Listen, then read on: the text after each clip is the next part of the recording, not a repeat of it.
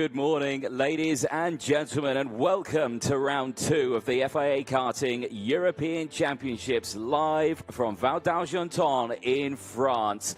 It is a beautiful location in the country of France, but the weather today and over the course of this weekend has not been playing ball whatsoever. It is cold, it is raining, it is miserable out there on circuit over the course of a little bit of yesterday and today, but our drivers are feeling ready. They're feeling invigorated, ready to go racing, and we are as well.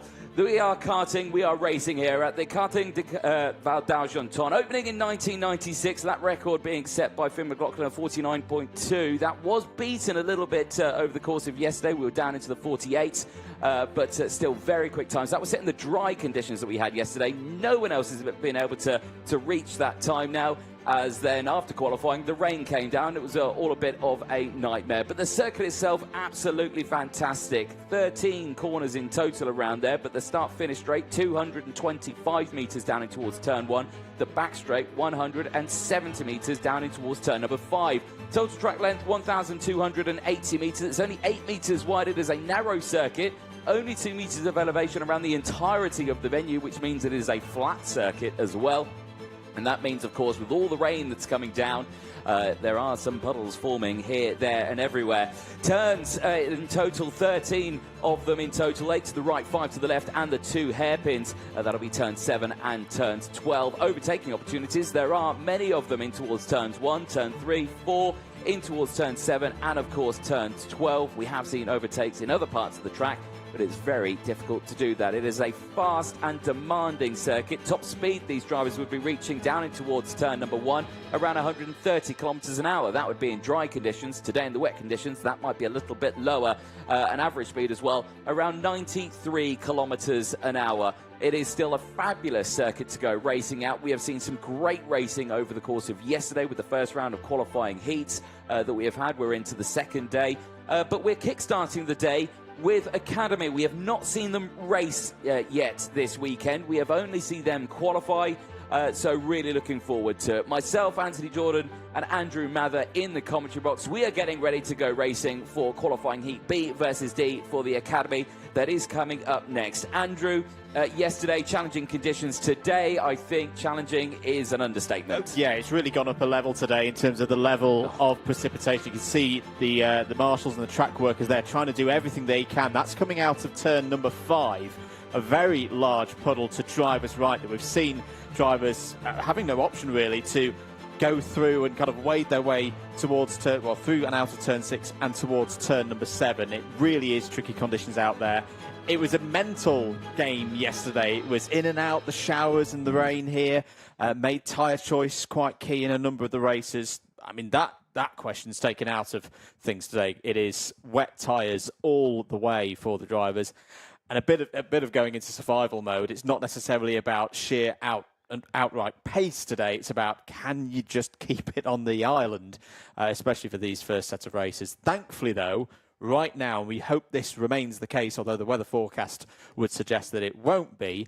The rain has subsided. It's a bit clearer here at the circuit, probably the clearest it's been so far this morning. That may give a little bit of a reprieve for the drivers out there, but it's still very tricky conditions here at Val d'Argenton. Well, that shot there of the facilities here, the timing tower, the commentary box, and of course where the stewards are all based and all the major offices, you can see there the clouds behind looming in once again. Definitely a clear break in the cloud. There, the hard-working marshals, I've got to give it to them over the course of this weekend.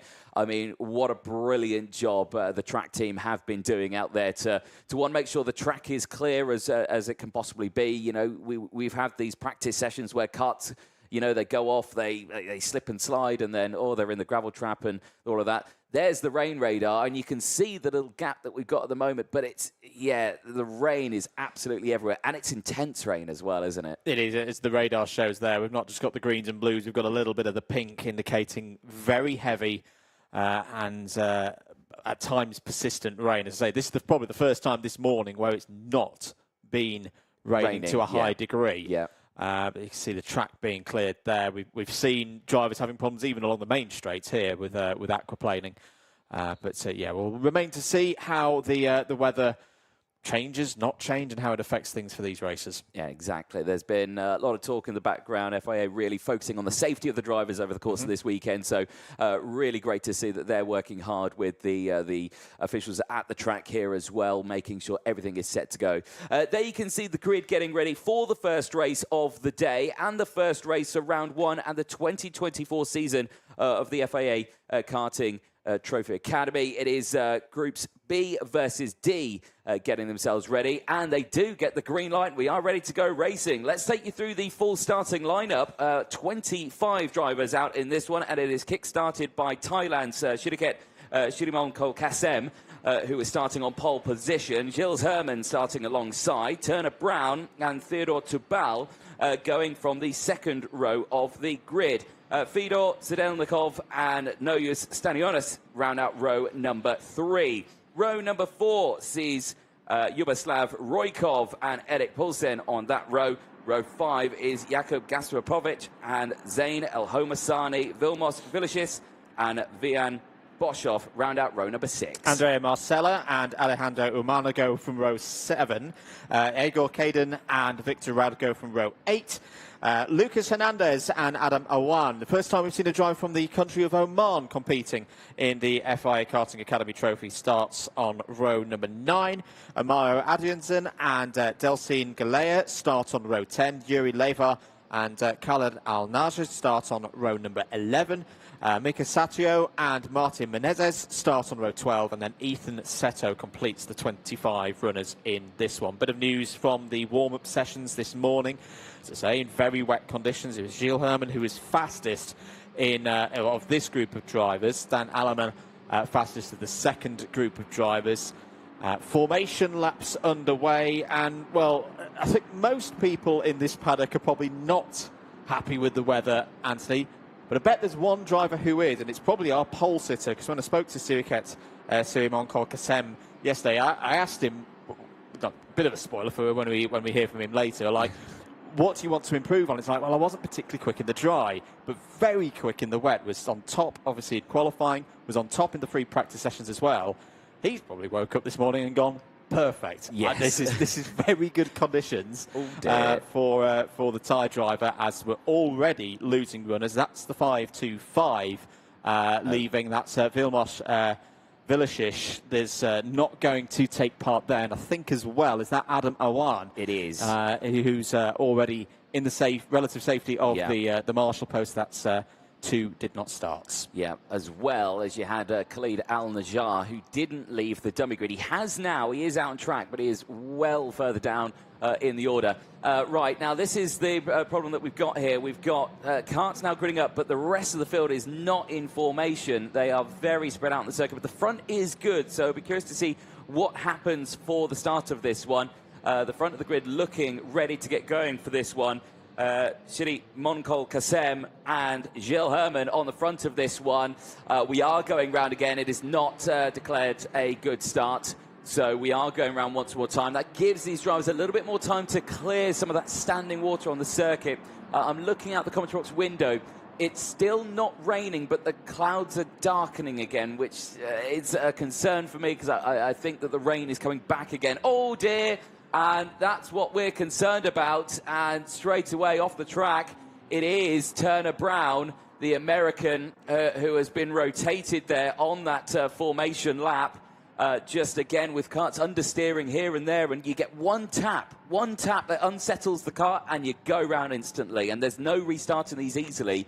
You need to push start them. There's no button to get these going, and he's out, and that is absolutely devastating for the American, and you can see that he is furious. Yeah, that's a real disappointment for Turner Brown. Had a great qualifying, and sadly will not be able to take advantage of that third place starting position there at the front of the field. Siri Monkol Kasem in the 5-2-4. Gilles Herman alongside, who's been really good so far this weekend in all conditions. Good start for the Belgian. The field still 1 or 2 karts just off the back of the main field, who should be able to catch up before we get into the tram lines. Hopefully we're good for this one. First race of the 2024 FIA Karting Academy Trophy is go. Lights out, away and racing here at Val d'Argenton. Good start for those at the front of the field, side by side, heading towards turn one. But it is, it's very deep there. So Moncol-Kassem goes deep and gets around the outside, holds onto the lead fantastically. Through has come the 528 of Sadelnikov, who effectively gets a straight run up into third and now into second. That out of the race is the 538 of Mario Adrianzen from Peru, already gone. So we're down to, I reckon, 21 karts now. Yep, indeed. A shaky start then for the field, but crucially, 99% of the field getting through turn number one. There's another car off there. That is the 36. That is Delcine Galea, unfortunately, out of the race. So that's another driver out of this one. So, yeah, losing them thick and fast here in the opening stages. You can see here how dark it is. It's getting darker again as the clouds loom over as the race continues. Big send down the inside there by Theodore Tubal. Gets a nice little overtake as they go through turn 13. Let's take you through how they come across the line then. So it is Shirimon Kolkasem who leads the way from the Delnikov. Herman from Tubal, Polsen from Stanionis, Roykov from Levar, Gasparovic from Boschov, Hernandez from Marcela, and it's Caden who rounds out the top 13. El Homasani from Rad, Menendez from Sato, the trio from Al Najjar, and that's only 19 karts that have crossed the line at this moment. Indeed, good move there from Eric Poulsen down the inside into turn one. There was one kart off through the first sector. I think it was Zain Helma Masani, the Egyptian driver, who's lost about 5 or 6 seconds, but crucially is still in the running. Khaled Al-Najjar is also off the back of the field, the last of the 19 runners. Challenge for the lead, possibly coming in from Gilles Herman, has got back up to second place. They're back into the order that they started this race in. As we say, Herman was the fastest driver in warm-up this morning in terms of the track and the tarmac itself, pretty much the same conditions. It's a bit clearer now, although the skies are continuing to darken. Can Herman find a way through into turn one once again? As deep on the brakes there was Herman, very close to the 5-2-4. Sirimon Kassem taking that deeper line, but now there's an opening for the Belgian. Down the inside goes Gilles Herman, takes the lead of the race. They're going to be side by side into turn four. Back comes Siriket down the inside. That's lovely stuff from these two, but it's Herman round the outside. The classic karting wet line. He gets the advantage, consolidates the lead into turn five. Well, that was actually a really smart positioning there from Shirimon Kolkasem. He went down the inside and he really stopped it on the apex and then held the inside line because he was expecting Gilles Herman to take the outer line and then cut back into the inside. But he didn't. He held it around the outside and that's where he got going. So it was smart driving, didn't work out. Gilles Herman getting the advantage on that one. Starting to break away already. Sadelnikov also there in third, just starting to creep in just a little bit. You can see there these drivers really trying to hold on to these karts around the track. I'm looking out the window again. Rain still holding off. I think there's still drops in the air, which means it's starting to pick up once more. We've got a kart going slowly on the start-finish straight, but I think that might be Khalid Al-Najjar, who was just getting out of the way. I think we've had a driver have an off-track excursion, because Zainal Masani, as you can see there, in terms of what the timings were, has done a 53.467. We've seen this a couple of times this weekend. Might have had a bit of an off-track excursion that's meant he's cut some of the corners. Fastest lap then gets a warning flag. Then gets a warning flag. So I think that's the kart that we saw there, just pulling over to one side correctly. So there is your fastest lap of the race so far. Gilles Herman, a 1 minute 6.838. Belgium, as a nation, great history in this competition. 2 winners previously, Maxime Potti in 2013 and Xavier Hansim in 2017. So it's been a few years since we've seen a Belgian at the very front. This is a good start for Gilles Herman, flying the flag for the region there. Certainly so. Right, well, the race continuing on here. There's another kart off the track, the 542. That is Khalid Al-Najjar, unfortunately. Not participating anymore in this race. That is a big shame. The driver from Bahrain not going any further. Right, we're on lap 5 at the moment of 10. Still Herman who leads the way from Shirimon Kolkasem. Sadelnikov still there as down the inside. A chance here potentially for Zeleznikov to get into second place. Not close enough yet as they go into turn number 5. This is where there's a little bit of standing water through here. The marshals have been working hard to clear that. They have done a good job to clear it, but the driver's still just struggling a little bit to get it slowed down for turn 7. Nicely done as they make their way back in through the infield section now, through turns 8, 9 and into the chicane. You've got to be careful here. FIA have been really, really strong on the drivers through that chicane. Very easy in the wet conditions as well to really use and abuse those curves. But if you abuse them just that little bit too much, trust me, you might find yourself in a bit of hot water. Particularly the third part of the chicane, the drivers have been told, like, we're going to be watching drivers going all the way over the white line and effectively cutting the corner. Investigation flag out for the 550 of El Homasani. That we'd imagine is going to be for whatever happened there that meant he triggered a 53-second lap time in these horrible conditions for the drivers. That was the 503 going through, was it not? That's Nojus Stasionis having a battle with Erik Poulsen. Lithuania versus Sweden out there on track. We're on to lap number 6 into the second half of this race. All of these races scheduled to number of laps, so 10 of them to complete. Pace at the front of the order. Gilles Herman still in those 1-minute 6s. In fact, he's the only driver out on circuit in the 1-minute 6s, and it's the low 6s as well. So he really is doing a good job. There's the 535 of Erik Poulsen cutting it down the inside. Theodor Tubal starts on the second row of the grid. That's a lovely move from the Estonian, and points forward to say, let's get on this. Let's try and catch up to Stasionis there in 4th. Yeah, looking at that front bumper, though, that looks to be like it's, well, not fully attached there. So I think, despite Tubal's best efforts there of trying to work together, I was looking at his nose cone, I think it's dropped. Big change again, back down the inside. Percent trying to get the move done. No, this is a little further up, isn't it? Yeah, this is Zeleznikov and Stanionis who are going wheel to wheel here now. So Stanionis trying to get back down the inside, fails to do so. Now Zeleznikov back into 3rd place. He's dropped off the back of Shimon Kasem. He's not been able to match the pace from the Thai driver. But Herman, wow, look at that. He's broken away by only 5 seconds now while these drivers scrap away in these conditions. So again, real chop and change for these drivers. The first time they've actually raced properly in a heat race at this track at all this weekend. They've had obviously their practice sessions and qualifying, and the 2 different racing lines coming in there thick and fast. Back again, the chop and change. You can try and send it down the inside. It's not going to work. You're not going to have to power out the corner. Yeah, really good positioning there from Zeleznikov. Didn't panic. Tobal's gone off wide there. Well recovered. Very well recovered. Apologies. It was Stasionis running wide. Off there. And it's one of the leaders. It's Simon Kolkasem. Second place. The Thai driver's gone round at turn number 1 and is out of this first heat of the weekend. What a shame for Siriket Simon Kolkasem. Was running so well. Will get one opportunity to get going again. But no, I don't think it's going anywhere. That's the 524 out of the race. Well, he's got to be careful here. There's still carts coming round. If these next 2 get round, then he might be able to get it restarted. But yeah, you're right. He's only got the 1 attempt there. So that's a real shake-up then in the field. So drivers really having to work hard on this one. And I can see now at the commentary box window, he's walking away from the kart. He's not been able to get that started. So this now is the battle for 2nd place on your screen, I believe, because Gilles Herman, I believe, is still in the lead of this one from Zeleznikov and then Tubal.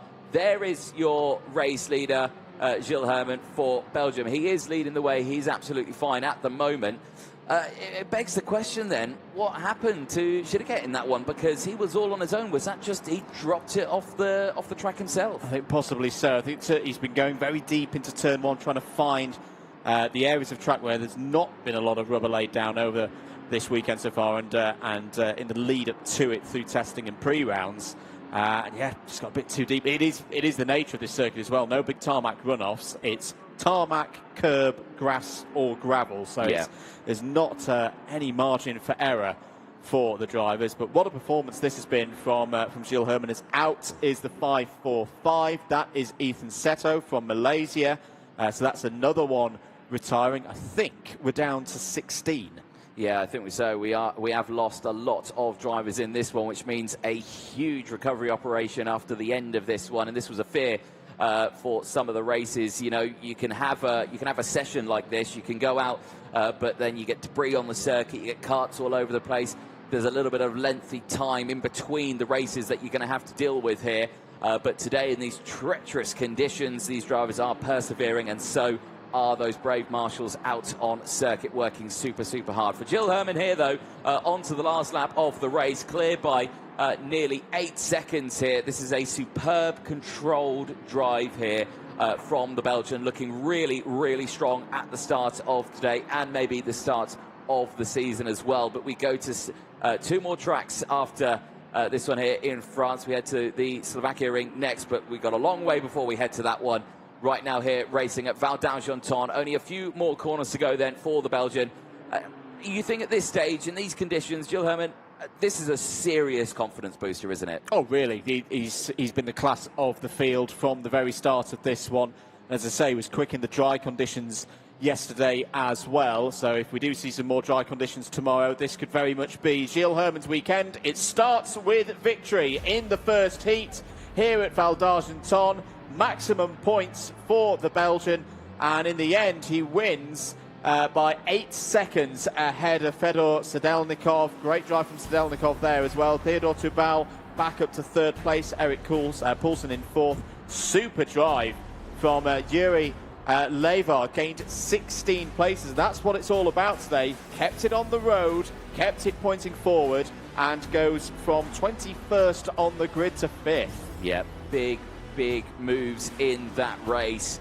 Absolutely superb, and that is just a case of, in these conditions, to finish first you have to finish, and that is going to be the story, I think, of the entire day for every single grid that we have out there. But for Gilles Herman, from the front of the grid, he takes a race win. The start of the season for the FIA Karting Trophy Academy is fully underway now, and Belgium is on top. Like we say, Sedelnikov finishing in 2nd place from Tubal, Poulsen from Levar with those 16 places gained, Hernandez from Gasparovic in 7th place, Marcella from Boschov, Roykov finishing in the top 10 from Kaydun, Rad from El Hermasani from Satrio. The 14 finishers in this race, and then everyone else on that grid is all a retirement, starting with Noyus Staniosis in 15th place and the rest down.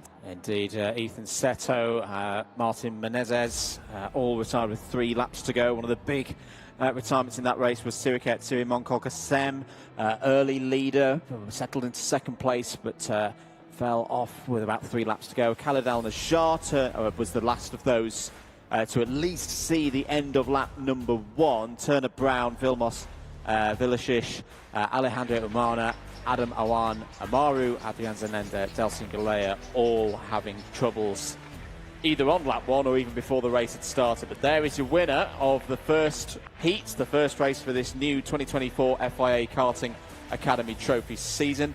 His name is Gilles Herman. Well, there he is. He can enjoy that one a little bit. He can take a nice breather now. The groups B versus D will not be out until later on today after the lunch break. So the Academy is only having their 2 qualifying heats today. They get another round of heats tomorrow, of course, at the beginning of the day before we go into the super heats and finals for the juniors and seniors. Yeah, certainly for the Belgian here, great start to the weekend. You can enjoy a little break now. Well, now begins probably one of the biggest cleanup operations we've seen for quite a while. So you can see here now that, the Marshals working tirelessly hard to clear the track. Luckily, some of the karts not damaged, just stallers out on circuit, not safe to get them restarted, so they can restart them now. So the track could be cleared relatively quickly, but still a bit of debris. Let's look at some of the highlights from that one. The race getting underway after the 2nd attempt at getting going. Down in towards turn 1. Really close start, but everyone having a really good getaway. There was just one spinner in the pack, and I think it was Amaro Adriansen, wasn't it, who span the driver from Peru. You can just see him near the midfield there.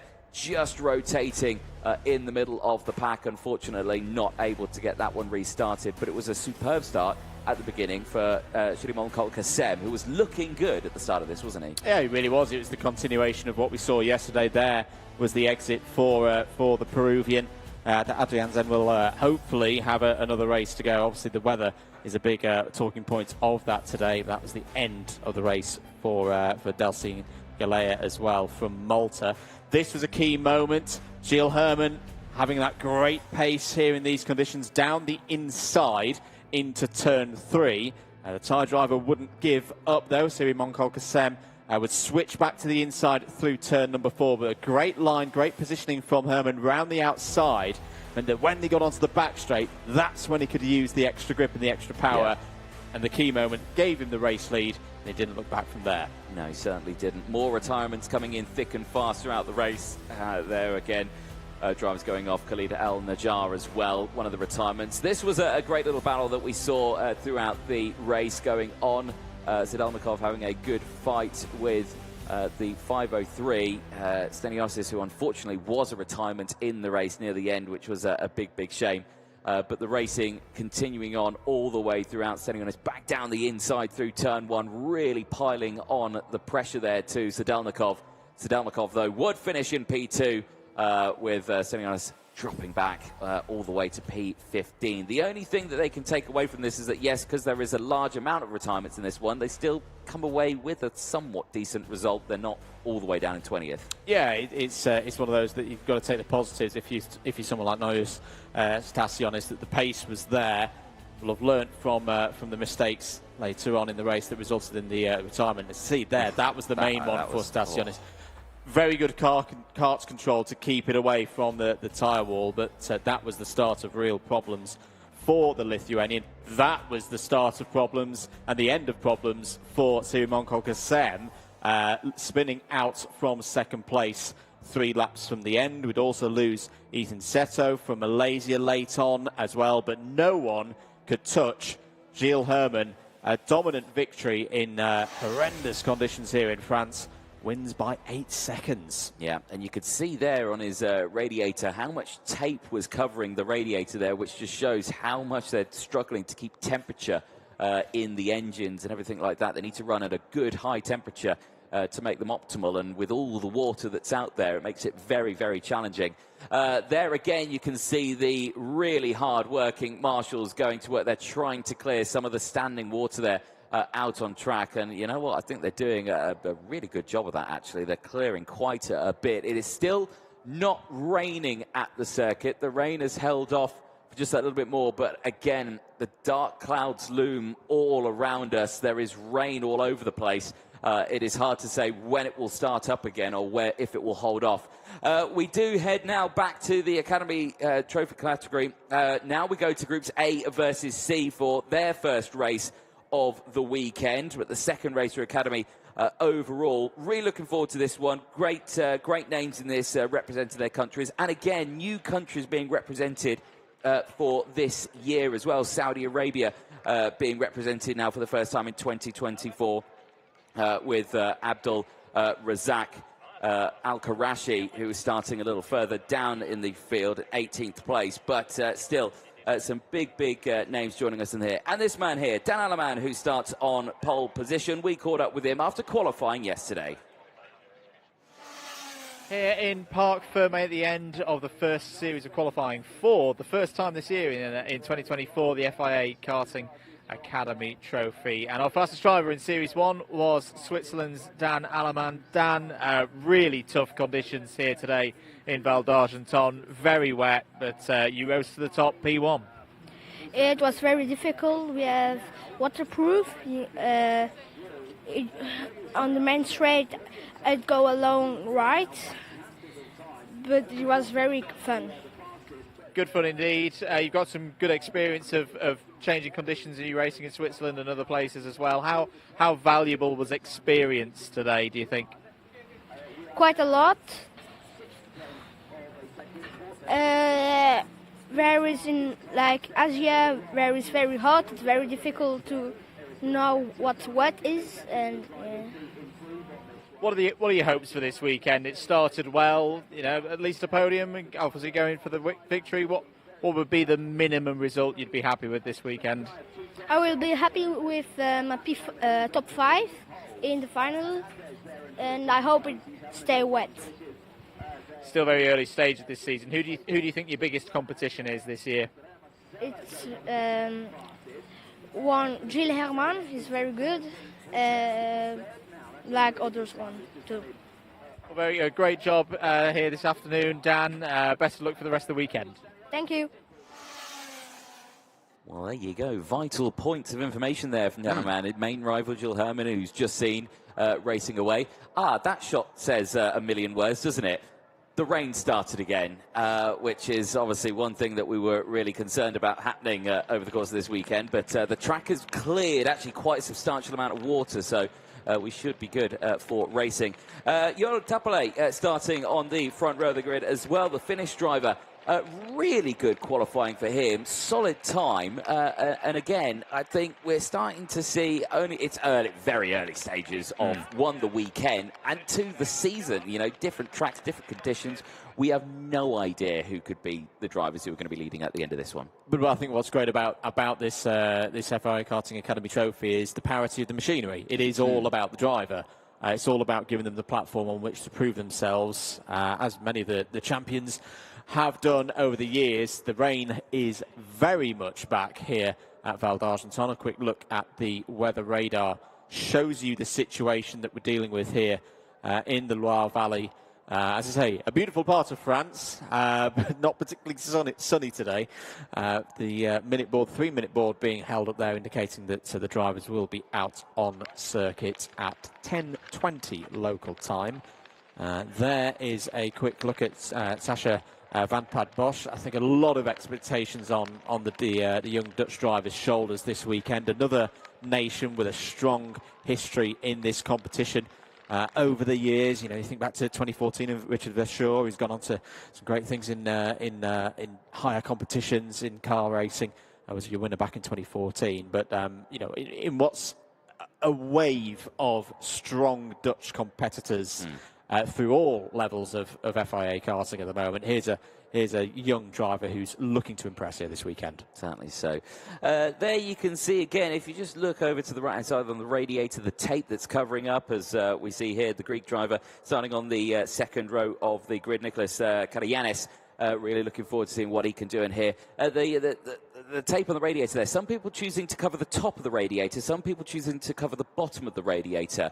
Now, if I was out there and if I was choosing which one I would do, obviously I'm not mechanically minded in any way, shape or form, but me personally, I would choose to cover the bottom of the radiator, and there's one reason only. If you run wide and you pick up a load of grass and the top of your radiator is covered, and you then cover the bottom of it, which is very easily done if you run wide at this circuit, you may find yourself with a completely blocked radiator and an overheating engine. And the fact that you've got a lot of spray coming off the bottom of the cars as well, even if you're not taking to off-track excursions. No, I fully agree with that thought there. Just over a minute before we're due to go here. I hope you're enjoying the live broadcast. We're here all of today and tomorrow for this first weekend of the FIA Karting Academy Trophy and the second round for OK and OK Junior.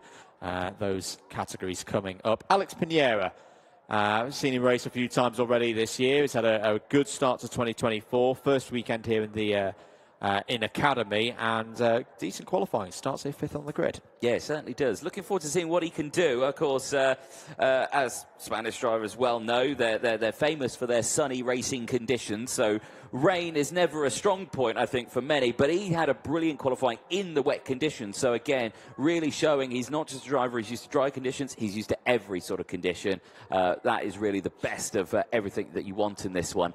Rain continuing to fall here at Val d'Argenton as we get ready to go racing for Academy Qualifying Heat A versus C. We wait for that whistle to blow. As you can see, the yellow light is flashing just in the top right-hand corner of your screen, indicating there's probably about 20 to 30 seconds left until we see a green light on there, and these karts all get fired up. It's a tense moment now for the drivers. There's the green light. We get the thumbs up. The green flag goes out. Let's take you through the starting lineup then for the second qualifying heat of the day. It is Dan Alleman and Joel Tapale who start this one on the front row of the grid. Sasha Van Pad Bosch for the Netherlands, with Nicolas Carianis starting alongside for Greece. Alex Miniera for Spain, with Lilian Suarez for France on row number 3. Casper Nissen for Denmark and Emilio Berndt for Germany start on row 4, from Kian Bernard for the United Kingdom, and Simba Matoda for Japan on row 5. It's Rafael Cabrera for Brazil and Rian Damadasa starting on the 6th row of the grid. Vanessa Shilkanate starts on row 7 alongside Ed Diaz and Nicholas Raju. Frederick Flood Engebretsen starts on row 8 alongside Ivan Simeonova. Row 9, Anna Cristina Solis starts alongside Abdul Razak Al-Karashi, the first driver in Academy from Saudi Arabia. That's row 9. Amelia Wismierska and Roland Spruder are starting on row number 10. Pedro Matavella and Zakaria Delay start on row 11. Fausto Ornado and Kai Burke both had problems in qualifying yesterday and start this one from row 12 of the grid. It's a 25 kart field completed by Georgia's Alexander Termanidze. Well, busy, packed grid on this one. Drivers again trying to get some temperature in the tyres, and already there's 2 karts that have not left the dummy grid there. They have to wait for the whole field to go past before they can get it started. That is Rafael Cabrera for Brazil, and also Abdul Razak Al-Kashari there for Saudi Arabia has not started. Now they're being told you can't go yet. There's still karts coming around. That they were trying to get it started up, but they couldn't go yet. Now the second one can, so they've got this going. They're going to both get it started now. Don't cross over the white line. Oh, the mechanic right on the line there. And they're both started. That's absolutely fine. So they are going crucially at the back of the grid. Yes, but they're in the race, and as we saw with the first one, if you can, keep it on the road, you can gain positions here. We saw drivers in double figures of positions gained just by good driving, driving to the conditions, and not having incidents out there. Grid forming up. I think we might, it's 50-50 so whether we'll go this time around, because there's still quite a few karts off the back of the pack. We'll be keeping an eye on the red lights on the start gantry. If we see the yellow flashing light, that means we're going to be going around again for one more formation lap. Still a good 5-6 karts only just coming through. Yeah, we're going to go around again. The yellow light comes on, because there's still a pack of the runners coming around the final corner now. You can just see them in the background of the shots there. Take your mind back to the first race. It was at this point where we lost a couple of drivers because they were so close to each other. We're all trying to get temperature in the tyres, and a little bit of contact here, and then you would get a rotation. This is where you have to be careful now.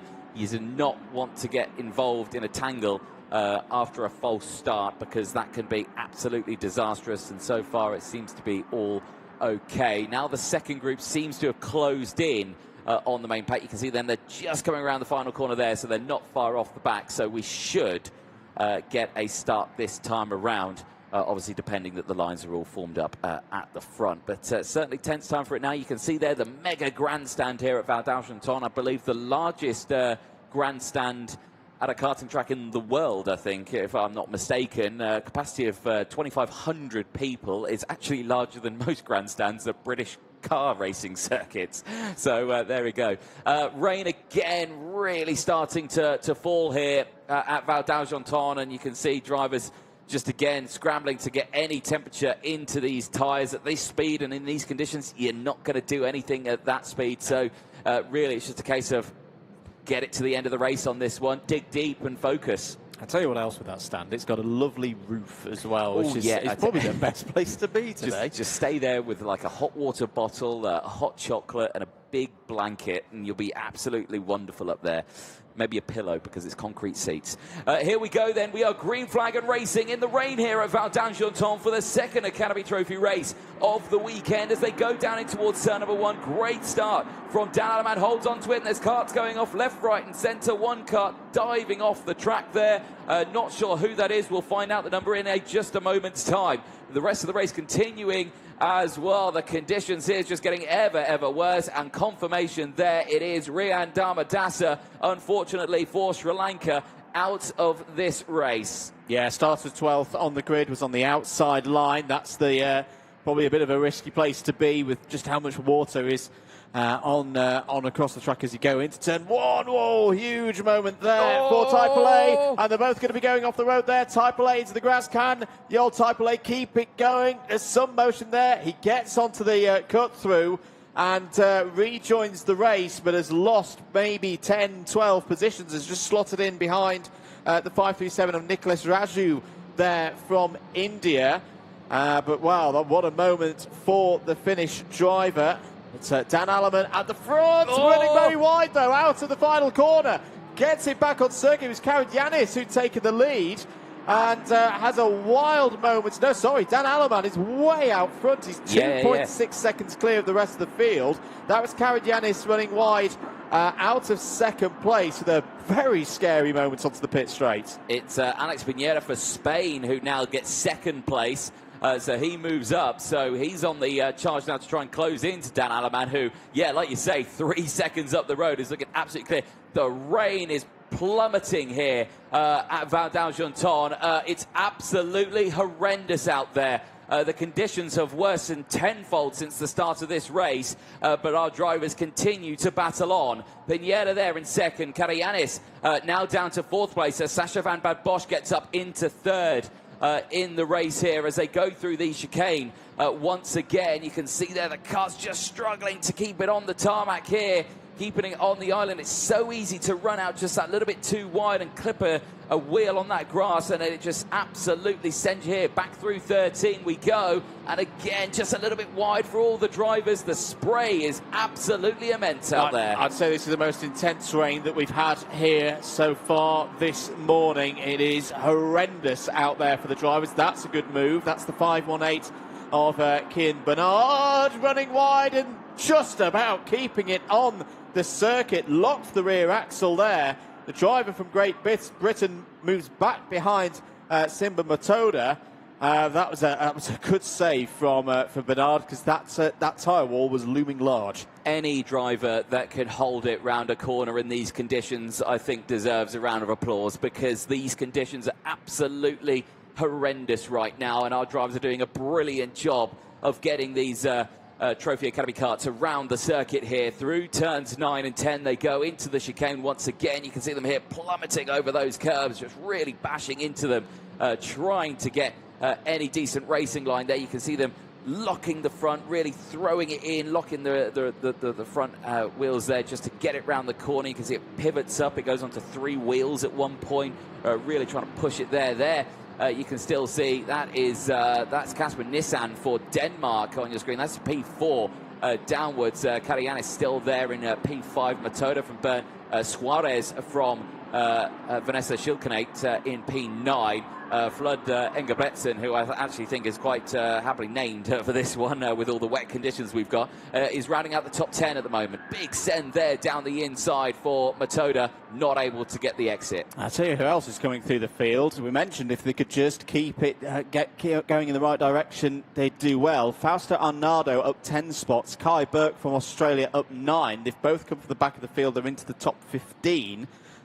Still with some 6 laps remaining. Apologies for the tech issue there on the lap counter. We are on lap 4 of 10 here in France. 2 retirements so far, Al Kirashi and Dharmadasa.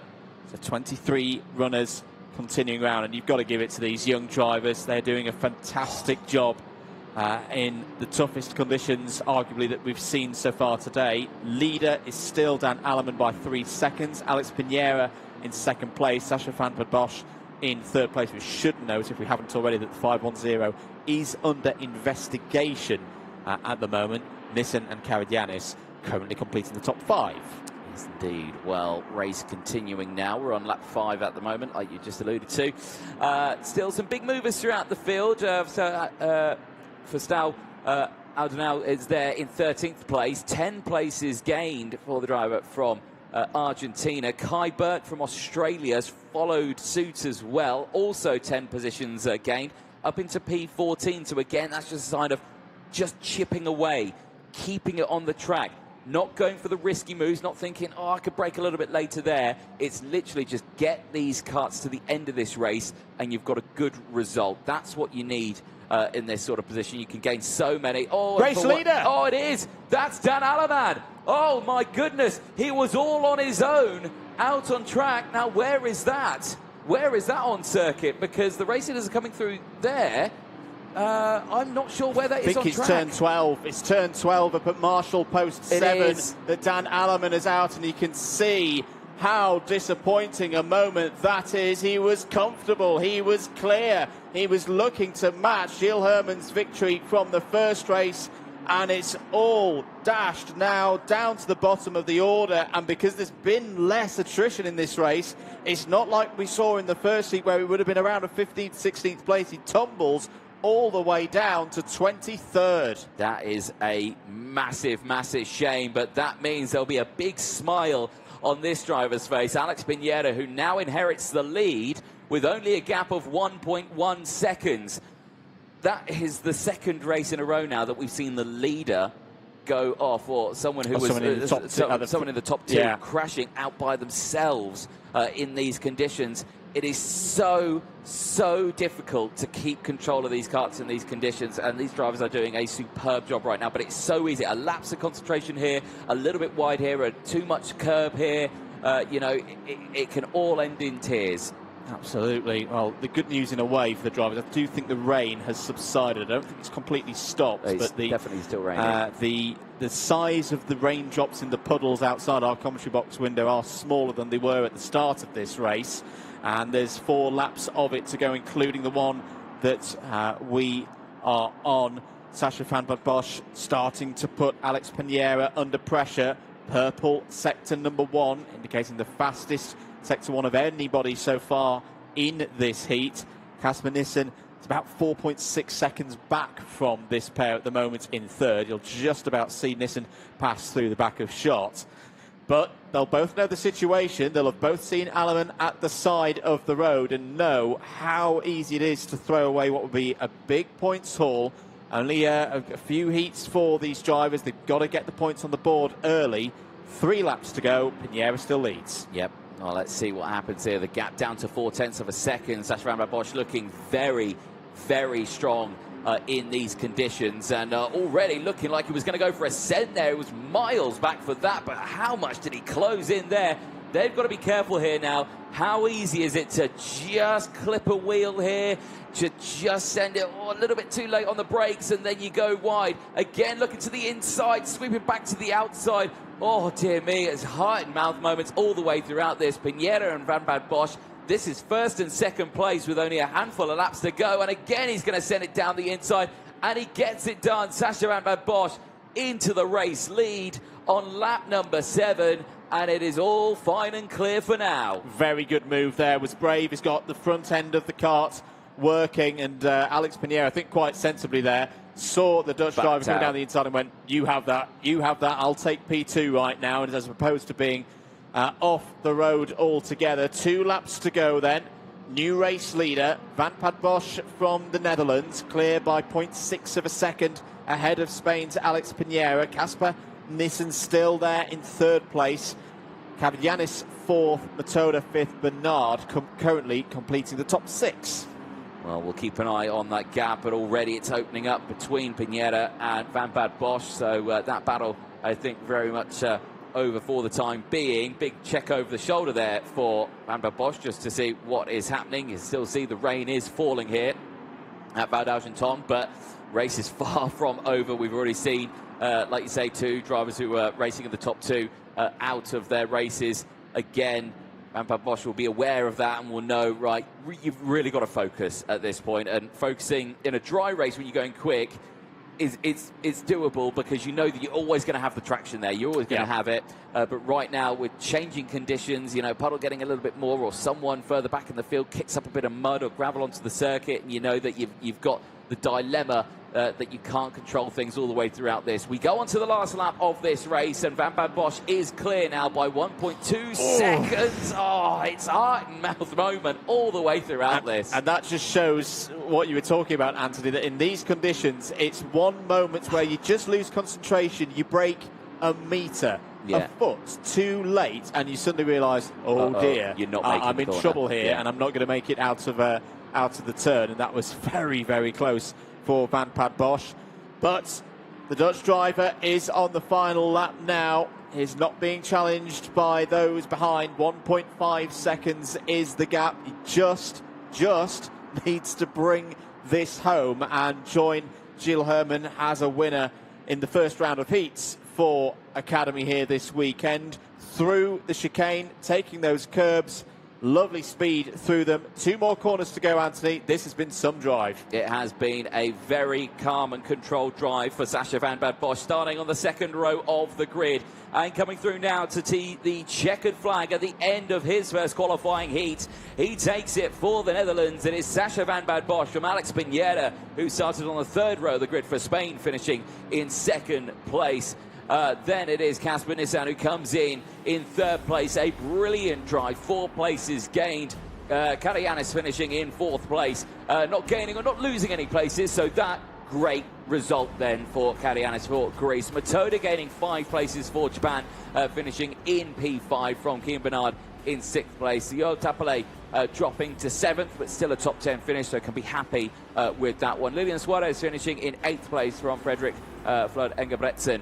In 9th place from Vanessa Schilknecht, rounding out the top 10. Handful of retirements. I think we may have had a couple more retirements on these last laps as well.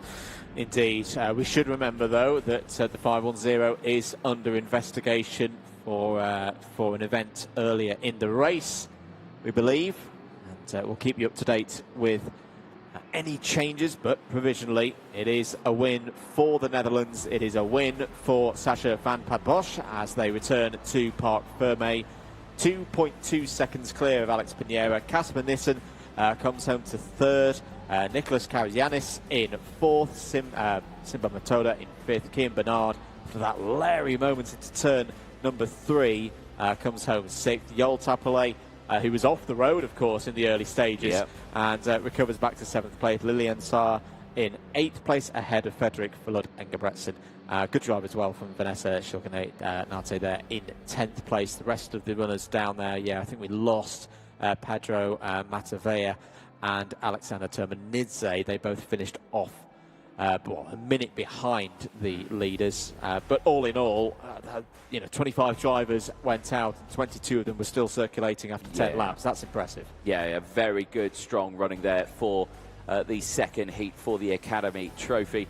Well, there is your race winner, Sacha Van Bosch. Superb drive in that one, and a thumbs up. There you go. So happy with that. Here's how we did it. There you can see at the start of the race, the rain plummeting down. And initially, great start for Dan Anneman. He cleared by 3 seconds, wasn't he, at the start? Yeah, it was one of those starts that was so good, we didn't realise. We didn't realise he was that far out ahead. There, out of the race straight away, was Rayan Dharmadasa from Sri Lanka. Look at that, deep into the grass and into the mud. And, was never going to be able to make it back out of there. Real shame. For the driver starting 12th on the grid. They see exiting again, looking more akin to something on the World Rally scene than in the FIA Karting Academy Trophy. But Aleman had his strong start, the rest of them fighting over second place. The rain really beating down hard in the early stages of this one, but the field doing a remarkable job to keep running. There'll be a flashpoint for the old Tapale coming up here. There was the contact with Sacha Van Bosch. Speculating here, but that is probably what the investigation is going to be about for the 510. Thankfully for Tapale, was able to find some tarmac to get properly running again and back into the race. Yeah, that was a really crucial restart. That was so easy to just think, I won't do it. Very, very scary moment there across the line for Karayanis of Greece. Amazing kart control again, just keeping it and getting it back onto the circuit, really showing some great kart control all the way throughout it. Big send again for Sacha van Bosch, really pushing hard in this early staging, knowing that, it might all go wrong. This moment here, though, Dan Alleman out of the race all by himself.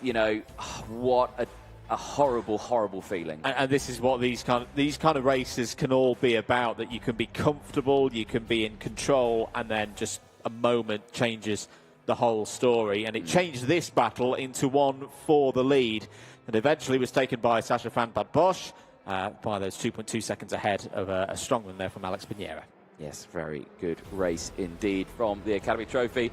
Next one is already out on circuit while we watch these results. We're over to the junior category now for qualifying heat A versus E. So we'll quickly run through the starting lineup for this one. It's Jacopo Martinez and Paul Andriotis on row 1, from Jarrett Clark and Sebastian Mins on row 2, Boris Leisen and Filippo Sala on row 3. Oliver Rasmussen and William Kalesia from Australia go from row 4, from Archie Lovett and Luke Cornder on row 5. Kanishk Rao and Remy Samchek round out the next row, with Alex Malota and Arjun Kraling on row number 7. Moving into the second half of the grid, Christian Nikita Nikishov there on row 8. Lucas Schlerets and Meryl Peldes starts on row 9. Mark Brovko and Max Endicott wrap out the top 20. Makar Savalev and Iskender Solfikari starts on row number 11. Georgi Zazov and Manuel Miguez starts on row 12. Jagrat de Troja and Kosei Aguma starts on row 13. Benjamin Magnac and Theo Battisti starts on row 14. Marcel Shabo completes the runners in this one, 29 of them. Yes, indeed. Well, Jacopo Martinez winning his heat yesterday, really looking to see what he can do in this one, getting another one. Well, there you can see the racing lines there of the tyres just cutting through the water on that start-finish straight. Yeah, really looking to see what he can do in here. Main contender, Christian Costoy, I think, for him.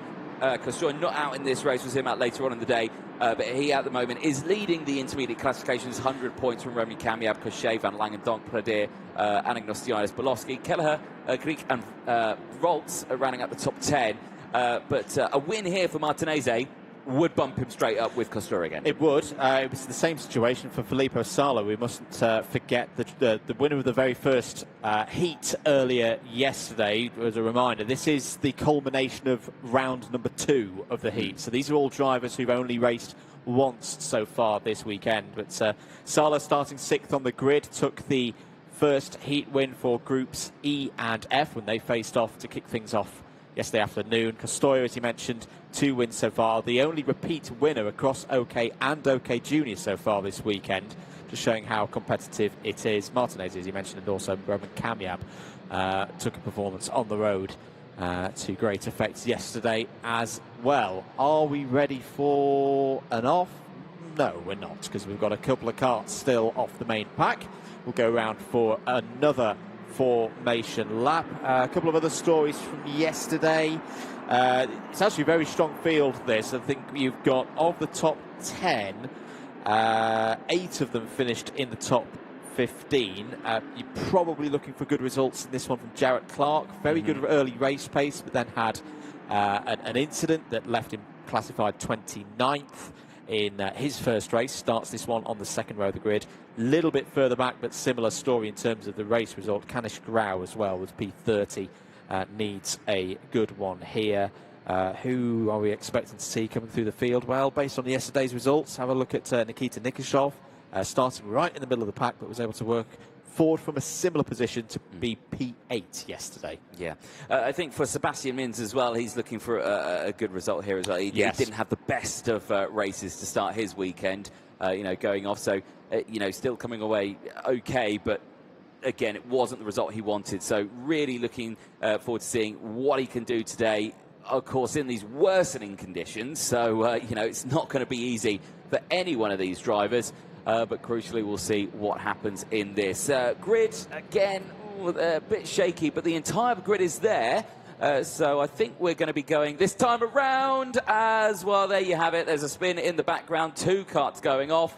and that is a disaster for the 284. We are racing, though. We are green, and it is a great start for Martinez, but all the way around the outside is Andriotis trying to see if he can do it. No, the answer to that is no. He stays there in second place and actually drops down a little bit more. As down the inside, Nico Martinez trying to hold on to the lead. He can't get it. Now it is the Ricky Flynn who leads the way. Yeah, good starts as well for Sala and for Mins. So the Ricky Flynn Motorsport drivers really getting things sorted there as Martinez finds his way back to the inside. Andriotis loses a couple of positions to his teammates. Very close running out of turn number 4.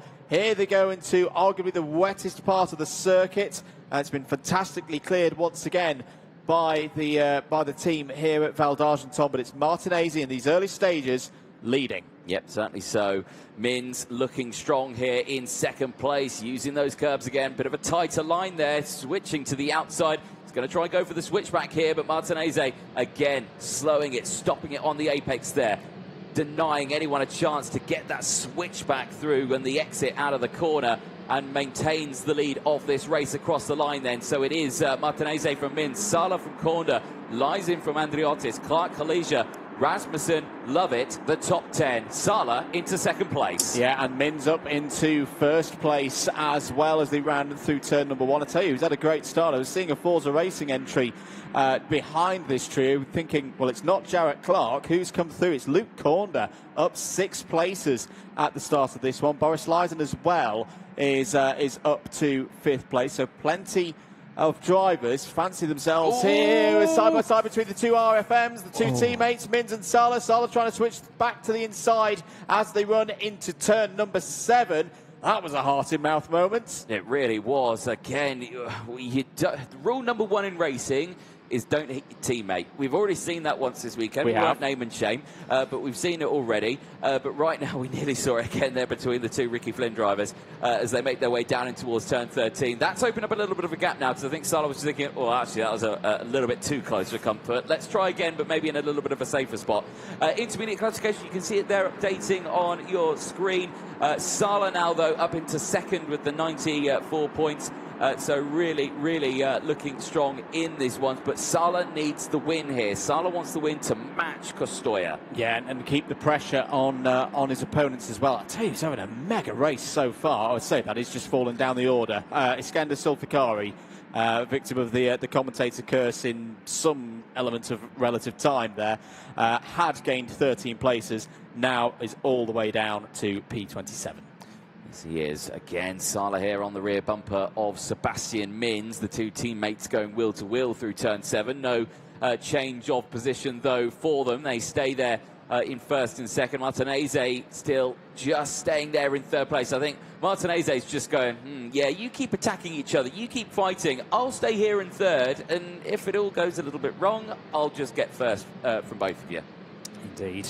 It's a good way to play these races. End of lap number 3. Mins, Sala, Martinez. Corner still there in 4th place. Sala having that tighter line, but it's Mins who's got a bit more speed off of turn number 1 through the King of 2 into their first hairpin here at Val d'Argenton. Lucas Chalet's coming up through the order. The wild card on home soil is up into the top 10. That's a gain of 7 so far. 7 positions so far in this race. Sala hacking at the wheel there, trying to find any grip. As, bit of a moment there for Mins. Is he going to be vulnerable? He was slow, well recovered. Well recovered indeed by Mins. He just got wide through turn 6, ran into a bit of a puddle, lost momentum, but crucially kept it on the tarmac. Well, that is, again, just, it can go so wrong so quickly in these conditions. You just can't take your eye off the ball at all. You've got to be 100% focused 100% of the time for the entire grid. Malota coming away with a warning flag, so race control keeping a very close eye on him at the moment, but the rest of the field doing a really good job here. Sala again just holding that tighter line. The rain again seems to have stopped, so again the track is just in its clearing phase. It's still very slippery out. There's a lot of water out there. And there's so much spray kicking up as there's a spin right in front of the commentary box on the start-finish line. One of the Birolats has just come across the line backwards. We'll try and find out who that was. It is. There we go. So he's out of this race if we can get that restarted, but I don't think so. Keeping an eye, though, on the top two here. Sala not dropping off the back here, just waiting for that mistake. There's already been one mistake from Mins. Sala's been looking strong, though, still. But, again, it's a mental game here now. Sebastian Mins is under investigation. Not the first time we've seen a race leader be under investigation so far today. But keeping things focused on the circuit. End of lap number 5. The gap between the leaders is a quarter of a second. As things stand, Costoya would lead in OK Junior in its intermediate classification at the end of round 2. It would be a lead by 6 points over the driver in second place in this race, and now fastest driver out on circuit, a 1 minute 4.887 for Filippo Sala. What do you do here if you're Sala? Because you'll have seen the investigation notice, going over the start-finish line. You know your teammates ahead of you has attracted the attention of the officials. The risk of, versus reward balance that we like to talk about, it's a very risky move trying to make it in these conditions, especially as now you almost start to see it's not a dry line, it's just a damp line as opposed to a sopping wet one. Does he sit here and kind of let fate take its turn, or does he still try and go for the move? I mean, I'll go back to the risk versus reward. The risk here, yeah, like you say, bang on, it's still high, but the reward is higher now compared to what it was yesterday. Yeah, true. You're battling with Costoya. You want to be leading the intermediate classifications. You want that chance of coming away with 25 championship points. And remember, at the end of today, there will be championship points that are rewarded. So, being in that top spot, the reward here is much, much higher. But Mins again setting the fastest lap of the race. If I was Sala, I would still, if the gap's there, go for it. And how the weather's playing into this as well as one of, there's a Tony Kart World Racing machine. I think it's Mark Rothko in the 250 out of the race. We're talking here about the end of round 2. We don't know what the weather's going to do and how that's going to affect the schedule and how many opportunities to race. Yeah, exactly. That might change as well throughout the day. We just don't know. We haven't got a magic genie ball to say all what we can predict the future with. But right now, Min's doing a really, really good job. We are at the moment on lap number 7 at the moment. We're going in towards turn 12. They'll be going on to lap 8 at the end of this one. So time very quickly running out for Sala. And it looks like he's hanging back now. I think he's gone for the, I'm going to let it play out and see what happens after this one. And the other side of it for Mins is that if there is some jurisdiction coming, we're not saying there will be, we just know at the moment that he's under investigation. He needs to get as far down the road as possible to negate the points effects of any time changes later on in the race. Martin Nazy now sets the fastest lap of the race so far on a 1 minute 4.578, and I've got to say, the pole sitter is keeping the two RFMs honest here. He certainly is. A little further down in the order as well. Still some great racing going on. Luke Kornder still in P4. He's had a fantastic race so far, holding off the likes of Boris Leisen, who's there in P5, Andriotis in 6th place, Kalija in 7th, from Clark, Nikita Nikishov in 9th place, Archie Lovett rounding out the top 10. Here's a replay just over the curbs here, and well, this is what you've got to be careful of. The FIA have been on it with drivers going all 4 off the track, and right there, they're on the edge of where they're allowed to be. They are indeed. End of lap number 8, 2 to go, and Sala's a little bit closer this time to Mins as they run through turn number 1, then through the kink of turn number 2, the start of the circuit. Very much similar to where we had the first round for this year's championship in Valencia. Very different conditions today, though. No Spanish rain, it's Spanish sunshine. It's the rain in the Loire Valley for the drivers to deal with today. Into turn number 5, a different line that Mins likes to take. He's got it cut to the inside, carries the speed through 6 and towards turn number 7. Martinez is still there as well, just a second or so back from this pair. I think the trouble right now is that the rain has reduced in terms of intensity. You've got the line that's damp and then the line that's got that standing water. It's very difficult to see where Sala's going to have an opportunity of using grip and getting down the inside to take the lead. Yeah, certainly so. But we'll have to find out on the last lap, because we're going on to it now. Down in towards turn number 1 they go then. Big check over the shoulder The pressure builds in here now to just think, oh, let me brake a little bit later here. I don't want him to come down the inside. I want to make sure I stay out. And so you got to really focus now. Just keep doing what you've been doing throughout every single lap. Focus on that, and that is exactly what these drivers are doing. Mins again with the fastest lap of the race on that last lap, really showing a strong performance here. 104.396 was the time set, and again, he's going a little bit defensive now. He's taking that inside line. He's keeping the tyres at a good temperature. The whole track is wet, but he's still going onto that standing water side of the track, really keeping the temps down a little bit when he's able to.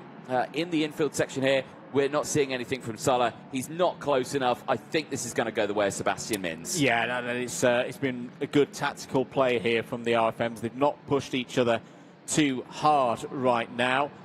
Coming to the end of this one.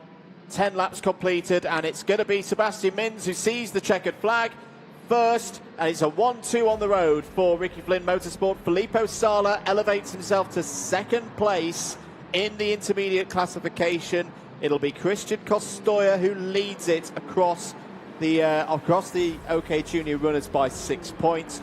Good drive as well from Jacopo Martinez in third. He also shoots up the IC standings, goes up to third with 91 points, tied with Roman Kamiab. Fourth for Luke Korda. That was all off that mega start for Luke Korda, the German, in fourth place ahead of Boris Lazen in fifth. Well, a superb run there, and Sebastian Mins, he needed that result there, didn't he? After yesterday, a superb start to day two. Really strong performance. Looking forward to seeing what he can do for the rest of the day. And it's similar to what we saw in Valencia, where he had a bit of a difficult start, but then grew into the weekend and became a real force to be reckoned with into the superheats and the finals. That's, of course, tomorrow, and potentially more racing to come here. Weather dependence, of course. At the moment, things are all right. This is stable conditions, wet conditions, but stable, and hopefully they'll allow for the racing to continue. Drivers coming into the pits. There is your provisional results for the qualifying heat for Groups A and E. Mins from Sala, Martinez, Korda, Leisen. Paul Andriotis in 6th place. William Collegia in 7th. Nikishov, Rasmussen and Lovett complete the top 10. Jarrett Clark, 11th place, better than the previous results, but things to work on there, I think, for Jarrett Clark. Wants to be in that top 10. Alex Malota was 12th. Lucas Schley in 13th, Georgi Zazov and Jacques de Troyer finishing in the top 15. Yes, indeed. Well, 16th place downwards sees Zili Christian and Remy Samchek. Kanish Rao from Kosei Aguma, Michael Savalev from Manuel Miguez, and the rest of the field, Max Endicott, Marcel Serbu, Theo Battisti, and then the retirements from 25th down, Mark Brovko, Benjamin Maniac, Iskander Sulfakari, Arjun Kraling and Merrill Peldis, unfortunately not finishing the race.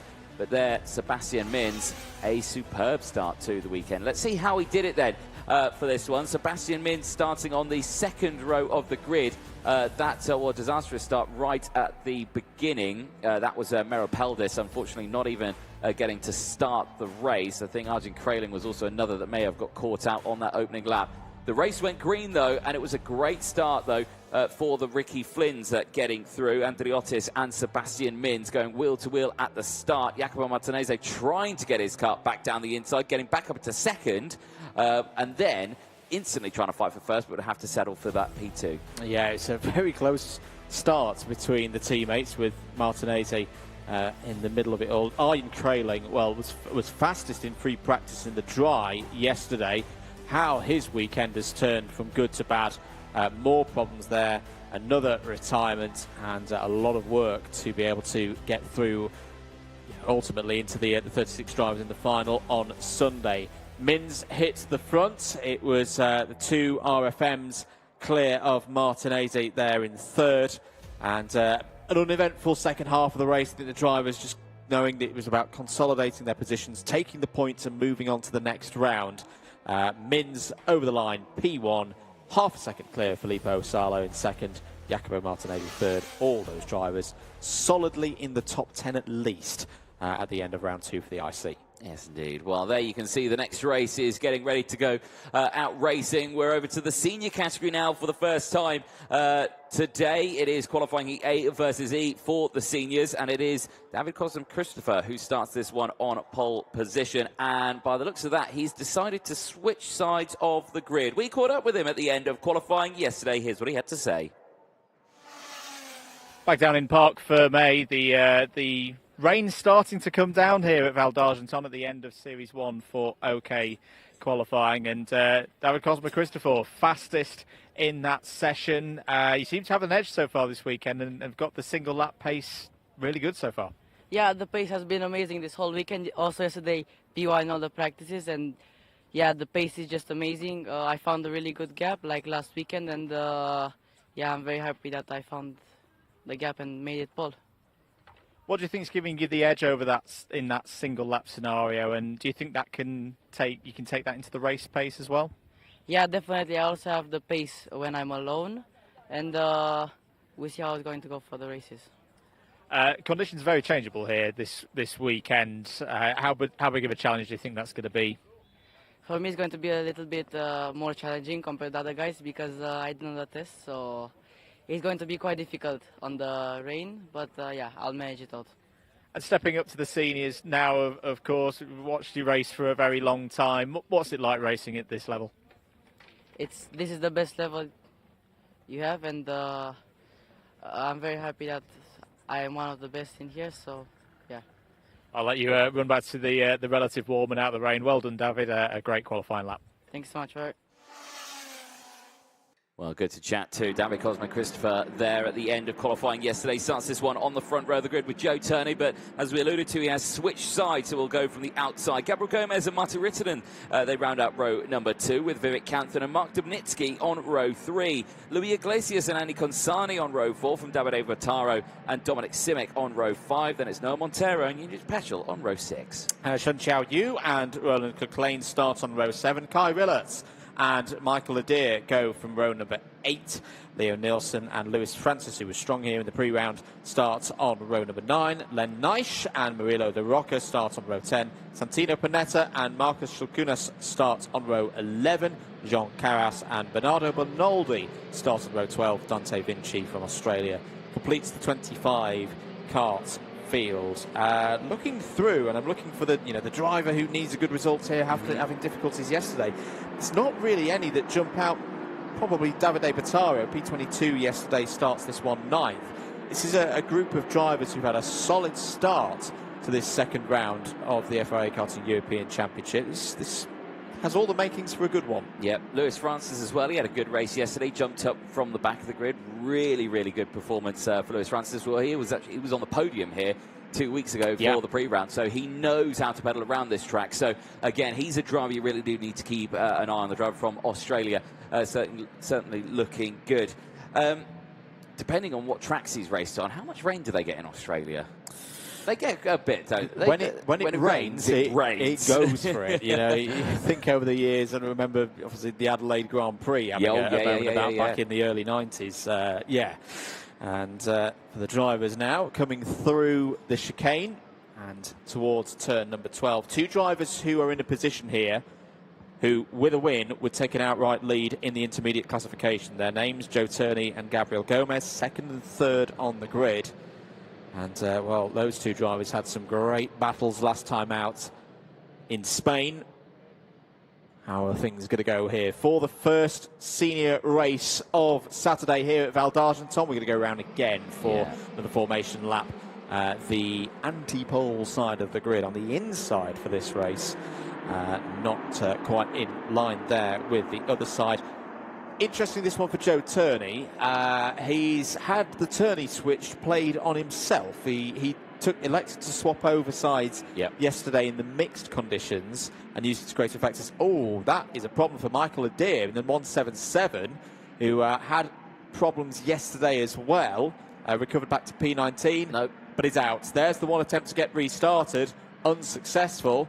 And the Italian will watch this one from the sidelines. That is a horrible feeling. Again, you could see it looked like that was going well. That he had a good momentum, he had a good run, he got his foot bang on the throttle there. But no bueno. It did not go whatsoever, and yeah, unfortunately out of this race before it even starts.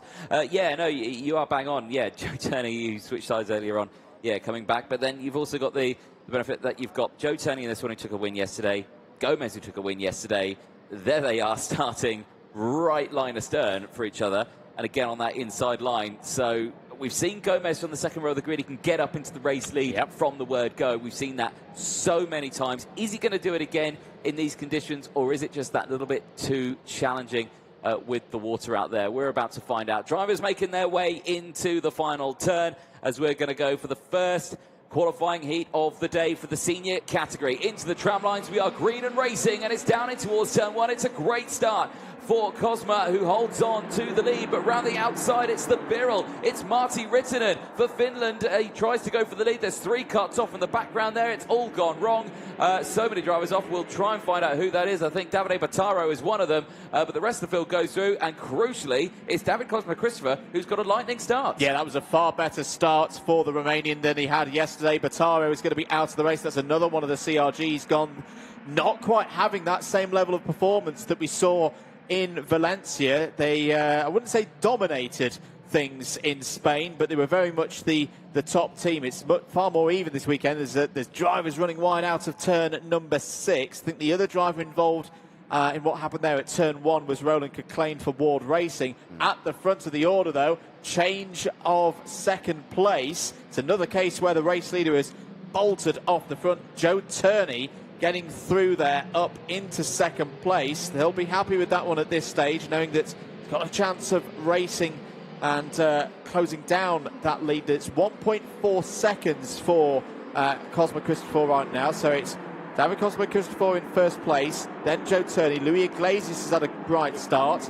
First of the CRGs there in third. Martti Rittinen with that brave one round the outside is rewarded with fourth. Dubnitsky fifth. Where is Gomez gone? Gomez is down to 10th place, so still running, but not where the championship leader would want to be. No, exactly that. So we're just watching this a fantastic battle here.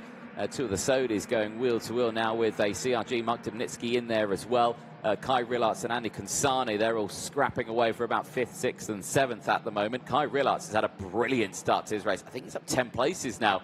If he's got past it. Yeah, I think he has now, the 170. No, he's up into P4. He's up 11 places. Kai Rilarts is on an absolute charge in these conditions. Yeah, the Sodi kart working really well right now. We saw that in the OK Juniors with Boris Lyson, one race before. Know this circuit very well, of course. You can tell it with the pit entry. End of lap number 2 then. Cosma Christopher leads, but his lead is now down to 0.8 of a second. Joe Turney still there P2, but it's Louis Iglesias, the Frenchman, fastest driver on the circuit right now, 1 minute 5.060. I think arguably went a little bit under the radar with his efforts at in round 1, Iglesias, but off there, that is another one of the CRGs. It's Marcus Shilkunas this time in the 160. They're having a tough race out there, and the Lithuanian falls down to P22.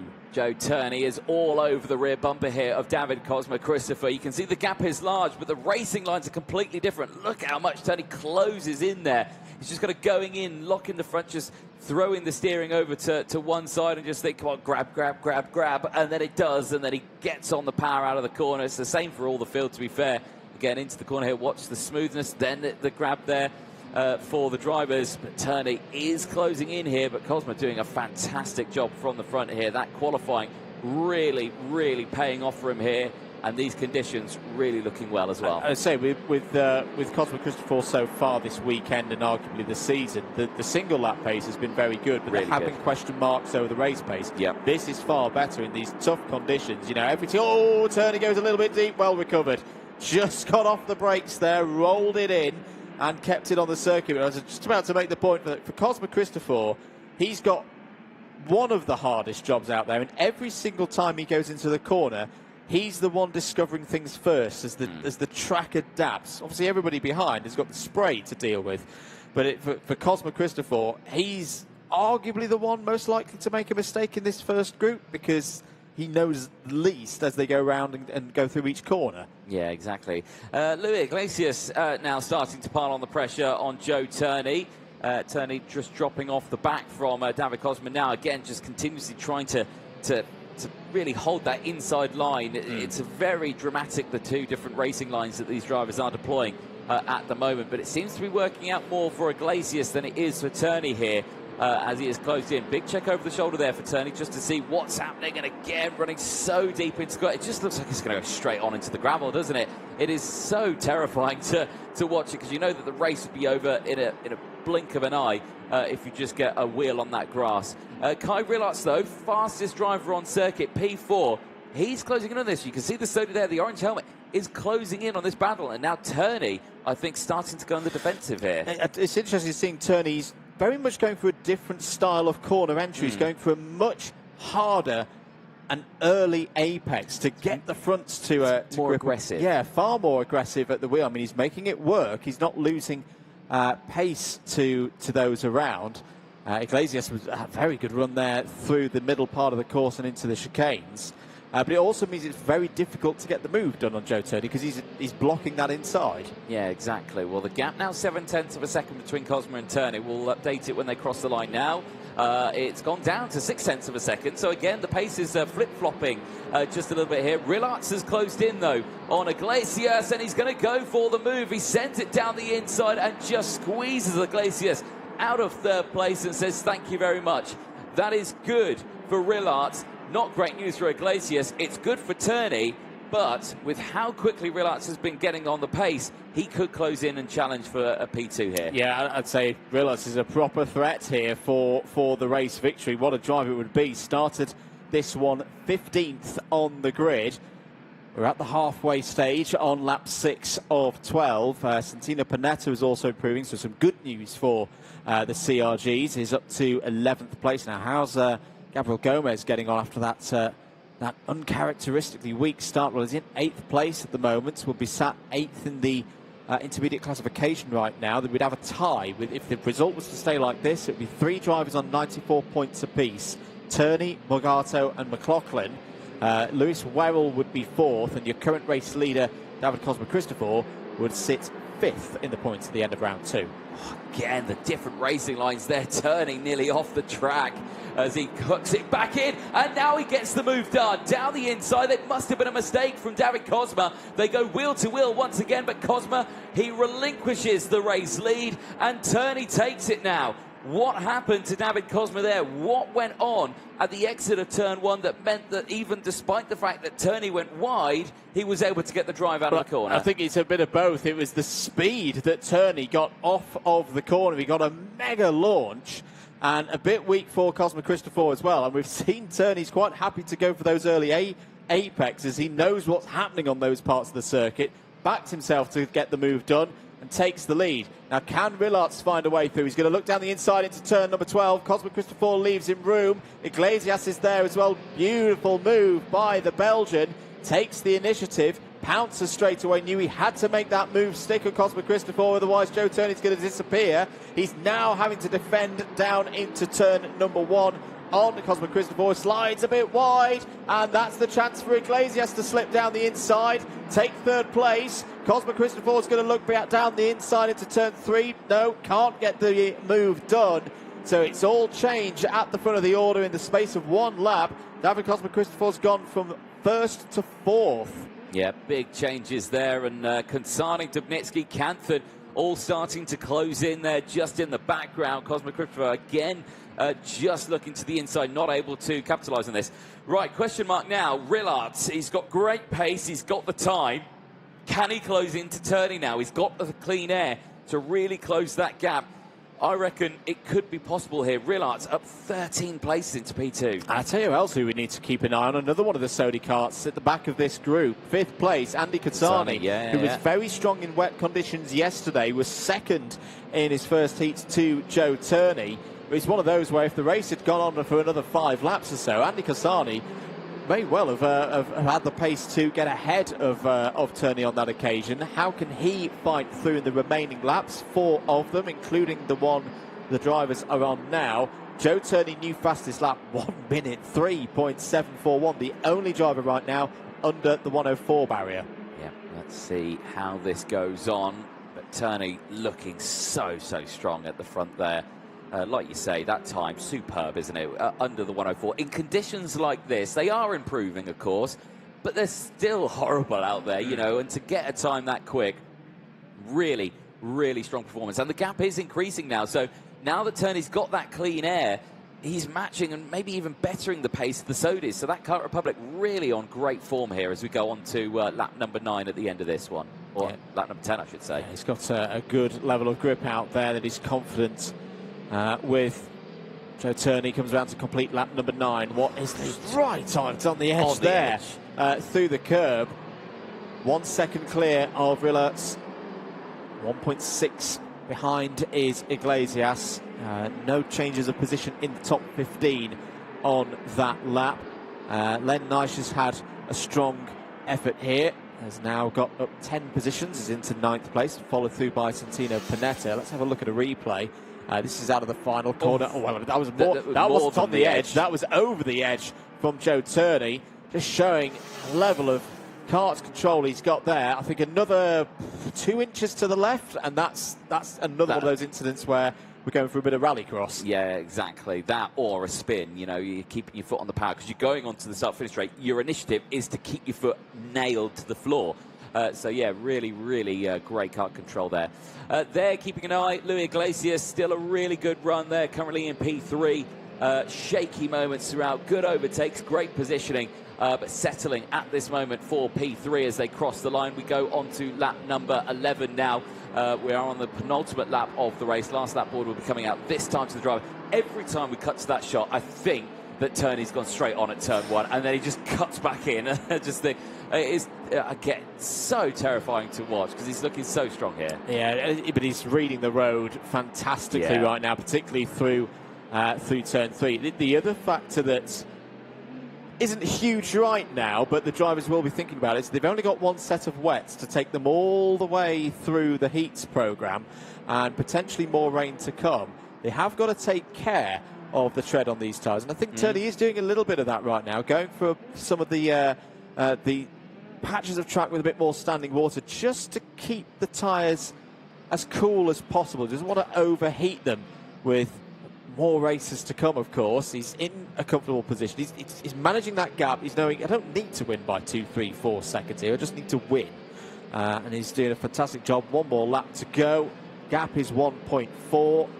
Rillarts can't relax either, because he's got Luis Iglesias right there, ready to pounce on any mistake from the Belgian. Exactly, but there's been no mistakes from Rillarts, actually, at the moment. Like you say, the 13 places that he's gained, that I think that's the pressure on his shoulder right now, thinking, I've gained so many places now, I can't lose this. You know, I need to stay here. So, again, I reckon he'll really try and hold on to this one. Iglesias as well, brilliant race as well, 4 places gained, really coming through the field in this one. And that just shows how tricky it is. Yes, you can maybe set a quick time in qualifying, but in these wet conditions, all about kart control.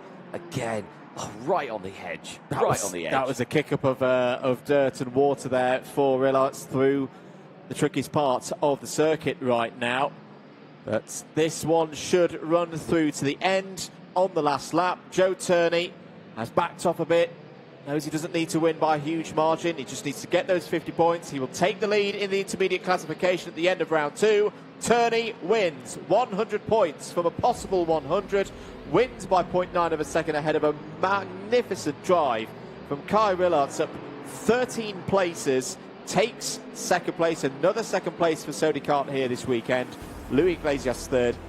David Cosmo-Christopher happy there. Cosmo-Christopher in 4th place. A better run than last time. Andy Kasani completes the top 5. Yes, indeed. Well, Dubnitsky takes 6th place. Vivek Kantha and Gabriel Gomez 8th place in that one. That has not been the drive the current championship leader would like to see. Len Neisch gaining 10 places. And Santino Panetta rounding out the top 10 after gaining 11 places. So some really good results, not great results there for some drivers. But again, shake-up. This is why we like the wet conditions. Yeah. You see a real change-up. It's not You know, it's not the same results you see in and out for all the drivers. It's a big change up for all of them. But for Gomez here, for Turney here, sorry, I should say, I think superb drive, superb effort. He can be delighted with that one. And maximum points he's got now as well. Maximum points. The pressure's not off, though, because we've just seen there with Gomez, he can go from the top down to around 8th place and outside the top 10 very easily indeed. More racing to come for the OK category. There is your provisional result of the qualifying heat for groups A and E. Turney, Rillarts, Iglesias, Cosmo Christopher and Consali, the top 5.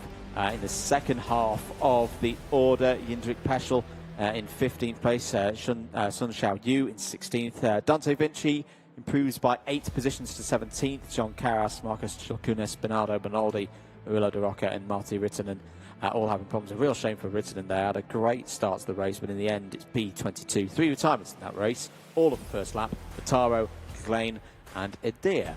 Yes, indeed. Well, Joe Turney can relax a little bit there. He'll be under that awning. I'm sure he'll be delighted to get out the spray out on the circuit. But again, rain holding off right now. We'll keep an eye on the rain radar throughout the entirety of the day. Calm, collected face on Joe Turney's face there. Not worried about a thing.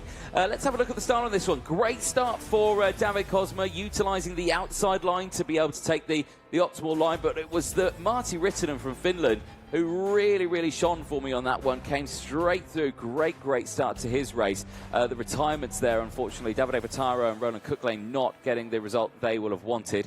There was more retirements later on as well. Michael Adair for CRG not getting the start of the race. He was also out as well. So frustration kicking in, especially at this point of the weekend. Yeah, for Vataro, that's a second result outside the top 20. Puts the pressure on. You know, a driver who made the final, was in the top 10 in the points classification for the championship, has got a lot of work to do now with the remaining races before tomorrow's superheats. There is a good move. It was Rillarts coming through the order, gaining 13 positions. There was Rittinen going off the circuit. There was more trouble this time for Marcus Sulkunas in the 160. That was down at turn number 1. And then we started to see this pass from Joe Turney going very deep into the hairpins, but shooting off the corners, being able to get the kart pointing straight forward. This was the moment where he got down the inside. Great drive off of turn 1 through turn 2, got down the inside on Cosmo Christopher for 3rd place, and then did not look back from there. This was a good move. This was Kai Rillarts going for 2nd place on Cosmo Christopher. Through would come Iglesias as well. I think in all, though, having got pole position yesterday, Cosmo Christopher can be happy. 2 top 5s so far in 2 races. Solid points on the board. Yeah, exactly. He's in a great position now to really focus himself into the latter stage of the qualifying heats. You know, keep maintaining those positions. But like you say, with the weather conditions varying throughout the entire day, we just don't know what's going to happen. But for Joe Turney here, maximum points. He knows what's going to happen. Or he's going to be going into his 3rd qualifying heat, leading the way.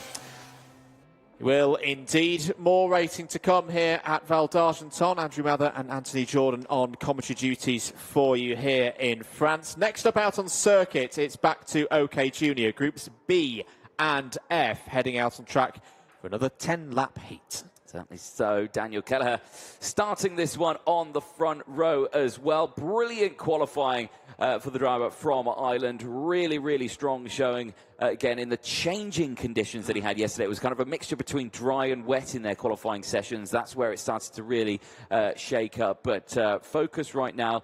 He's used to conditions like this. He's raced them before. But here's what he had to say after qualifying yesterday. Once again down in Parc Ferme, we've just seen the end of Series 2 qualifying practice for the OK Junior category. A tense one, Daniel Kelleher. There was a 1-lap opportunity to get the lap time in, and you did it. P1 in that session. Yeah, it felt good. I was catching the guys in front on the lap before, so I decided to wait a bit and leave a bit of a gap, and it kind of worked out, and P1. A big part of that session was choices even before the session began, with the rain shower that came before, then the rain went away again. What was going through your mind?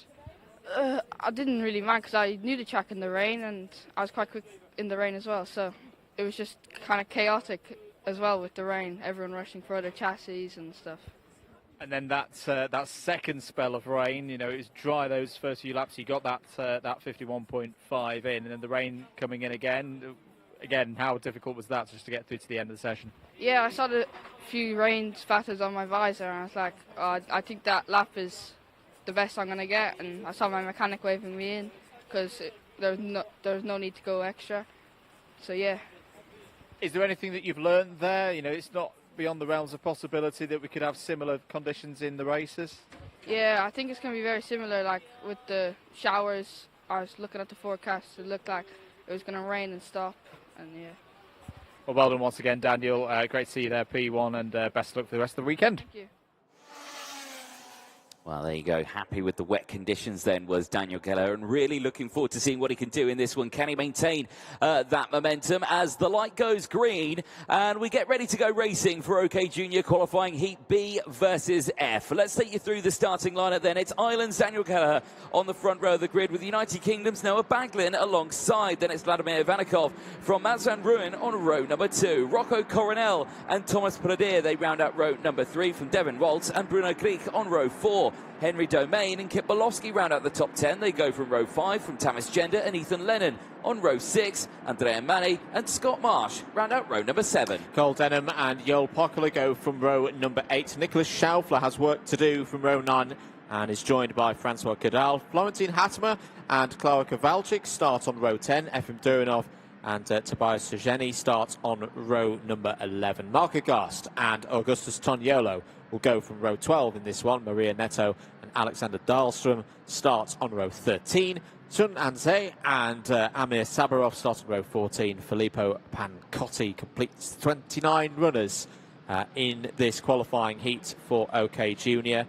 And some drivers, this is a big one for all of these drivers. This is going into round 3 now. This is when it really starts to ramp up in terms of pressure. If you're Noah Baglin, for example, you're starting on the front row and you've had 2 results, both outside of the top 10 so far this weekend, you have to deliver at this stage if you're going to have eyes further down the road and into the final tomorrow. Yeah, 100%. Really got to think it's a long qualifying. This is probably the longest qualifying that we have over the course of any motorsports event. It's not just one session. There you go. There's your grid. There's your race. There's your grid.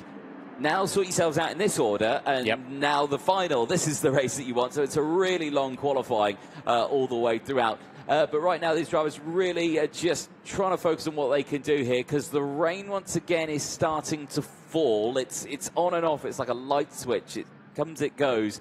At around 12 o'clock-ish local time, which is in around half an hour, about 12, 1 o'clock-ish, the rain is due to get a little bit heavier out there. That's, I think, the concern for everyone at the moment is around that midday section. And we're just starting, I think, to see the beginning of that rain start to make its way in now. Indeed. So, 10 laps on the schedule for OK Junior for Groups B and F here at Val d'Argenton. Daniel Kelleher on pole position in the 2-3-1 Kart Republic. Noah Baglin alongside on the front row in the Premier Racing machine. Ivanikov and Van Rooyen, row 2. Coronel and Pradier on row 3. Into the tram lines. We're going to go round again, because that is not in the correct formation for a race start. Another formation lap for the drivers. Exactly. Well, again, it gives them time to clear a bit of the circuit, try and get some temperature into the tyres, maybe into the engines, of course, because they'll be running cold if they've not got fully up to temperature yet. So, you know, just a chop and change. But again, puts a little bit delay on the day. We are running about 10 minutes behind at the moment, of course, with the clean-up jobs that we had earlier on when the rain was really coming down during the Academy races. So we have been put back 10 minutes so far on the schedule. So if you are just joining us and you're wondering, well, why are we in this race still and not in that race? There's your reason why. Welcome to everyone joining from around the world as well. If you're watching on YouTube, Facebook, or on motorsport.tv, do welcome you to round 2 of the FIA Karting European Championships. We are currently watching the OK Junior qualifying Heat B versus F that is about to get underway, but let's see what will happen in this race. As drivers, once again, they make their way to the red line, which is right there on the track, which means from this point, there's no overtaking. You should be in formation. And everything gets ready before you head to the yellow line before we get going racing right now. There you can see everyone getting into formation. hopefully we get a green flag this time around. I think the answer to that could be yes. We'll see. Into the tram lines once again. Do the lights? No. We're going to go around again and have another formation lap. I think the anti-pole side of the grid was a little bit too far ahead at that point. Noah Baglan is not happy about that at all, is he? You can see him there saying, slow down, slow down, slow down. Why are you going too quick? So, yeah, really trying to throw the message out there to say that this isn't good. So, you know, it can be frustrating, you know, for some drivers. They don't want to push these wet tyres too much. They may have deployed them yesterday, of course, in qualifying and the qualifying heat. So they may already be quite used. And remember when we had the transition between the wets and the slicks yesterday in the qualifying heats, in one of the sessions, one of the tyres would have been absolutely destroyed. So again, you do have to be careful. Yeah, the OK Junior Group C and D, I think, are going to be the drivers with the worst setup for that. That was the race where we really started to spot drivers moving off the racing line and searching for the cooling waters elsewhere. For Groups B and F, well, the drivers in Group F will have had one race on their wets, and it was a fairly wet race as well, so they'll be fine. I want to say by the time we got to Groups A and B, it was dry tyres all round. So for anyone in Group B, this is probably the first time they've used their race wets so far this weekend. This is looking a bit better in the formation. Into the tram lines they go. Are we going to be third time lucky here? Eyes on those lights. Out they go. We are good and racing once again here at Val d'Argenton. Very good start for Val for the pole sitter. Not a good start for Baglan at all. Into turn one. Are they all going to make it through? 4 wide on the exit of turn number 1. Brilliant start though for Daniel Kelleher. Took a while to get that one into formation, but once they were there and good to go racing, he absolutely nailed the start. It wasn't a great start there for one of the Beyond Racing team carts. You can see it running wide at the exit of turn number 2, and it's not gone well for this kart here either. That is Florentine Hattemer for Victory Lane, off the track and trying to get it restarted at the exit of turn number 3. Race continues as they head into the infield section. Looks like Hattemer has got going again, hanging out the kart. There you go, into the kart, and away they go now. Good recovery. Race continuing then. Great start then for the front. Daniel Kelleher leading the way. Then it's Forza Racing. Is that Devon Roltz in P2? That's a brilliant start. Yeah, really good stuff from the American, cutting through from the 4th row of the grid. Round to complete lap number 1 then. It's Kelleher leading by 0.78 of a second ahead of Roltz. Ivanikov and Royan. Kit Borlowski's had a good start. Up 5 places to 5th. Joel Pokela. Very interested to see how Joel Pokela gets on today, Anthony. Won here a couple of weeks ago in preparation for this round, in the pre-round. Didn't have a good qualifying and didn't have a good race day yesterday as well. 2 races, results of 25th and 20th for the Finn.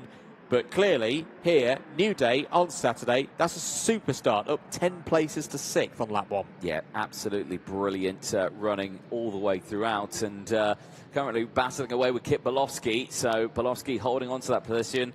Borlowski was looking strong in the early stages of his race yesterday. It dropped back a little bit just to the end of it, but yeah, really looking strong at the start. So we'll keep an eye on this one as again clouds of those curbs. A big sideways moment there for Pokela. Amazingly just holds on to it. Baglan not able to capitalise on it. That is just a fraction too much curb there, isn't it? Yeah, that would have been a scary moment for Noah Baglan, because the racer in him will have gone, chance, let's get through. Hang on a minute, someone's having a bit of an incident in front of me that I don't want to join. So they did well there to keep themselves in the race.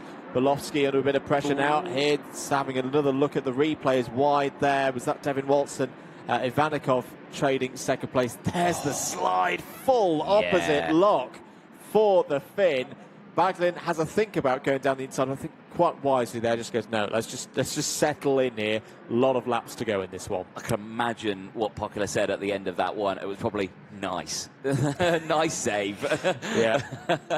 Kit Borlowski seeing a warning flag as well, and Joel Pokela under investigation, I believe, on our screens there as well. So, again, maybe under investigation for track limits. Could be. Could well be. So, we're not too sure, of course. That's purely speculation. Oh, and again, there. Taking a lot of curb is Pokela there. I think he might be on that fine edge Baglin's now got past Bolowski, so Bolowski's going down a little bit in the order here into P7 as they go across the line. So Ivanikov still holding on to second place from Devon Volts. Matt van Rooyen there in P4 doing a good job. Pockler there and off the track and not going well. The 2:68. Thomas Pradier. Yeah, for victory lane, the Frenchman out of this race. That is a big drop for Thomas Pradier. It's been 22 places. Yeah, it was second and seventh in his races yesterday. So it's not a complete disaster. It's not staring, elimination from the superheats. He's still in a decent spot in the IC, but not in one where he's going to be going further forward in comparison to last night. Talking of the IC, as we're here on lap number 4, this result right now would put Kelleher up to the lead on 120, Volts second on 104, and Bolowski 103. But we should bear in mind this is all their third race, and Costoya just behind in those points is only done 2. Yeah, Kelleher's leading the points, but he's 30 points down from what the best would be. So yes. So it's actually quite a big gap in the points actually at the moment. So when Costoya goes out, if he wins that one, he goes up to 150. So quite a big gap there. Kelleher looking strong then at the front, still continuing to break away. Ivanikov, Volts from Pockler. This is the battle that we're seeing here. Devon Volts and Johan Pockler battling for P3 as down the inside. Here comes the Tony Kart driver, and he gets up into P2. That was nicely controlled. No sideways motion, no drama on the exit or anything. That was controlled. Conditions are improving out there. Yeah, it looked very stable mid-corner as well for Pockler. That is a good sign indeed. I think we're still a way off that, and if there's some more rain coming in, it'll reverse the effect. We did see lap times when they started hitting 60-second mark. That's when drivers needed to make the change. At the moment, we're in the 64s and the 65s. There's a warning flag for the 281. That is Bruno Grick, the Lithuanian and Polish dual nationality pilot there. Where is Grick at the moment? He's in 11th place. So, another driver alerting race control with their actions. Well, race continuing on now. We are on lap 6 of 10 at the moment. There you can see the intermediate classification there, confirmation on the points. Kelleher there with the 120 from, it's actually Bolowski now who's second with 105. So constantly changing all the way throughout with the position changes just in the background. So always fluctuating in the points, and that's what makes it interesting in these qualifying heats, because these drivers, again, you don't know until the final race who's going to be where. It really shakes things up. You get a somewhat understanding of the top runners. If you've got drivers who have had win after win after win, you understand that, they've got pole, but it's when you get to second, third, fourth, fifth, that's where it really starts to shake up all the way through the latter half of the day. We're at the midway point of the weekend for a lot of these drivers in their groups. Of course, they get the 5 qualifying heats over the weekend. And, of course, superheats is off the track there. That's not gone well at all for Sun Aziz for Paralin Motorsport. He is off the track and, unfortunately, out of this race.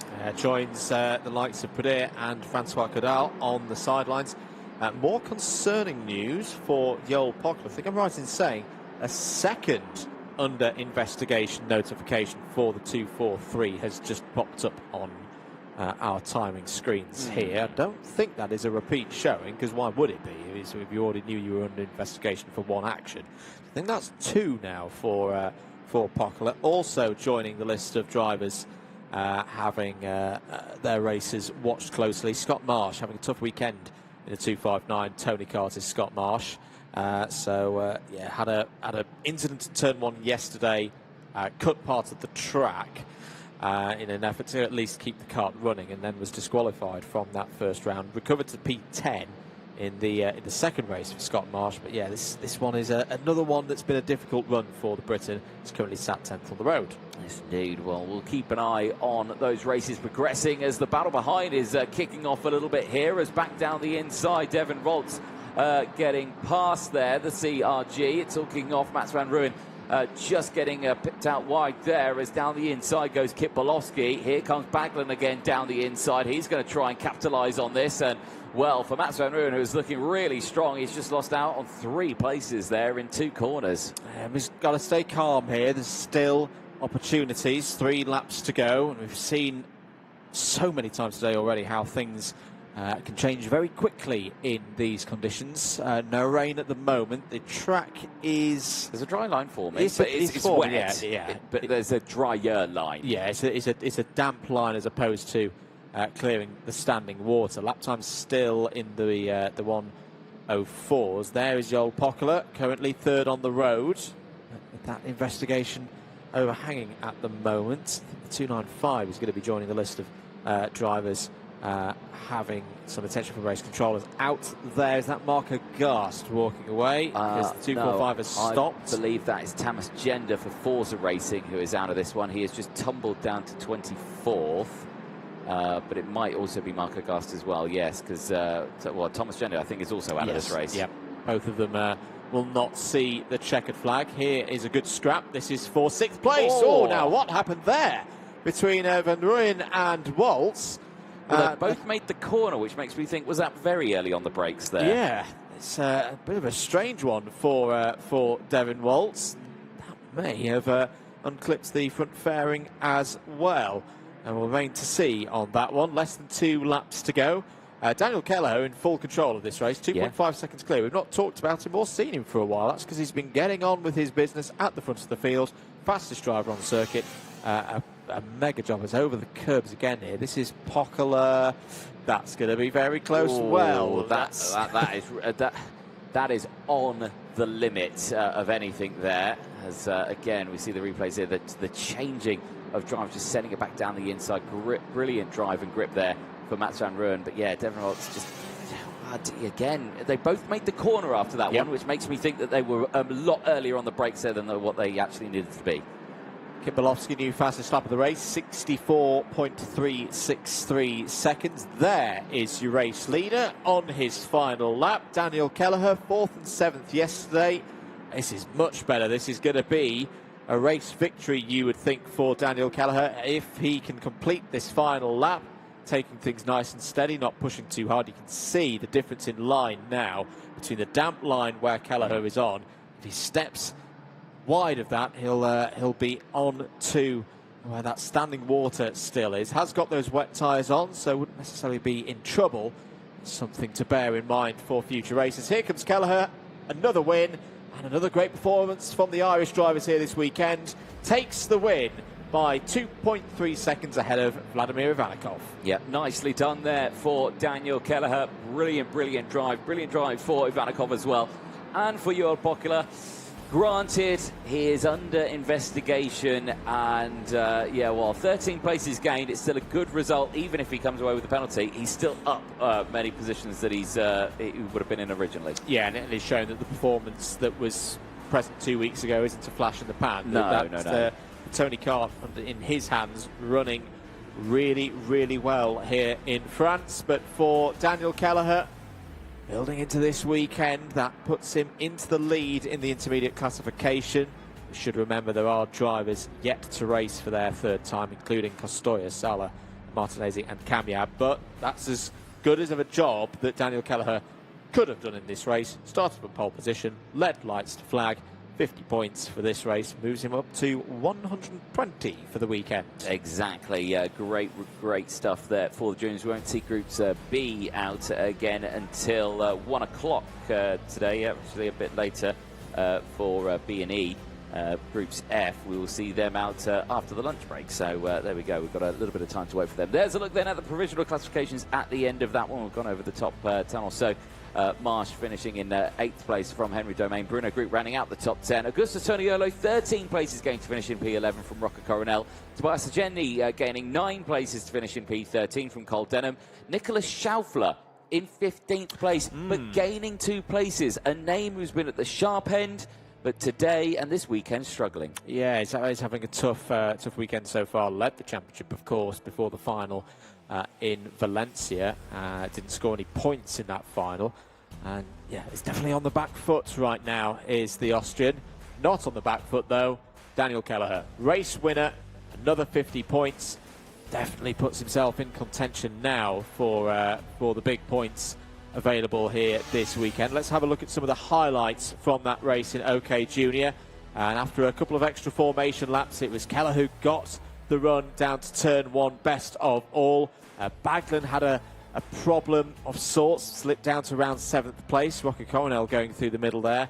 All of them looking to make it through the first couple of corners, and on the whole, it did so. Just one driver, I think one of the energy courses might have been Henry Domain, taking to the runoff through turn number 2. Out of the race through turn number 3, though, that's where we did have some issues, as around went Florentine Hattemer, but Hattemer thankfully was able to get back into the race. Joel Poccola had a big slide out of turn number 11 that he managed to hold onto. That was the move of Ivanikov going through and into second place. Another good run for an energy Corsa.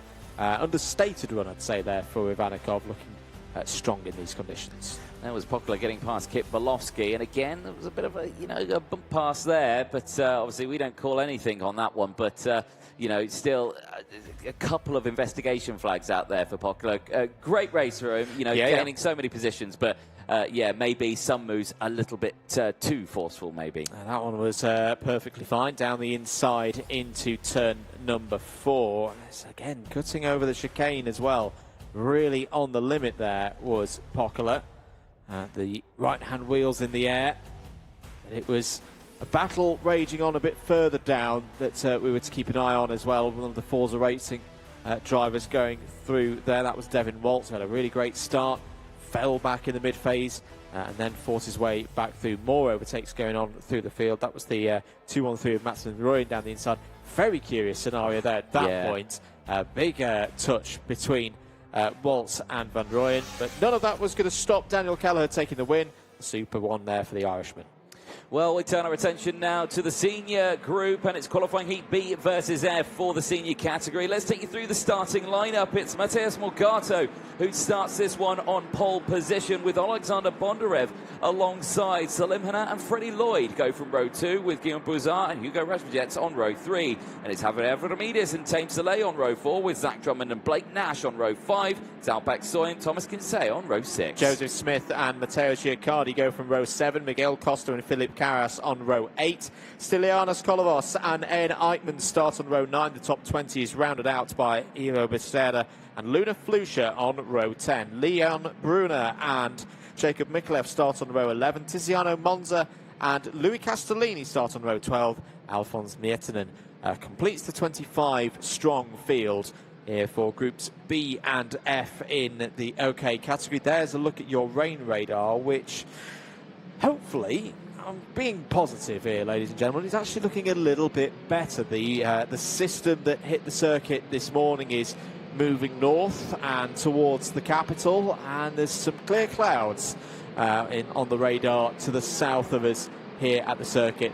Right now, this second, though, it is raining again, and it's actually just grown in intensity a bit more this last couple of minutes as the drivers have headed out on circuit. So still tricky conditions for the drivers. In fact, in front of our very eyes, Anthony, that previously damp line through into turn 7, turn 8 is gone.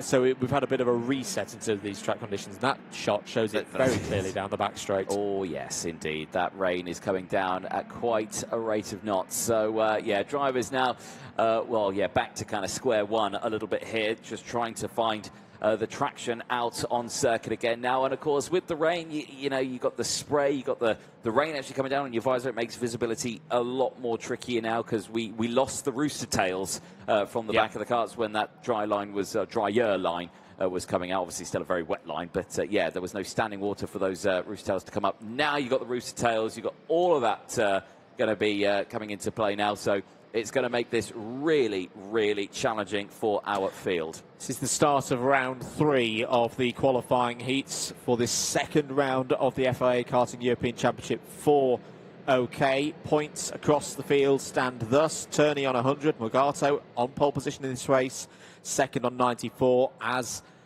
is on 94 McLaughlin, Werrell, Volta, Bondarev, Gomez, Consani, Cosmo Christopher and Matviev all inside the top 10. What's going to happen in this one? Lights out, away we go then for 12 laps. Brilliant start for the former world champion at the front of the field. Our drivers going deep? Yes, they are, as round there is that one of the Paralins that's left the circuit, and one of the Tony Karts as well. Thomas Kinsey was the OTK runner in the 143. It didn't quite make out which. It's going to be Alpec Soy, isn't it? Alpec Soy was the Paralin leaving the scene. That's two drivers, both from row 6. Right, yes, indeed. Well, not the start they will have wanted at all.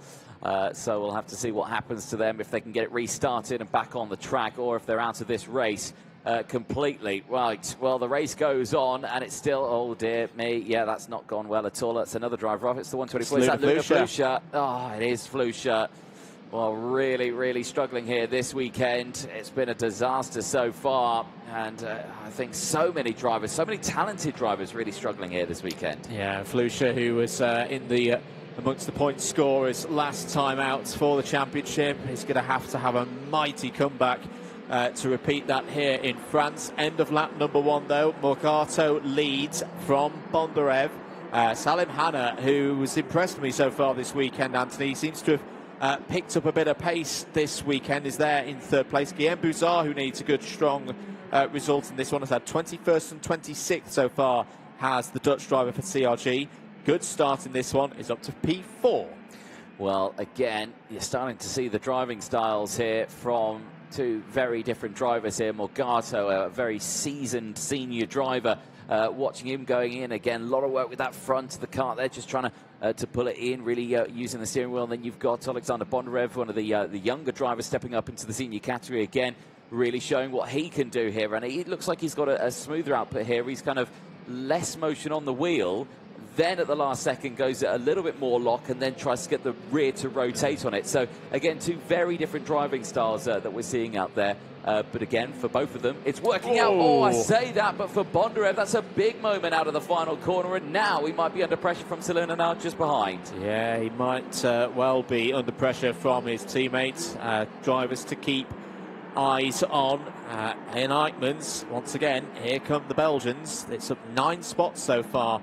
For the driver of the 111, he's up into 9th place. Alphonse Meersen has also had a decent start, up 10 spots for Koski Motorsport from the back of the grid, now P15. He is right. Well, the race goes on. The gap now has opened up to 1.1 seconds between Bondarev and Morgato. I can see yellow flags out on the circuit just in the background of these shots there. You can see someone is off at turn at number 3. We'll try and find out who that is. Possibility. Louis Castellini, the 132. Confirmation, it is Louis Castellini, the teammate for Matthias Morgato for the CL Racing team. Is trying to get it restarted. His nose cone's definitely dropped. You can see there how much it's wobbling around. It's slowly going, but the marshal says, no, sorry, if I'm still here, being able to tap your shoulder, you're out of this race, son. Yep. Yeah, that's not going any further, that one. Coming through on lap number 4 then, yellow flags out. Morgato leads this one by 1.2, is the fastest driver on circuit, 64.457. It's one of the interesting bits of this weekend that we've seen that latest passing of rain, but the lap times haven't really dropped. The tyres performing well. Yep, the Max's tyres, brand new for the 2024 season, working very, very well in these wet conditions. Right now, like you say, the rain seems to have stopped again now. It's just on and off at the moment, so real shake-up of the conditions. It's keeping actually quite a consistent racing field and racing line out on the circuit for the drivers. So, well, I suppose that makes it somewhat easier for them. They don't have to worry about thinking, can we go to slick tyres if it dries too much? It's definitely not going to be the option today. It's rain forecast all the way throughout today, so yeah, it'll be wet all the way throughout. But right now for the drivers, just focusing on what they could do here. This is about a P3 right now on your screen. Salim Hanna in 3rd place and Guillaume Bouzard just behind in that CRG, starting to close in a little bit here as Bondarev sets the fastest lap of the race. Is that gap coming down between Bondarev and Morgato? Well, Bondarev has just set the fastest lap of the race, 1 minute 4.3, but Morgato was also in the 1 minute 4.3, so the answer is yes. But ever so slightly. There's an update on the intermediates classification. Top 2 drivers in this race shoots up to the top 2 in those point standings across the course of the heats programme. 144 points for Morgato would mean he would be at least 2nd at the end of round 3. He would hold his place where he was before this one. Only Joe Turney would be able to go past that in this round with another victory for himself. Exactly that. So, crucially there, not maximum points for Morgado, so it's not been a perfect weekend for him. And we always say, when if you're going for a perfect streak, and like you say, when you spoke to him earlier on this week, he was saying, I am going for first. There's no way around it. You know, when you get a result like that, it puts a slight spanner in the works, because if someone could just pick you to it, it becomes a little bit frustrating. It does, but you know, the 2022 world champion isn't a former world champion for no reason. He knows how to bounce back from adversity. And they're having a quick look at Salim Hanna, still in third place, comfortable at the moment ahead of Bizarre. They both need to keep an eye there on Zach Drummond, whose race pace has been a lot better this weekend. And great in qualifying, as we're having a look here, as the commitment over the curb. Ooh, now that one did look quite interesting for Salim Hanna. It's potential deceiving angle. It's a shame that we can't have one that's like a bird's eye view straight over the top. That would be conclusive for us. But that did look at least close to being all four wheels over the white line. And the 108 is under investigation. That's Tiziano Monza, I can see on our screens and on the display over start finish. Morgado, though, is being closed in on a touch now, Anthony. The gap down to 1 second. Yeah, indeed, really closing in. Investigation flag out now for Alphonse Mittinen, and we'll keep an eye on all of that all the way throughout. Eichmann's I want to keep an eye on. 12 places gained, having a good race. Alphonse Mittinen, who is under investigation, 16 places gained. So, yeah, maybe something in there as well. Tiziano Monza, 13 places gained. So, again, big shake-ups all the way throughout that field. You were talking about the chicane here. Watch them go through again. Big motions over the curb there. You want the over-the-head camera. Let's speak to the production crew at RGMC and see if there's enough money in the budget for a helicopter to just hover over that final chicane with a top-down car. I think we have. Big helicopter, big zoom range on the camera. Let's try and get this on. Anyway, lap number 8 is what we're on now. Here are your leaders, Morgado and Bondarev. And Bondarev again, a new fastest lap of the heat. 1 minute 4.049. Took 2.5 tenths out of Morgado last time around. Morgado with something to think about here. As the spray continues to flow off the back of the CL Racing Team machine. It doesn't seem to be affecting Bondarev's speed right now. Doesn't. He is closing in. That gap has come down quite considerably. So, again, that's different racing lines. That's someone who has got his style of racing in the rain. You've got a young driver who's stepping up and is learning his racing line. And right now you're seeing, well, both of them go to work here. And it seems to be working out for Bondarev more than Morgado here. But, again, it could be all down to setup as well. We were speaking about it yesterday. Chassis has a big part to play in it. You've got two different chassis going on here as well, haven't you? I mean, you've got Morgado on the Birol, you've got Bondarev on the Kart Republic chassis, and we've seen how good both of them are in the wet conditions, but it all falls down to tyre pressures and what you do with the sprockets, everything like that. You know, there's a lot of things you can still change to make the kart better performing in these conditions, and that's why you'll see most of these drivers will have two karts going into this weekend. There's one fully set up for wet conditions and one set up for dry. So it makes it a little bit more easier on the mechanic a little bit to really make it a quick swap. It's easy to swap, but I think that the mechanics and the teams are still working overtime this weekend. Yes. It's interesting how it's a lot. I think there's a lot more parity over the different chassis this weekend than perhaps we saw at Valencia. You know, we've seen Birol-based chassis leading races, Kart Republics as well. CRG's still strong this weekend also. With 4 laps to go, 3 laps to go of this one. Mateusz Morgado has responded. He's keeping that gap at 0.6 of a second now, has done for the last couple of laps. Not so good news, unfortunately, for Freddie Lloyd. Down 14 positions in this one. Just lost another one. I think there's maybe a problem out there for Freddie Lloyd, because that's very unlike the Ricky Flynn driver to be losing positions like that. It's not the kind of results that Flynn he would have wanted out there. I'm going to be very British right now, and I'm going to say it's brightening up out there.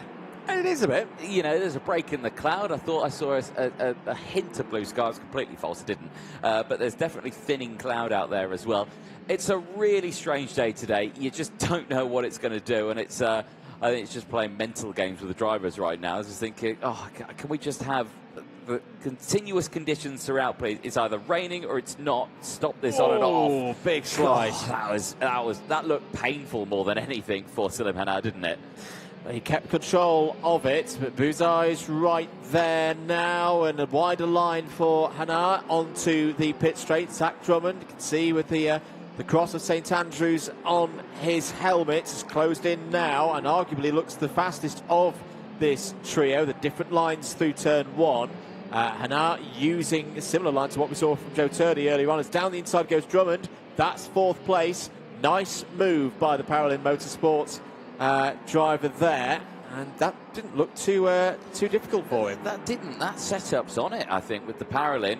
Ooh, I'm looking at that nose cone, though. Did you see that shaking and wobbling there? I reckon that might be a little bit loose there, so he'll have to be careful when he gets to the end of this one. But Eichmann's again with the fastest lap of the race is still there in P6 as well. It's just behind this battle that's happening on our screens. But right now, Drummond looking really, really strong there. Through the chicanes they go. Oh, I reckon that nose cone's okay, actually. I think it's all good as they go through. But big use of those curbs there. It doesn't half look painful, and I bet you anything, those chassis are taking an absolute battering here. Last lap borders out. Morgato leading the way, but Bondarev has closed back in now. But I don't think it's enough to really worry Morgato right now. I think he's just bringing it back now, trying to get that cut to the end. He is indeed, and this result would move his score to a score of 144 from a possible 150. Saying now that was a good run through turn number 4 for Bondarev. New fastest lap of the race for Ian Eichmann's. He's gained 12 spots in this race. Biggest mover so far has been Alphonse Mittinen, up 16 and into the top 10.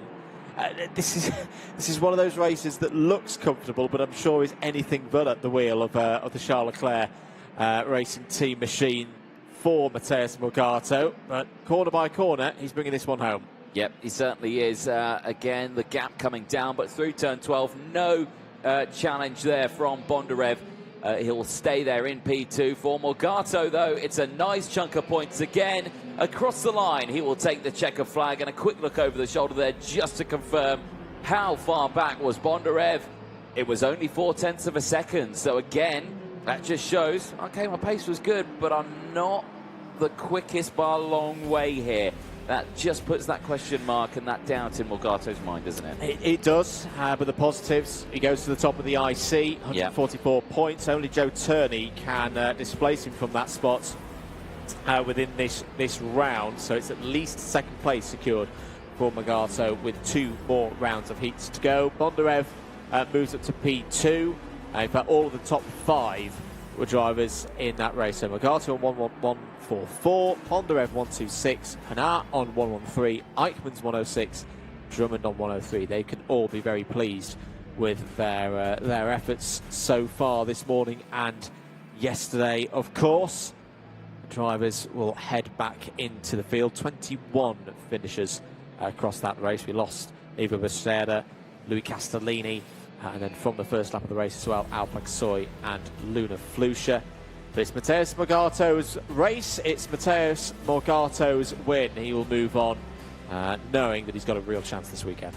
Certainly does. Bondarev taking second and moves second in the IC as well. A really good weekend so far as well for him. Selim Hanna finishing in third place with Zach Drummond, Guillaume Bazar from Ian Eichmann's. Great moves throughout that one for Eichmann's. Avramidis from Blake Nash. Alphonse Mittinen 16 places gained, but under investigation, so do remember that one from Matteo Giocardi in the top 10 from Tiziano Monza. Tame Soleil finishing in 12th place from Miguel Costa. Thomas Kinsey finishing in 14th, and Philippe Carris rounding out the top 15. Second half of the field, Hugo Rajamet 16th, Stilianos Kolovos 17th. Tough race for Freddie Lloyd, down 18th. Jacob Mikulev is having a tough weekend as well, but is at least in the top 20 that's completed by Leon Brunner. Joseph Smith P21. Checks ongoing in Parc Ferme. There is your race winner, Mateusz Morgato, 2022 world champion. Continues to go from strength to strength. Let's have a look at how he did it. Indeed, it was a great start from the front, literally driving away. It was not the start that Bondarev would have wanted. He kind of dropped back a bit there. Didn't lose second place. It looked like he was going to right at the exit. Drama in the background, though, where we lost 2 drivers, Alpak Soy, and I believe it was the victory lane. Someone got restarted there, I think. Maybe Louis Castellini, he was later on in the race. But still, big shame for that one. Later on, there would have been more retirements as well. Bondarev, though, he had a scary moment on that opening lap, didn't he, where he ran a little bit wide. That was the moment for Luna Flusha where she was out of the race. That was a big shock there, because Flusha was looking really strong 2 weeks ago. Looking really strong in the preparations for this one, but it's just not fallen her way so far this weekend, but still more opportunities to come. There was the exit of Castellini from the race. Bondarev had that wide moment as well. Intriguing battle for third place as well between Hannah, Drummond and Bouzard. That was Drummond down the inside for what would be 4th place, but it was Morgato taking the race victory. Bondarev strong as well there in P2. They'll move on to their next set of races, hoping for more. They certainly will. As the engines fire up, the next race heads out onto the circuit now. It is OK Junior C versus E.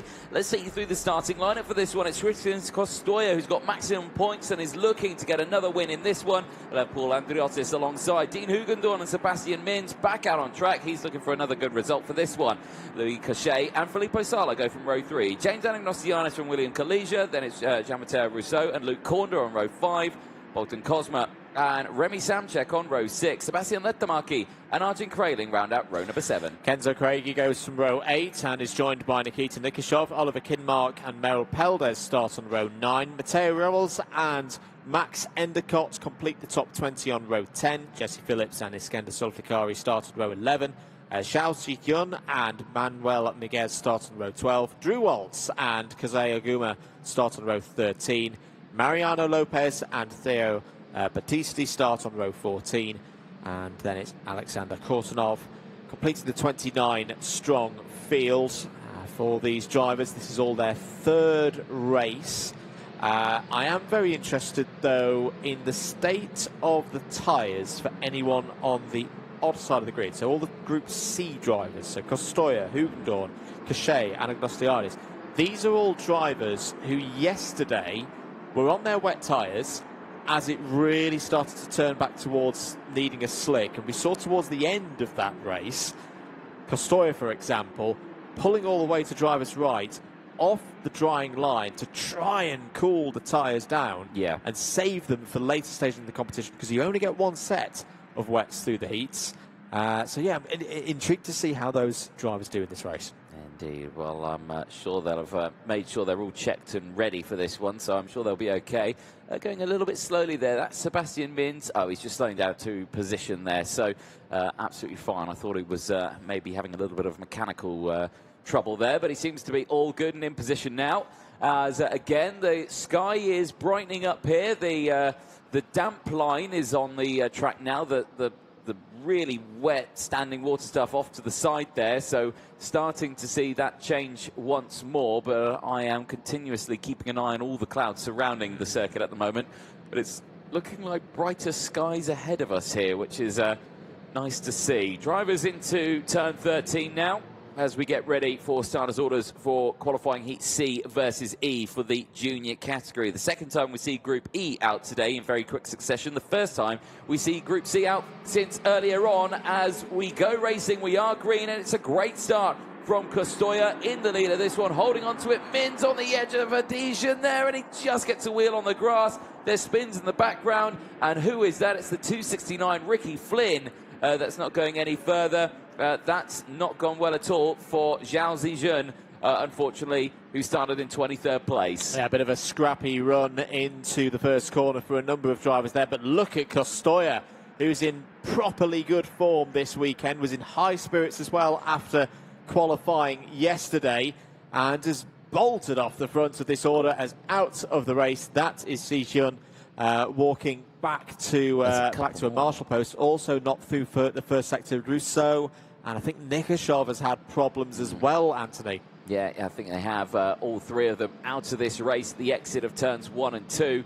Back here, though, top 4, there you can see Filippo Sala just piling on the pressure there to Dean Hugendorn. who is still holding on to a good position here as they make their way out of the final corner. It's Costoya from Andriotis, Hugundorn from Sala, Kalija from Korda, Cachet from Mins, Letamaki and Cosma. What has happened to James Anagnostiidis, Jean-Matteo Rousseau out there as well? They have crossed the line down here. That, I believe, is the CL Racing of Alexander Korsunov. No, it's not. It is the Birrell. That's Merrill Peldis. Sorry, that's another DNF for Merrill Peldis. That is a big, big shame. But yeah, James Anagnostiidis, he's dropped down 18 places into P25, and the same for Jean-Matteo Rousseau. Yeah, not good news for the Australian driver there. He's going to have to fight back as much as he can do in the race, in the rest of this race. This is the battle for second on your screens, and Filippo Sala has got ahead of his Ricky Flynn Motorsport teammate Paul Andriotis. Andriotis, who was great in qualifying yesterday, good value for starting this race from second on the grid, was fourth in his first race yesterday. On for a good haul of points this weekend if he can keep the form going. But this is an interesting point for me, Anthony, not just because you've got Costoya in the lead of this race on for a perfect score. It's all wide and turned around in the middle of turn one. That is the 215 of Luke Korda, who had a great race early on. Somebody else has also had a moment under yellow flags there. But for Luke Korda, a good day has suddenly turned south very quickly. Will cascade down from sixth place. And Sebastian Letamaki and Drew Roltz also tumbled down the order. There you can see the Paralin there dropping down. That is, I think, Mariano Lopez potentially. No, Mariano Lopez maybe not the driver there. We'll keep an eye of who that possibly is. But still, shaky run there in towards turn one. And there's quite a collection of karts there now forming at turn one. Yeah, a real shame for all of those drivers. You were talking earlier, Anthony, about the importance of keeping the winning run going. Sala already off of the perfect run, yes, first and a second.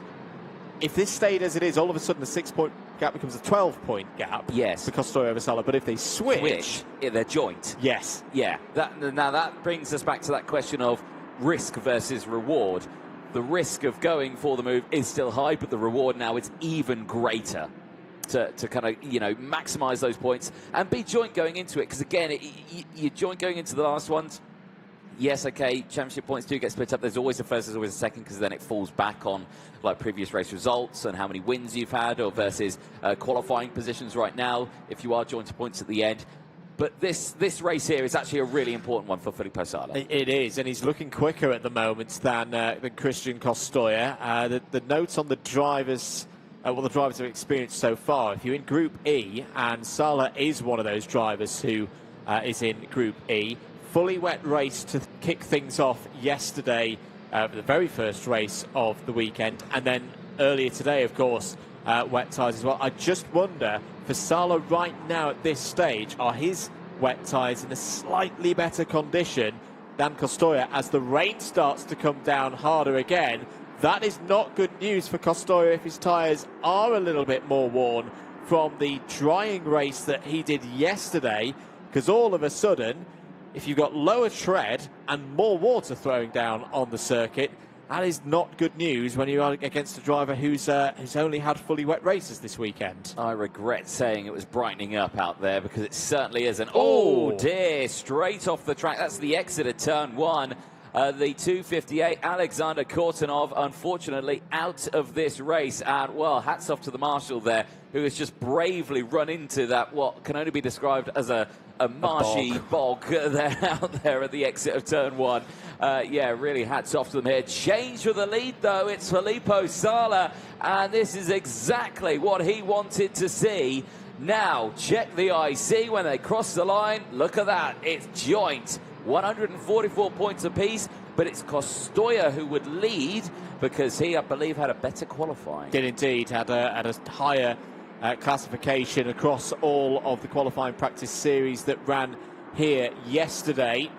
But let's keep an eye. Well, at the moment, that's 2.5 tenths quicker for Sala through the first sector. But once again, well, the rain came in, and I think it might have gone again, or it's died down again. It's very fine rain at the moment. Yeah, it's really weird weather conditions we've got here this weekend, really playing havoc with the drivers. But for Sala, this is going exactly the way he wanted now. And the Otis looking like a threat now, possibly to Costoya. So, again, Costoya doesn't want to drop down any further than second place. Yes, okay, he'll be like, that's annoying. I've lost the lead, but we're still good. As down the inside, big send here for Sebastian Mins on Dean Hugendorn.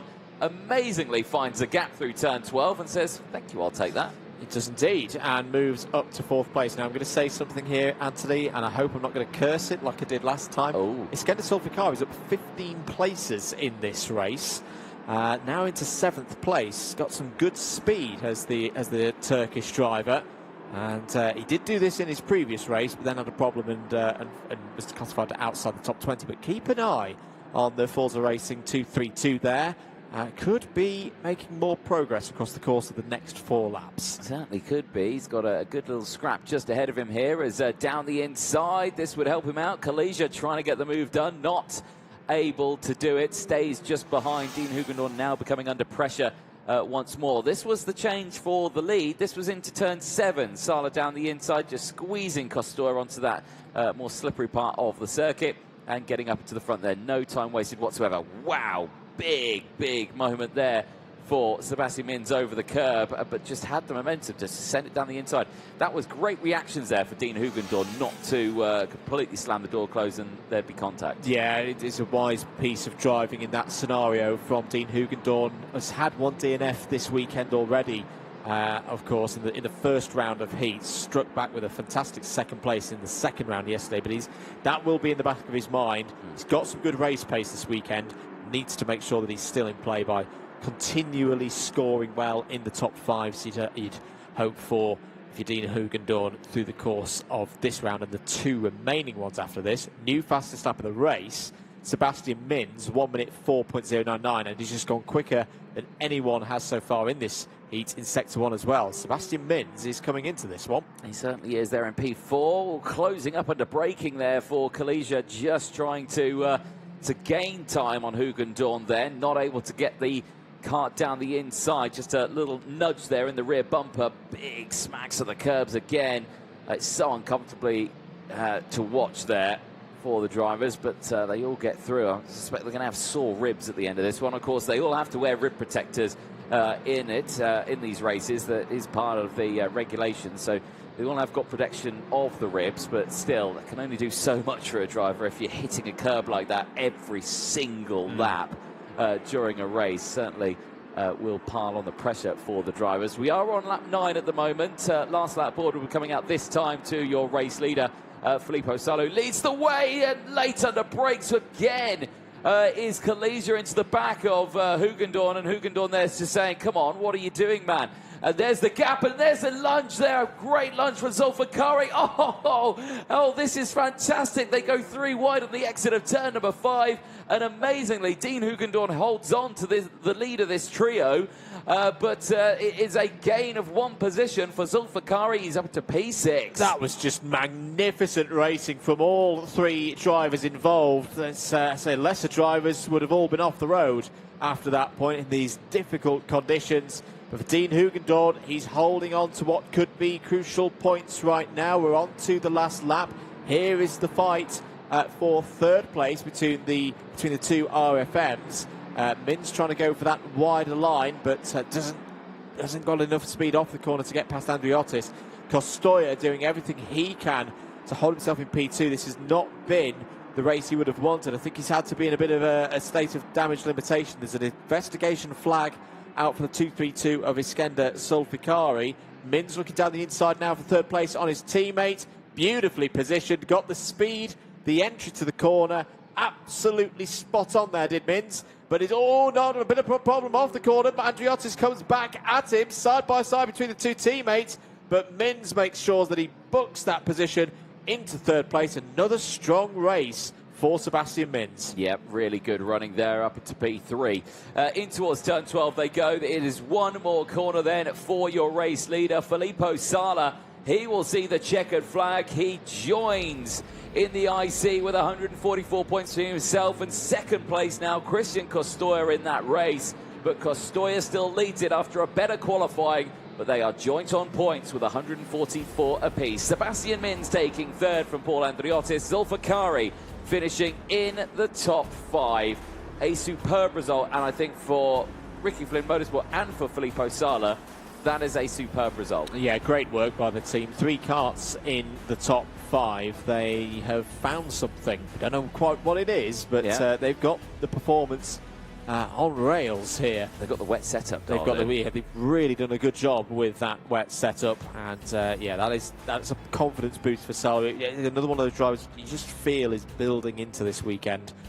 8th in the championship at the start of things here in France. On this form, he's looking to be moving up across the course of the rest of the weekend here at Val d'Argenton, which you can watch throughout. It's all the racing here, whether you're on YouTube, Facebook or motorsport.tv. Great to have you on board, Andrew Mallovan, Anthony Jordan commentating all the way through the weekend. Here is your race results provisionally from that last heat. Sala by 1.8 ahead of Costoya. Mins and Andriotis makes it those 3 Ricky Flynn's in the top 5. A top 5 that was completed by Iskender Sulfikari. Another great drive through the field. This time it managed to keep it all the way to the checkered flag with that P5. Kalija in 6th, Hugendorn, Cachet, Kraling and Cosmo Christopher in the top 10. Big result that for Aiden Kraling. He really needed that after a difficult weekend so far. Endicott, Phillips, Samchik, Craigie and Agnostiadis in the top 15.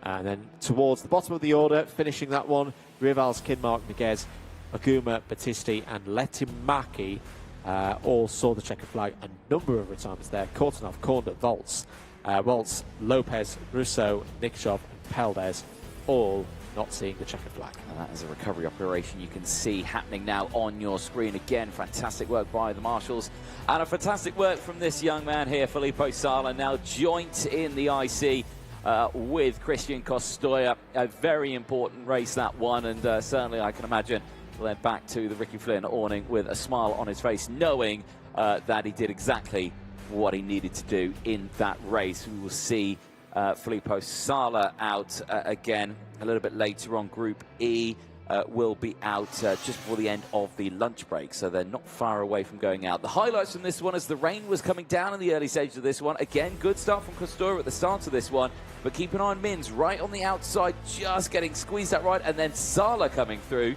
just pipped him onto the outside, and then there was the spins just in the background there. 3 retirements at the end of lap 1 on turn 1 as well. Yeah, Xiao was exiting the stage there through turn number 1 in I think just too many karts all going for the same piece of road for the grip out there. Peldes and Nikishov would also be out on lap 1. In fact, Russo as well. It's 4 drivers who didn't make it round at the end of that first lap. But Costoya was looking good in the early stages, but then would come under attack. Sala down the inside of the 2.5 of Hugendorn. That was Sala going through into 3rd place. There out of the race was Mero Peldes. Yes, so Mero Peldes also not making it round there as well. That was the 2.15 having a spin. That was Waltz, wasn't it? Luke Corner, apologies, but Waltz would also have problems in that moment. 2 of the Forzas moving down the order. This was the key move though, Anthony, down the inside. Sala on Costoya to take the lead of the race. Yeah, it certainly was. Well timed, well calculated as well for him. So a great run all the way throughout that race there as well. Alexander Kortunov out of the race. Big dive down the inside here for Sebastian Mins. I think well delivered there for Mins at the end of that race, gaining those positions with 2 very well calculated moves, wasn't it? Yeah, it's been working on the overtaking and is delivering for RFM right now. This was a brilliant moment between Kalija, Hugendorn and Iskender Sulfikari. All of them trading positions back and forth, 3 wide in wet conditions. This is why this championship is the pinnacle of single gear direct drive karting. The best drivers in the world showing their stuff here in France. They really are. Again, the brilliant moment here for Sebastian Minz going wheel to wheel with his teammate, but their fellow other teammate as well, Filippo Sala, taking the win at the end of that race. Well, we're already kick-starting with the senior category for Group C and E. They're out on circuit and already starting their formation for this one. It's McLaughlin from Turney, Werrell on the second row of the grid with Marty Rittinen alongside. Aaron Garcia and Mark Dubnitsky going from row 3, from Anatoly Kavalkin and Andy Consani, Timo Ramikas and Dominic Simic on row 5 with Mies Huben and Judith Peschel on row number 6. Moving on to row 7, Guy Albag and Roland Coclain, Hugo Marti and Michael Adair on row 8. Emily Koivisto has had a tough weekend so far, starts this one on row 9 alongside Lewis Francis, Nico Lachnalate and Murillo de Roca on row 10, Vegard Clementson, Marcus Shilkunas on row 11 towards the back of the field, Stepan Antonov and Bernardo Bernaldi on row 12, Jensen Graham on his own on row 13, 25 karts in the field. Well, I'm going to say it's actually only 23 because Anatoly Kavalkin and Nico Lachnalate have not come out onto the circuit, and Nico Lachnalate was the same for him yesterday, I think. He left the pit lane late, but then I think he did cross the line later on, so I think he just didn't start. But this time, they're not clocking up at all, so either they're out on track, we just don't know that, or they are not out there. Indeed. So the field rounding turn number 12 then, getting ready for this race. How are we looking in terms of formation? Not bad. One of the better runs. I think we've got all karts out on track, all in one big group. Are we going to be good for a start here? 12 laps once again for the senior category. For the OK class, lights out, we go racing. Oh, not a good start at all for McLaughlin. Oh, he's got a problem, hand in the air, and falls down from pole position all the way to the back of the field as one of the CRGs running a bit wide through turn number 1. But drama straight away for McLaughlin, who had drama in his qualifying yesterday as well, was fastest in his group, but didn't actually see the checkered flag due to an incident in the wet conditions. Well, that really is a change of things for the Irishman. It's Joe Turney who once again has come to lead this race. Yeah, brilliant start again for Turney. Like you say, he's capitalised on McLaughlin having that issue. So this has really just gifted him the lead of this race in the early stages. Great start again as well for the drivers behind Lewis Werrell, Mark Dubnitsky, I think, having a good start. Dubnitsky there in second place. They bounce over those curbs as well. You can see the Birrell coming through. Marty Rittinen, another brilliant start, as well as the Sodi kart coming through as well. That is Andy Consani up to P4. That is a brilliant start from P8. And we've seen with Consani this weekend, he builds into these races. He's a very much a second half of the race driver in terms of where his peak performance comes in. Off the track. Is that on the top 10 having a moment? Aaron Garcia was down the inside of Consani for 4th place. But sky's brightening again here as who's moving down the order? It was Mies Huben, I think Guy Albag, who dropped down the order a little bit there. They gained positions, but I think they lost them again. So I think they were the drivers who ran a little bit wide there. Yeah, so Joe Turney goes back up to the top of the live points, 150 out of 150. But Mark Dubnitsky looking good in this race. He's fastest of anyone through sector number 2. The CRG performing well in these conditions. Is this the next story to be told here this weekend? Turney is going to have to work hard for this one. He really is here as not a great exit there for Marty Rittinen. Under pressure now from Andy Consani just behind.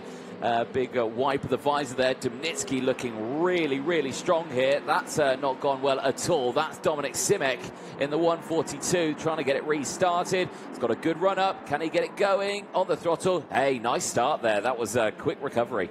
Yeah, very good recovery because I think he slipped on the initial push away as well. So good effort from Dominic Simic to get back in this race.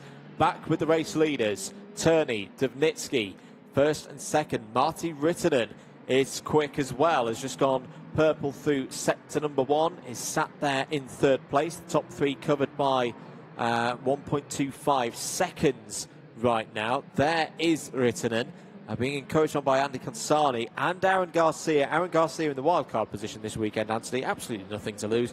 Out there going for race victories. It's not going to be a factor in the championship, has looked pretty quick this weekend. He certainly has, yeah, really been up in that sharp end. His starts have been consistent as well, positioning himself in a really good spot. And he's there in P3 right now. He's no longer under pressure from Consani. He's managed to open up that gap a little bit more.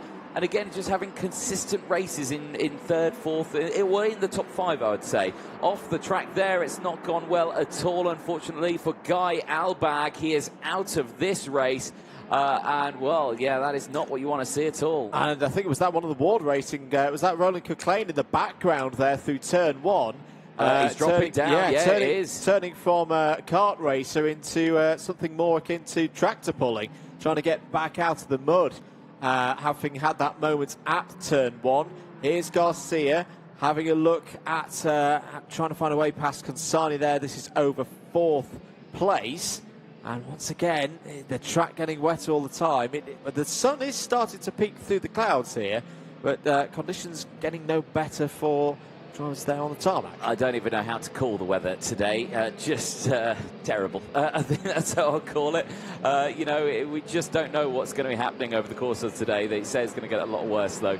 We'll see what happens. Here's the race start, and that's a scary moment there for McLaughlin, because he knows the spray, he knows the smoke is there, he knows that he'll be unsighted from the drivers behind.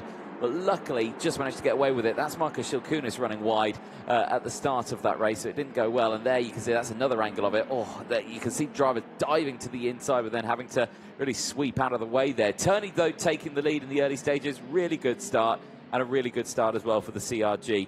Dubnitsky, who's there in 2nd place now in the early stage of that one, defending from Rittinen, who was trying to go for P2. It was indeed. On the live feed, Joe Turney. Is he pulling away, or is he being caught? He's pulling away here. He's into the 1 minute 3s. 1 minute 3.849 for the race leader.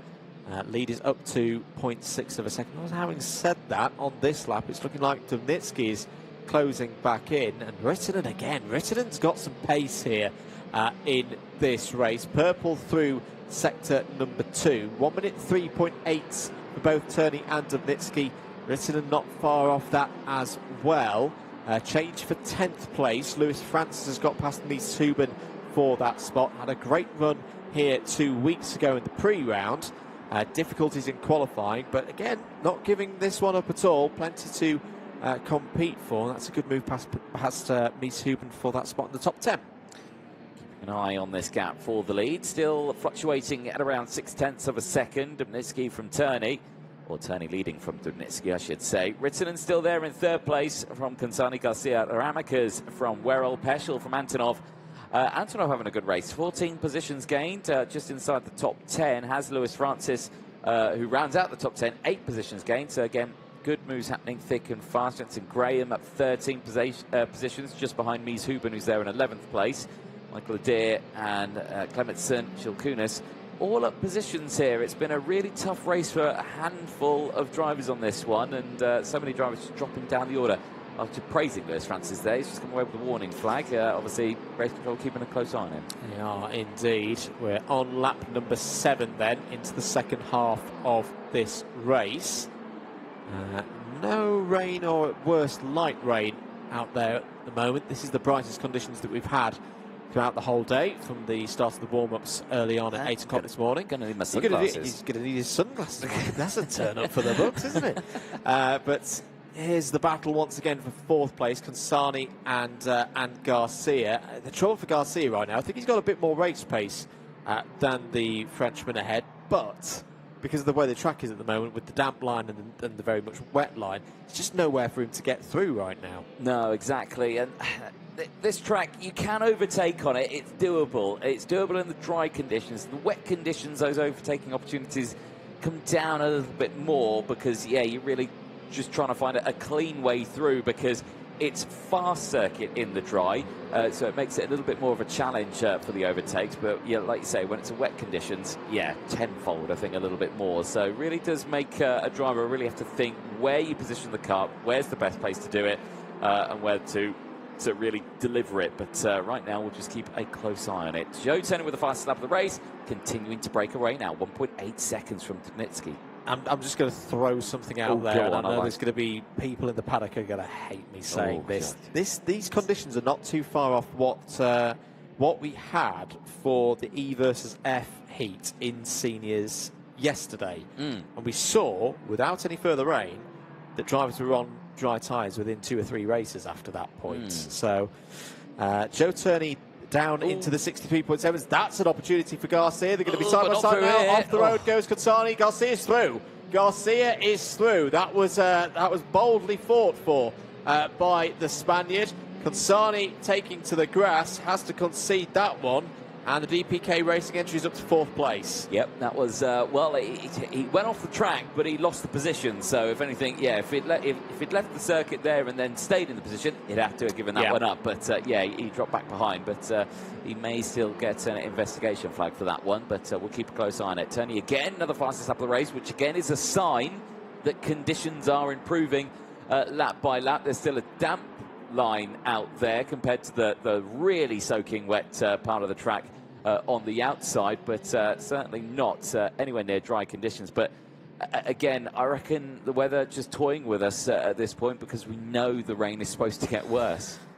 That's what the forecast was telling us earlier on today. We're on lap number 9. Joe Turney still leads this one now by 2.5 seconds ahead of Mark Dubnitsky.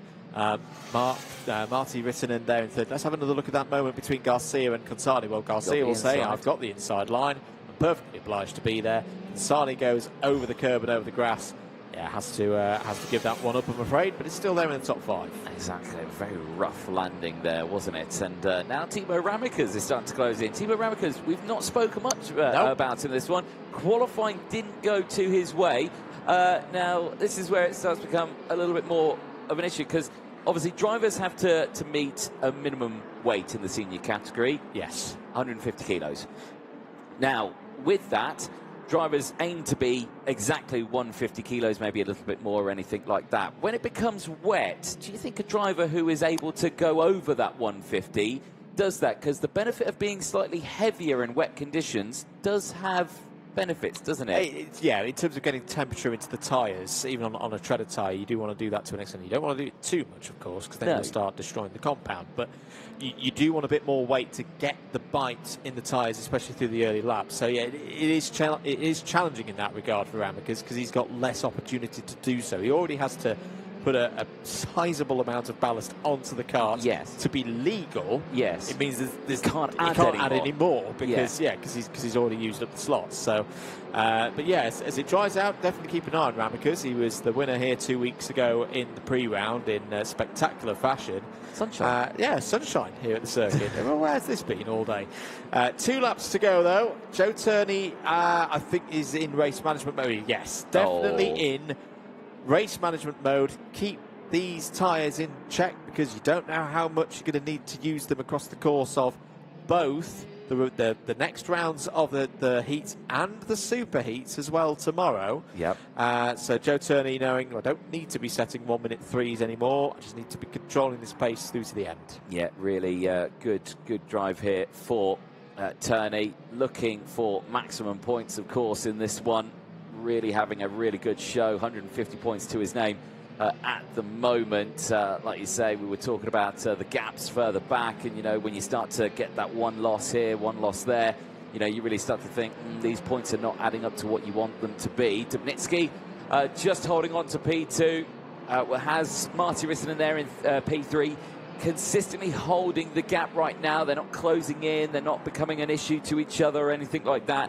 It's just 1, 2 and 3 driving to the end of this one in these ever bettering conditions, I would say, at this moment in time. And there again, another shot there, just Turney trying to cool these tyres down now, because there is a definite damper line that's forming than the absolutely sodden part of the circuit right on the outside. Certainly going to make it interesting for the next one, because if the rain holds off, I reckon, yeah, again, I'm going to allude to what you said earlier on. They might hate us both here. Could be on slick tyres if it doesn't start raining again. Indeed. Well, this result is going to elevate Joe Turney back to the top of the intermediate classification in the OK class. He will not be beaten through 3 rounds, 3 races, 3 victories for Joe Turney. A maximum of 150 points on the board. A brilliant weekend so far for the driver who started things here in Val d'Argenton in second place in the championship standings. It's going to be a bit of an effort to take the lead through this particular phase, but right now he is closing down Gabriel Gomez. Dubnitsky in second place, another strong run for Martti Rittinen in third. Aaron Garcia fighting through to fourth place. Andy Cassani, another top five for the driver on home soil. More reasons to be pleased in the Sony Kart awning. Timo Ramika's the first signs we've really seen of him getting back to the level of performance from 2 weekends ago was sixth. Lewis Werrell in seventh. A quiet race there for Werrell. Does lose a number of points, but 120 points from a possible 150. Not a bad start for Werrell.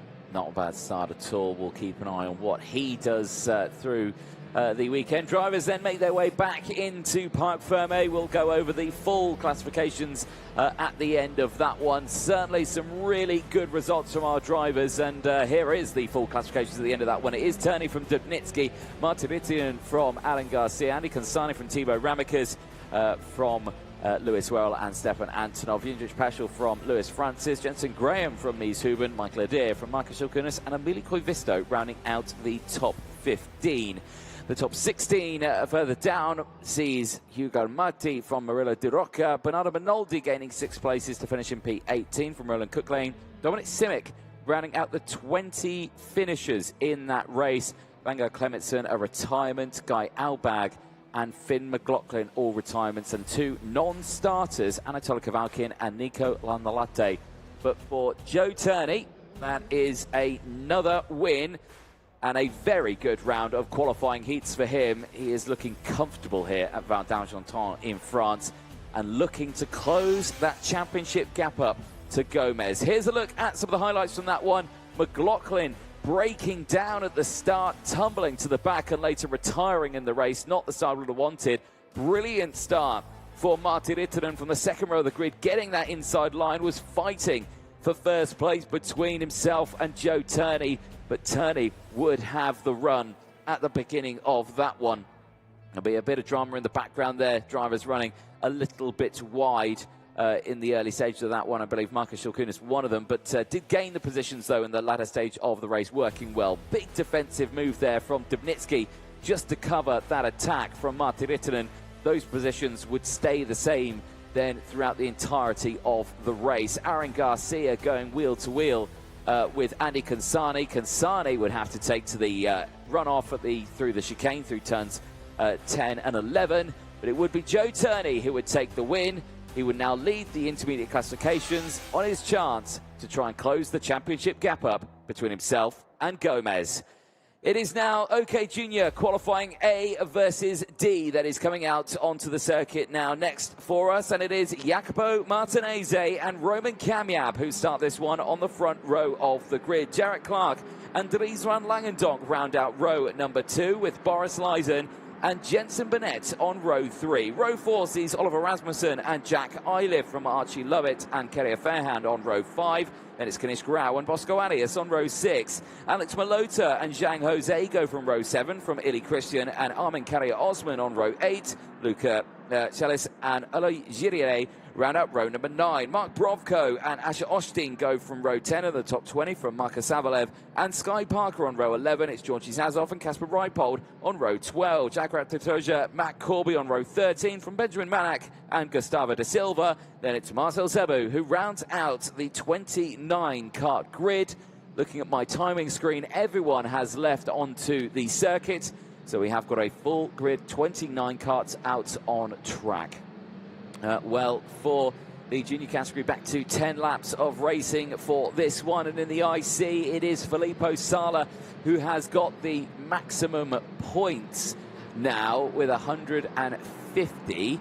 So something tells me there has been a change of something happening out there on the points, because those results were slightly different earlier on, because it was Sala and Costoya joint on 144. So what has happened there to make that IC just that little bit more different? Keller, though, third from Cachet, Andriotis, Mins from Bolovsky, Kalija, Volts and Greek the top 10 in the IC. That will, of course, change when this race gets underway. Drivers making their way around the track. Conditions, again, pretty good. Sun was shining through the clouds there. You might have to, I say, get that sun cream ready because it's looking very nice out there, despite the fact that it's still a soaking wet circuit and we are nowhere near dry conditions. It is certainly going to make it interesting, though, going into the next few races. If it stays like this, it is looking to be a good second half of the day, and that was a worry going into the second half of the day because there was a lot of talk about the weather forecast. It was looking like there was going to be more rain coming and forecast at the end of the day and everything like that. We were really worried about what was going to happen in the second half of the day. But right now, well, I don't think anyone's worried right now. We're just getting on with it. Yeah, cracking on with the programme. It's pretty similar to what we saw yesterday. The wind has got picked up as well, which is key. Right, are we good to go? No, we're going to go around again for another formation lap. But yeah, it's similar conditions to what we had through free practice and through timed qualifying yesterday. And we saw as that carried on through the course of the afternoon session and getting into the first set of heats that it did dry out pretty quickly. It did. It took 1-2 heats. That was it. And we were on slick tyres. And it wasn't like half the grid went for slicks, half the grid went for wet. Everyone went to slicks straight away. And we saw how quickly the track dried up. So, again, it's just that little shake-up. The problem that they've had from today than what they had yesterday is that there was a lot more rain today, and that means it's held in the grass a little bit more, and that means it keeps seeping onto the circuit a little bit. That's keeping the track wet more on the edges, so it's not drying as quickly as it did yesterday. But do not get me wrong, it is still a much drier line that's starting to form on one specific part of the track. My arbitrary measure, highly scientific, is the puddle on driver's left on the initial part of turn 1. Yeah. On the line is going in the right direction, but that puddle's still quite significant in comparison to what we saw yesterday. So, yeah, I think you're absolutely right there, Anthony, that it's on the racing line, actually getting quite good, but it's still quite treacherous off it. So your scientific method there, puddle size bigger means more water. I agree with that one. That's another false start that you can see coming on, which is why the rate at which that puddle's dissipating is slower than we had yesterday. That's a slightly more scientific way of putting it. Exactly. And you can see there Pasquale Lupoli underneath his umbrella that was very kindly placed. A sponsor that you'll be very familiar with. I'd describe that as a parasol. Yeah, from a certain movie you might like if you're a motorsport fan, sponsoring one specific French driver in that film. Fantastic film, that one. But yeah, he's hiding underneath there. It's still not raining. The sun has gone away. We've been praising the sunshine a bit too much, and I think the weather lords have descended on us again and have decided that, yes, okay, you're getting a bit too happy that it's drying. Have some more rain. It shows just how much of a challenge it is this weekend for everybody working here at the circuit. Jacopo Martinez starts this one from pole position. Roman Kamiab alongside, or due to be alongside on that front row. Very interested to see how Kamiab gets on in this race. Been strong so far this weekend. Jarrett Clark needing a strong result as well, has had difficulties in the races so far here in Val d'Argenton. Looking ready to go into the tram lines once again. Lights go out, green, and away we go for 10 laps in OK Junior. Good start for both drivers on the front row. Kamiab checking straight across to P2 as off it's the gravel. 2, 3, 4 karts in trouble, including the 255 of Casper Reipold. That was the Tony kart off in the gravel. I think we've had a non-start for Benjamin Magnac. We saw Magnac have a significant off earlier on in the day. But for Martinez, it's a good start, also in trouble. Mark Brovko again, Jaguar de Trojas off, and Georgi Zazov are all delayed through Sector 1. Casper Reipold also part of that incident at turn number 1. They're trying their best to get it restarted. There's 2 marshals dealing with 4 karts there. It makes it a little bit more of a juggling act to try and see who is good to get restarted, who isn't. And as off goes Brovko again. Oh, blimey. That was a plain white helmet about 10 seconds ago. I think that was a jammed throttle because he was trying to get it going around the corner and he just shot off the track. So it's straight into the puzzle. That is a disaster. He's back out of the race again. Well, we cross the line and we get going racing on this one. It is Martinez who leads the way from Kamiab, Leisen from Van Langendonk as they go in through turn 1. There are still yellows at turn 1, of course, with that now second incident for Brovko. So really strange that one there as the field continues on. The battle for fourth place, Jarek Clark and Van Langendonk piling on the pressure to each other. There's another card off there at turn 1. It's the 233 that's gone off. That, or 223, sorry, I should say. That's a little bit further down the order. That is Gustavo da Silva, unfortunately. Yeah, so we're down to 24 runners in this race. One of the Saudis looking down the inside of that. Canis Grau trying to come up through the field. Had a difficult run yesterday. He was P30 in the first of his races. But Canis Grau is familiar with these kind of conditions with his background of racing experience. And at the moment is quite nicely there in 8th place.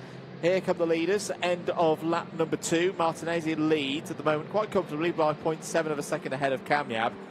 Boris Leisen again, a really good run for the Polish driver up to 3rd place. Luca Chalet as well, the 691, has up 6 spots to 11th, biggest mover in this race of the whole field. Matt Corby up 11 into the top 15. So, well, still the top 3 stay the same. Martinez, Kamiab, Leisen. Then it's the trio of Forza racing cars just behind. Jarek Clark, Archie Lovett, Andries Van Langendonk. If ever there was a green light to say, please work together and close the gap, it's right here, right now. But they are struggling a little bit in the background. You can see the huge pack coming through. Yeah, you see what I mean? I think the throttle jammed open there because you see it just went straight on and the wheels were spinning and he got covered in mud there. Oh, that is... well, I certainly wouldn't want to be the person who has to wash that race suit after this race. I always like to try and look for a positive with these things. I can't at that one. That's just all bad there for Mark Brovko. No silver linings at all. Here is the, well, I wouldn't say battle for second place, because, as you say, Anthony, they needed to work together to close into Martinez right now. Leisen does look to have a bit more race pace right now on the Sodi karts. He's able to take those tighter lines to the corners. Understandably, because we've seen the Sodi karts be very strong here this weekend. You know, understandably, again, big branding, the big arch kind of gives it away that maybe Sodi has some knowledge of this circuit. But yeah, they have been really proving themselves in this, trying to push themselves forward in this. But yeah, Leisen struggling to get past Kamiab. Again, Kamiab with the Ricky Flynn Motorsport team have also been on it with their setup. So that makes it a little bit more challenging, I think, for Leisen here, because he's got, yes, he's got a good setup, he's got a good wagon underneath him, but so's Kamiab, and well, so is Martinez. He's in a Kart Republic, and we've seen Kart Republics be really strong here as well. So it's a real shake-up. Everyone has been really putting in some good performance. So it just makes it everyone on a balancing act here. 2 very different lines there. Oh, that is Leisen going, I need to cool these tyres down. Look at that track. That looks really dry out there now, doesn't it? It looks drier than we had in the previous race with the OK seniors. They're running mid 1 minute 4s and in the low 1 minute 5s right now. So yeah, for the OK junior pace, this is getting closer now to that transition point. Just for an example, in terms of the pole times, as we're having a look here, that's Jarrett Clark in the 260, holding on to 4th place at the moment ahead of Archie Lovett. In dry conditions, the delta is about 1.2 seconds between the OK juniors and the seniors. So the fact that they're doing the same lap times right now would suggest to me the track's got quicker by about 1.2, 1.5 seconds since the previous race. And that's going to be putting the tyres, the tread of the tyres, under a fair bit of pressure right now. We're on lap number 5, and if this is the race where things start to turn, yeah, they only get 1 set of tyres. I tell you who else is not good for, anyone who was in Group D. This is pretty much the same scenario that they had yesterday with a drying track, and now they're having to go through it again. Yeah, today that was a big moment for Archie Lovett through the chicane on that one. Took a lot of curb and then it went sideways out of the corner. So again, chopping and changing all the way throughout. We are halfway through this race at the moment. We are on lap number 6 right now, and still no change in the top 3. Eyes are on this battle here. Jarrett Clark, Archie Lovett. And it's Alex Malota now that's starting to come into play here. Malota trying to get down the inside, was wheel to wheel there with Lovett, not able to get it alongside. Malota with the Hangman Racing outfit there, you can see just coming through. Really smart livery there coming through. Looks very quick. Sharp lines there. Nice big colours going through. Looks like a threatening livery you wouldn't want behind you right now. And really piling on the pressure here to Lovett and to Jarrett Clark as they make their way out of turn 13. Back onto the start-finish straight. Celis still just behind as well. You can see him in the blue and white Celis Nicholas chassis there just coming into play. Sala then leading the IC. Now remember when we were coming into this one and it was Sala and Martinez, not Martinez, Sala and Costoya who was joint on points. It's changed. It's changed. So what happened in that previous race for that to change? I will go and investigate. I'll let you find that out, that sir. Archie Lovett now under investigation. So race control keeping a close eye on him. And again, possibly speculation, maybe for track limits as he sends it down the inside through turns 5 and 6 and moves up now into P4. And that's brought everyone back into play now. That has brought Celis back into it. Malota's there as well. Celis down the inside of Malota, gets through, and Malota, he got caught out wide on that really wet part of the track now. And he's tumbled down just that little bit. He's only lost the one spot, but he's lost a lot of time there from the battle ahead of him. Through turn 13 again they go on to lap number 8 we're on, and still really close fighting here between the drivers in this top section. A little further down in the order, this wildcard here from Lucas Ellis here, really good showing at the moment, looking very strong. 11 positions gain and a big send, or is that too much of a send? Did he outbrake himself? No, he didn't. That was absolutely superb. A huge lunge on Jarrett Clark there, and moves up into P5 now. That's 12 places gained. Looking really strong here is the Frenchman. A look further down, more positions gained further down in the order. Jack Hardiff dropping down. Matt Corby gaining 11 places in this one. Sky Parker up 4. There's been more retirements, unfortunately. Eloy Girardet also a retirement, so finishing now in 24th place. So a big shame for so many drivers in this one, and there's actually quite a pile of karts at turn number 1 now, so they are closing in. We're on lap 9 now. Only a handful of laps to go in this one, and Martinez leads the way, but Kamyab starting to close in now, Andrew. Is indeed. Semi-speculating at the moment. I think there may have been a post-race penalty or results change for one of the earlier races that's promoted Sala back up to a race win. So not the race versus Costoya, because we saw him take the checkered flag on this one and on that one, and the same yesterday. We'll confirm that to be definite when the news comes in. That's the only way I can imagine that it's happened. And Mins, who did cross the line in that race against Sala first, was under investigation. So there you go. So we'll confirm. Exactly. So that really changes things up just that little bit more. Right, race coming to an end on this one. The rain holding off right now. Again, what do we think? Tyre-wise, we're definitely wet for the next couple. There's no doubt about it. But it's starting to get like that now, isn't it? It's starting to change. Yeah, I think we're not maybe a second, 1.5 seconds in terms of pace off being confidently able to go for a slick tyre. Remember, but the bigger question for me is what damage are the drivers doing to their wets in the intermediary? I don't think too much, because it is still wet on that line. So the tyres are still working. It's keeping the temperature cool than what it would be if it was an absolutely dry line and they're on wet tyres. And again, they've got the option of going to the opposite side of the track to really cool things down. The problem is that the start-finish straight now, it's just all damp. There's no real standing water unless you go through one of the corners. So real shake-up for this one. But this man here, Jacopo Martinez, we've not spoken much about him in this race, but certainly a really strong performance. Joint on points now with Costoya. He finishes in first place and he moves up to second in the intermediate classification at the end of this qualifying heat. It's Roman Kamiab who finishes in second from Boris Lyson. Archie Lovett from Lucas Ellis, the wild card, 12 places gained in that one, finishes in P5 from Jarrett Clark, Alex Malota, Jensen Burnett, Kanish Rao and Dries van Langendonk not having the race he will have wanted. The championship leader going into this one, falling down for a top 10 finish. Yeah, hasn't been absolutely in his sweet spot so far this weekend. So it's still points on the board. He can progress from there, and he's got to remember that there's more points to be won. The bigger points are all tomorrow. So if they can get on top of the setup, they've still got a good hope of leading the championship, as they did at the end of things in Valencia. Well, the drivers head on into pit lane. And a good weekend continues for Jacopo Martinez. And the driver of the 200 goes up to, as things stand, second in the intermediate classification, on a par with Costoya there.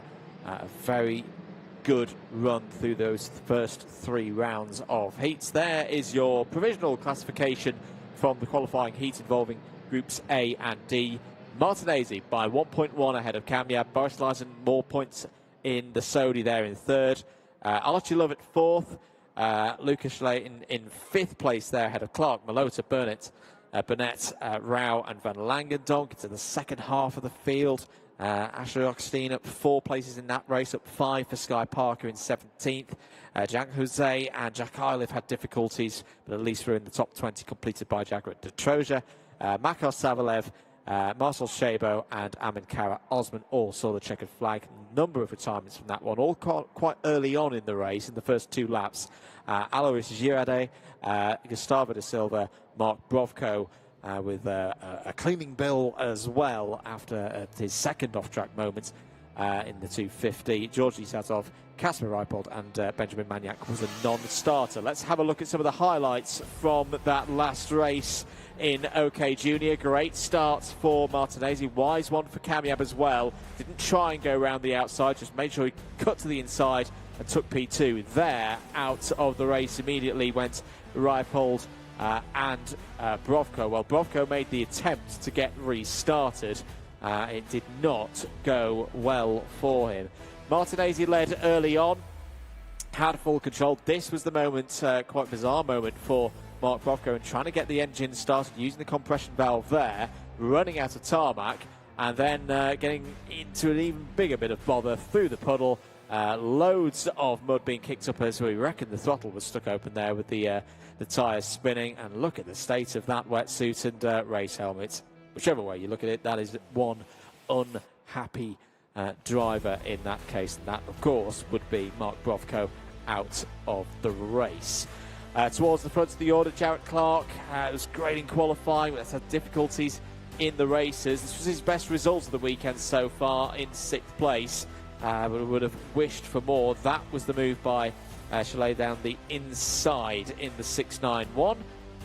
The wild card, the local here in France, having a good run into the top 5. But for Martinez, another race victory. 144 points on the board, well positioned going towards the lunch break. We're going to move on though, because out onto circuit now come groups A and D in the OK class. Let's have a look through the grid for this next race. On pole position, David Cosma Christopher, alongside on the front row Dmitry Matviev. Gabriel Gomez and David Walter go from row 2. Vivek Canthan has been quick so far today. Starts on row 3 alongside Sebastiano Pavan. Louis Iglesias and Jimmy Elias start on an all-French row 4. Davide Bataro needs a good result in this one. It's had difficulty so far this weekend. Starts on row 5 alongside Noah Wolf. Noah Montero and Elliot Kaczynski start on row 6. Shun Xiao Yu and Tom Dussault start on row 7. Kai Rillerts was fantastic earlier on today. Starts this one from row 8 alongside Kasper Henriksen. Leo Nielsen and Wojciech Voda on row 9. Len Naish and Ludovico Busso on row 10. Santino Panetta gained positions last time out, so we'll need to do so again from row number 11. Capo, you alongside in P22. Jean Carras and Peter Stiller on row 12, and then Dante Vinci and Gerasim Skulanov completing row 13, and a 26 karts field here at a decidedly mixed Val d'Argenton in terms of the track conditions. Puddle watch. It's pretty much gone now on drivers left through the initial part of turn 1. Definitely showing that the track conditions are improving. The last time we saw drivers in the OK category, in the senior class, out on circuit, we were seeing 1 minute 3s. A bit of news as well down from the pre-grid. David Cosmo Christopher is elected to start on the outside for this race in the 138. Also missing from the grid is Jimmy Elias. Yeah, what started out as a really strong weekend for Victory Lane just seems to be going away from them right now. That's a did not start for one of the home favourites. That means just Louis Iglesias on that previously all French row 4. 12 laps once again for the drivers. Quick reminder of the points situation as things stand. Joe Turney on 150, clear out front ahead of Bogato on 144, Bondarev 126, Werrell 120, Kansani 116, Hanna 113, Dubnitsky 112, McLaughlin, Garcia and Eichmann's all inside the top 10, ready to get things underway. Eyes on those lights, out they go, racing. Great start for David Cosmo Christopher, having switched sides, but look at David Walter coming around the outside. What a start for Walter, is off into the gravel there. Someone from the top end, and it was like Gabriel Gomez was running. I think it was one of the CRGs, but what a start for the number 112 of David Walter. Went round the outside from grid 4 and leads here on lap 1. It was Gabriel Gomez has got going again, Anthony, but lost about 5 seconds. Well, that is a huge disaster for Gomez. He's right at the back of this grid then. But eyes on this one just here as it's all kicking off. Matviev holding on to second place. But it's all going well here. Volta leading the way. I mean, what a start for Volta. He had such a dismal run 2 weeks ago. Back here now. So much stronger in these conditions. And we've seen him be able to come back from difficult moments before. He's got great spirit, the Danish driver. End of lap number 1, leads by 0.6 of a second. Matviev up to second. Pavan's had a good start as well. Another driver who had a difficult set of preparations for this second round of the championship, but we saw his quality last time out at Valencia. There it is again, down the inside, takes P2 away from Matviev. Here comes Cosmo Christopher once again. No, Wolves had a strong start there in the Van Amersfoort Racing by Birrell entry. Was in 5th place, now make that 4th. Back into 5th place. That's a battle with Davide Battaro that's going on there. Remember, Battaro needs a strong run. It's had 2 results outside of the top 20 and needs to get back in amongst it if he's going to be through to the final on Sunday. Down the inside, Wolf on Cosmo Christopher.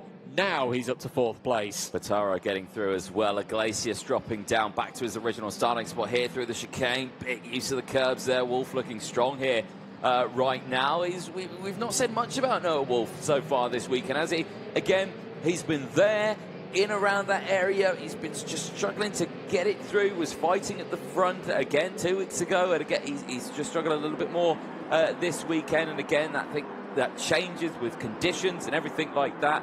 Everything has got either better or slower for some drivers this weekend, and for Noah Wolf, I think it's starting to get better now with these conditions. So things looking up here.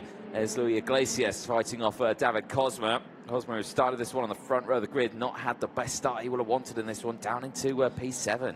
Indeed. On the comeback drive now is Gabriel Gomez. He's back up to 18th place now, has disposed of Jean Carras and Tom de Sol in that regard. That's always happening there. Wide goes Matviev, and Noah Wolf lets him back through. Yeah. That was exactly that. I thought he was forcing the move back there, but no, it looked like Wolf just really dropped it back there. Wolf was lucky to actually only lose that one spot to him there. He timed that perfectly. He is going to lose the second one now as Mataro is going to look to the inside here, goes through. Iglesias' teammate helps him through, and they both get past Wolf through turn 13.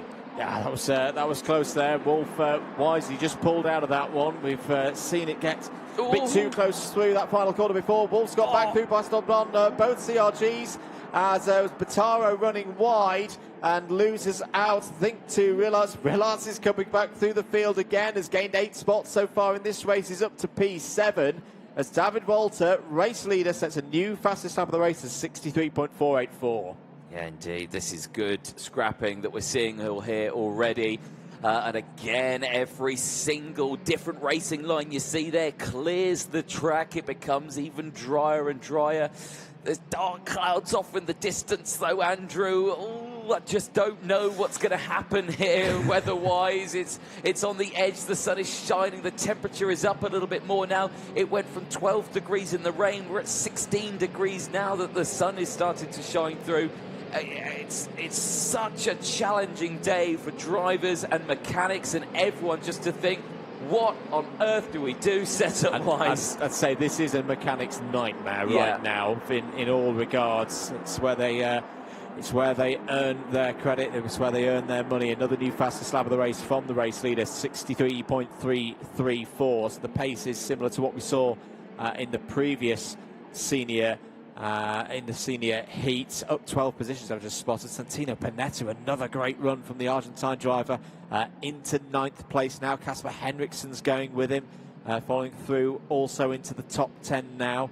No Montero fading down as there goes Wolf down the inside on Matviev. This time it does stick, and that's Wolf up to 3rd. Yep, that is nicely done this time around. That allows Iglesias to think, potentially, could I have a move in towards turn 12? He's going to think about it. No, he stays there just behind. Now you can see the safety car. It's Kai Rillards again. Rillards looking so strong here. It's 9 places gained.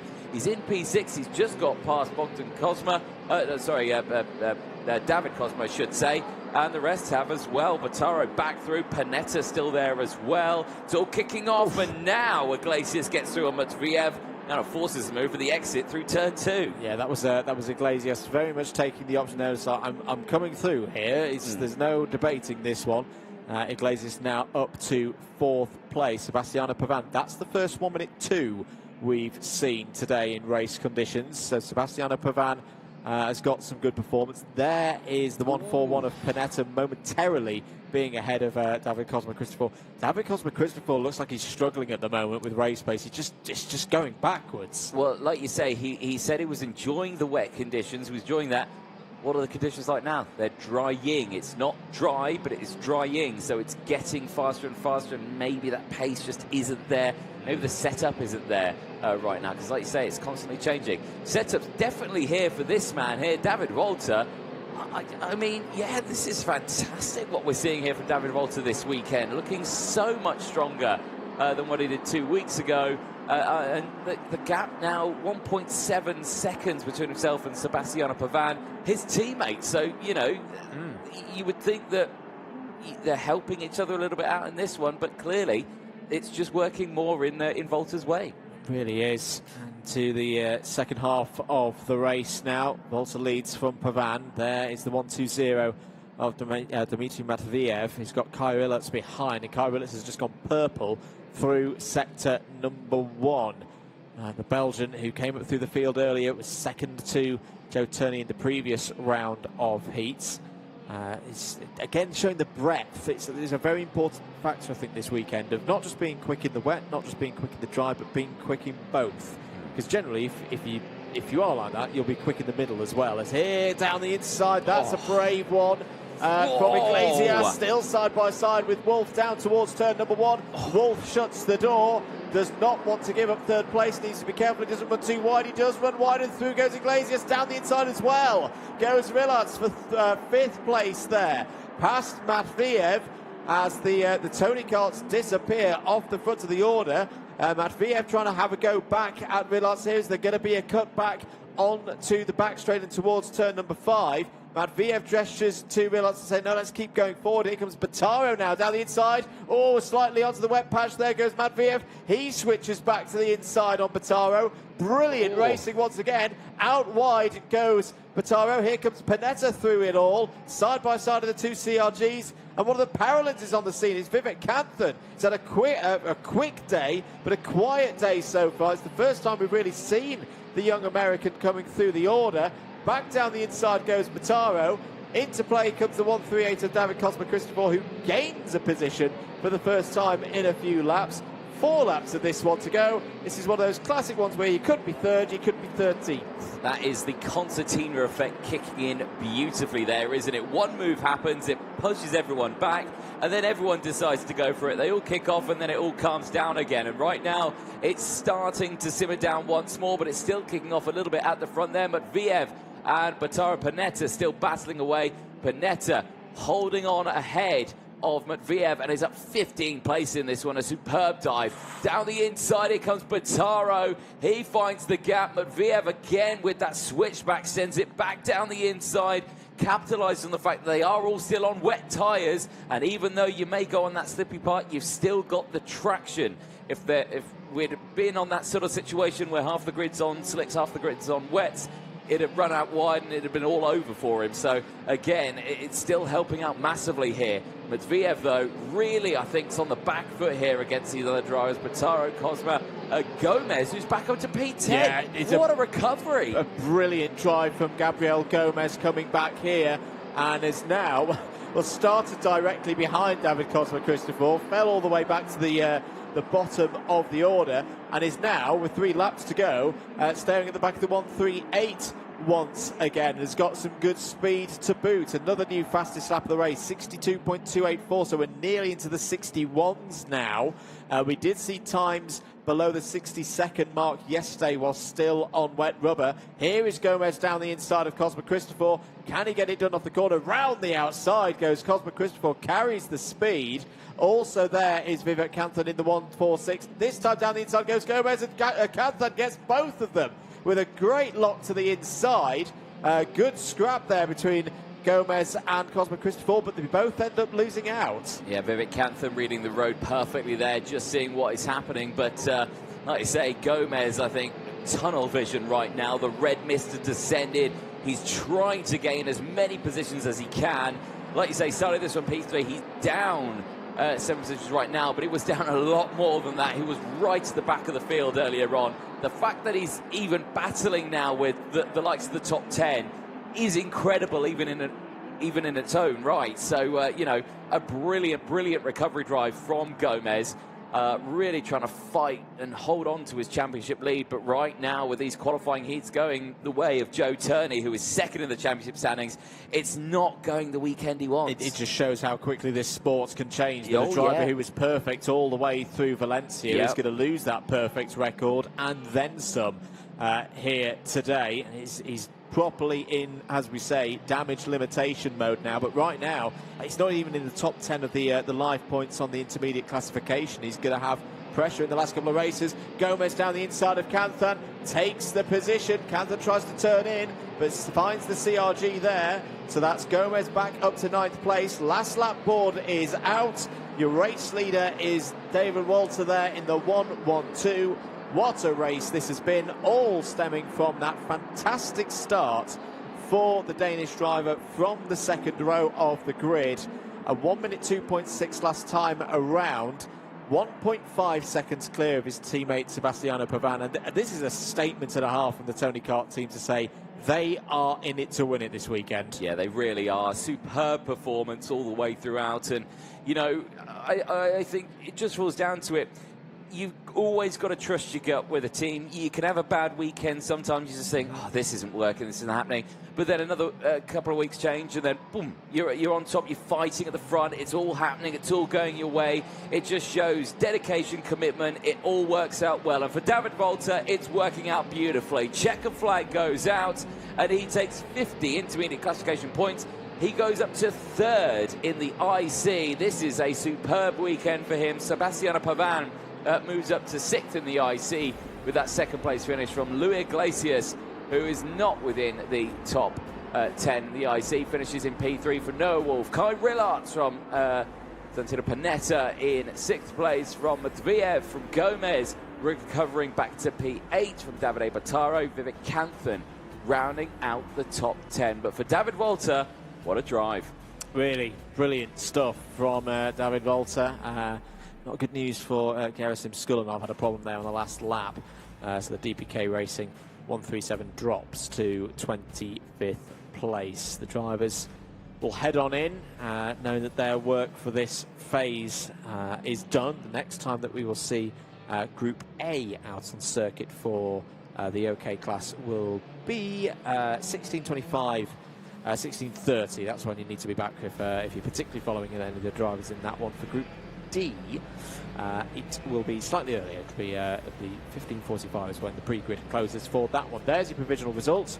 A 1-2 for Tony Kart. Volta from Pavan by 1.2 seconds. Iglesias strong again, top CRG in 3rd. Noah Wolf strikes back to finish P4 ahead of the impressive Kai Rillarts in 5th. Santino Panetta gained the most positions in that one, up 15 in 6th. Matveev, Gomez, Kanthan and Cosmo Christopher inside the top 10. Noah Montero held on to 11th ahead of Kasper Henriksen. Davide Battaro, difficulties again, finishes P13 in that one. It's not his weekend so far. Leo Nielsen and Len Neisch in the top 15. Sun Chao Yu in 16th. Elliot Kaczynski P17. Dante Vinci, Tom Dussel, Ludovico Busso all in the top 20. Other finishers in that one: Kappa Yu, Peter Stiller, Wojciech Voda and Jean Carras. But first of all of them, Anthony, David Walter, and it was all from this start. Yeah, look at him. You can see him on the outside there. Watch him all the way around the outside into the lead. No drama whatsoever. Superb start. They're straight off the track. I just want to check. That was Gomez, wasn't it? It was Gomez. Straight off, right at the back of the grid. We thought he was going to get bogged down. He finished P8. Can you believe it? What a recovery. It's just an incredible drive, and it's not going to be the one that wins him anything this year, but in terms of key drives, that could be one of them when we get to the end of this season in terms of the recovery. Tony Karts really were on form in this one. This was more like it from Sebastiano Pavan down the inside for 2nd place. Noah Wolf went on the attack as well down the inside. That was the 1-2-3 of Louis Iglesias, who would move up to 3rd. There was Wolf going past Matveev, but then thinking, well, I'll just let that go back through because there may have been a bit of a close moment between the two of them there. Then he made it count a few laps later. The same move, no contact, through on the 1-2-0, and Noah Wolf would in the end finish P4. It then really started to kick off. All around 10th place, the concertina effect came into force. Through came another one of the CRGs. Great drive once again from Santino Panetta in the 1-4-1, gaining 15 places in that one, Anthony. Yeah, really chopping and changing throughout the field. That was the big moment there for Wolf. With, I think, was that Iglesias? Yes, it was, going wheel to wheel. Iglesias not able to get the move done into the entry. Got it done on the exit, though, and then this is where I think, it all started to kick off, because then you had Matveev going backwards, Rillarts going through, then Rillarts on the defensive, Matveev going wide. Then it was back down the inside for the 121. Out on circuit as well. So again, it was just all very close in that section there. Battaro, who had dropped back down to 13th after battling right up there at the sharp end. Everyone closing in. Panetta was there. Vivek Kanthan then came into play. Then David Cosmo Christopher came back into play as well. There you can see him just coming in, as down the inside would go Battaro, and Kanthan would run out just that little bit wide. Again, Matveev trying to hold that defensive line, would get the switch back again, would go wheel to wheel with Battaro. That allowed, again, Cosmo to close back in.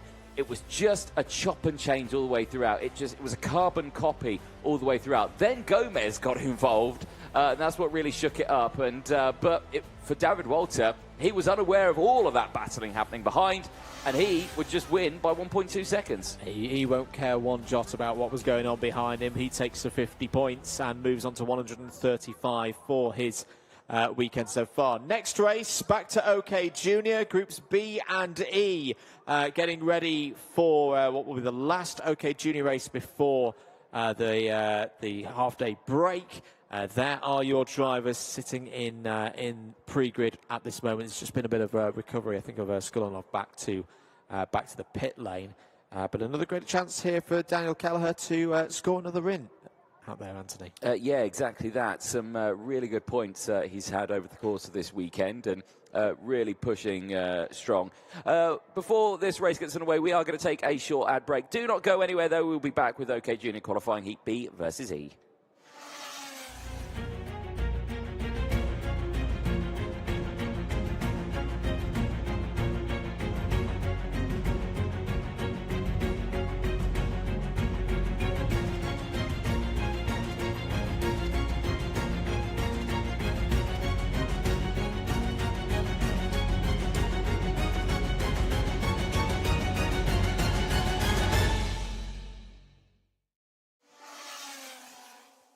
Welcome back, ladies and gentlemen. As you can see, the yellow light is now flashing, indicating we've probably got about 20 seconds before we see the green light. Well, in fact, 1 second before we see the green light. Green light is out, whistle blows, and OK Junior qualifying Heat B versus E gets underway. It's Daniel Kelleher and Paul Andriotis starting this one on the front row of the grid. Vladimir Vanikov and Sebastian Mins going from row 2. Rocco Coronel and Filippo Sala round out row 3 from Devon Waltz and William Kalisha on row 4. Henry Domain and Luke Corner round out row 5 in the top 10 from Tamas Gender and Remy Samchek. Then it's Andrea Mani and Arjun Kraling from Cole Denham and Nikita Nikishov in row 8. Nicholas Schaufler and Meryl Peldis starts on row 9. Florentine Hattemer and Max Endicott on row 10. Efim Durinov and Iskender Sulfikari on row 11. Look out for Sulfikari. He's made some great progress so far in races today. Marco Garston, Manuel Miguez starts on row 12. Maria Neto and Kazuya Guma on row 13. Sunanzi and Theo Battisti on row 14. Filippo Pancotti completes the 29 runners in this next race, as there is Efim Durinov in a bit of bother, having to wait for the track to be cleared to have another go at getting started. Yeah. Nervous times there for the 280. Yes, indeed. He's got to wait quite some time because the last kart will be the Sodi kart of Filippo Pancotti, who's going in towards turn 12 now. So he'll have to stay there. You can just see him right at the top of your screen now. Just wait to go. Then as he gets the thumbs up, one start. Right, well, there was the safety line, and your man just went clean over it. So, well, I think that's race done, I think, there for Efim Durinov, because you go over the white line for your mechanic. I think that is a straight disqualification off the top of my mind, but we'll query that. He's in the race, but something tells me I don't think he'll get a result from this one.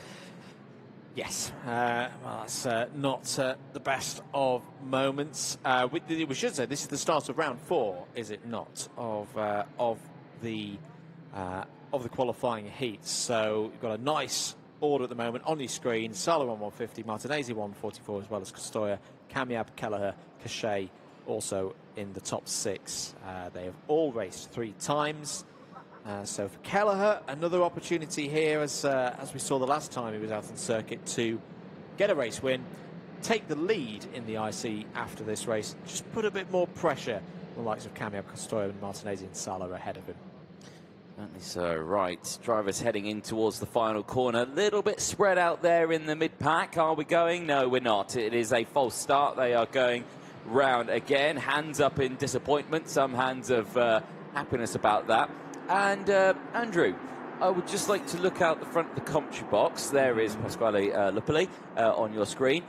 Does that look dry on that start finish straight to you? Looking drier. It's, well, no, I would say that was dry right in front of us here. It's got that lighter shade of tarmac.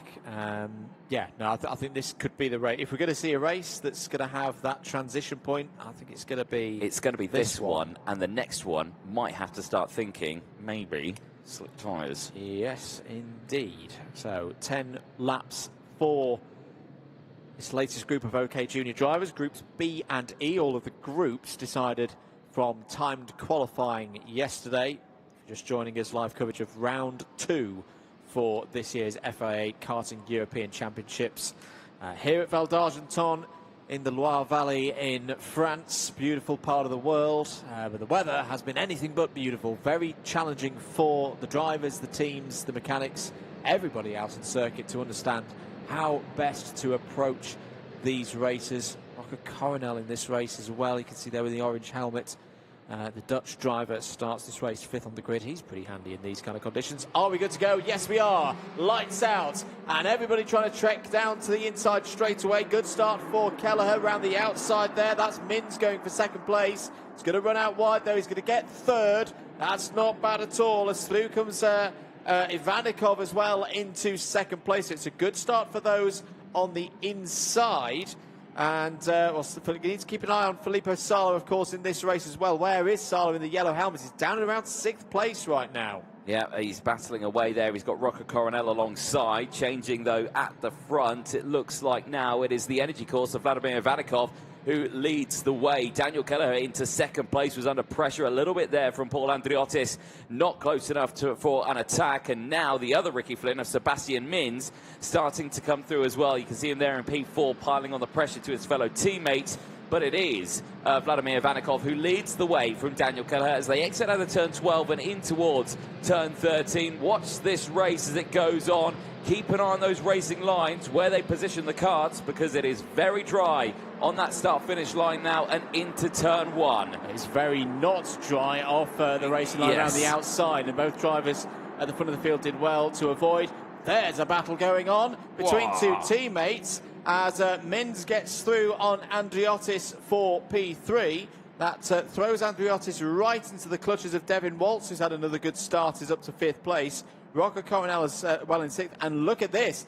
At the back of this group, Nicolas Schaufler. Tough weekend so far for the DPK Racing entries. Oh, as there off the road goes Waltz. Off goes Andriotis as well. Sala steps through, gains 2 spots out of all of that. I think Henry Domains is now trying to take advantage of things.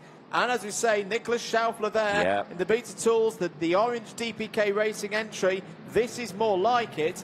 This is more like the Nicolas Schaufler that we saw in Valencia. Well, drying conditions as well, and, you know, really helping her out. You know, we were talking about earlier on, you know, with drivers meeting the minimum weight and doing all that. Nicolas Schaufler is obviously on the lighter side. His nickname is the Austrian Mouse. But this has all gone wrong here, though, hasn't it? So many karts off. I think it's this FM Duranov, Remy Samchek, Maria Neto, maybe even Marco Gas there as well. They've all tumbled down the order. And I think they're all out of this race now. So, yeah, not gone too well at all. Back here with the race lead. And, yeah, confirmation. Yeah, you can see there's a Tony kart there. There's a CRG. There's a Paralin. So, yeah, I think it's all those 4 drivers, unfortunately, out of this race. Possibly even Merrill Peldis, who's down into 25th place. If Merrill Peldis has another retirement, a disastrous weekend. Yeah, it's a big weekend over, I suspect. Weekend most likely over, not making the cut-off for those super heats. Back at the front of the order, Ivanikov leading ahead of Kelleher. Mins in 3rd. End of lap number 3. The gap is 1/4 of a second. Mins, hard work at the moment this for Mins, because he's on his own there. It's 2 power units versus 1 right now. He's got to do all the hard work as Mins to get back across that gap. And again, we talk about the tyres. How much energy, how much effort is he taking out of the tyres right now? Filippo Sala has just gone fastest of anyone through sector number 1. Yeah, indeed. Well, the race is happening. I'm doing my best to watch the racing. I'm watching this track because every second it gets drier and drier out there with every lap they go through. And I can see a clear racing line starting to form now. This is going to be disastrous for this group out here because we are predicted more rain and they need to look after these tyres, but then also they need to race fierce on this one. We're going to start to see drivers coming off that racing line now to really try and cool these tyres down because they will be heating up and shredding themselves now on these laps. Tucking in, you can see, no, taking the normal racing line. They're not coming off it just yet. But right now the times are coming down really, and we're going nearly sub 1 minute now in the junior category, which says everything. And this is what we saw yesterday. It was the C versus D race where the likes of Christian Costoya were setting sub 60-second laps. Yeah. That was the transition point for the next race. 1 minute. There's a 60.822 from Rocco Coronel. It is very close right now. So we're on lap number 5. Ivanikov leading this race. You can see the front end of the karts just doesn't seem to be biting round the corners as much as we saw previously. That's where the drivers are going to be suffering at this stage. Mins closing in, though. He's had a good first sector and a good second. Close enough for a move just yet.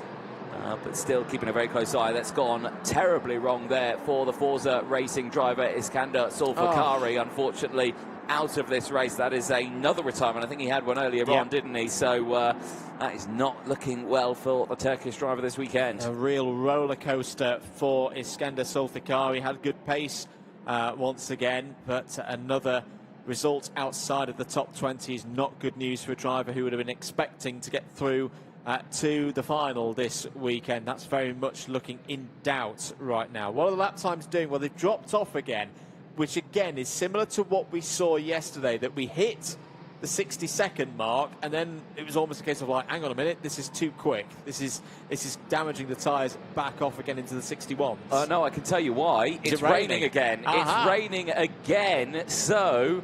Well, I can imagine now everyone who was scrambling and put their car on the grid and maybe went for slick tyres may regret that decision now, because it is raining out on circuit. I don't know if it's going to rain for a long time. We've seen the rain coming on and off throughout today. Is it going to rain for 30 seconds? Is it going to rain for 5 minutes? But all those dry patches I was telling you about have gone already, and the track is back to wet conditions once more.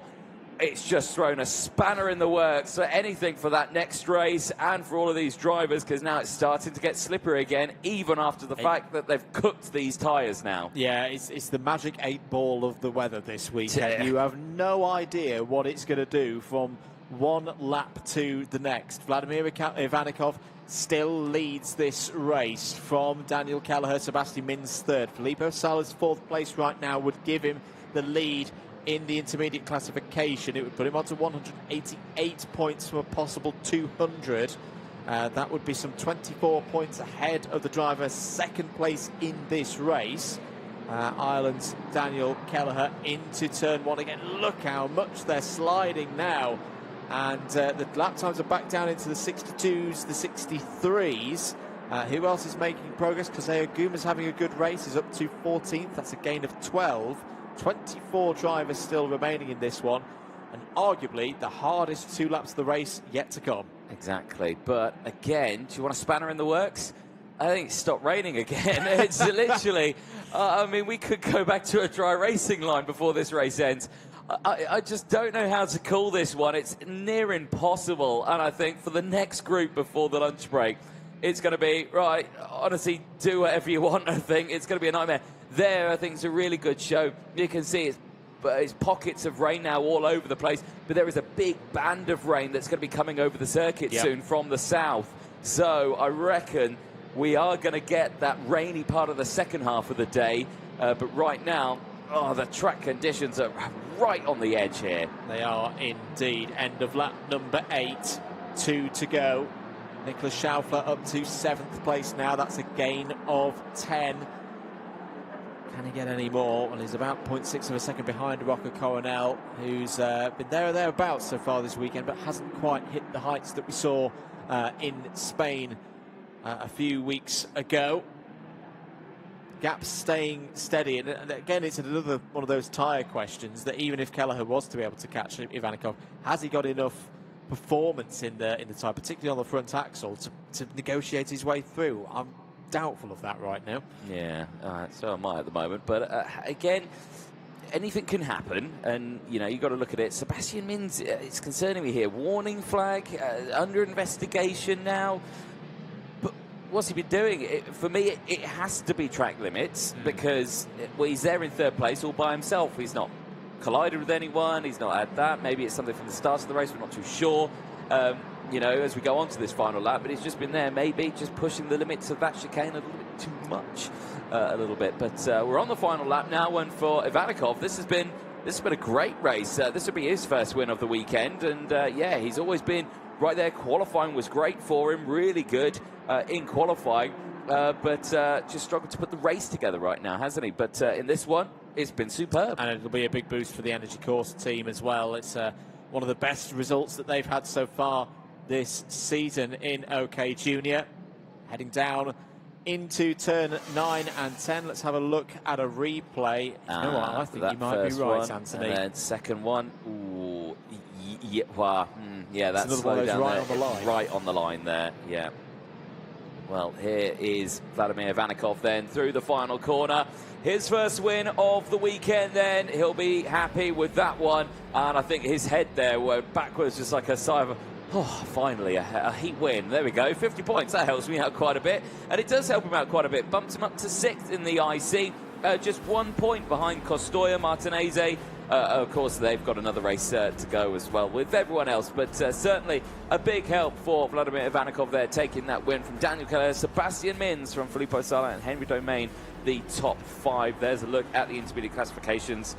Sala moving up, holding on to that one with that P4 finish. That is the first time that we've not spoke about Filippo Sala battling right at the sharp end here. He kind of stuck there right at the back. He did indeed. Sorry, my gasp there was Ivanikov running through the puddle. I think all the drivers are running through that now on the select down lap. Cooling the tyres down. Yeah, they really are. That was not quite at the heights that we've seen from Sala so far. But he's still in a good position. That's 3 wins from 4, 188 points. Still applies a good amount of pressure, I think, to the likes of Martinez and Costoya, because they've got to win to get ahead of him again in the IC. But it just shows again how close it is this weekend in OK Junior. It certainly does. Well, there's a look at the full classifications there. Vanikov from Kelleher, Mins from Sala, Domain Coronel from Schaufler, Korda, Volts and Andriotis, who round out the top 10 from Nikita Nikishov, William Kalija, Arjun Kraling, Kosei Aguma and Florentine Hattemer, the top 15. Big moves in that one. Schaufler and Aguma, 10 and 12 places gained apiece. Really good changes there. Cole Denham, Max Endicott from Tamas Gender, Theo Battisti from Manuel Miguez, Filippo Pancotti from Andrea Mani, Sonazi from Meryl Peldis, round out the 24 karts that finished the race. The retirements is Candace Ulfakari, Efim Dudanov, Remy Sanchek, Maria Neto and Marco Gast, unfortunately not completing their heat. Well, we'll have a look at the replays there. That picture there kind of says, oh, there are dark clouds looming, and I'm just trying to think which way south from our position, because that's where it's all coming from. I'll let you get your virtual compass out there for me, Andrew, as we look at the live pictures here from the back of Parc Ferme. Vladimir Vanikov just with his team there, just checking over everything, of course. All the results provisional, but a superb drive there for Vladimir Ivanikov. Here's a look at the highlights and how it all kicked off. Well, the start initially very good for Kelleher. Ivanikov there, right there in second place. Mins was on the outside going wheel to wheel with Ivanikov. He would drop down to third place and then later into fourth, as his fellow teammate Andriotis would get back up into P4. No change happened into turn 3, but here, down in towards turn number 5, just down the inside, that drier line kicking in, was able to get the grip, really helped out there, and that was nicely fought, and he would take the lead and hold on to it all the way throughout the race. That was the very heart and mouth moment there for Paul Andriotis, running very wide at turn number 3. And then again, the same thing happened a little bit later on with everyone trying to come through. Andriotis at the end of that one, dropping down to P10, but still a top 10 finish. Yeah, it's continuing to bank points off the back of a strong qualifying in the time sessions yesterday. This was the aftermath of how we lost a number of drivers across the course of that race. Turn 7 proving tricky for a number of the drivers. Yeah, certainly so for so many of them. Marco Gast, Maria Neto, Remy Samchak, Efim Dudanov, all out on that one. But it would go the way of Vladimir Ivanikov, taking the win at the end of B and E. Well, we head straight to the seniors next. They're already out on circuit for their final race before the lunch break, and then we go into the second half of the day. Let's go through the starting lineup. It's Matthias Morgato and Joe Turney on the front row of the grid. Looking forward to that race. Selim Mihran, Marty Rittinen going from row 2. Guillaume Bouzard, Mark Dubnitsky on row 3 from Javier Framidis, and Andy Consani on row 4. Zach Drummond and Dominic Simic ran out the top 10 on row 5 from Alpak Soy, and Jindrich Peschel on row number 6. Joseph Smith and Roland Coquelin need good drives here from row 7. Miguel Costa and Michael Adair on row 8. Stilianos Colarosa and Luis Francisco from row 9. Ivo Becerra and Murilo de Roca starts on row number 10.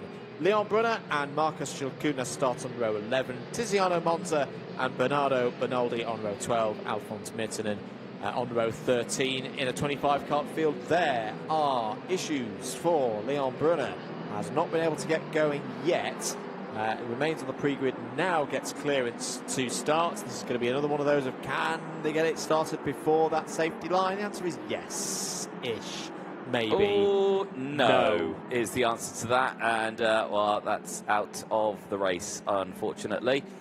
So yeah, well, if he can push it back and his mechanic can give it another push, maybe it's all good.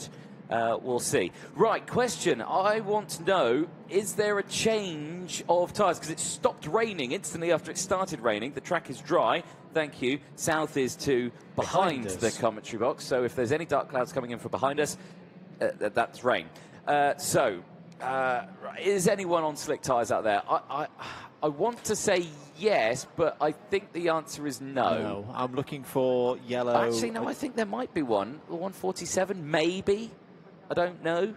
Not too sure. Right there, you can see Leon Brunner again waiting. He's got to wait for the whole pack to go through. He's not going to be able to start in his position here. He's going to have to start right from the back. Well, luckily, he was already a little further down in the order.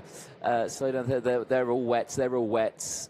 All wet. I think they're all wet, to be fair. They probably said to me, Anthony, what are you talking about? It's completely wet out there. We're not going on slicks. What are you talking about? Right. Are we going this time round? No. It's going round again. This gives Leon Brunner a chance to go through. This time, there we go. He gets going this time around. That's all good then. So that's all fine.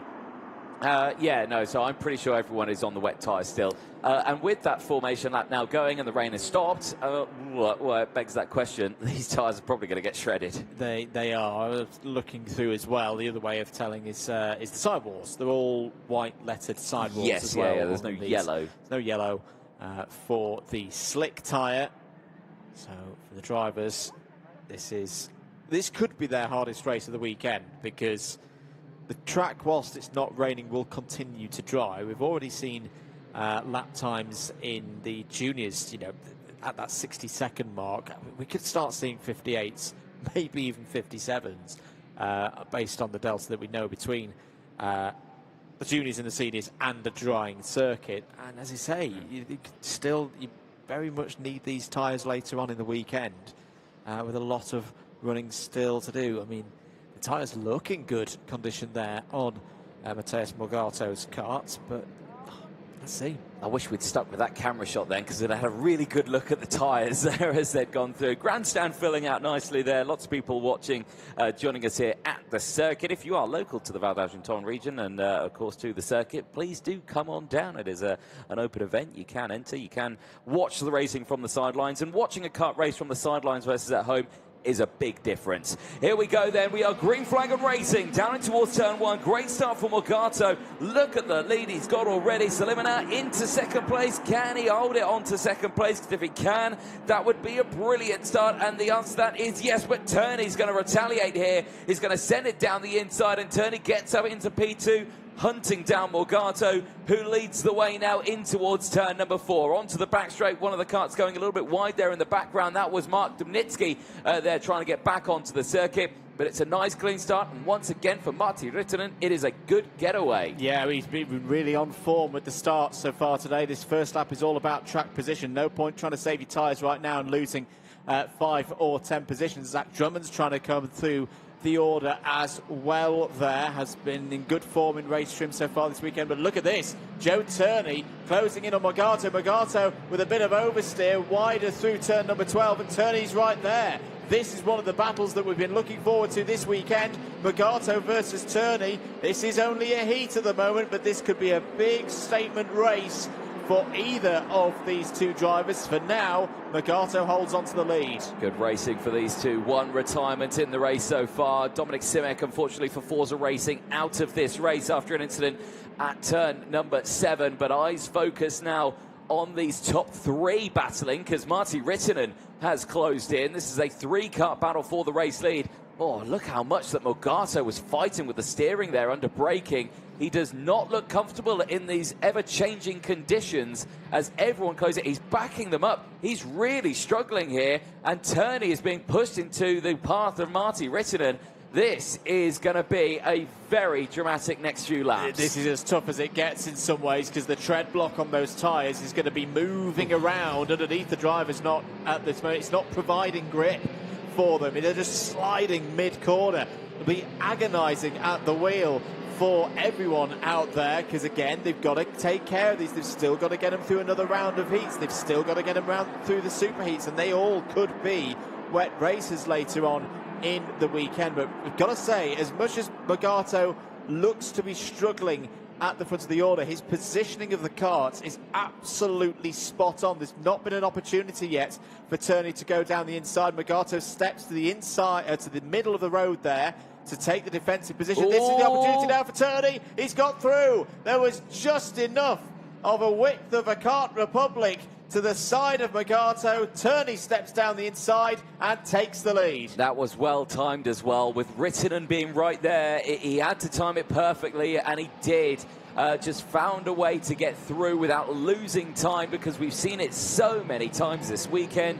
You try and go for a move, you end up losing 3 places. And right now, for Joe Turney, that worked out perfectly. Morgado still there in P2, though. Rittinen still there in P3. Then there's this battle here further back. You had Drummond, Kutsani, Alpaksoy, Avramides. And now you've got it all happening here. Yindris Peschel, Salim Hana. Salim Hana, who was battling for second place, is now all the way down in P9. What happened there? Yeah, real disaster at this stage. New fastest lap, Zach Drummond, 59.634. So we've gone sub 1 minute for the first time in racing conditions here today. How much further are we going to go? Joe Turney's just gone purple through sector number 1 at 15.123. Turney, who does a lot of work in terms of the driver development of the youngsters within the Kart Republic awning. How much data is he collecting right now for himself and others, the team as a whole,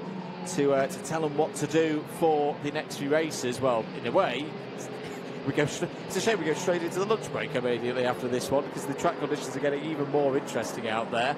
But Turney, that was a 58.837. The track is getting quicker, but at what cost? Yeah, well, a big cost to these tyres. And I think that the fact that we're going into the lunch break after this one, I think, is a benefit. And round, what happened there? Is that looked like a mechanical failure, because that, unless his rear tyres are completely gone, that car just rotated 360 completely on its own. Now, I thought a wheel had come off there, or maybe it locked up through the corner, because that definitely wasn't a slick tyre in wet conditions and lighting up the power.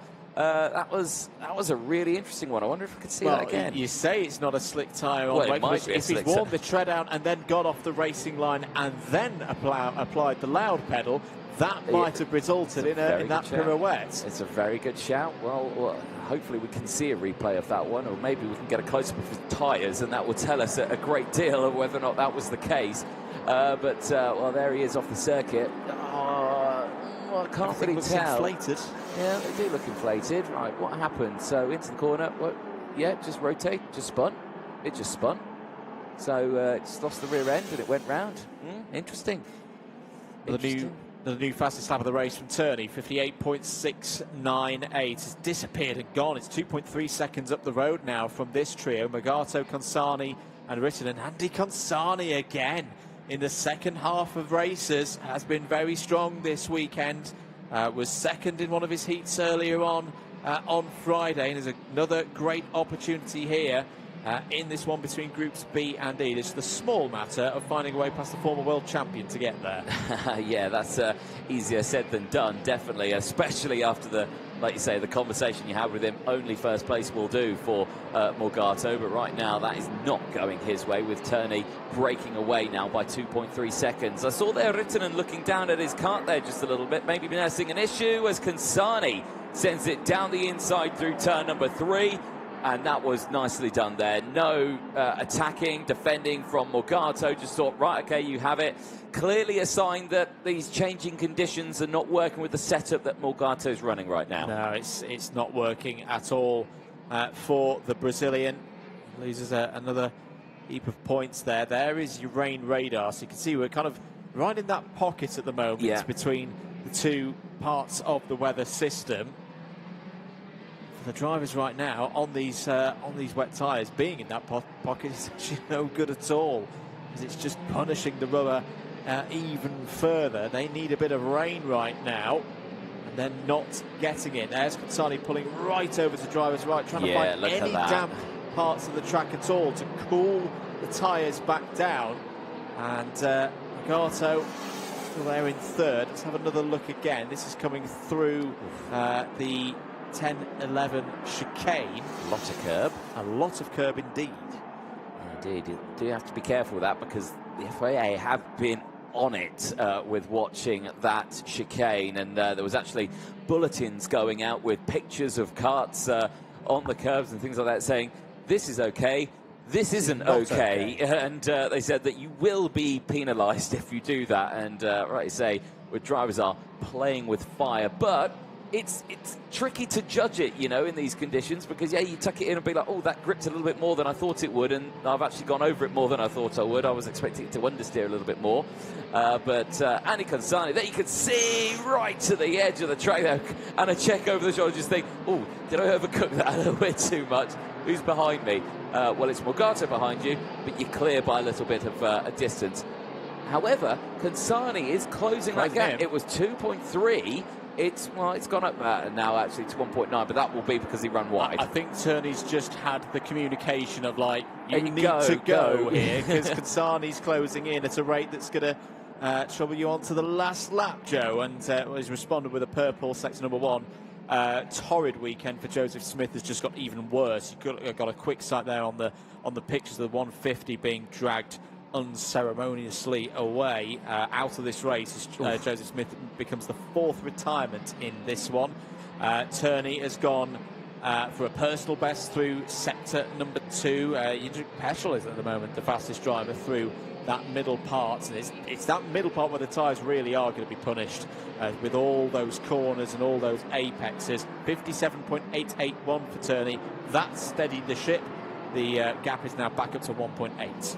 Indeed, but with Consani going purple in sector 3, say it was over. It's definitely not over here. Rittinen closing in on Morgado. Morgado struggling now in these latter stages. The track getting ever faster and faster. We're into the 57s now, 57.8, and again, Morgado taken to that inside line. I'm not going to say that was a defensive line. I'm going to say he was trying to cool the tyres down a little bit more than anything. Maybe that and a defensive line a little bit, but Rittinen really piling on that pressure. Peschel's closing in on Drummond. That gap coming down, and again, just everyone just finding the pace through these corners here. Just getting used to these dry conditions right now. 3 laps to go, 2 laps to go as Joe Turney completes lap number 10. Front runners into the 57s now. Another new fastest lap of the race. This time Andy Consani 57.617, but he only took a 10.5 out of Turney's lead that time around. At that rate, that's not going to challenge the race leader with the number of laps remaining. Change for 12th place. Bernardo Bernoldi's had a good one. As down the inside, that's Rittinen on Morgado. Can Morgado fight back and get back down the inside onto the back straight? No, he can't. So Rittinen through into 3rd place. Morgado now in 4th. Yep, really struggling here now in these changing conditions is Morgado. Will have the company of Drummond and Peschel, who are closing in just behind. As the race goes on, I'm just looking, we have had some retirements in this race. Unfortunately, Joseph Smith of Victory Lane retiring after 3 laps of racing. Javier Ramirez also retiring. Roland Cooklane also another retirement after the spin at the opening lap for Dominic Simek. Again, Peschel just taken to the inside there, trying to cool these tyres down. It's a tough old race to these. Again, I guarantee if someone went for slick tyres in this race, they'd be leading this race. I'd agree. This is still the mid-corner performance has been a test for the drivers. There is your race leader, Joe Turney, and 1.3 seconds clear. Saw him checking over the shoulder there. Again, he's been a master of managing things this weekend and in preparation for this second round of the FIA Karting European Championship. He's due to go on to 200 points from a possible 200 and have an 18-point lead going into the final round of qualifying heats. Turney does it again, 4 from 4 with a masterful drive. Andy Consani through to P2. Fastest lap of the race as well for the Frenchman on home soil. 3rd for Marty Rittinen. One of the big stories from that race, Anthony, is Matheus Morgado in 4th, loses touch with Turney in the IC. He certainly does, but the only solace that he has got is that, well, they've both got one more qualifying heat to go. Not in the same race, of course. They've raced together on here, but still, it's not over yet for them. They've still got one more qualifying heat to go, and it can all change again for the top 2. But Turney is on a solid weekend right now. He really, really is. It's it seems like only the weather elements can beat him. It's, thunderstorms likely soon is the information that we've getting in the box. When you get a notification like that on your phone saying thunderstorms likely very, very soon, you start to worry a little bit. And I've got to say, I'm looking at the country box, and yes, I'm seeing some dark clouds looming towards us again. Oh, we just can't get a break here, can we, at Val d'Argenton? And neither can the drivers. But the drivers make their way into Parc Fermé. Let's go over the full classifications at the end of that one. It's Turney from Kansani, Rittinen from Morgado, Peschel, Drummond, Aksoy, Dubnitsky from Salim Hanna, and Miguel Costo round out the top 10. It's Marcus Schilkunis from Bernardo Benoldi, Lutz Francis from Malo de Roca, and Ivo Brastada, the top 15. Biggest movers out on that one. Bernardo Benoldi, 12 places. Marcus Schilkunis, 11 places gained as well. Yeah, very good indeed. Francis Roca, Brastada, as you say, in the top 15. Tiziano Monza, 16th. Alphonse Myrtinen up 8 to 17th. Guillaume Bazar, really tough weekend for the driver representing Luxembourg, down to 18th in that one. Michael Lidier, 19th. Stelianos Kolovos, the last of the finishers. 5 retirements in that race. Brunner, Smith, Avramidis, Klein and Simek. And I'm very interested to see what the tyres look like. If our man Oleg on the camera down there could just pan down to them tyres, well, they look okay to me. They don't look shredded at all, do they? No, they look absolutely fine. Obviously, they're a bit worn, but no, I've seen worse wet tyres after a race than that. So, no, there we go. So I think the cool track temperatures, is keeping those at a decent level. Let's have a look at the highlights on that one. Morgado with the early lead. Good start from the inside row. Sweeps to the outside. It looked like it was going to be his race all the way to the end because Salim Hanna, brilliant start, getting up to P2. A key move came in here from Turney, diving down the inside at the earliest opportunity into turn number 3.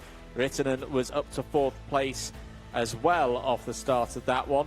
And then it became pretty clear that for whatever reason, Matheus Morgado did not have the pace to keep the rest of them behind. Joe Turney took a few corners and a lap or so to find an opportunity, but he did so on lap 3, nipping through and then sailing off into the relative distance. Yeah, indeed. It'll all kick off, though, in the background, though. Jindřich Peschel, what a drive for Jindřich. 7 places gained in this one, battling away with the likes of Dubnitsky, Salim Hanna, who had to get past Miguel Costa, Schilkunis as well, gaining those 7 places. That was the retirement there for Javier Avramidis, unfortunately, just in the background. That was the change. Peschel getting down the inside of the parallel there of Alpac Soy, moving up into that position. He would then later battle away with Peschel, and Kansani there with a hand gesture. Not sure what he was saying on that one, but I don't know what finger he pointed up in the air. Indeed, this was a close moment for the French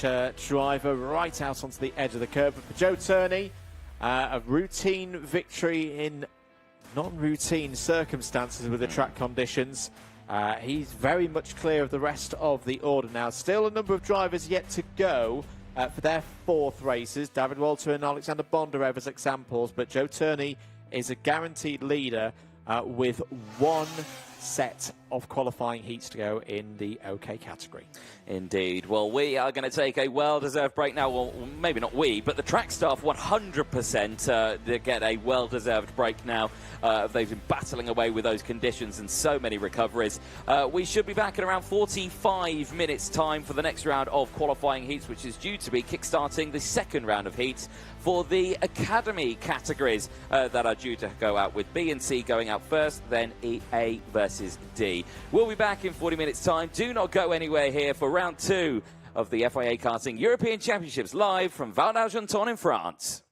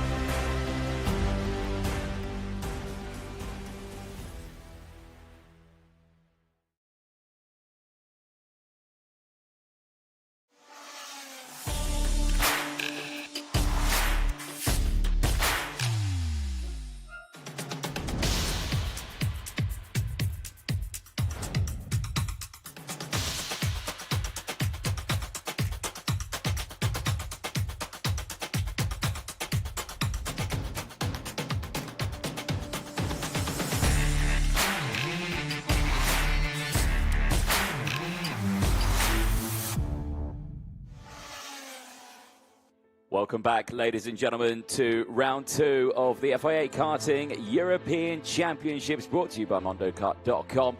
Myself, Anthony Jordan, and Andrew Mather in the commentary box. The first half of the day is done. The lunch break is over. We are coming back for the second round of qualifying heats over the course of today, Saturday, and the circuit that we're racing at this weekend, the Circuit de Karting du Val d'Argenton in France, opening in 1996. Lap record is faster than that one. We're down to 48 in time qualifying over the course of yesterday.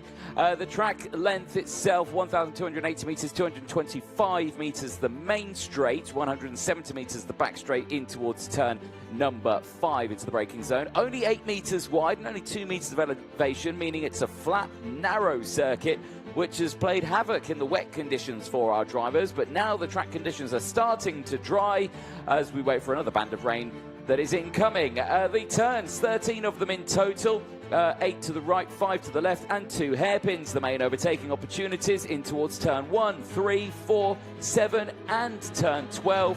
Plenty of overtaking opportunities when the conditions are dry. When it's wet, it makes it a little bit more challenging. Top speed the drivers will be reaching is around 130 kilometers an hour. That's into the braking zone of turn number 1. 93 kilometers an hour being the average speed. That, of course, is in the dry conditions, which we are very closely edging towards right now. But this circuit, honestly, throughout the morning has been fantastic to watch the racing at. The spray that's been kicking up, the different racing lines, the drama we've had with drivers going off, quick drivers who are expecting to be at the top dropping back. You know, some of the drivers who are the midfield or rear runners pushing up to the front. It's been a real chop and changing turf. But we kickstart firstly with the Academy class. The Academy out for their second round of qualifying heats, and we're kickstarting with groups B versus C. And it was a very exciting start to the day earlier on for so many of our drivers. But for this young man here, it was a real shake-up for him in the wet conditions. Looked so strong in the early stages for Shimon Kasem, but for him in this one, he did crash out of his race. But we caught him after qualifying yesterday. Here's what he had to say. Siriket, really tough conditions here today, but you seem to have mastered them. You had a wet-free practice early on today that you were fast in, and now you've got P1 here in qualifying. You must be pleased. I've been really pleased with today, and I'm just ready for tomorrow, and let's see what I could do. What are expectations for this this first round of the FIA Karting Academy Trophy, and thoughts for the season, do you think? What would you like to achieve? I would like to win this race, obviously, and over the season, maybe championship, but we're still going to be working really hard to get this win. You've raced around Europe before. What have you learned in particular with this Val d'Argenton circuit over the last few days? Oh, it's a fast-flowing track, a little bit technical. It's really fun to drive, honestly, and this is really good. I know you've got a lot of support back home in Thailand. How much does it mean to represent your country here this year? It means a lot to me because you don't really see a lot of Thai drivers here. I'm just really happy, honestly. Preparing for the races tomorrow, that's your work done for today. What do you think you'll be working on between now and the next time you go out on track? Maybe my pace in the dry, because I'm not really on to pace, but tomorrow it might rain, so I'll be preparing for the dry tomorrow. Well, great stuff. Great to see you there on a P1 Siriket for that qualifying session. Best of luck for the weekend. Thank you.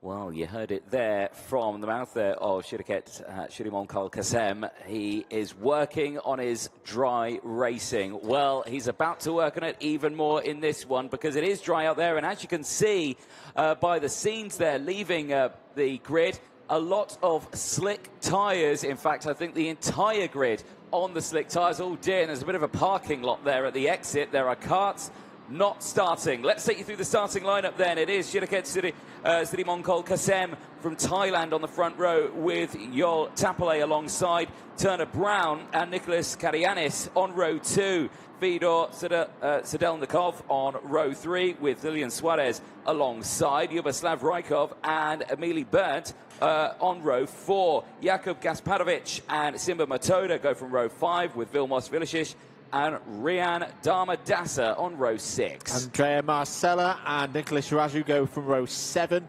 Yegor Kaden and Yvonne Simonova go from row number 8. Lucas Hernandez and Abdulrazak Al-Karashi start on row 9. Amaro Adriansen and Roland Spruder starts on row 10. Yuri Leva had a great race in the wet earlier on this morning. Starts this one from row 11 alongside Zagaria Delay. Mika Satario and Kai Burke on row 12 and Ethan Seto on row 13. Lots of karts not moving though, including our pole sitter.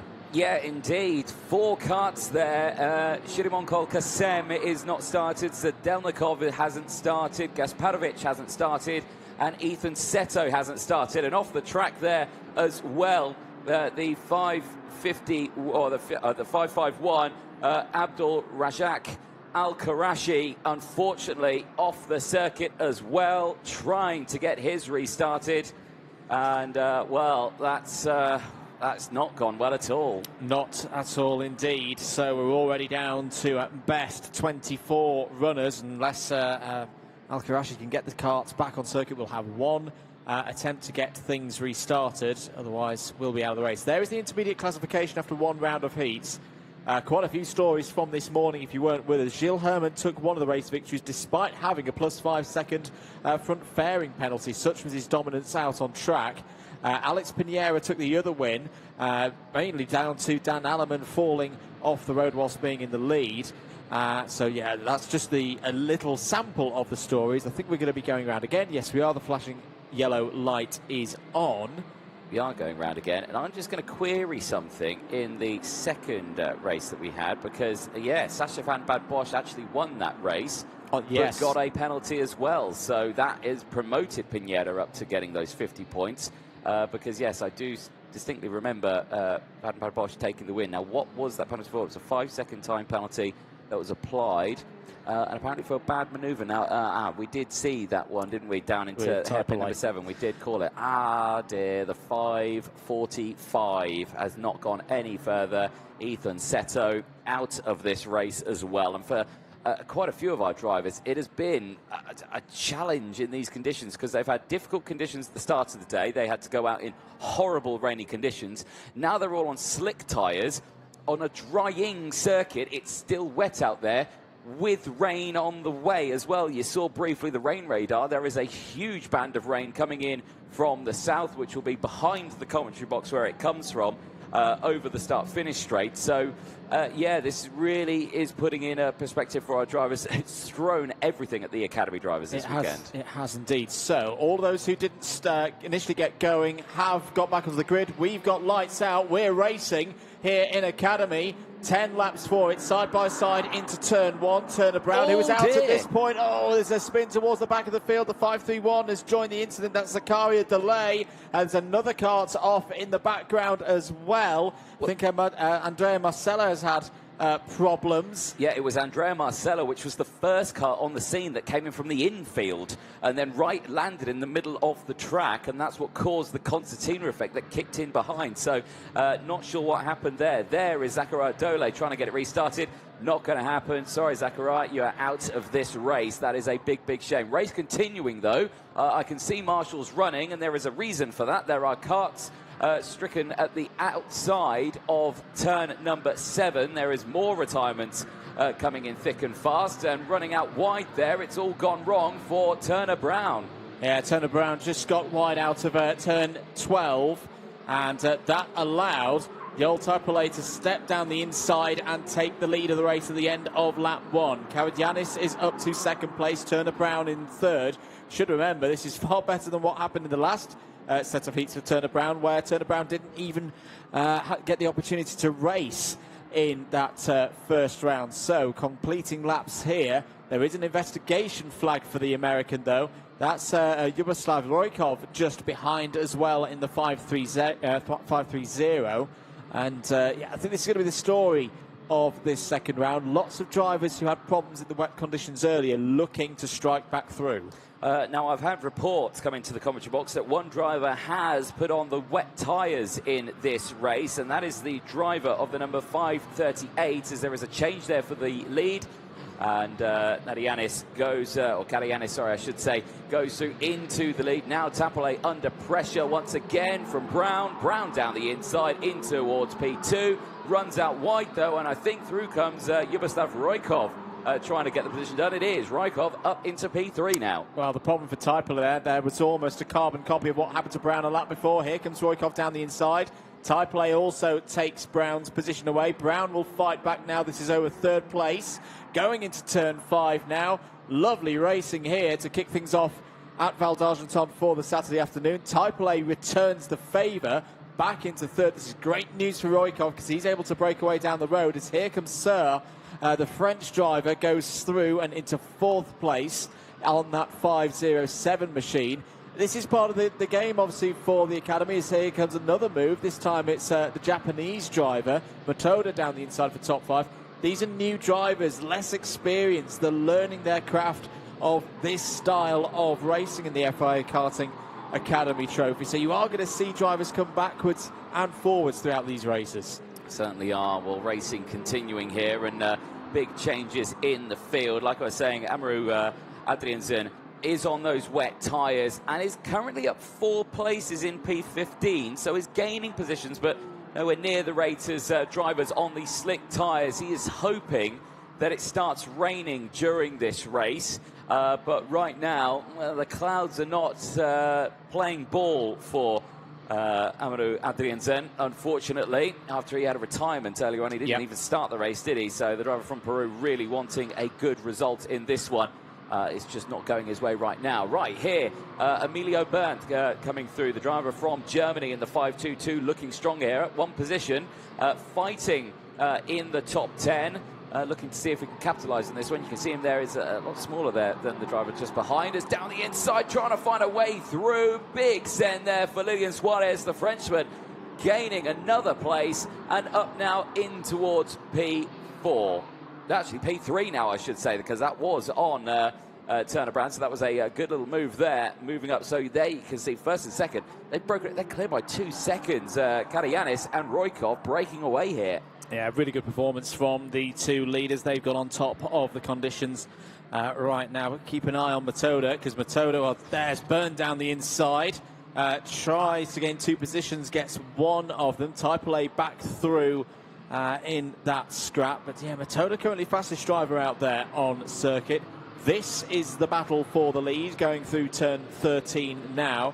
Karayanis holding the lead right now, but last time around, a new fastest lap of the race from Roykov, 55.754. It's a tenth of a second a lap quicker.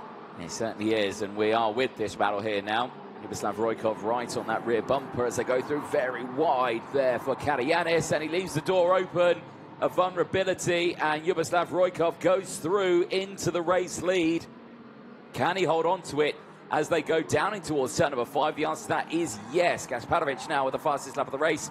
55.4. We're considerably faster than what we were doing earlier on in the drying conditions. We are indeed, but for reference, we're still a good few seconds off the pace in dry conditions yesterday through free practice.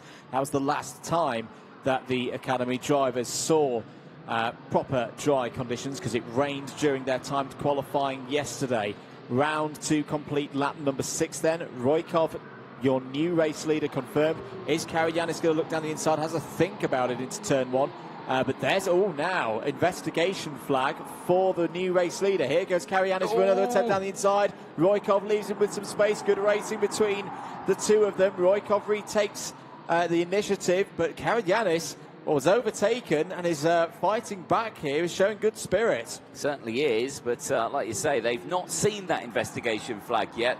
They'll see that when they come across the line. I don't think he saw it when he last crossed the start-finish line.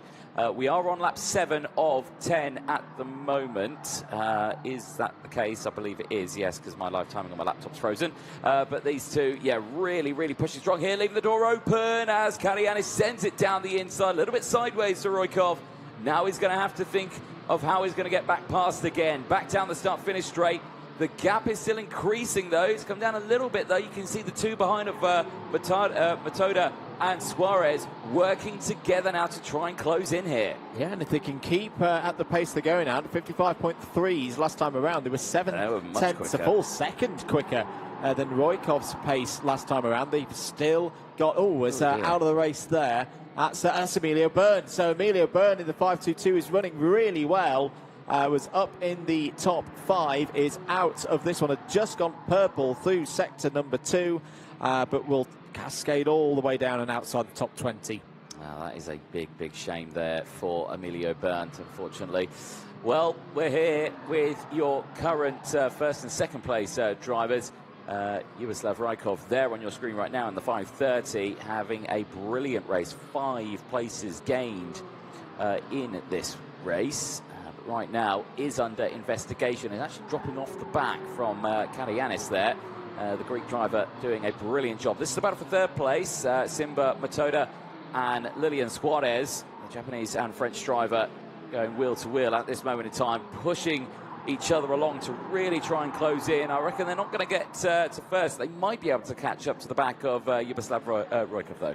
Yeah, they've got a chance. They with the remaining amount of time in this race, but they've got to keep in formation from now until the last possible opportunity if they are wanting to, and indeed, catch that driver there in second place. Who else has had a good drive in this one? This was trying to get Matoda off the racing line. This is for the lead of the race, isn't it? So Roykov's come back. Roykov's massively come back at Karyanis here. They're about to see the last lap board. There it is. So what was that? Yeah, 56.5 last time around for Karyanis. It's not over for the drivers in third and fourth as well. They gained another second. They're side by side now. Yeah, that's going to rule them out of fighting for the win on the last couple of corners.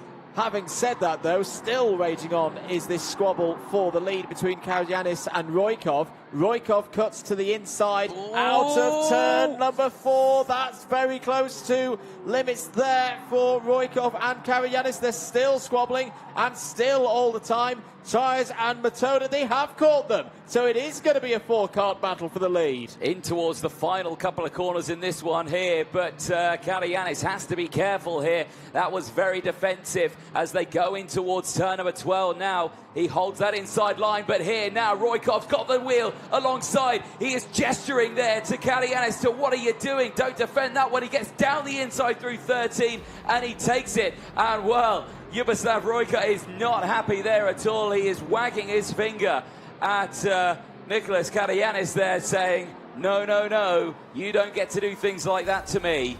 Well, Roykov takes the win in a dramatic final overtake into the final corner. Suarez does get ahead of Simba Matoda. They stay in third and fourth, but swap positions themselves.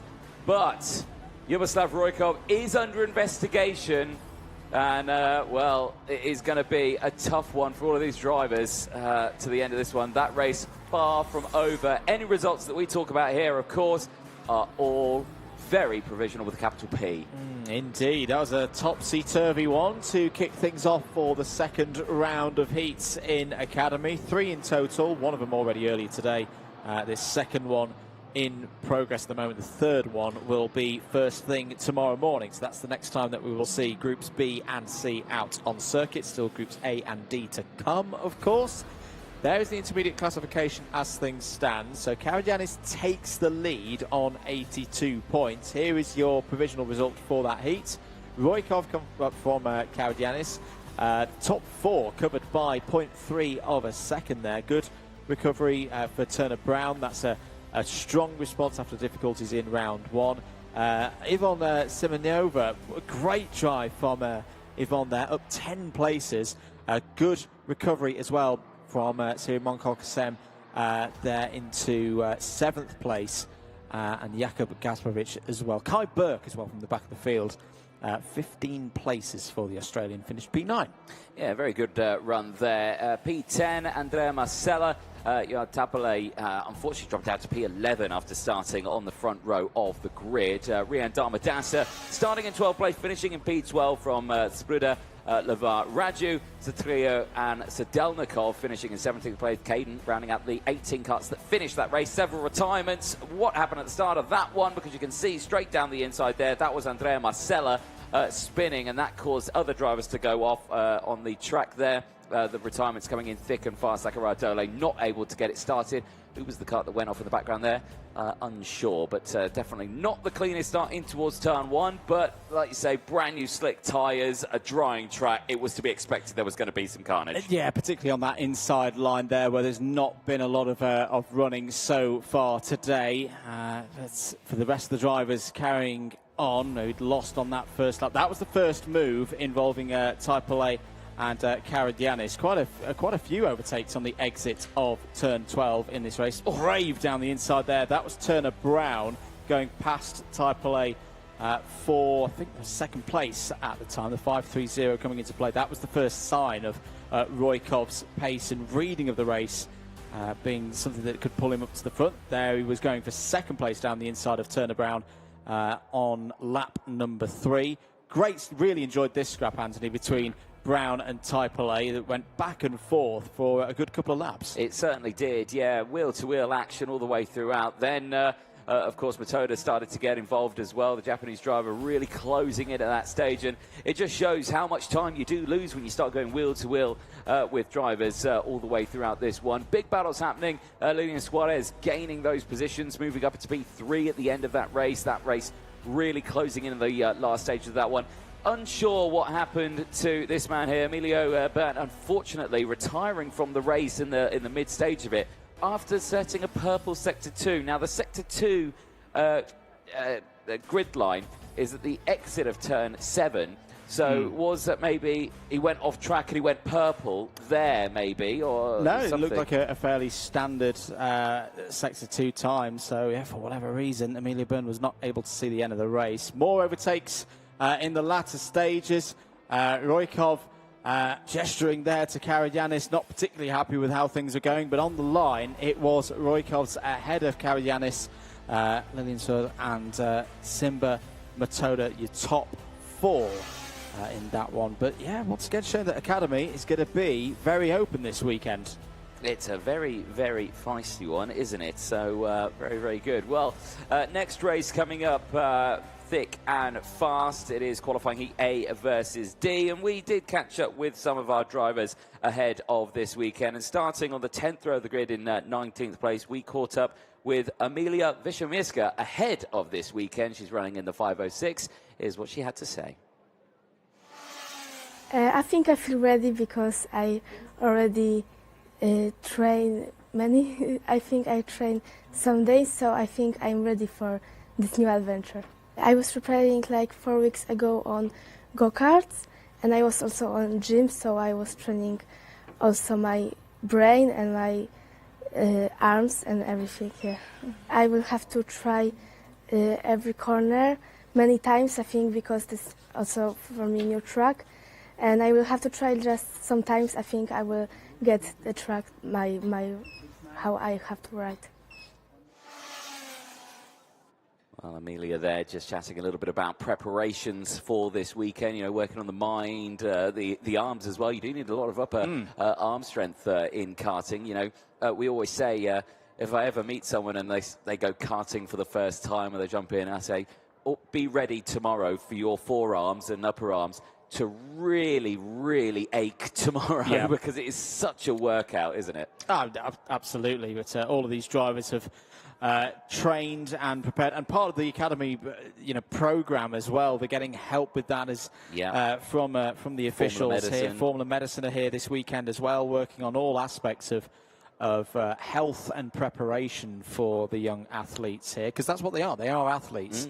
There is Dan Alleman, starts this race on pole position. Well, what a story in the first round of heats. Was fastest, was on pole position for the first round as well, was comfortably in the lead, Anthony, but didn't stay there. No, he didn't, unfortunately crashing out all by himself in the wet conditions at turn 12. So again, he's looking for a good result on this one because, well, he's not there with his, people who he'd expect to be with in this category. So, we'll see what happens in this one, though, because, well, look at this front two rows on this. We've got Dan Alleman, Gilles Herman on row 1, Sacha van Bad Bosch and Theodore Tubal on row 2, Alex Pineda and Nojo Stanionis on row 3.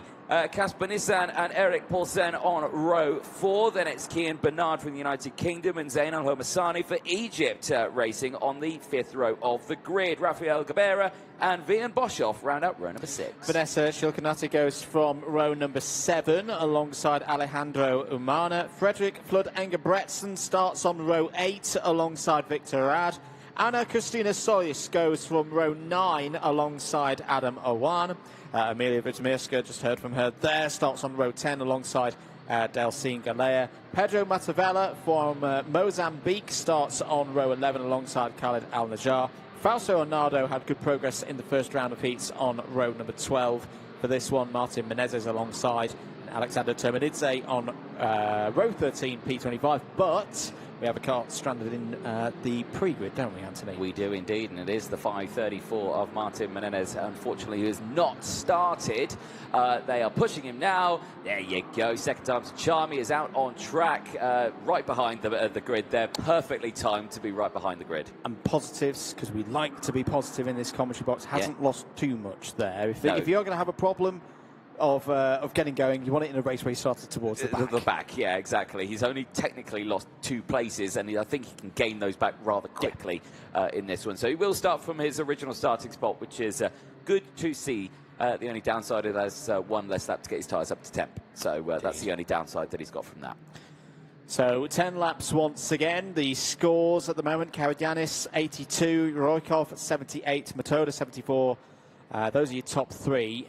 But Gilles Herman, winner of one of the races last time out. This is a great opportunity for the Belgian to strike back to the front. Doesn't need to win this race to take the lead in the intermediate classification. But knowing Gilles, that's exactly what he'll have on his mind here. He wants to get that 100 points. Exactly. It's exactly what he's going to do. Be silly if you think he wouldn't do it. So there we go. Let's see what happens in this one as drivers get ready to start this race. It looks good at the front, looks good at the back. Let's see what happens into the tram lines. Are we going first time? Yes, we are. It's green flag and away they go down towards turn number 1. Great start for Alleman. Great start for Van Bad Bosch as they go through 1 and 2 spin. Oh, Herman, I thought he was going round. Gilles Herman, so lucky that it's dry out there. Yeah, that would have resulted in a spin this morning, but with these grippier conditions, it's he's just dropped down to around 6th place down the inside there. That's a great move from the 5-1-2. That's Casper Nissen, who impressed earlier on this morning in the tough conditions to finish P3 on the road.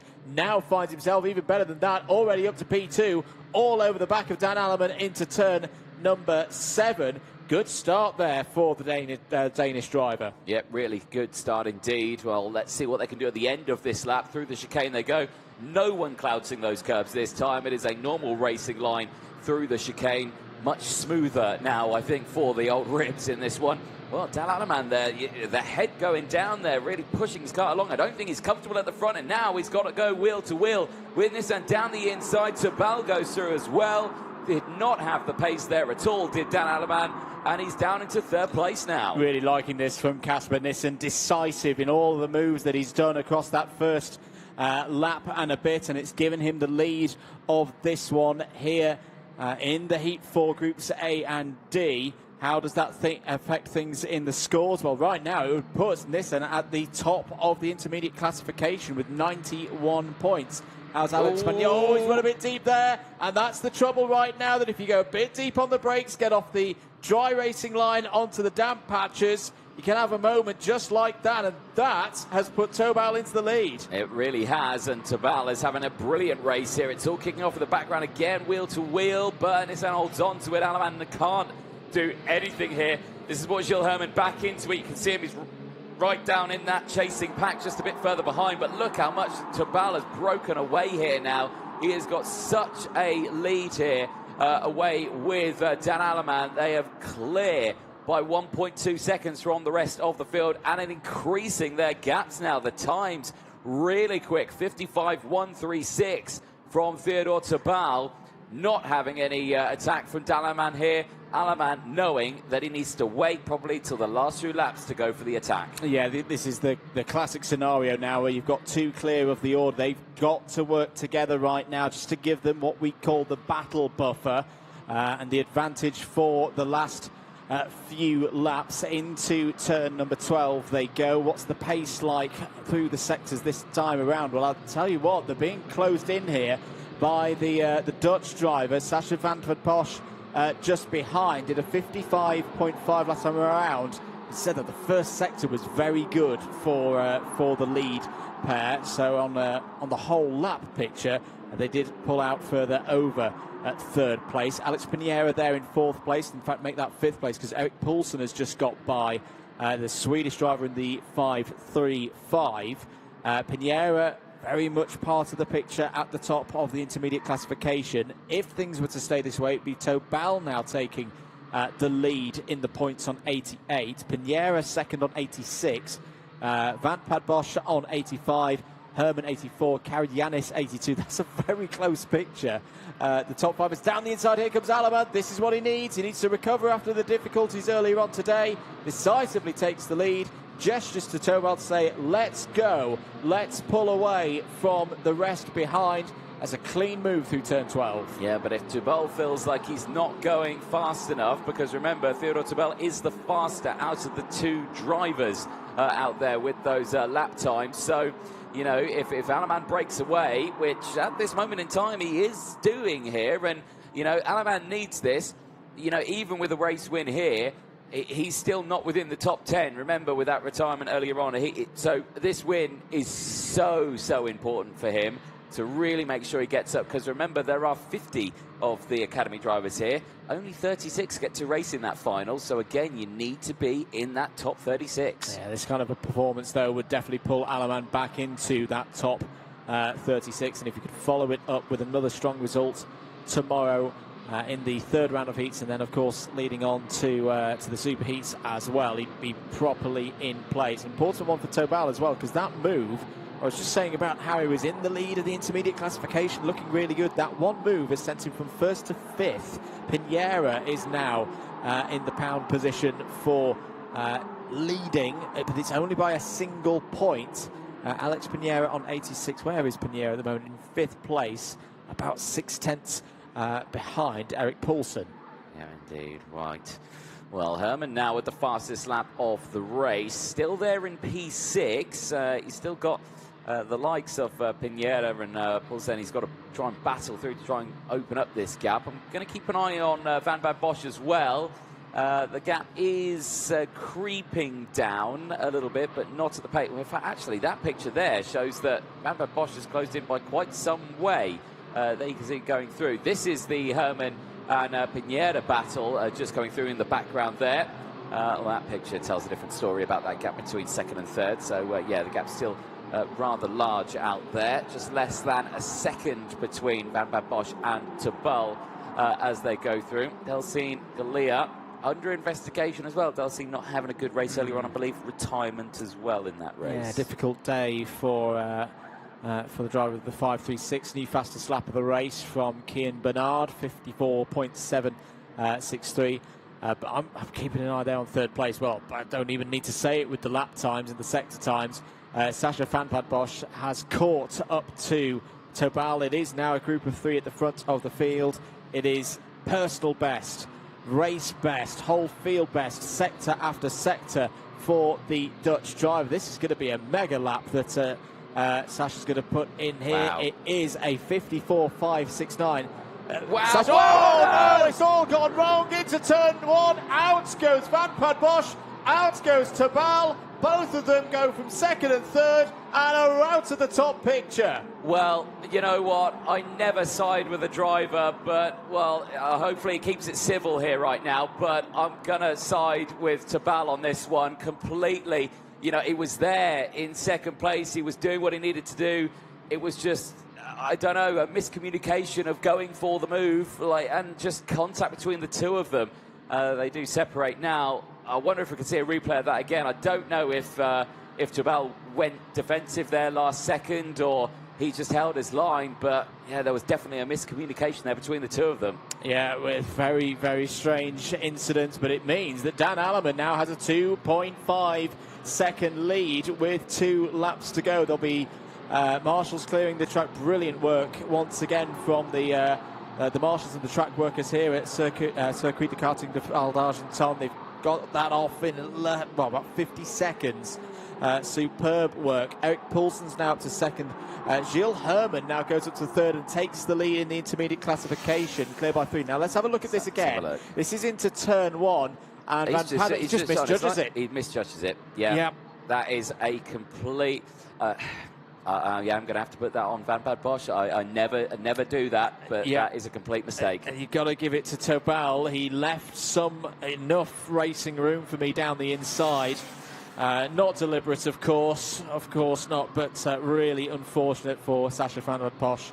But not out of the weekend, still plenty of racing to be done. This is the battle for 4th place. This is Kian Bernard, who had a leery moment in the first round of heats earlier on this morning, kept it on the road. Well, being from the United Kingdom, is fairly used to driving in cold, slightly damp but drying conditions, and is holding off Alex Pinheiro right now. Alex Pinheiro wants to get through, though, not just because it's 4th place. That's a beautiful switchback. Just runs a little bit too deep into the corner, does the Spaniard.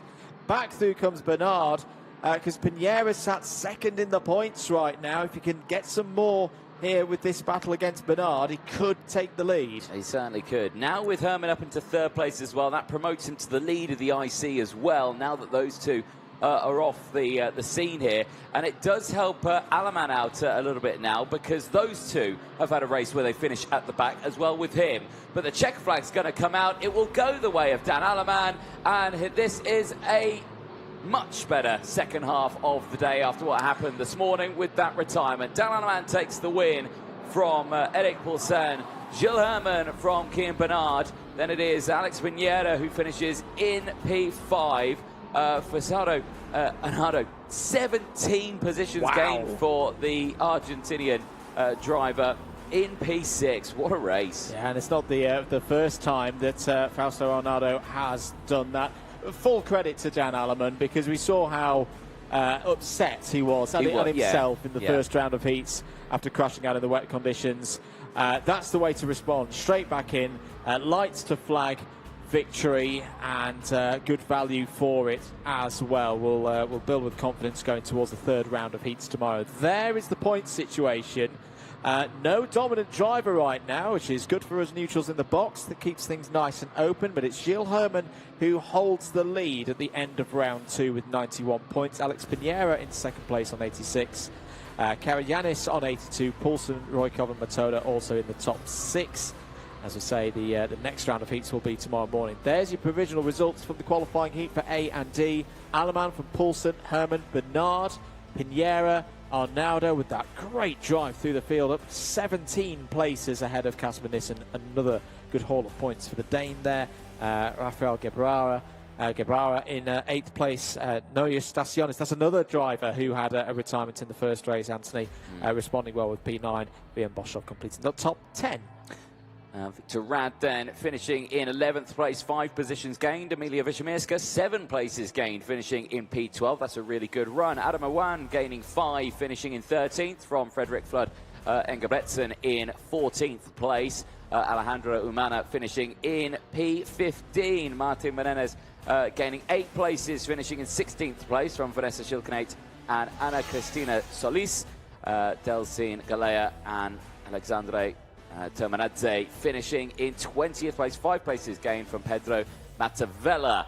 Here's the race start then. That's how Gilles Herman went down to P6, sideways through turn 1 after a bit of contact. But again, amazingly, if it was wet, he'd have spun and it had been out the race. Yeah, he would have. He was, it's good kart control to arrest the slide there, and ultimately set him up to get another good score on the board. It's a really good scrap at the front of the field in the early stages. A bright start from Casper Nissen in the 5-1-2 there, the driver with the green, white and black helmet. Took the lead at the start of lap number 2 and was looking really strong in these early stages of the race. Bit of a mistake there, just running off the drier part of the circuit on those slick tyres.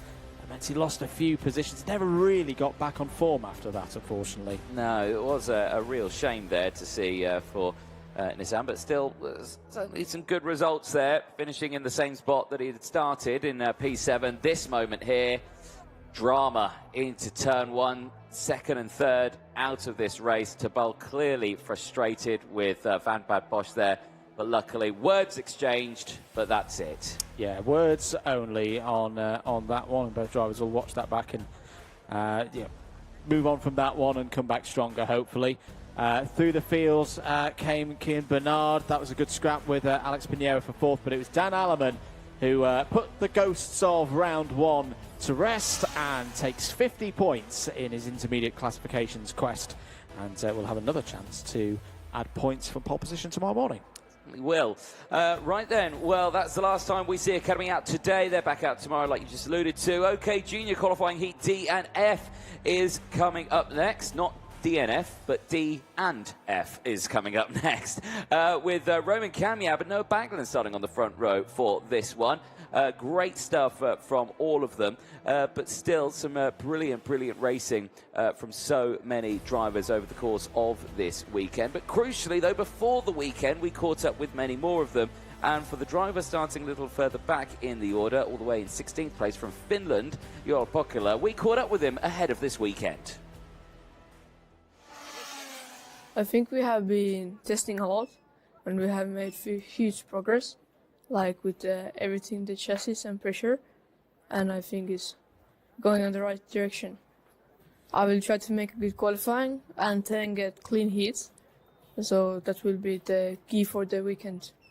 For me, if it's rain, it's not a problem because I have been the whole year fast in rain, and also dry, I don't think it's a problem.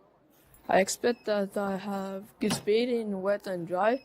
I think that if the qualifying is perfect, I can still gain some places and make some progress.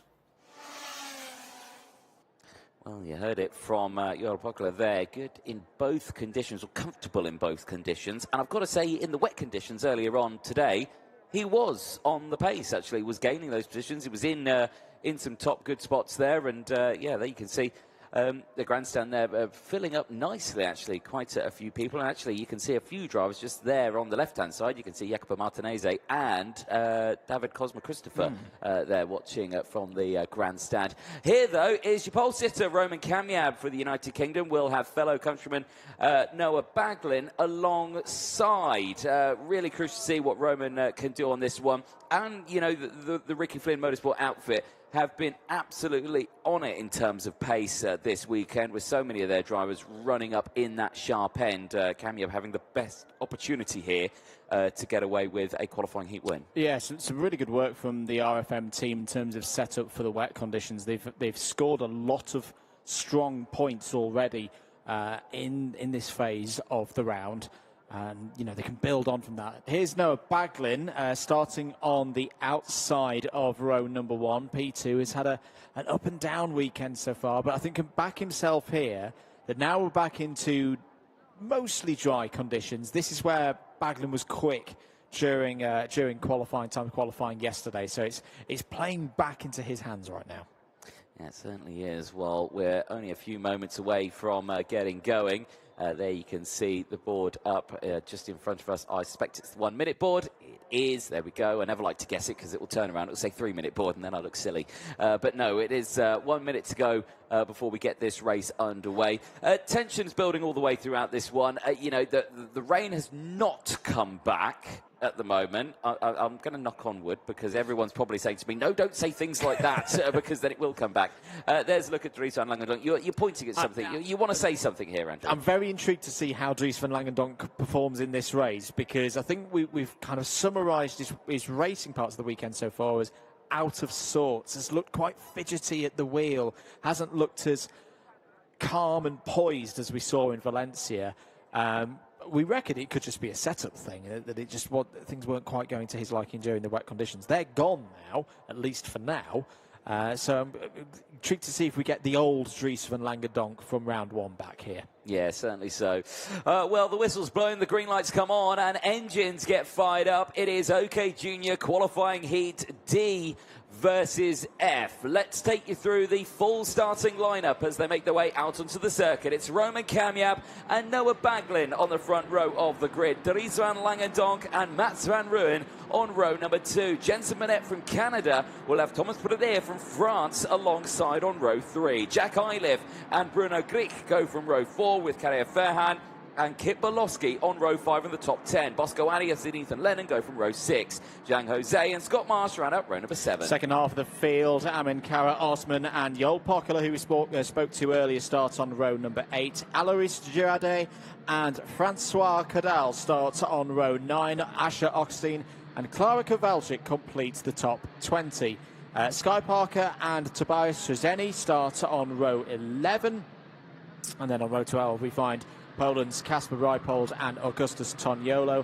Matt Corby had a great race earlier, starts this one from row 13, will need to move through the field once more, is joined by Alexander Dahlström, Gustavo da Silva and Amir Saburov on row 14, but problems for Sky Parker in the 2.66, has not been able, at least on the first attempts, to get away from the pre-grid. Yes, indeed. Well, hopefully Sky can get that DPK cut started up. Second time around, and the answer to that is yes, and away she goes. So that is good to see Sky out on track.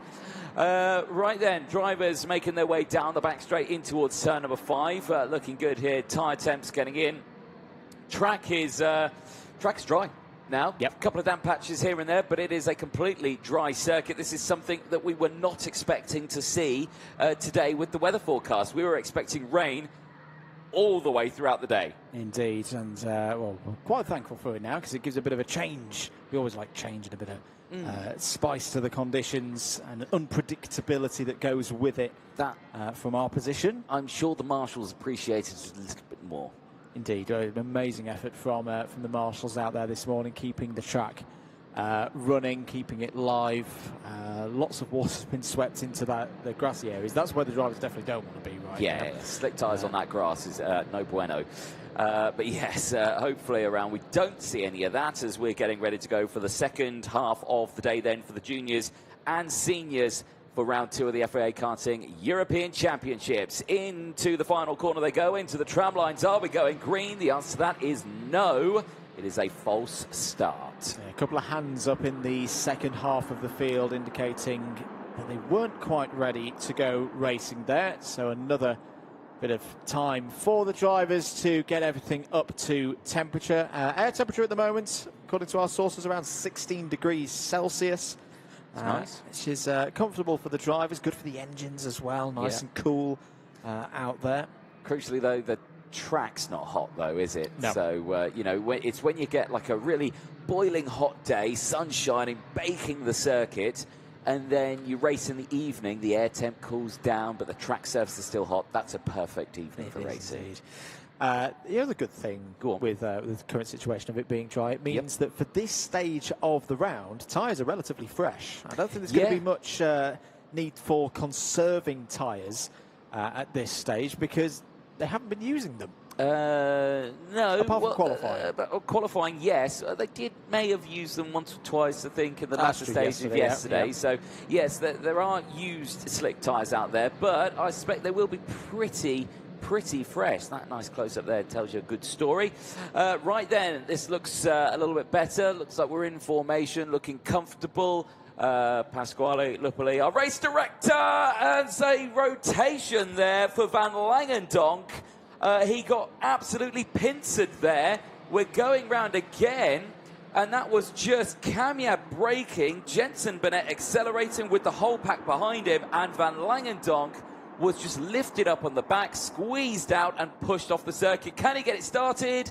No, he can't. He's out before this race gets underway. That is a disaster for the championship leader going into this weekend. Well, we were saying that it was going to be interesting to see if Dries van Langendonk could get back to the form of round one. The answer, quite simply, not anymore.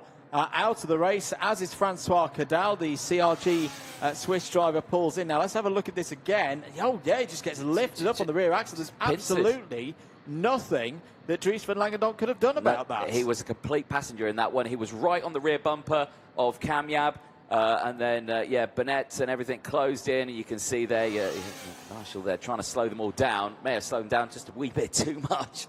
But yeah, that is a disaster. That's a really strange one. Flag I'm seeing. In fact, we're actually, post 7. We are going red here. So, is this? Well, I don't know why we're going red. Is it just to have a word with the drivers?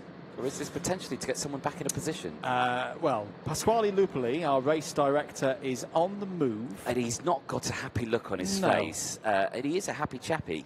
Very happy chappy. Yeah. Love to have a paddock, talk to in the paddock. But I think this is one of the bits of the job that no race director enjoys.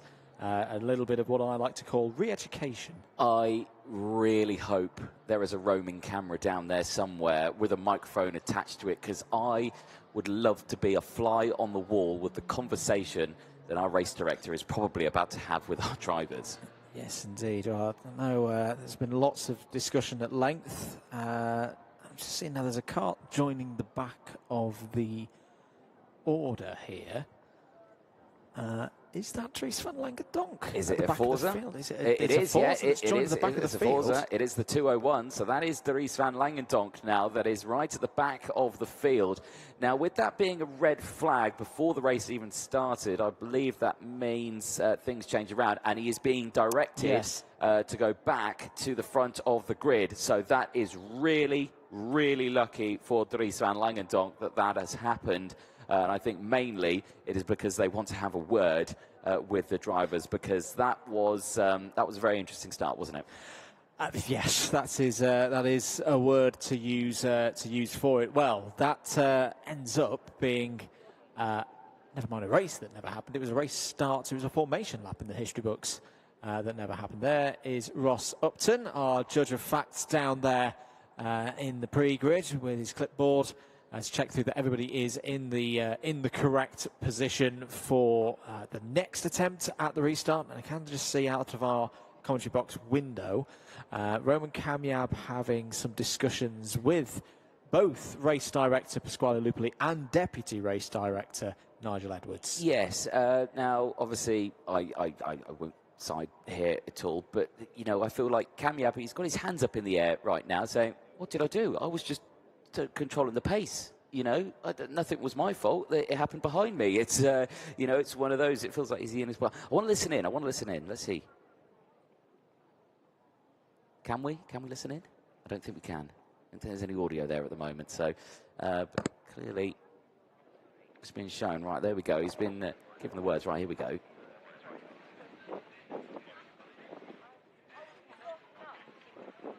Fortunately, Pasquale Lupoli is very calm with his voice. He kind of talks under his breath a little bit. So I think he's well media trained in making sure that you can't hear him. But for Kamyab there, obviously, a shaky moment for him, because obviously he feels like, I've done nothing wrong. It all happened behind me. Why are you looking at me? It's it's one of those. But obviously they have to look at the person who is controlling the pace. There is a number of drivers who have no idea why it got bunched up like that, and Van Langendonk was squeezed out of it. But certainly not an ideal situation for him. But with that red flag, he's back in position now and focused, I think, ready to give this another go. Now, fellow teammate Burnett is coming over. Be curious to see what happens there. I know Burnett, not teammate. Who's a fellow Ricky Flynn who came up the order there? It was a little further down. In fact, that might be Zhang Jose that came up to say hello there. It's the only other Ricky Flynn driver going through. There, though, is your race director on the right-hand side. In the middle, deputy race director Nigel Edwards, also out there as well, just chatting with the drivers. You can imagine the conversation that's being had down there, just making sure everything is in order. A pragmatic one, I think, is how it'll be going down there, just to kind of keep a lid on things and make sure that we can get the race underway in a fair manner, I think is the most important thing right now. Obviously a safe manner as well. You can imagine as well the drivers, you know, they're raring to go. They've had a morning full of racing in horrendous conditions. It's sometimes we do see in the junior levels almost a little bit of boisterous nature and almost like a wound-up spring ready to go, and they can very easily overboil. So I can understand the call there from the race directors. We're going to take a short break here on the commentary. We'll be back in a few moments here at Val d'Argenton after these messages.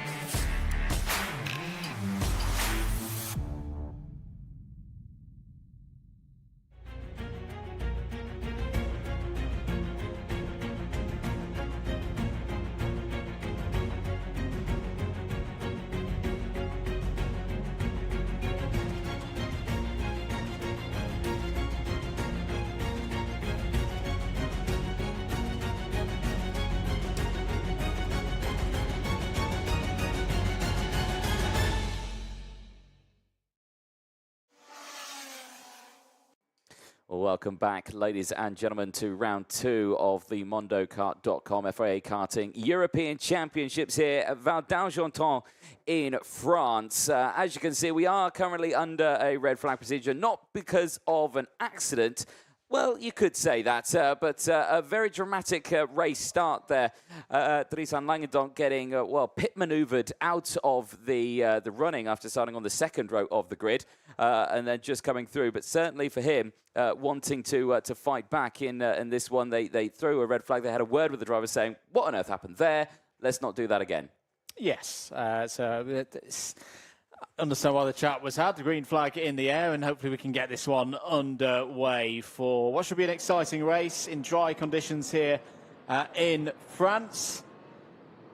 Are they all going to get off the grid from the push start? I think the answer is pretty much yes. Everyone running again. So we reset, complete reset, back to how things were with Cambiab and Baglan on the front row.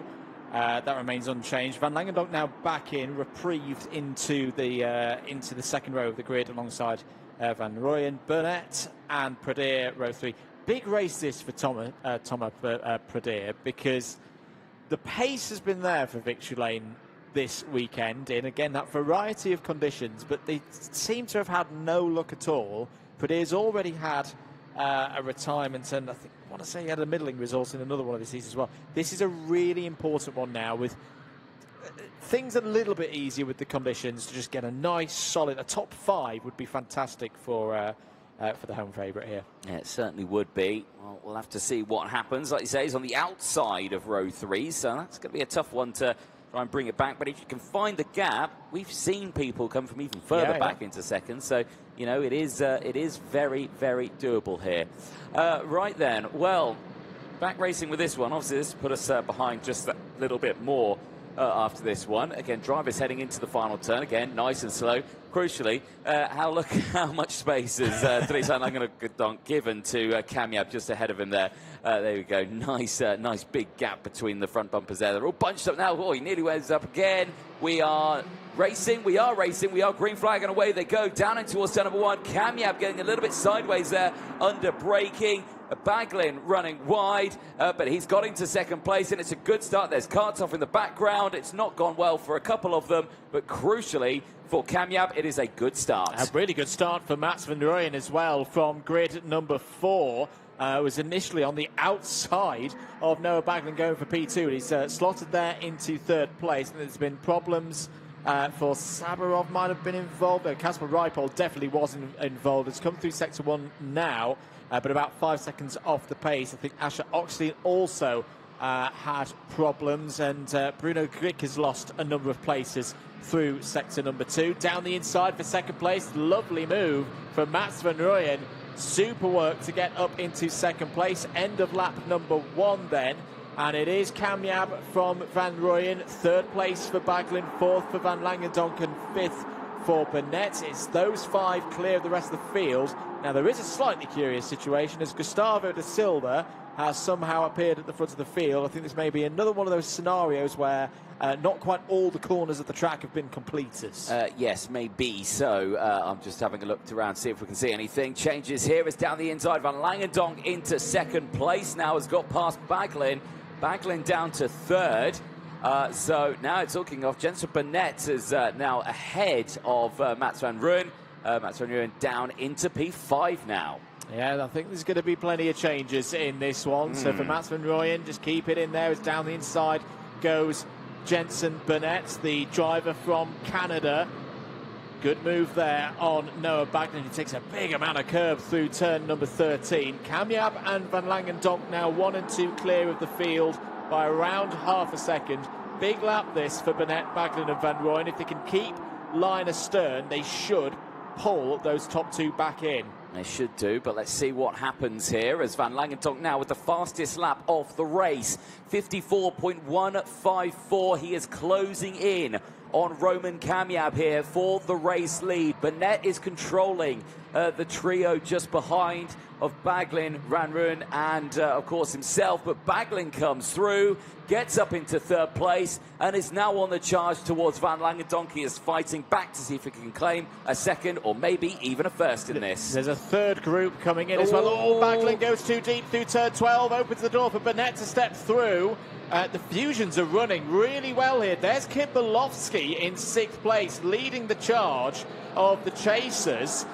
New fastest lap of the race for Kit Bolofsky, 53.8863 now. That is still about 2.5 seconds off the pure dry pace I would be expecting at this stage. But good to see that the track is improving for the drivers out there. In that chase pack, you've also got Jack Iliff, as here comes Van Rooyen down the inside of Baglin. Gets through into 4th place. Yeah, that was nicely done. That was sideways under braking. I thought he completely outbroke himself there, but he managed to get it stopped on the apex and takes that position. Nicely done from Mats van Rooyen as he moves up, like you say, into P4 now. Baglin on the back foot, but he gets a warning flag, so Race Control keeping a very close eye on him. Obviously in the FIA Karting European Championship, that does not mean a 5-second in-race time penalty, but it certainly means they're watching him.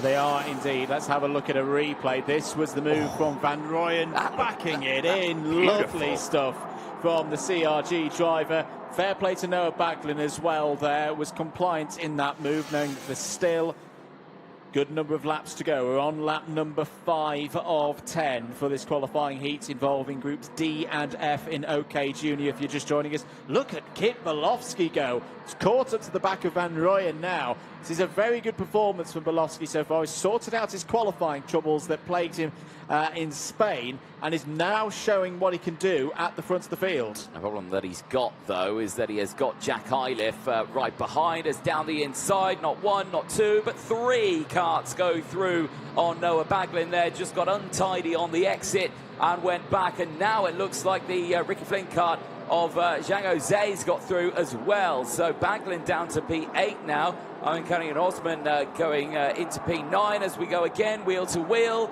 It's Bolowski down the inside of Mats van Rooyen. In fact, was that Van Langendonk and Burnett changing? It was. That's Jensen Burnett up into P2 now. So the Fusions have got this set up for these conditions where it's dry most of the places, but definitely not optimum conditions for lap times. They have nailed it with the setup changes after the lunch break, because they're running 2nd and 5th right now, and they look to be, I'll be honest, the fastest karts on the circuit right now. This is going to be a real challenge for Roman Kamiab to keep the Canadian behind. There's another one. There's Bolowski, this time down the inside of Van Rooyen, up to P4, but investigation flag for the 247 of Kit Bolowski. That's not so good news. That is not good news at all. So we'll have to keep an eye on that one in the results after this race, of course, because I don't think anything gets added in race at this moment in time.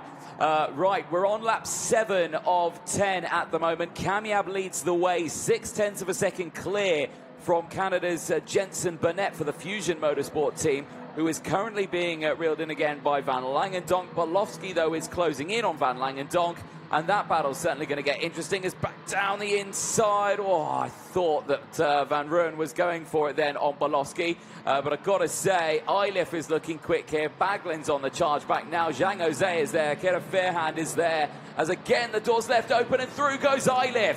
Jack Eilif, the American 2 for 1 as they go 3 wide into 13. Oh, they all get through nicely there. But Jack Eilif goes from 6th to 4th place. What calm driving from Jack Eilif there. It was all triggered by Bolowski going a bit deep, and Rooyen had nowhere to go. And Jack Eilif just thought, get it down on the inside, get it locked to the apex, and we'll gain out of this as there's a bit of drama off of turn number 3. Everyone trying to scrap their way into the top 10 right now. Scott Marsh is coming through in all of this. Baglin back down the inside of the 289 of Amin Kara. Osman, great drive from Osman so far, has gained 9 positions from the start of the race. Tobias Shazeni's also coming through in this pack, has gained had gained up to 11th place, but has just lost another 4 places. That tells you how close it is out there. 3 more laps to go, 2 more laps to go. Kamiab is responding to Kamiab at the front of the field, hitting 52.9s. Brilliant pace from the race leader. Meanwhile, still scrapping in the low reaches of the top 10. That's Baglin running too deep again, this time into turn 1. Loses out to Osman and now to Zhang. Yeah, Scott Marsh goes through as well, up into 8th place. So Marsh gaining another position. Mats van Rooyen's down to P10 now. He's had a dismal second half to his race. This battle here, though, still kicking off. Jack Eilif and Kit Bolowski breaking away from the battle behind. But are they closing in on Van Langendonk? That is the question. Answer to that, no. The gap is humongous between those two. It's really just a case of getting their race to the end as Bolowski sends it down the inside. Eilif isn't going to fight it. Yeah, sensible driving from Eilif there. Knowing that there is going to be one more lap for him to find a way back through. Investigation flag for the 286 of Noah Baglin, so there's going to be a bit of work for the officials after this one. Roman Kamiab still controls things at the front of the field, has responded fantastically to the pace and the challenge from Jensen Burnett in the middle phase of this race. He has been able to pull out some more time and is looking comfortable. This is the highest battle out there on circuit. Bolowski versus Eilif going through turn 5 and turn 6 now. This is where Eilif's potentially got an opportunity. There is your race leader on your screens. Kamiab is going to be away and gone to victory. He certainly is. Only a couple more corners to go for Roman Kamiab. This will be his first win of the weekend, and he moves up 2nd in the intermediate classifications. It is Roman Kamiab for Ricky Flynn Motorsport who takes the win here in Val d'Argenton, ahead of Jensen Burnett and Dries Van Langendonk, the top 3. Very good drives from all 3 who were involved in the events that brought the red flag out. They reset, they go again, they book themselves good points ahead of the final round of heats. One more investigation flag to add to the officials list of things to look at. That's the 270 of Asher Oxteen. That's just come in there.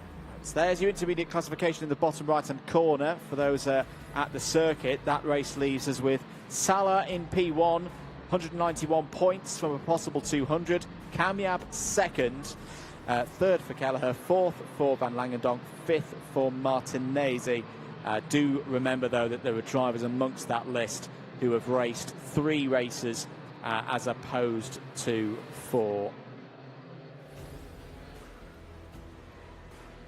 So the drivers heading back into Parc Fermé then, after the slightly delayed qualifying heats for Groups D and F because of that red flag. Sorry, not for D and F, that's the ones that are coming up soon. No, indeed, yes. No, it was D and F. It's for the OK seniors that are on D and F. And next, apologies. But for Roman Kamiab, that is job done. Always good to take advantage of a pole position. And did so with aplomb, especially in that middle phase of the race when that challenge from Jenson Burnett behind was coming in. Next race we'll get to in a moment. Let's have a look at some of the highlights. Well, this was before the race even started. Quite strange moment with Dries van Langendonk being turned round. That brought out the red flag as the race directors wanted to have a discussion with the drivers. There was Francois Cadal leaving the scene. When we did get up and running, great start for Kamiab leading on the inside. Baglin P2 slotted across onto the inside lane, and a good start as well for Mats van Rooyen from 4th on the grid, was able to take 3rd. Dries van Langendonk settling in there as well, looking for more points. Battle at the front of the field, just going back past one of the back markers. This was Dries van Langendonk down the inside of Noah Baglin. Jenson Burnett has got involved, and this was when we really started to see the Fusion Motorsport drivers, 2 of them at the front end of the field, really coming through the field. Baglin responded back down the inside of Burnett, but running wide. Few problems for Baglin being able to get into the corners, particularly the hard braking zones. Lost a few positions running wide. That was a great move on lap number 4 for Van Rooyen. Got him up to 3rd place at that precise moment. And with Burnett up into 2nd place, it was his teammate Kit Bolowski also starting to come through the order with Mats van Rooyen. Also Jack Iliff, some really clever positioning from the American for Forza Racing, gaining spots, and in the end would finish in 5th place. This was another one of the Bolowski moves, this time down the inside of Van Rooyen, who had unfortunately faded through the second part of the race. And a lot of drivers sensing the opportunity that spots in the top 10 are available. That was a great move. 2 for the price of 1 for Jack Iliff down the inside of Van Rooyen and Bolowski at the end of lap number 8. And into turn 1, Baglin trying to get down the inside of Van Rooyen. This is really where the CRG started to fade in the latter stages of that last heat. More moves going on. Scott Marsh in the middle of it all as well for Tony Kart. Baglin, got to give him, whilst he had problems out there, he was always fighting back, always looking for a move. This was another one again, deep into turn 1, would open the door for the likes of Zhang and Osman and Marsh to get involved. In the end for Baglin, it would be P9. More overtaking from Kit Bolowski. That was down the inside of Jack Iliff, would give him 4th place. But it was Roman Kamiab after a strong middle phase of the race for Burnett. He took the race win. Are we ready to go then for qualifying heat D and F in OK Senior? Yes, we are. Away we go. Dmitry Matviev on pole position at the very front of the field. Bondarev trying to go around the outside. Runs a little bit wide and through comes David Walter. So once again, like we saw in the previous round, it's David Walter for Tony Kart who goes from the 2nd row of the grid and leads early on lap 1. That is an absolutely lightning start then for David Walter, as again he comes under pressure from Matviev, who tries to send it back down the inside through 5 and 6. Denied the entry as he hugs that inside corner, and now is getting involved with Freddie Lloyd, who is trying to get down the inside as well. This is close action, and look at the rubber that's going down already on the circuit. It's absolutely fantastic. We see such close racing here as everyone tries to fight their way through. You can see the 101 of Bondarev trying to retaliate there in P4, but he's looking down at his kart. I don't think it all is well. No, it's a bit of a concern there. Early stages of lap number 2 then. into turn number 3. It is a huge pack of karts at the front of this field. Will all fancy their chances in these continuingly drying conditions. Volta defends to the inside. Resists Matviev going through. Oh, he's going to go through now. Matviev fights his way to the front but runs a bit wide. Here comes the 118 of Pavan as well, tucked up behind Freddie Lloyd. Freddie Lloyd needing a big result here. Bondarev's challenging Pavan. It's all kicking off. I had no idea what happened there. I thought Matviev was off the circuit, but no, he's leading this race now from Freddie Lloyd.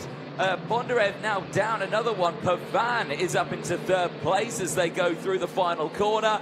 This is brilliant stuff. This is dry racing here at Val d'Argenton. We're back, ladies and gents. Yeah, this is what we like to see. And I'd say for Freddie Lloyd, this is a big opportunity. Had difficulties in the wet conditions earlier. It's Bondarev down the inside. Takes 3rd place. And just as quickly as we say he takes 3rd place, he loses it again. This time to David Walter. Pavan loses 2 spots in all of that. The pace is coming back as well. 51.47 for Skulanov, new fastest lap early in this one. As a reminder, we were seeing high 48s in qualifying times, qualifying yesterday, albeit on new rubber.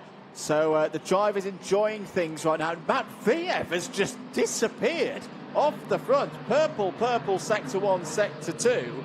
Could have a lead of nearly 2 seconds at the end of this lap. Look at that. Well, he's crossed the line now, and there goes 2nd, 3rd. The rest of them are all going through. That is a humongous gap now. Volta under pressure from Bondarev through turn number 1. The same Pavan there, and Tame Soleil for the Sauber Academy team is under pressure. Lock up and off the track and into the wall goes Bondarev. That is a complete miscalculation of where he needed to press the brakes. It was a complete lock-up. Now, was that an engine seizure or was that a mistake on the brakes? That's the ultimate question, because the rear axle locked. And cast your mind back 2 weeks ago, 2 Prema karts both had engine seizures, and one of them was Bondarev. Yeah, it was. That was definitely a low light of their pre-rounds. Would love a look that again. As up, Pavan down the inside of Soleil. Soleil got out wide there and has lost 2 places. There's a big snap of oversteer for Blake Nash as well. The point I will make about that one for Bondarev, he was slightly inside. He'll have been off the rubbered-in racing line. Yeah, and I just wonder, because it's so on an edge here today, was that enough just to lose the traction and the grip from the tyre under braking that meant that he pivoted round? That was the 175 of Philip Carras that we just had a quick look at as well. It's down in P22. Through comes Casper Henriksen. This great run for Henriksen.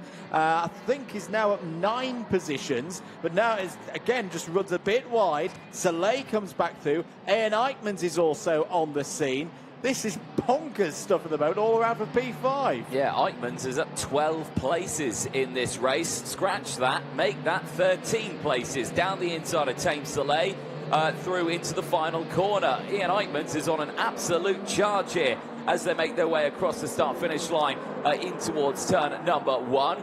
Well, Matviev leads the way by now 1.8 seconds. David Volta there in 3rd still, not able to close in on Lloyd at the moment, but eyes are fixated on this one. Eichmanns, who is closing in on Pavan, but there's a bit of real estate between those two at the moment.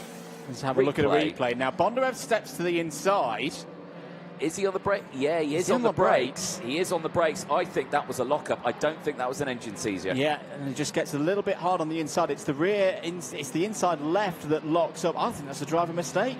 I just think that is a pure driving mistake, getting off the racing line, expecting a touch more grip than you needed. Here's Luna Flush. Luna Flush is coming through the order. He's had an awful weekend so far and has now lit up to 9th place, 11 places. What a drive. Yeah, we're seeing some real big names from the back of the grid who had dismal qualifyings come through now in these dry conditions. Remember, we were saying it's hard to overtake on this circuit in the wet conditions.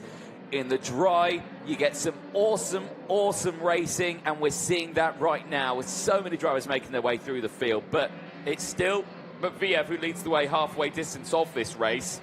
Lloyd in 2nd, Volta in 3rd, Pavan 4th, from Eichmanns and Soleil, which is the battle that we're seeing here. But right now, still some good action happening in this field. But Tame Soleil he's on the pace here. He's quick. Is Thames Delay. He's up places.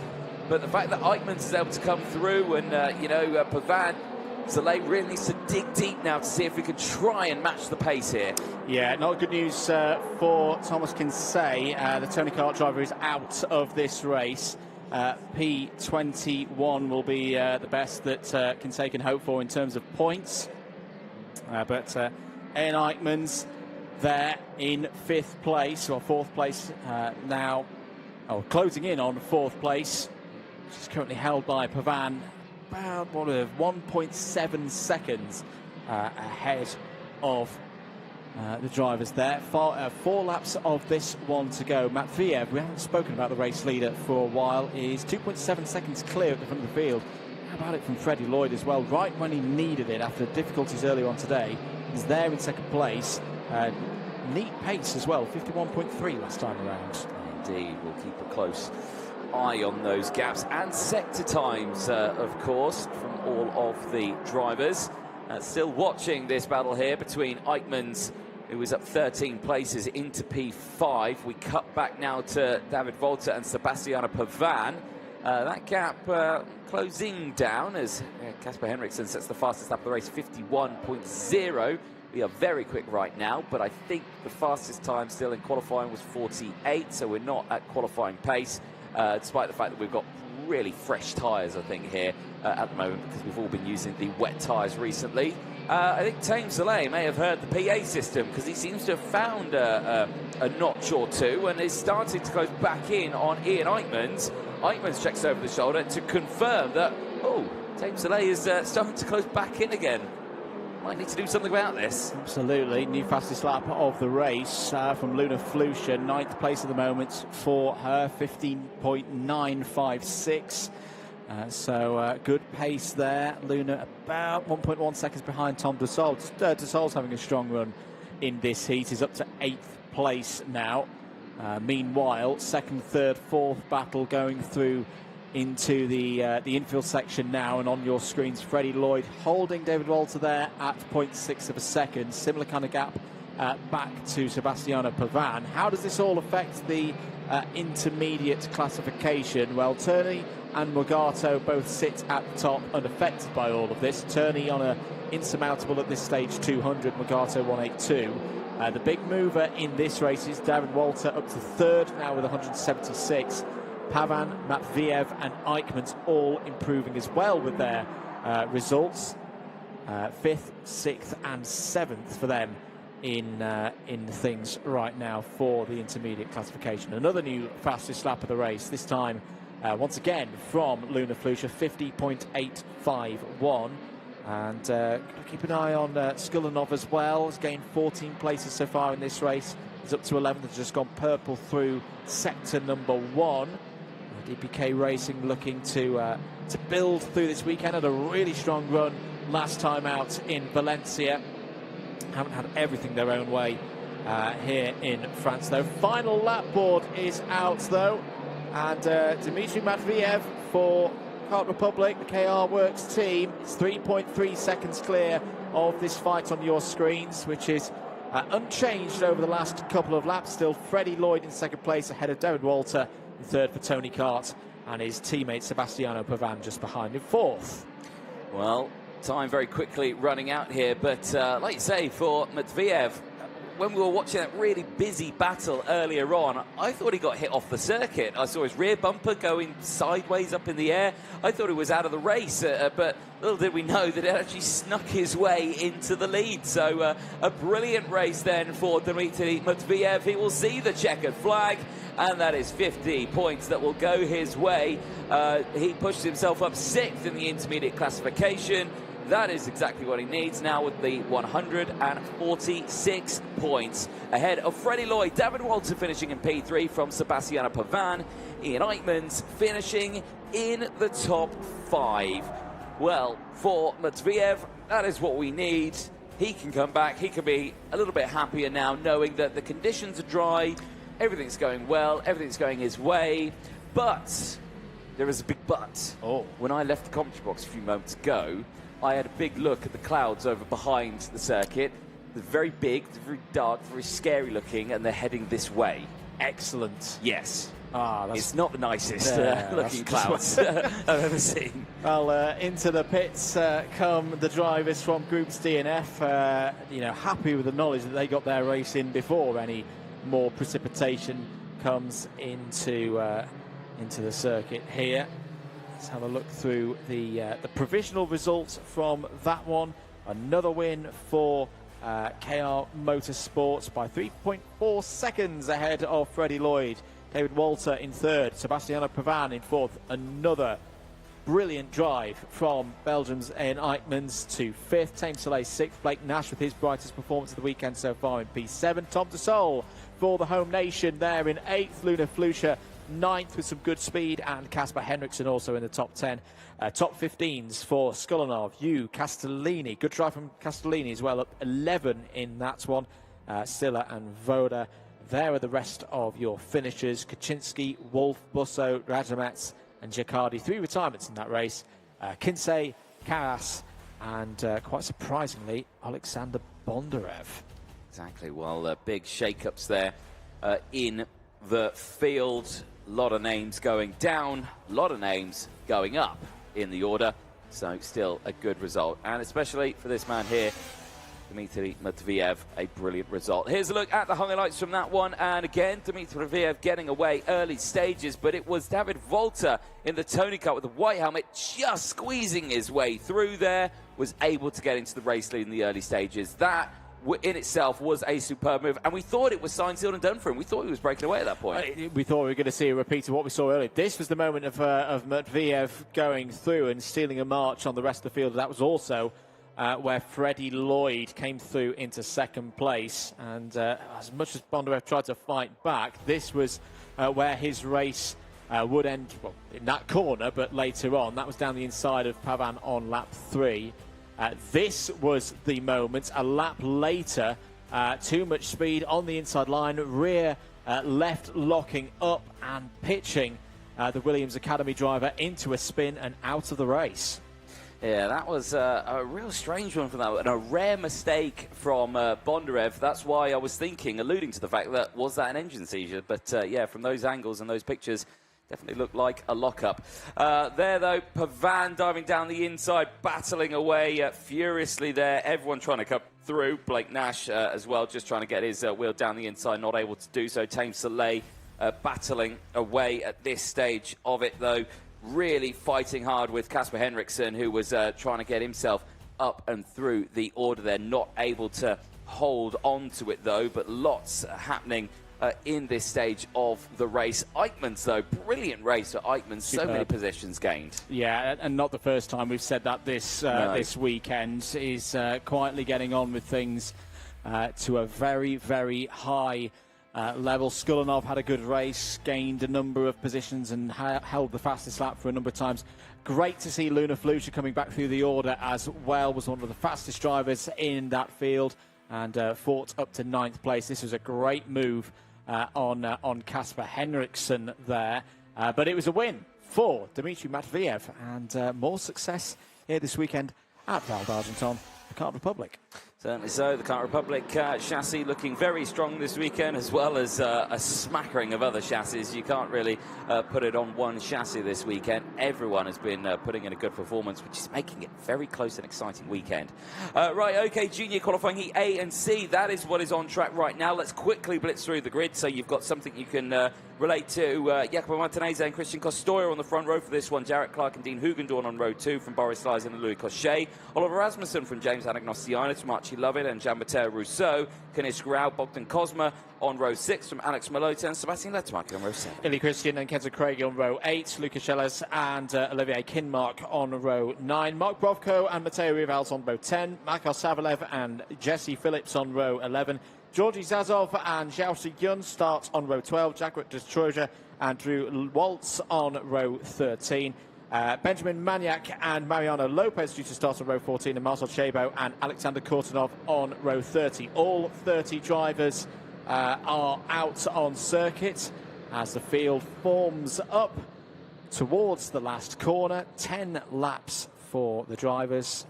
Particularly good to see Benjamin Maniac back out there after a big incident earlier on today. Good to see him well and set to go. And away we do go for 10 more laps here at Val d'Argenton into turn 1. Good start for Martinez. Will control the pack as they leave turn 1 through the kink of turn 2. Oh, very close there. Was that one of the Saudis running out? I think it was Lyson. Has lost a number of positions down to around 8th, 9th place. Now fighting with his teammate Kanish Grau into turn number 4. But a controlled start there from Martinez. Not his fastest start, but it didn't matter. He holds the lead. Yeah, he certainly does. Anagnostianis, you can see they're getting a little bit out of shape through turn number 5, trying to get on that inside curve to get down the inside. I think he has done so now, getting past the Forza Racing. I don't think it's Jarrett Clark. Jarrett Clark there in second. One of the other Forza Racings, potentially Archie Lovett getting past. But yeah, like you were saying, brilliant start there for Martinez. Controlled, not dramatic, not pushing too hard. He's not broken a 10-second gap. He's still got Jarrett Clark right there, just a 10th behind.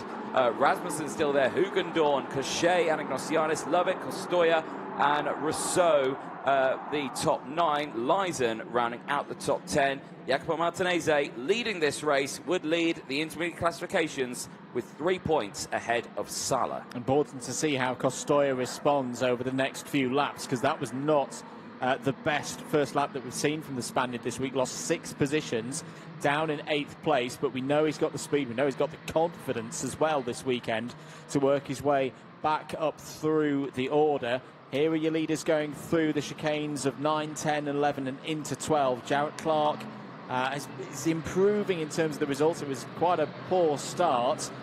Incident in the first round left him as a DNF. As the rain on the radar continues to roll in, there's some quite heavy, fierce... I always get worried when I see pink on the rain radar, because that means something not great is coming in. Hopefully it passes off to the east of us here at Val d'Argenton. Now, the ladies and gentlemen can't see where I'm currently pointing right now, but Andrew, if you turn your head to the right and look out those windows, yes, that's a big, scary cloud that is looming towards the circuit here, and something tells me it's got to do with that spot of pink we can see on that rain radar heading this way. So, heavy rain on the way. It was forecasted, and the racing here far from over at Val d'Argenton. We've still got a full day of racing tomorrow, but a full day of racing remaining here today, Saturday, in France. Martinez still leads the way from Clark, Rasmussen, Hugendorn, Cochet as they head down the start-finish straight. Anagnostianis still there. It's a relatively spread out top 6 at the moment. They're just waiting that prime opportunity if they close in and attack. Let's see what they can do. A little further down in the order, let's see who some of the big movers are. Jagrat Dutroja has gained 7 positions in this one. He's up into P18. The same could be said for Benjamin Magnac. Up to P20, 7 positions gained as well. So they are the biggest movers out on circuit. But crucially, everyone's still in the race. This is nice to see. Costoya has got up to 7th place and also taken the fastest lap of the race. He's got a bit of space to stretch himself now. 52.648 is a second behind Anagnostianis in 6th place. Meanwhile, still at the front of the order, Martinez leading from Clark. Rasmussen having a strong run, arguably his best results on the card so far this weekend, sitting 3rd for CRG. And Dean Hugendorn again, who's impressed both of us, Anthony, since the very start of this weekend. Was unlucky in the first round of heats, had a problem, DNF, but is another driver who's taken that disappointment and gone, right, I'm not going to let this define my weekend. Yep. Has been on point ever since and is looking strong there again in 4th. Yeah, it really is. And he's not in the top 10, is Hugendorn, but something tells me he's not far off the back of it. All right, he's somewhere in the top 20, definitely in the top 20, maybe even the top 15. So Hugendorn really having a good run this weekend, though. Not under pressure from Cochet. Cochet, though, is under pressure from Anagnostianis just in the background. That battle is kicking off. It is, but I just wonder at this stage still with another 5 laps, including the one that we're on to go, are they better working together to A, try and catch up to the 4 ahead, but also keep away from Christian Costoya, because Christian Costoya is hitting fastest lap after fastest lap after fastest lap. There's another one, 52.522, knowing that every position, every point in the intermediate classification is going to matter here this weekend, because nobody's dominating. Down the inside on Cochet goes Anagnostiidis. Clean move from the Australian. That's him up to 5th. Yep, nicely calculated there. No drama through turn 7. Doesn't go defensive, but crucially, Cochet doesn't retaliate instantly, thinking, well, maybe that if I follow Anagnostiidis here, I can close up to the drivers in front. And Cochet's defending a nice position right now in the points. He's sat 6th. He's got a bit of an advantage over Dries van Langendonk behind. He doesn't want to throw that away at this stage. Back at the front once again, Martinez, Clark, Rasmussen and Hugendorn very much settled into a rhythm right now. Yeah, they certainly are. Right, onto the back straight they go. Costoya again, fastest lap of the race, is starting to pile on that pressure to the drivers in front. Costoya was a driver ahead of this weekend that we thought looking really, really strong. The first round, everything was looking good. Great qualifying, great first few heats. You know, good points to his name. It's started to dip off now that it's dry conditions. Is he struggling in these dry conditions, do you think? Or is he waiting for the wet again? I think he's just been a bit unlucky, especially with that start. His race pace in this one, considering he's had no help, he's not got a slipstream. Oh dear. Has been very good. It's out of the race. Is that another problem for Benjamin Magnac? It is. The 235 on the right-hand side of your picture. And who else is Sodi, which means I think it's going to be Matteo Rivals. Yeah. So the 246 out of the race. It's been a torrid day for Magnac. You tell from the body language there. Yeah, he's not best pleased. He's not a happy bunny there, unfortunately. That is a big, big shame. But right then, race continuing. I'm looking out the window. Is it raining? Well, the pace hasn't completely dropped off now, but a few drivers still setting personal bests. They're in the mid-52s right now. Pace from yesterday, high 50 point something, 50.8 for example in free practice yesterday. 2 laps to go. Martinez is still leading, and we are hearing in our ears, Anthony, that yes, it has started raining again. I thought I was seeing a few spots out the commentary box window. I don't know if it was me or if I was going mad. But yeah, marshals I can see out there. Hoods are going over heads. So, well, the entire grid on slick tyres. Rain starting to fall. Question mark, guinea pig. Is Martinez at the front here? He'll be the first to go into the corners. And, well, Jarrett Clark will be the second. He's going to have to react instantly to anything that happens. Big send there for Hugendorn and Rasmussen, not able to get through.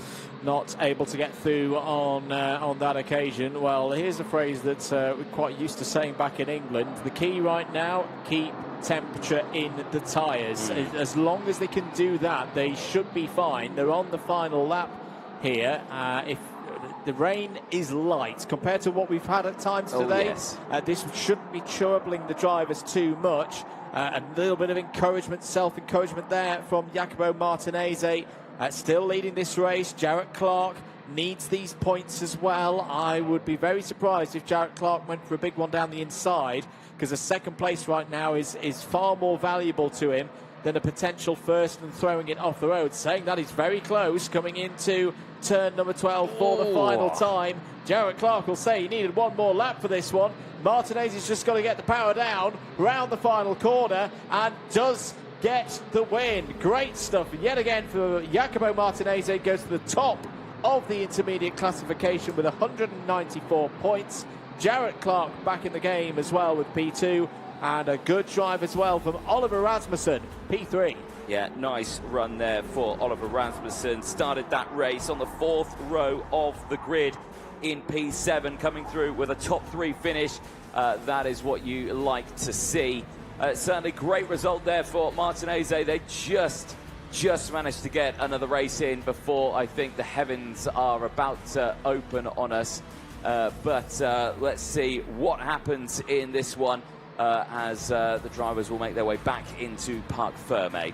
Well, Jacopo Martinez then delighted with that result. He retakes control of the lead, the intermediate classification, as he makes his way back into Parc Fermé, ahead of Filippo Sala, Roman Camiab from Christian Costoya, Kelleher from Cochet, the top 6 in that standings, then it is Van Langendonk, Ivanikov, Mins and Boris Lysen, who rounds out the top 10.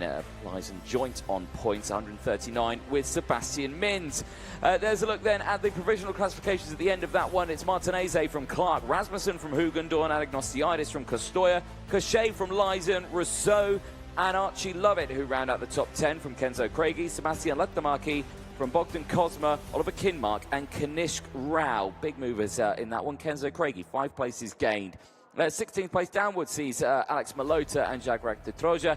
8 positions gained for him, finishing in 17th place from Jesse Phillips. Ili Christian from Mark Brovko, Georgi Zazov from Drew Roltz, Zhao Zijun and Alexander Kortunov finishing in 24th place.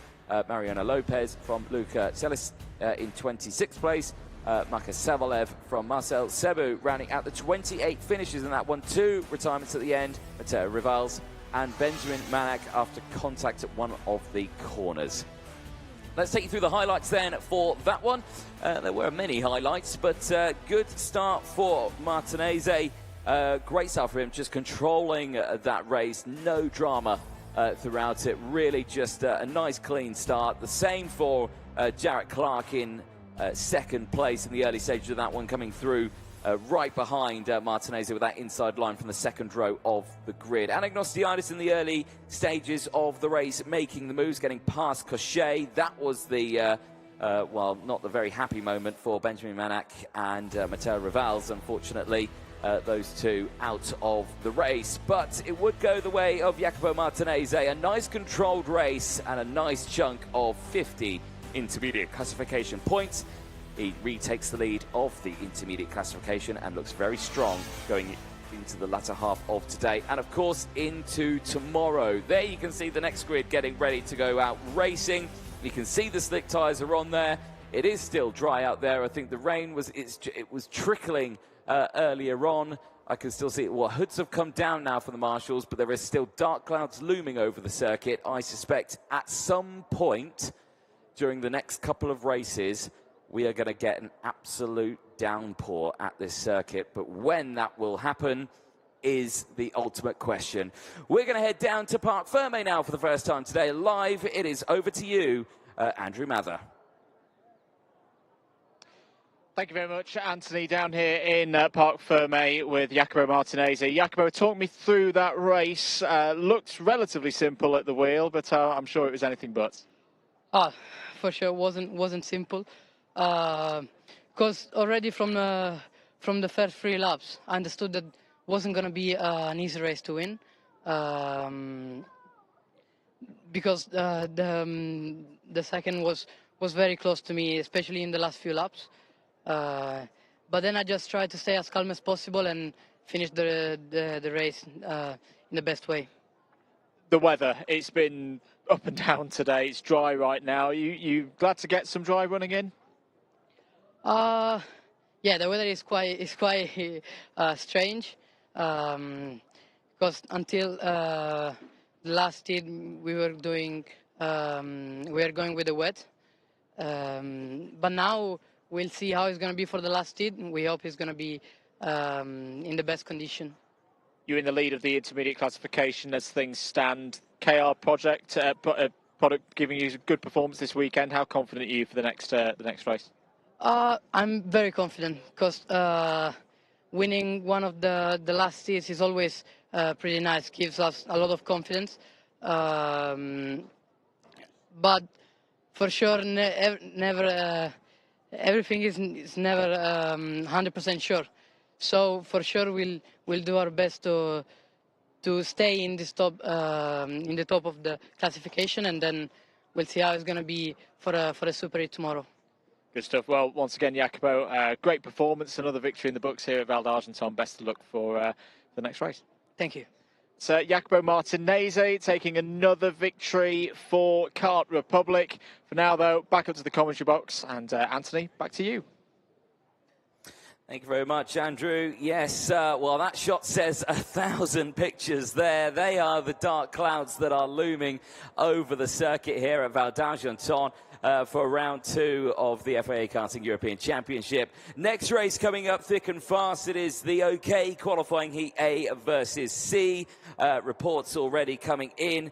David Cosma deciding he would like to switch sides of the grid, and that shot there confirms it. You can see the 138 choosing to start from on your screen on the right-hand side on the grid. He's now starting from the left-hand side, not the inside, going in towards turn 1. So he's choosing that line, maybe a little bit more comfortable with that side, meaning that Finn McLaughlin has another start from the inside line. We saw what happened to McLaughlin earlier on in today. Breakdown, did not actually start the race. Hopefully all is well this time around and he can get a good result in for this one. Lewis Werrell as well, starting just behind, had some seriously quick pace earlier on. He's looking to capitalise and get a good start this time around. He's always struggled with the start being on the outside there. He would fall back a bit, but he would come back during the race. But I would imagine if he gets a good start this time around, he might be fighting for the front 2 spots. Gomez as well, starting on that inside row, on the second row of the grid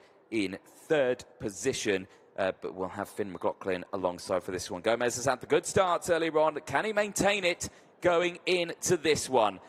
The whistle blows, the light goes green. Let's take you through the starting lineup then. It's qualifying Heat A versus C, and it is David Cosma Christopher starts on pole position with Finn McLaughlin alongside, but they have switched sides of the grid. Then it's Gabriel Gomez and Lewis Werrell starting on row 2 for Vivek Cathan and Aaron Garcia on row 3. Lou Iglesias and Anatoly Kavalkin go from row 4 from Davide Bataro and Thibaut Ramikas on row 5. Noah Montero and Mies Huben go from row 6. Sun Jiayu and Guy Alberghino go from row 7, and Kai Rillarts and Hugo Matti on row number 8. Leo Nilsson and Emilio Koivisto round out row 9 from Len Naish and Nico Lanolate on row 10, rounding out the top 20. Santino Panetta and Vanguard Clementson on row 11 from Jean Caras and Stepan Antonov. Then the final row of the grid, and giving us our 26 drivers, is Dante Vinci and Jensen Graham. But is it going to be 26 drivers, or is it going to be 24 drivers? And I think the answer to that is clear. Nico Lanolate and Anatoly Kavalkin not on the grid. So hopefully they are both okay. And hopefully it is just mechanical issues that are keeping them from racing. Well, again, grandstand is pretty full, actually. I'd say there's quite a few people in there. They've got a key view of what's happening off in the distance with the clouds looming over onto the circuit. Andrew, you were just out there interviewing. How was it feeling out there, weather-wise? Blustery. The wind's picking up at the moment, though. It feels like the worst of the weather, the worst of the clouds, just skirting off to the east. There's quite a few worried faces down there, though. I think everyone's like, oh, we've got the wet weather out the way. We quite like the dry conditions. Don't like the look of that cloud. No. And, it's going to be in the balance as to whether we get another load of rain, I think. Well, the rain radar that we were looking at earlier on, it said 1,000 words there. There's a big cloud that is coming over the circuit. A zoom in there on us. Oh, you are right there. It is just skirting the big dark cloud there with the pinks and purples there. But I reckon it still could hit us there just a little bit. We're on a knife edge here, ladies and gentlemen, between completely dry racing conditions and a deluge, I think is a good way of putting it. Absolutely. So, the drivers into position. Last time we saw Finn McLaughlin in this position, it did not go well. How's it going to go this time? Lights are out, away we go. Racing once again here at Val d'Argenton. It's not a great start for the Irishman, and straight through there. David Cosma Christopher, who switched sides again, has taken the advantage, leads. Oh, there's a mess in the background. One of the KRs is off. In fact, another one of the Tony cars as well. So who is off there? Who is delayed? Noah Montero, Mies Huben and Sun Jiayu were the 3 drivers involved there. So they are the ones that are unfortunately going to the back of the grid in the opening stages. There is the Birolart of Mies Huben, who has got restarted. But yeah, luckily they're all still in this race. Good start for Lewis Werrell as well. Had a quiet previous round and is now right there with Finn McLaughlin over second place, coming round to complete lap number 1 then. It's going to be Romania's David Cosma Christopher in the lead of this one by 0.6 of a second. McLaughlin there in second, Werrell third. Decent start for Gabriel Gomez as well. He's there in 4th. Yeah, this is nice stuff here. Nice little breakaway there for David Cosma Christopher. Looking really strong now in this one. Like you say, he dropped back a little bit earlier on. We were thinking it was the dry conditions if you preferred the wet, but, well, this time around they've done something here because he's looking so much stronger at the start of this one.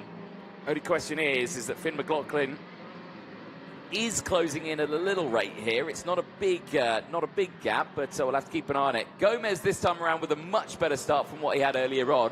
He went to the back of the grid, came through to finish P8 after dropping well to the back of the grid, all the way down to P24. But he certainly came back as he looks to the inside there through 13. That was never going to work.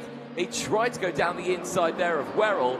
Now he's dropped back a little bit, and Alan Garcia might have a chance here of attacking Gomez, but he's not close enough just yet. And again, McLaughlin has closed in and is diving instantly in towards turn number 4 and gets it done, and he moves into the race lead. McLaughlin needs this after the retirement earlier on. Yeah, he really, really does, because he's got the speed to win here this weekend. Has got to fight back now from lower down the order in terms of that intermediate classification, but this kind of result will do the business for the Irishman. Here's Lewis Werrell having a little look down the inside of Cosma Christopher there for second place. Doesn't work out that time. McLaughlin is pushing now off the front of the order. That was a great last sector. Is now 0.4 of a second clear. Cosma Christopher defends, subtle defence into turn 1 to hold Werrell behind. But that is great news for Gomez, Garcia, Iglesias, Ramicas, Rillas. There's a big list of names queuing up behind the young British driver, and he's looking over the shoulder there. There is Gomez with that determined look, looking forward. I think he's quite happy to just sit there right now behind Werrell. I say that, down the inside he goes into turn number 7. That is the championship leader up to 3rd. Well, you have to think of it as this point here. Dark cloud looming over the circuit, everyone's on slick tyres. If it does suddenly pour down, the safest thing that race control would do and the race directors would do is stop the race. Yep. They would throw a red flag out if it did suddenly downpour right now. So getting yourself in a good position right now in these early stages is vital. If it suddenly downpours, the race is stopped, it will go back a lap. But if you make sure you're in a good position now, as soon as you can, you'll be okay. Yeah, you will be indeed. Who's improving? Kai Rillas again is up 8 spots in this one. Leo Nilsson, the Swedish driver, is into the top 10 now as well. That's a gain of 7. Here comes Garcia down the inside of Gomez. Well, that is something we've not seen too many times so far this season. Gabriel Gomez being cleanly overtaken there for sheer pace. That's a great run from Garcia. Yep, really, really nice to see. I mean, Garcia coming in as a wild card here this weekend. That's why he's running a very different number to everyone else, the 607 there. Now, crucially, he's put on a wetsuit for this race. He might know something that we don't right now. What does Aaron Garcia know here? Yeah, so he's seeing what he can do. Now up into 3rd place, and I've got to say, he's closing in on David Cosma. He might be going for 2nd, maybe even 1st. I mean, lap times at the moment in the 52, so it's nowhere near the best pace that we've seen so far this weekend. It's that 2.5 seconds to 3 seconds off true dry running pace. Again, I think this is the setup questions right now. Garcia's got confidence to overtake everything that moves out there. Down the inside of Cosma Christopher up to 2nd place. Gomez takes advantage as well, gains a spot for himself. And now Garcia sets about the race leader, VDK Racing's Finn McLaughlin. Hoods are going up out on circuit from the marshals. Is it raining out there, ladies and gentlemen? I do not know. I can't see it out the commentary box window. It might be raining just that little bit right now, and this could be interesting. Gomez back down the inside of Garcia, can't do it, stays behind. Now he's bogged everyone up. Cosma there, Iglesias there, Ramicas there, and Werrell's there as well. Yeah, they're all in play right now. The lap times, the sector times are holding for the moment. We're into the 2nd half of the race. We'll keep an ear out for any messages to us here in the box. Regards, rain, none at the moment. Finn McLaughlin doing a great job at the front of the field. Has Aaron Garcia got any more performance left? That's Ramicas down the inside through turn 12. Gets by on Lewis Werrell. That is for 6th place. 5 laps to go for Finn McLaughlin. The sky's darkening here in Val d'Argenton. There's some fluffier storm clouds, you know, ahead of us, to the left of us, to the right, and probably behind as well. It definitely feels like some inclement weather is coming in. The question is, when will the rain drop? Well, I'm going to go with the local marshals' initiative on this one. If their hoods have got up, I think they know it's pretty imminent. They know this place better than all of us, and if the hoods are up on them, I'm going with it's going to rain in the next 5 minutes or so.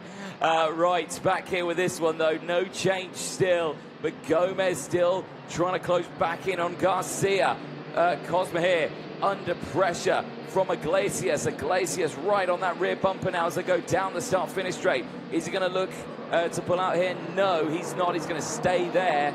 And again, tension's just building here now, because again, when it suddenly kicks in, I don't know what's going to happen. We're on a knife edge here, ladies and gents. Yeah, indeed. Intermediate classification situation right now. Turney, as we know, out front, 200 points, can't be beaten in this particular round. Magato, Volta and Kasani also holding their top 4 positions that they had at the start of the races. Ramaker's looking down the inside. Another Thibaut Ramaker's move to enjoy that one on Louis Iglesias. Good positioning from Lewis Werrell as well. Hops through 5th and 6th place for them two respectively. Now Werrell, is he trying to set up for an attack through turn 12? No, holds there behind Ramaker's.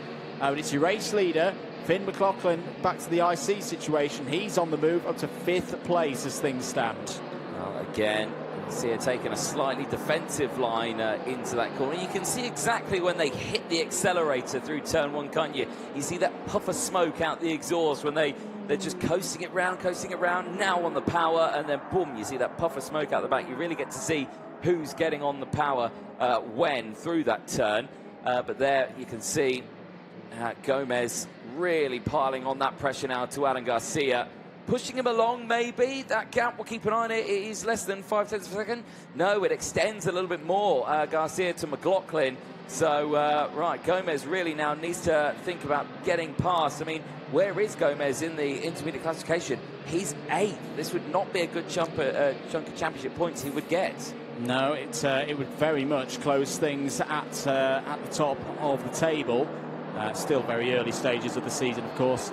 I'm at a loss today with the weather, Anthony. The mysteries of the Loire region are playing us again, because the lap times are actually some of the best we've seen so far today. They're all either in the low 51s or the high to even mid 50s. 50.591 for Kyrillos, and literally just as we finished saying that, it's raining. Here it comes. It's raining a lot the now. rain is absolutely bucketing down, and now it's survival mode. Can the drivers keep it on the circuit? This is a significant level of rain where they will lose performance. Gomez down the inside. That's a key move. Takes 2nd place away from Garcia.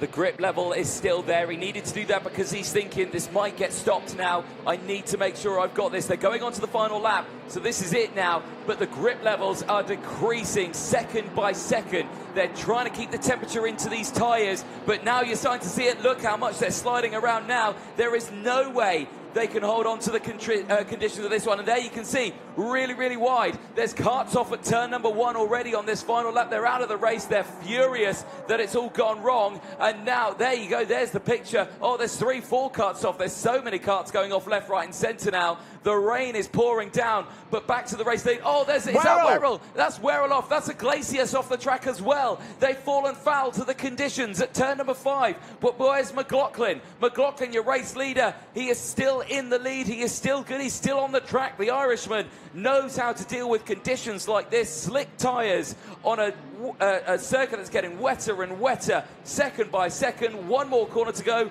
Don't overdo it here, Finn. Get it round. Good lad. There you go. Finn McLaughlin takes the checkered flag. He dances across the line. Gomez gets 2nd from Aaron Garcia. Brilliant, brilliant drive from all of them. So many drivers on that last lap just getting caught short by those conditions, not keeping the temperature in the tyres. Oh, but that is one of those scary, scary moments when you're out there. The fear comes in a little bit, you know.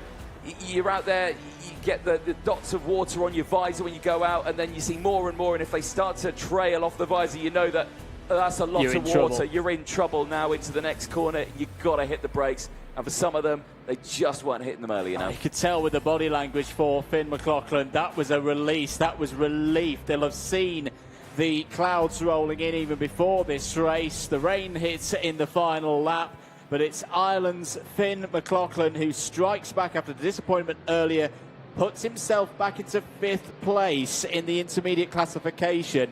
And another still a round of these heats to go, but this will be the stage where drivers start thinking about tomorrow, start thinking about super heats and their starting position. 5th place, you'll be on the inside for one of those starts in the super heats. Not a bad spot at all. So 2.6 seconds is the gap for McLaughlin over Gomez. Aaron Garcia in 3rd with a really entertaining race from the Spaniard in that one. David Cosma Christopher in 4th, 5th place for Thibaut Ramicas. Davide Bataro 6th. Great drive from Guy Albag there in 7th. Len Naish up 11 spots to 8th. These are all drivers who kept it on the road on that crazy last lap. 9th was Kai Rillerts. Good race for Belgium there. 3 drivers from Belgium in the top 10. Top 10 that was completed by Vivek Kanthan. Hugo Marti 11th. John Carras in 12th. Lewis Werrell and Louis Iglesias both fell off the road on the last lap there, are classified P13 and 14. Noah Montero P15 ahead of Antonov, Panetta, Sun, Koivisto and Huben. They all saw the checkered flag inside the top 20. Dante Vinci was the last of the finishers. Nilsson, Graham, Clementson all did not finish. Here was the start of the race, and it was a good one once again for David Cosma Christopher, starting on the outside. And got it absolutely right. There was the moment, a spin for Mies Huben, other karts involved. I think Dante Vinci in amongst it. There was the 153 of Mies Huben trying to get restarted in a very up and down race. Lewis Werrell had a good start as well, was up to 2nd place by turn number 5. Here was the key move though for Finn McLaughlin. He'd made his way past Werrell and then went for the lead of the race.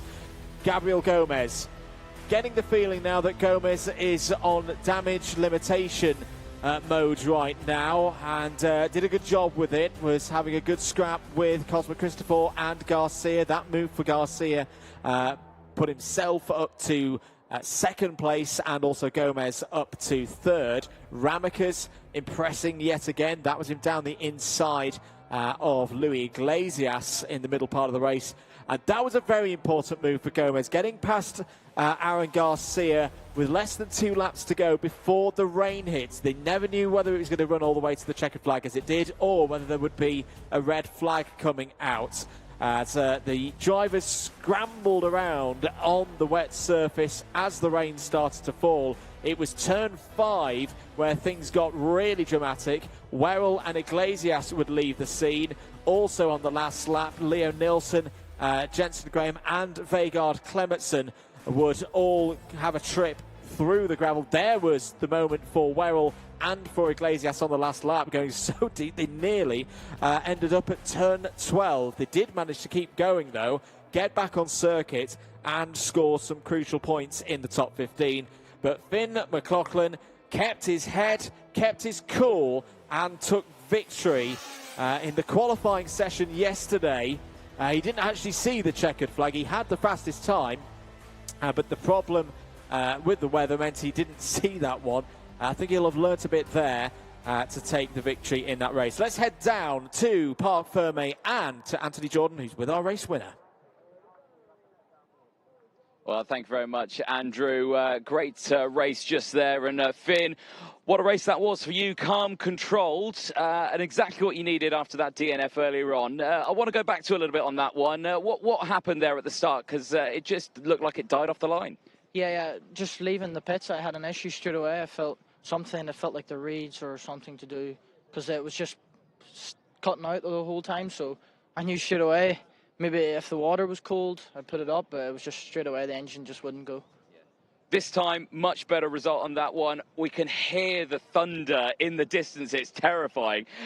You just managed to get away with that one. Talk us through the last couple of laps on that one. The rain coming down. was it just a case of, I've just got to get to the end now? No, yeah, I love them conditions when it's slicks in the rain, so I was actually hoping for it to pour it down, but I was happy with the finish. So. Yeah. Obviously, that DNF it's put a spanner in the works a little bit with where you're in the intermediate classifications. Obviously, there's still another race to go for you, but do you reckon you can really fight back and maybe tomorrow get the better results? Yeah, 100%. I have the pace in all conditions, so I'm very confident for what's coming. Excellent. Well, we'll wish you best of luck for tomorrow as well. And, yeah, hopefully it doesn't rain too much for if you want. You can't keep that umbrella. You've got to give it back to us, unfortunately. Yeah, thank you. Excellent. Congratulations. Well done. Well, Andrew, the rain is here. The thunder is on its way as well. And unfortunately, I drew the short straw and had to do the first interview in the wet. But we'll head back over to you. The next race is coming up very shortly. Thank you very much, Anthony. Here from the relative dry of the comms box. He's finally seen some wet weather this weekend as Mr. Jordan. Let's get ready then for the next race out on circuits, returning to OK Junior.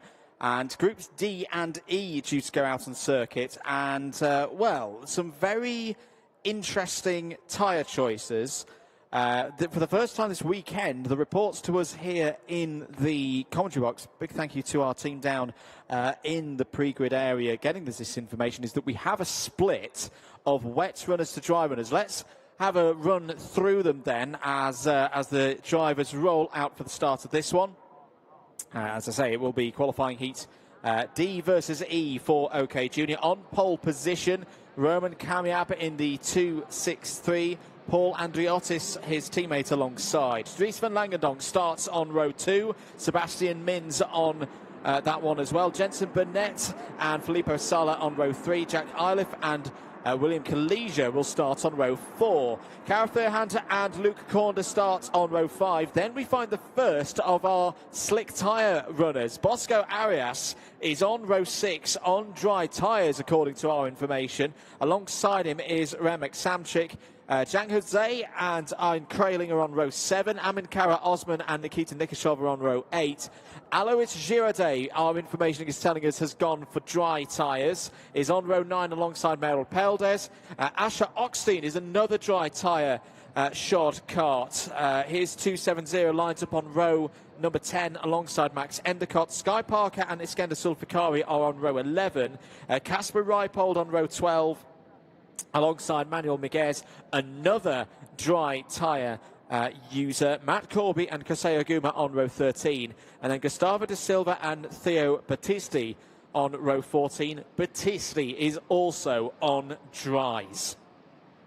Well, for those in the second half of the field, worth a gamble perhaps if the weather does change. Hearing in my ear from other sources as well that the rain may have stopped, so it may be that classic kind of thunderstorm shower that comes in and disappears just as quickly. There is going to be an extra formation lap. That's an understandable decision from the race director. Wanted to give the drivers the full and safe opportunity to assess the conditions out there on circuit. There is Pasquale Lupoli, our race director here for round 2 of the FIA Karting European Championships.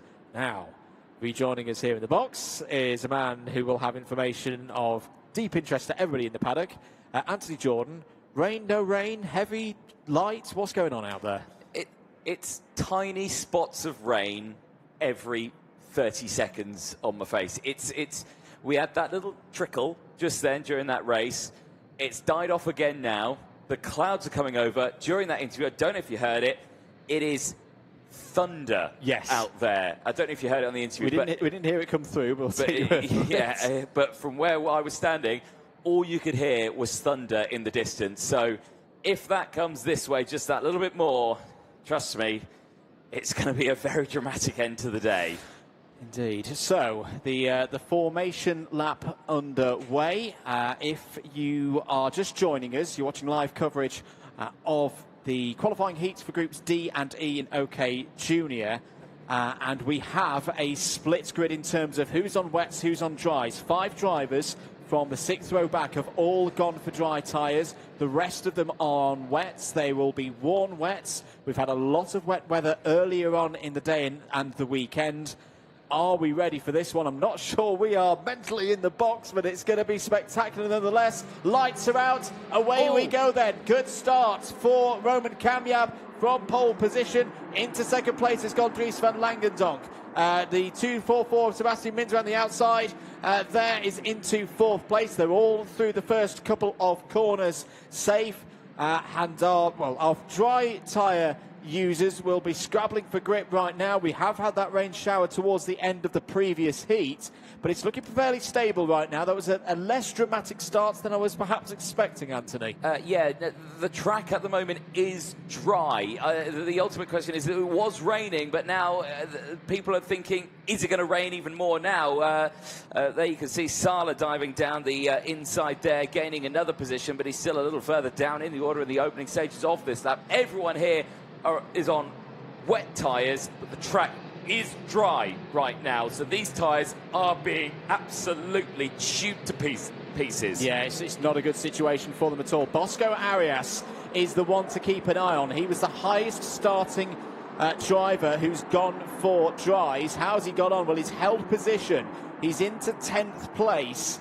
That's got past, I think Luke Cornders slipped down the order a bit in the early stages of this one. We'll keep it up, and he's got purple sector 1. Bosco Arias has gone purple sector 1 by half a second. Yeah. The 293 for DPK Racing is going to appear on the scene any moment now, because whilst it's not necessarily a case that the grip isn't out there. The grip clearly is, but for the drivers on wets, they're now having the same problem that we had 2 races ago, where there's no water out there. The tyres are overheating, and they're struggling for compound grip now. Yeah, they really are. They're just shredding themselves. They're turning into slicks, those wet tyres.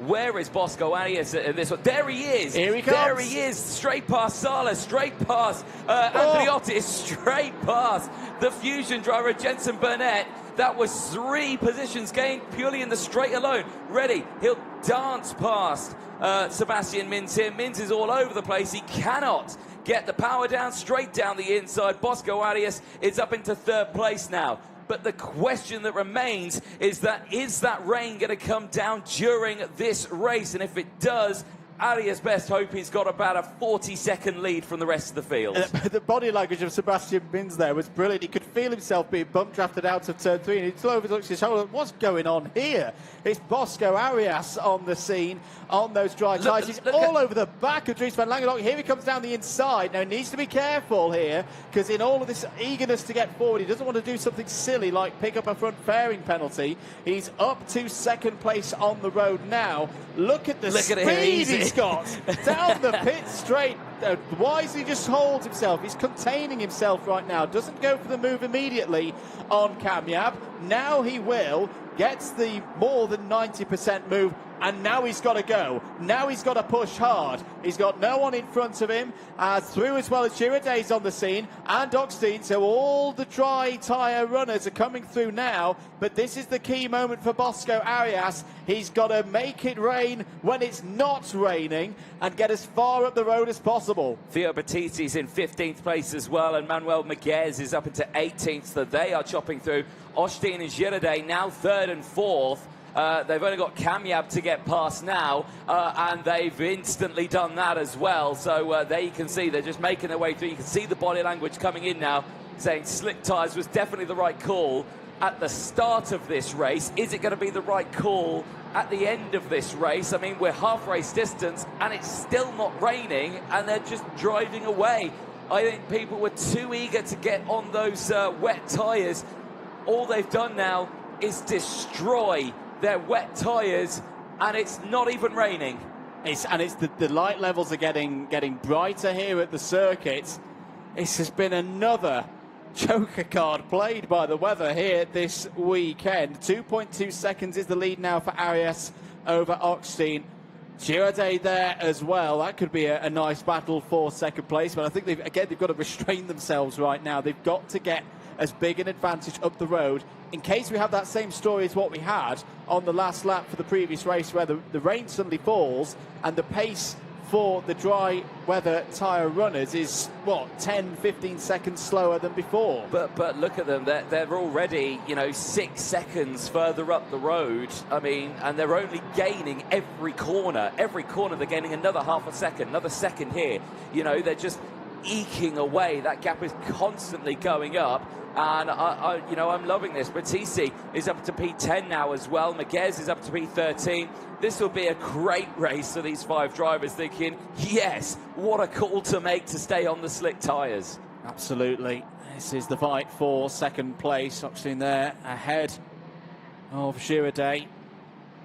And they are now 5 seconds clear of Kamyab behind, or thereabouts, 4.8 to be exact. Another lap ticks on by. End of lap number 6, 4 to go for Bosco Arias, who was superb in his home country in last time out in Valencia. A bit of a difficult time in preparing for this one. Has got points on the board already. Could this be a big moment where he bumps himself up the order in the IC?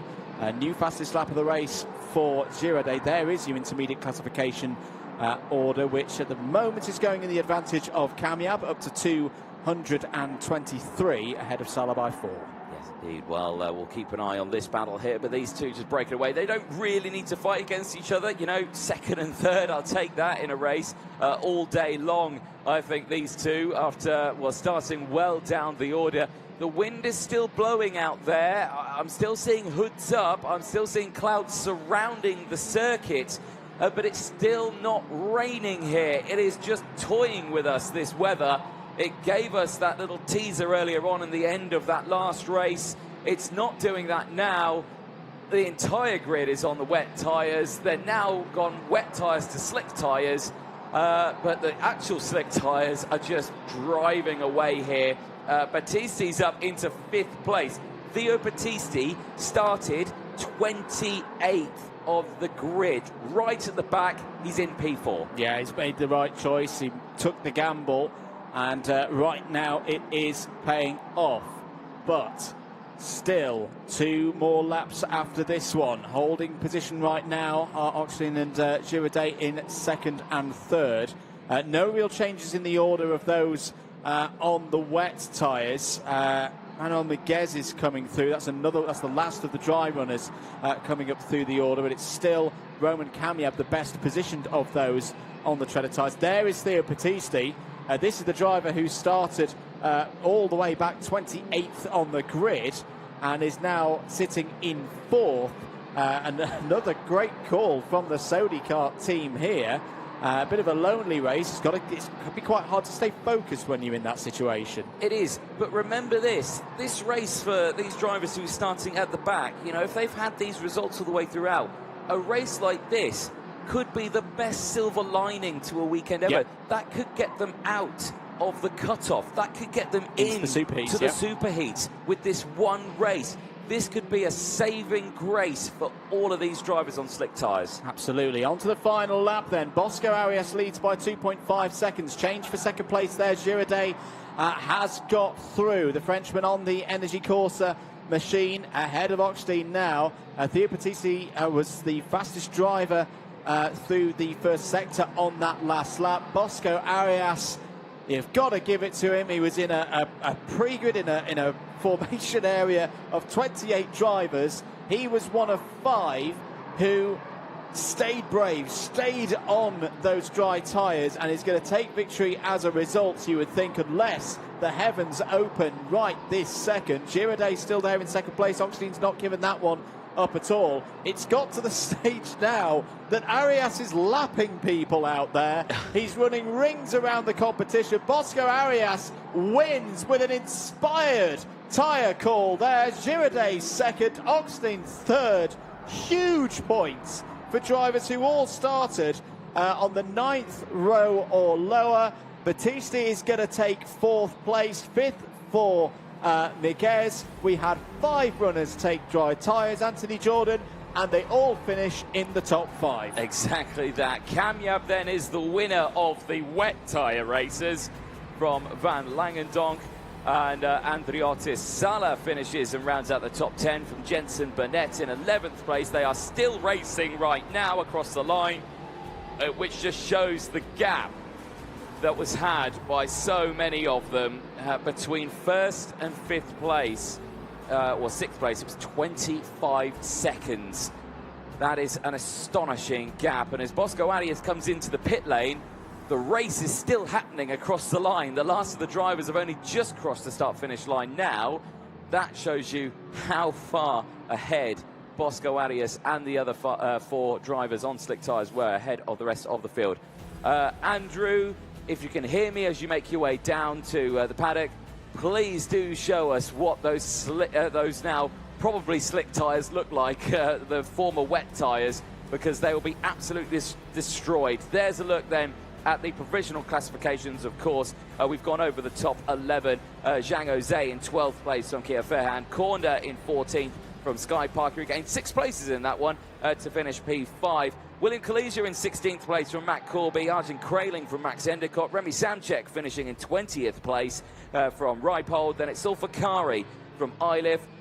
De Silva from Nikita Nikishov. Peldes, Osman and Aguma, the non-retirement. That was the slick tyres there. You can see all good for Bosco Arias, but how do those wet tyres look now for the drivers? Because they are the tyres that will probably now look like slick tyres. That's the ultimate question. But there, big smile on Bosco Arias' face.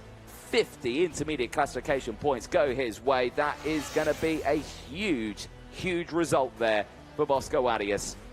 The highlights then from this race, well, speaking lightly, there weren't many of them, apart from the 5 drivers who scythed their way through the field. The start of the race, relatively calm. Drivers obviously on a dry track with wet tyres were struggling with overheating tyres. If the tyres are too hot, they get super slippery, and unfortunately they would just start slipping and sliding. That was Sala getting the move down the inside in the early stages, moving up at around P6. This was the moment Bosco Arias got up into the top fighting spot. 1, 2, 3 places gained in just the start-finish straight alone, purely with the power that he could get down on the circuit out of turn 13. There you can see Van Langendonk again sliding around. He can't control those wet tyres on a dry track, and Arias just straight through. The same there for Kamyab, straight through. It's still not a bad result for Roman Kamyab. He still leads the IC, 219 points, but that will have certainly scuppered his helping on this one. This was when Olajirade and Asher Oshtein started to come through, and that was the checkered flag. Bosco Arias taking the win by just under 3 seconds from the other slick tyre users, but from the rest of the field with the wet tyres, 25 seconds clear from the rest of the field. But it is still Roman Kamyab who leads the IC. There you can see the next race getting ready to go. Everyone going for the slick tyres on that. They'll have just seen what had happened there and gone, right, let's go slick tyres on this one. Only question is that does it now rain in this race? We just don't know. We are on a knife edge here. I've said it many times, but we're ready down in Parc Ferme. Andrew Mather, it's over to you. Thank you very much, Anthony. Down here with Bosco Arias. Bosco, a great tyre choice by you and the team. What a race. Yeah, we do a fantastic work. My mechanic put the perfect tires, and I win the race, and I'm very happy. And we do a fantastic teamwork, and that's all. Do you like this track? Do you like Val d'Argenton? Yes, I think it's a fantastic track because the corners are very fast, and I like. What about tomorrow? Hopes for tomorrow? Top 5 maybe in the superheat? It's my first year in junior, and it's the second round of the European Championship, and to enter to the final is the objective. If we enter to the final, I'm happy, but we can try to do a top 5. A fantastic performance, Bosco. Very brave and great control as well. Well done for the victory out there. Anthony, we'll head back up to yourself, but news, it has started to rain yet again here at Val d'Argenton. Back to you in the box. Thank you very much, Andrew, down there. So confirmation, it is now raining again here at Val d'Argenton.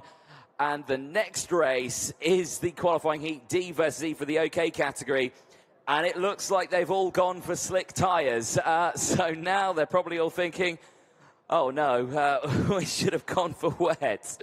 But the track is still dry out there. That's the main thing. You can see there the mechanics looking up at the sky, looking around, saying, oh, is it going to rain in the next 30 seconds or is it going to hold off? Again, it's just a fine line. You can see it's pouring down with rain well over in the distance away from us. Right now here at the circuit, it is completely dry. There is spots of rain in the air. The 1 minute board goes up. Everyone's psyching themselves up ready for a completely dry race here. But whether or not that will be the case is another story. Well, everyone getting themselves sorted out, ready to go here. There you can see the rain radar again. Oh, look at that. It's just missing us. It is just missing us. There is a huge storm over to the right-hand side. If we're going to get anything, we're going to literally just clip the edge of that huge storm cell that's off in the distance. That shot there is on the other side of the circuit. That side's lovely. That's off towards the coast of France. That's very nice. It's very sunny. It's very lovely. On the other side of the circuit, it's a horrible picture. It's just really dark, gloomy clouds that are looming over the circuit. There you go. There it is. That's the other side of the circuit. So it's a completely different contrast from one side to the other. So everyone in the grandstand sees horrible weather coming. Everyone who's on this dummy grid sees beautiful sunshine off in the distance. So there you go. It's a bit of a mix. Here we go then. Engines fire up. We're about to get ready to go for the qualifying heat. Let's take you through the starting lineup. You may have seen there on the front of the grid that the front two have decided to switch sides. Joe Turney has been put onto the inside row here. So your pole sitter, Dmitry Medvedev, starts on pole, but on the outside of row number 1 with Joe Turney alongside. David Walton and Marty Rittinen go from row 2, from Sebastiano Pavan and Mark Dubnitsky on row 3. Jimmy Elias and Andy Consani go from row 4 with Noah Wolf and Dominic Simic on row number 5, and the top 10 from Elliot Kaczynski and Jindrich Peschel. Then it's Tom Dussel and Roland Cooklane on the next row of the grid with Casper Henriksen and Michael Adair.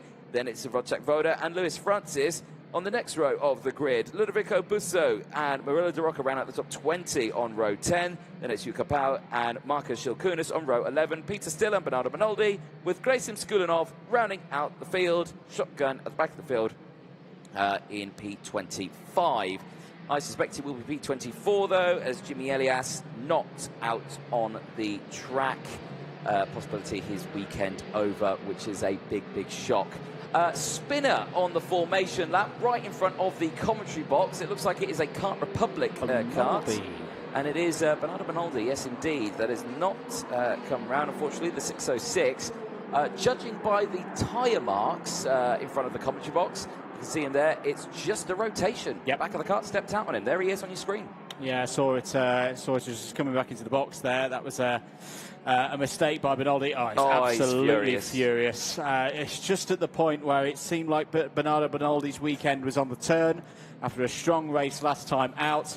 Doesn't even see the start of this one. We are, of course, in the last rotation for all of these drivers as well. So that this really is the difference maker race now. If you're on one of those bubbles right now, it's all about top 72 and getting into the superheats. But further down the line, that top 36 will be the deciding point for who makes the final tomorrow. And all of these points today carry over into those superheats, of course. Yeah, exactly. I think the biggest point here is Joe Turney. You know, he starts on the front row of the grid on this one. He's been forced to the other side. He's been forced to the inside, which, if anything, I would say is more of a benefit. But we'll see what happens in these dry conditions. But he's got the maximum points. He's got 200 points. A win here, 250 points, maximum points. He gets the championship points as well. Here we go, we're racing. Medvedev gets the jump. Joe Turney into second place. He's got the inside line. Nothing that Rittinen can do. He goes down the order, actually, as David Walter gets up into P3. The two Kart Republic teammates now go line astern as they head in towards turn 4 for the first time. It's a clean start. It is a Kart Republic 1-2. It's a Tony Kart 3-4. And the sensible thing right now for the Kart Republic Works team to do right now is just follow line astern. As you say, a win would guarantee the stage victory. Oh, that's turn 5. That's Peschel. Peschel off. There's another in there as well that might well be avoid. No, it won't be Wojciech Woda. That's completely the wrong colours. It's Capo-Yo. It's another one of the CRGs. Yeah, that is a disaster there in the early stages. That is purely, I think, two drivers going for the same piece of track at the same time. Still dry conditions here. VF from Turney, Volta from Pavan. Wolf there in P5 from Kutsane. There is Bernardo Benoldi. Big shame for him. He was devastated, wasn't he? Yeah, because I think that was this was one of those races where it was the last opportunity. That's a driver who will be thinking about that top 72 now and continuing on it, especially being a wild card as well. Would have wanted to. Now here's what. Oh my goodness, this is going to be quite the moment for you down the inside. Gone onto the grass on driver's right before turn 5. This is not going to be pleasant. Wow. And yeah, Peschel was just a passenger. Wrong place, wrong time. Now, thankfully, the side pod and the safety features of the kart's doing their job there, because, well, any race vehicle going down the inside on grass in wet conditions towards a pack early in the stages, turning down the inside, takes the lead of the race. Well, I'm going to say that he's in a position where he doesn't need to win this race. A nice solid top 3 will do here on the point standings, but I think Turney's made that move on the basis that David Volta has closed in here. He wants to control this race from the front, bag those 50 points. Exactly that, but so does Turney, because he's not just wanting to bag 50 intermediate classification points, he wants to bag 25 championship points that will help him close the gap for the lead of the championship with the championship rival Gabriel Gomez. That's the most important thing that's on Turney's mind here, and his rear gunner is not going to help out at all here as Volta sends it down the inside, moves up into P2. Matviev down to 3rd. This is down to Joe Turney and David Volta right now as they go towards the end of this race. We are on lap 3 at the moment of 12. There is a long way to go. This is how he's pointed through. He's led him through. Team orders there. Hey, Joe, he's catching up. You want the points. I'll be a team player. I'll close him in. But he didn't hold off Walter for long enough. Walter has got in front and is closing in. So the championship points scenario right now, we've been doing a lot of talking about intermediate points. Right now, Gomez sits in 10th place. Now, that would convert to 6 FIA Karting European Championship points. It would put him in a position where Turney, even taking the full 25, wouldn't be able to overhaul. But you could be seeing what is a 22-point lead for Gomez at the start of things here today, reduced to around 19. But there's even bigger news now. Right now, it's raining. It's raining again out on circuit. You couldn't write it here. Look at it. It's pouring down. We're on half race distance, not even half race distance, and it's already starting to rain. They'll have had enough temperature in the tyres already to survive maybe 1 or 2 laps, but from now, look at that rain that's pouring down. Oh dear. Oh, this is not a position I'd want to be in as a driver out on this track. No, it's all about keeping calm right now if you can. Jindřich Peschel has just put in the fastest lap of the race, 51.393. That'll stay the fastest lap of the race. There's a look at the rain radar on your screens at home as Pavan having a slippery moment there through the chicanes, but trying to hold off Andy Kasani once more. So it's not heavy. It's not the heaviest rain at all that we've seen here today, but I think I just heard thunder there in the comms box. As wide moment for Pavan. Kasani goes through into 5th place. 5 laps down, 7 to go. This could be a big moment in this weekend's round of the FIA Karting European Championship. Can Joe Turney keep it on the road? A win books himself 25 championship points. It puts Gabriel Gomez under pressure, but there's 21 other drivers out there right now, similarly, just trying to keep it on the island. keep it out of the gravel trap and gain points themselves. The grip levels are still okay. The drivers have had enough temperature in the tyres. It is raining, but it's only raining a little bit here. It's not making the track soaking wet straight away. This is the only comfort that they have. The only downside to this is that suddenly the track may just go wet, and then all of a sudden they've been so comfortable in these conditions, and then all of a sudden they just slide off the circuit. That's the only downside that they'll have to this one. It is still all good, but Volta is closing in on Turney. Turney's the guinea pig in this. He's at the front. He's the first to go into all of these corners and the first to say, that was actually too slippy. So Volta now can just eke ever closer and closer to Turney as this race goes on. We're on lap 7 of 12. There is still a long way to go here, and Matviev is starting to close back in as well. There's a replay of Pavan going through the chicane. That is a big curve moment there with the grip levels. I think he was expecting it to slide, and it didn't. Yeah, it just gripped up for him there on the top of the curve. We're into the second half of this race now. Joe Turney still leading this one as a 27-point intermediate classification advantage right now over the driver directly behind him in second place in this heat. Darren Walter on 223, who would definitely be taking championship points with this effort. Noah Wolf's having a strong run here. Anthony's up to P4 in this one, having started 9th. There's a couple of investigation flags coming out. One of them was Elliot Kaczynski. Tom de Sol in the 172 joins that list as well. Indeed. Well, race going on. We are literally on the edge here of what can be described as a nightmare scenario for so many drivers. It is, but the lap times are improving again, so the rain may well have stopped once more. We dropped down into the 54s and the 55s, stayed there for a couple of laps. We're now back into the 52s, the low 52s, for a lot of the field. There is UIC. That's how things stand.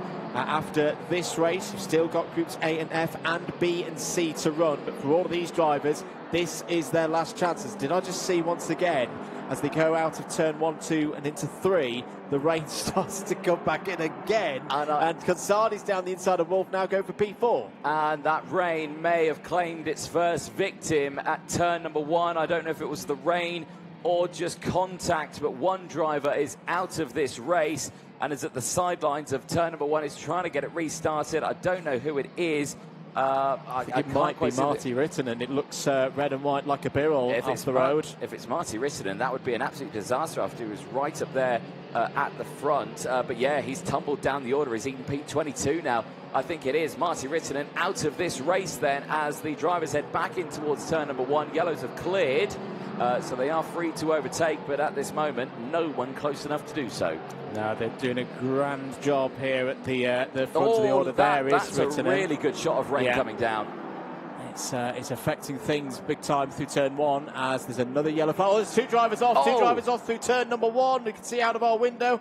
It's another one of the Birals. Oh, look at this. And look at this for the lead of the race, Turney and Volta. Volta all over the back of the event's leader at the moment. There, out of the race. Is that the 172 of Tom de Sol? Yes, it is. That was a driver up in the top 10. That shows you how tricky it is, and there's still 2 more of this to go. Well, my goodness me, here there is so much tension. I can imagine Joe Turney, he's in that helmet right now, and he's saying tippy-toe, tippy-toe, tippy-toe, just get it around the track. Gentle little movements all the way throughout. You can imagine the stress levels going through those helmets right now, because it's just going through. Is it going to understeer? Are you going to go straight off? Is the back end going to step out, or is it going to go haywire when I hit the throttle? You know, it's all these things going through your mind. The only thing they can take away is that they have the temperature in the tyres. The rain still coming down now once again. There is Noah Wolf under pressure from Pavan. Consani has closed in. Pavan down the inside of Wolf. He's got the power out of the corner and just drove past. Wolf is going to retaliate back, but is he going to understeer into the side of him? They do understeer, and through goes Consani on one of them. Just the one of them. Wolf holds on to it. Pavan down another spot into P6. That's brave stuff from Noah Wolf to go on the brakes. Hard to regain a position. He just lot in completely unknown grip levels out there. Joe Turney continues to lead. He is being closed in on by Volta and Matviev. There's going to be one more lap of this one. Is Joe Turney about to take 25 championship points here in the European Championship with a 5 out of 5. Very deep there with Matviev. Did he make it around the corner? He didn't. He didn't make it around the corner. Has he got enough traction to get it back on the road? Yes, he does. But he's lost 4 or 5 positions in all of that. What a moment. There's more drivers flying off at turn 1. Oh my goodness me. There's 1, 2, 3, 4, 5 off deep in the... they won't get out of there. More drivers joining in here on the final lap. The checkered flag is being prepared for the master of these conditions, Joe Turney. If he could just crawl around the next 4 or 5 corners. Look at that for a car park. Wolf's in there. Noah Wolf's off in there. Who else has gone? Adir's gone. Simek has gone. But Joe Turney, what a performance over the last 2 days. He's going to be top of the intermediate classification. 25 championship points going Joe Turney's way. He will close the gap for the championship lead. It's Joe Turney from the United Kingdom who wins his final qualifying heat today. Going ahead, he starts on pole for Superheat 1 tomorrow morning. And where will he start for that final? That's the ultimate question. But he right now is on top here. What a performance. 11 minutes of drama here at Val d'Argenton. Emerges with Joe Turney on top, both in this race, in the intermediate classification, and potentially, based on results across the course of this afternoon, the championship as well. 25 points for him are guaranteed. And for Gabriel Gomez, he needs to score 3 or more points. He's currently in a position that would give him 7 to hold onto the championship lead before the superheats tomorrow. Got to give it as well to the other 15 drivers who finished that one. David Walter has put himself provisionally at least in second place in the IC with that second and 44 points. He finished 2.7 seconds behind Turney. Sebastiano Pavan showing once again he's a contender here this weekend, third. Andy Katsani got to the NP4. Dmitry Matviev, despite being off the road through turn 1 on the last lap, finishes P5. Lewis Francis kept it alive and finishes P6. 7th for Henriksen. Keclain, that's the best result for Roland Keclain in the World Racing 173 this weekend in 8th. Kaczynski 9th. Shulkunas 10th. Skulinov, De Rocca, Stiller, Dubnitsky, Roda and Busso all saw the checkered flag. And then on the last lap, Noah Wolf fell from the top 5. Michael Adir didn't see the checkered flag, as Dominic Simek. That was all down at turn number 1, also not making it to the end. Jindrik Peschel, Tom de Sol, Marty Rittinen, Kapu Yu, and 2 did not start as well. Bernardo Benaldi with a spin on the formation lap, and Jimmy Eliasu did not roll out. Let's have a look at some of the highlights of that dramatic race. This was before it even began. Bernardo Benaldi out. A spin on the formation lap. The one attempt to get restarted failed. And that was the Italian out of the race. This was the start of it. Matviev taking the lead early on. You could see the drivers working the front axles there. Not a lot of grip available to them at all. There'd been a few spots of rain between the start of this one and the end of the previous one, but all in all, it wasn't a significant level of rain. This was a really scary moment. Capo Yu down the inside, out of control. Contact with a perfectly innocent Jindrik Peschel, but for Peschel, he would fall to the bottom of the order and then eventually retire with 2 or 3 laps to go. This was the move for Turney, pointed through by his teammate. A bit of Kart Republic team orders at that point to get Turney to the front and into a safe position. David Walter went through as well to take second place. And Andy Kassani was on the move again. Has had a very good weekend on home soil, has the Frenchman. That was him getting past Pavan for around 5th place. Then the attrition started to begin. That was Marty Rittinen leaving the race. Tom de Sol joined down at turn 1. That was with 3 laps to go. Big move on the brakes from Noah Wolf. This was before the rain really started coming down in the last couple of laps. And it was all a question of who could just keep it on the road. Matviev was lucky, skillful, everything at the same time. Just about kept enough traction on his rear axle to get back on track in the end. He lost third place, but would be classified fifth. Not so lucky. With Noah Wolf there in the 154. Michael Adair, the CRG driver, unbelievably just couldn't believe what's happened there. And Dominic Simek as well, out on the spot there through turn one, the turn one car park as it became. But Joe Turney, 5 races, 5 wins, a perfect score of 250 points, 25 championship points to boot as well. Let's get his thoughts with Anthony Jordan down in Parc Fermé. Thank you very much, Andrew. Down here in Parc Fermé, the rain is still coming down here with our race winner, 25 championship points claimer and pole sitter for Superheat 1, Joe Turney. Joe, that was, I think, a tense race is an understatement for that one. Tell us, what were you thinking when you saw the rain coming down? Oh, it was raining on the grid, so already we were thinking about what to do, but no, I just had to play it safe, really, because being in the lead is so difficult to judge what you need to do in those conditions. Yeah. The last lap of the race, nearly the entire half the grid went off at turn one. You know, that was probably the most tense, horrible lap you've ever had to do in karting. And, you know, how does that compare to, you know, other race scenarios you've been in? Because, I mean, you've raced so much all over the world. Has that been the trickiest race you've ever done? It's definitely hard. I mean, it's hard for other reasons. We always have hard races, but that was definitely tricky for me.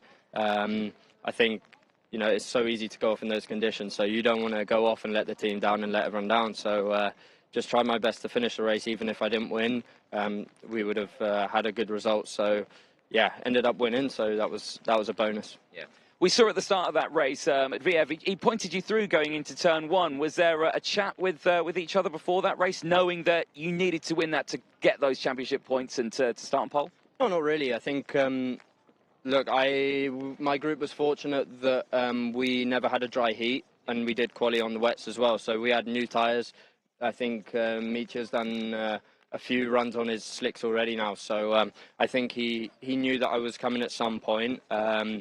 And yeah, I mean, we gave each other space as always. Yeah. It's a long championship to go. It's another 25 points. You closed the gap up to Gomez now. Are we feeling confident for the rest of this weekend? I think so. We'll just see what the weather does. I think we should be good on the dry. We were good on the dry 2 weeks ago, and the wet's been good as well. So see what happens and do our best as always. Well, congratulations. Well done. We'll see you out there tomorrow. Thank you very much. Excellent stuff there. Joe Turney. More racing coming up. Andrew, let's head back up to you. Thank you very much, Anthony. Out on circuit, wet circuit, the rain falling a bit more here at Val d'Argenton. Groups A and F out on circuit for their last race. A quick run through the grid. Jacopo Martinez on pole position. Noah Baglan alongside on row 1. Jarrett Clark and Mats van der Rijn on row 2. Boris Leisen and Thomas Pradier on row 3. Oliver Rasmussen and Bruno Grick on the 4th row of the grid ahead of Archie Lovett and Kit Bolofsky on all British row 5. Kanesh Grau and Ethan Lennon start from row 6. Alex Malota and Scott Marsh starts on row 7. Ili Christian and Joel Pokler go from the 8th row of the grid. Luca Chalet and Francois Cadal start on row 9. Mark Brovko and Clara Kowalczyk complete the top 20 on row 10, ahead of Makar Savalev and Tobias Ruteni on row 11. Georgi Zazov and Augustus Toniolo start on row 12. Then it's Jagrat de Troja and Alexander Dahlstrom on row 13. Benjamin Maniak starts on row 14. He's had a tough weekend and is alongside Amir Sabirov. Marcel Shabo completes the 29 drivers in this race. Intermediate classification in the bottom right-hand corner for you at home. If you're listening round the circuit in the stands down at turn 1, Roman Kamiab has the lead in the IC for OK Junior right now on 219 points. It is a 1-point lead ahead of Filippo Sala. Third place at the moment is Jacopo Martinez there on pole position. This is a great opportunity to what could be 25 points in the championship heading his way with a race victory. Kostoya 4th on 178, Van Langendonk 5th on 177, Mins on 171, Andriotis on 166, Kelleher 164, Burnett on 161 and Cachet on 151. That is the top 10 as things stand. And for Giacomo Martinez, This is where he's been building up across the course of this weekend. We spoke to him earlier. Has been in a confident mood out there. The drivers, another one of these Val d'Argenton journeys into the unknown. Wet tyres on all the runners at the front with the white sidewalls. Are we ready to go racing here once again? No, we're going to go around again for at least one more formation lap. And yes, you can see through the whole field. Everybody is obviously on the wet tyres. If you're watching at home, a little thing to spot, it's the white markings on the side of the Maxxis wet tyres as opposed to the dry compounds that we see, the prime and the option across the two different categories. It's the orange markings for the option, all the O's lining up there, and yellow for the prime, and we're not seeing any yellow or any orange out there right now. So yes, the whole field are on the wets. Enjoy the coverage. We'll be back tomorrow for the super heats and the finals here at Val d'Argenton. It all kicks off from around 10 o'clock local time, where we've got the last two heats for the Academy. But still more racing to come here this afternoon. 4 more races, 2 of them in OK Junior, 2 of them in OK Senior. And the grid will form up once again as they go over the red marker board and line indicating no more overtaking. Form up this rolling grid for the start of 10 laps once again here in OK Junior. Last race for all of these drivers this phase of the round. Anthony Jordan rejoins me in the box. Yep. Weather watch, what's happening? It's raining. There we go. It's 10 laps and away we go then. Green lights and a good start for Martinez. Through there is Jarrett Clark into second place. Looking around the outside is Mats van Rooyen. They're tiptoeing through the first couple of corners. 3-4 wide. Is that going to work? Yes, it is. Just about. Great start once again for Martinez. He likes these controlled starts. Doesn't necessarily hit them with, a lot of gusto in the opening moments, but it's a very effective way of keeping himself in the lead. Oh, it certainly is, and it works. It's exactly what he needs to do.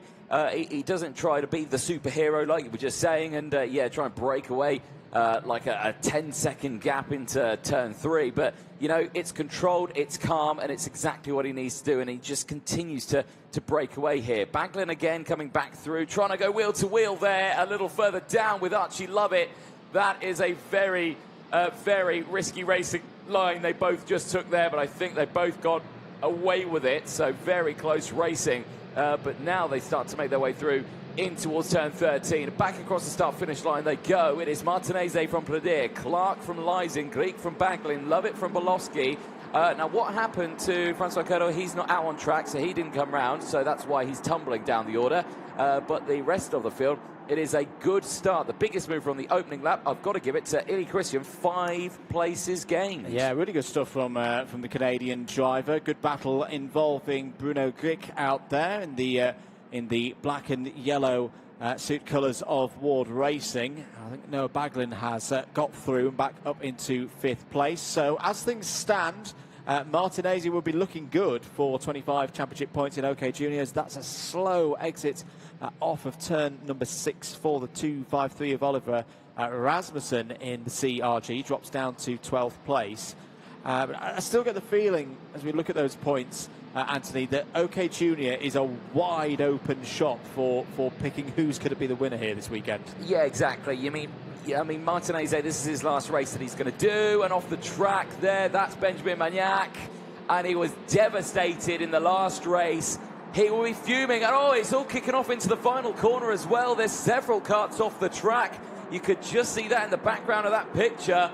And who's tumbled down the order then? I think it was somewhere in the mid-pack there where it all went wrong. I think Klara Kowalczyk was one there, Yor Pokula, Benjamin Magnac, who was one that went off the track anyway. I think Alex Malota, and maybe, I think Marcel Severov, maybe. But so many drivers going off there at the final corner. That is suboptimal. Rain is still coming down. And now there's a yellow flag elsewhere, but it's cleared very quickly. So race continuing. Well, the important thing, Augustus Toniolo, who made quite heavy impact with the tyres just near the start gantry has got out of his kart and is okay.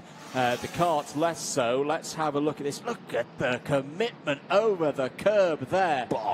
Taking off as the drivers try to find any kind of grip at all. Well, you're not going to have any grip when there's all four wheels in the air. That's how Maniac left the scene. Oh, this is going to get a little bit close.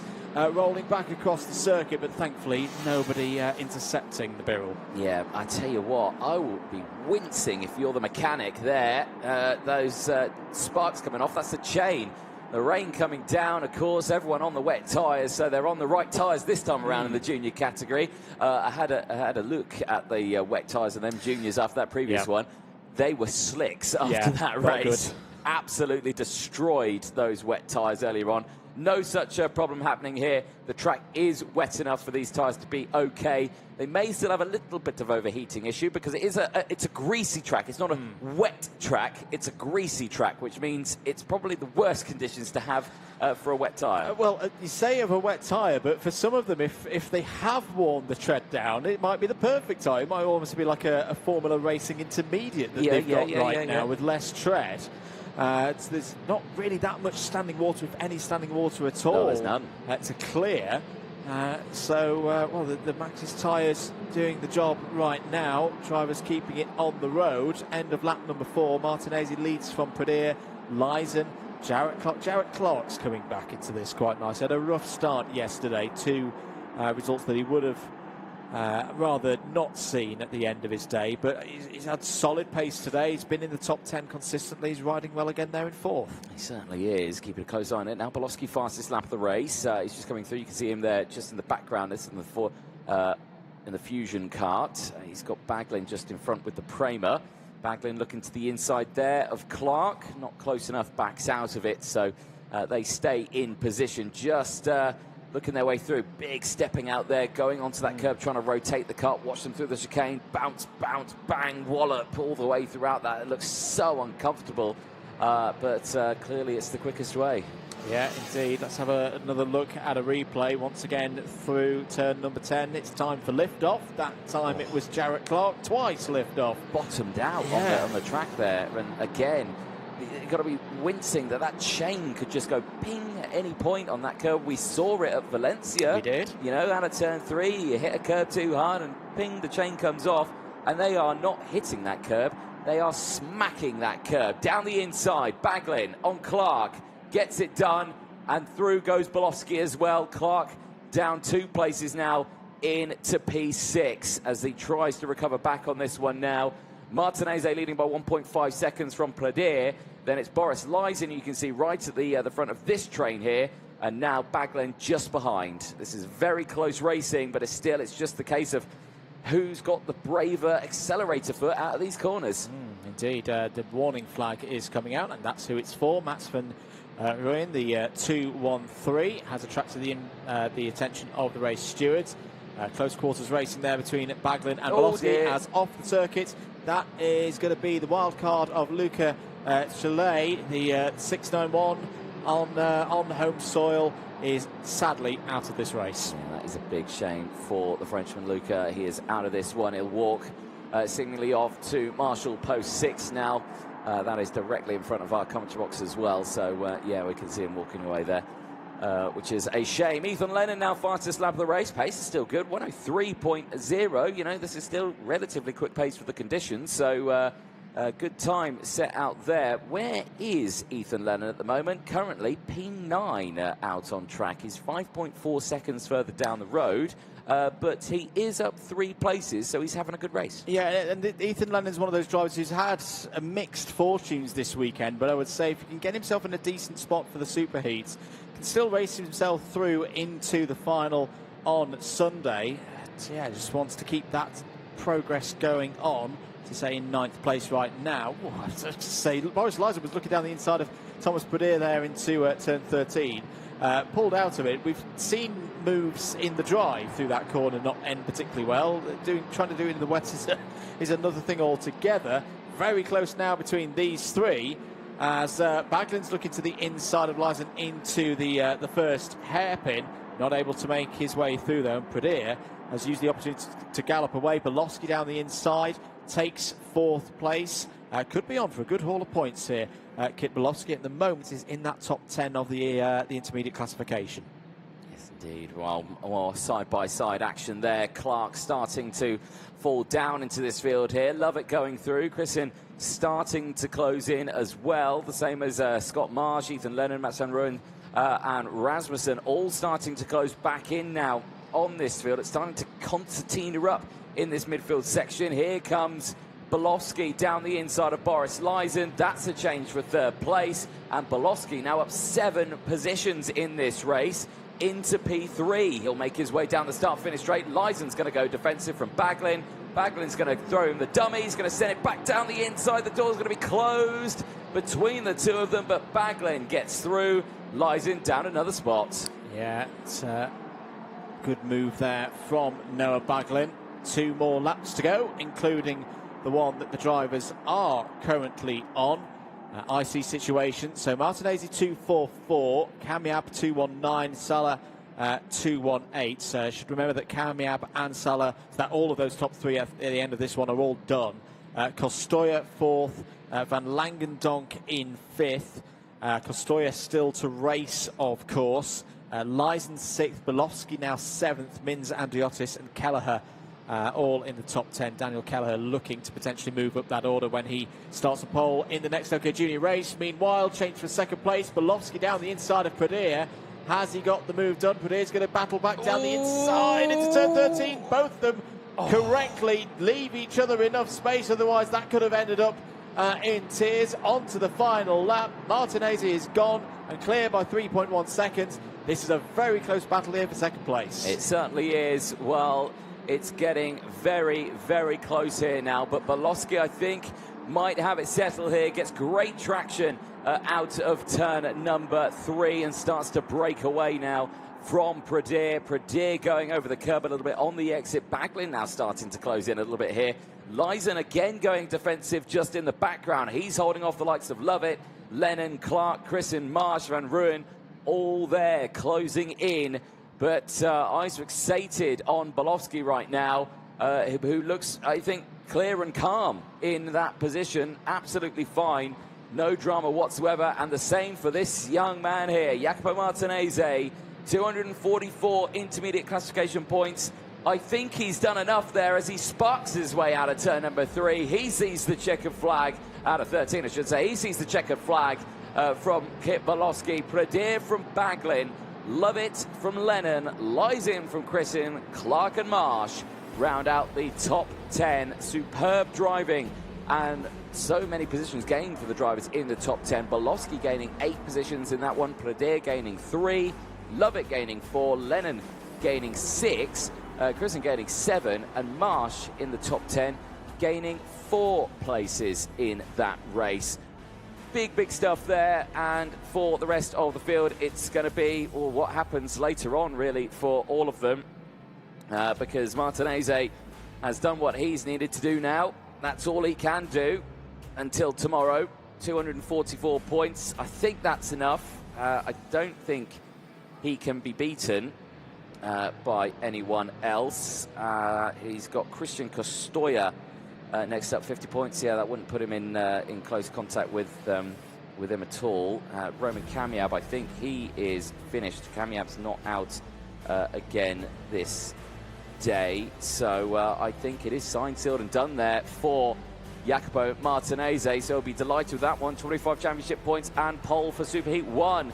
He'll take the win then. We've gone over the top 10. Mats van Rooyen gaining 11 place from Oliver Rasmussen, finishing in 12th place. Jaguar Troja finishing in 13th place, gaining 12 places in that race from Szechenyi. Malota, the top 15. Then it's Jol Pokela, who finishes in 16th place. Doesn't gain anything, doesn't lose anything, so a good race nonetheless.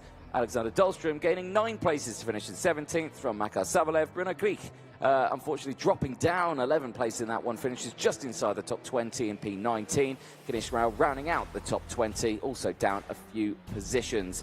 Amir Sabros finishes in 21st place from Mark Brovko. Then it's Georgi Zazov in 23rd, and Marcel Sebu rounding out the 24 finishers in that race. Retirements: Klara Kowalczyk, Luca Chalet, Augustus Toniolo, and Benjamin Manak, one non-starter, Francois Curdle. The highlights then from that race, again, great controlled start from Jacopo Martinez.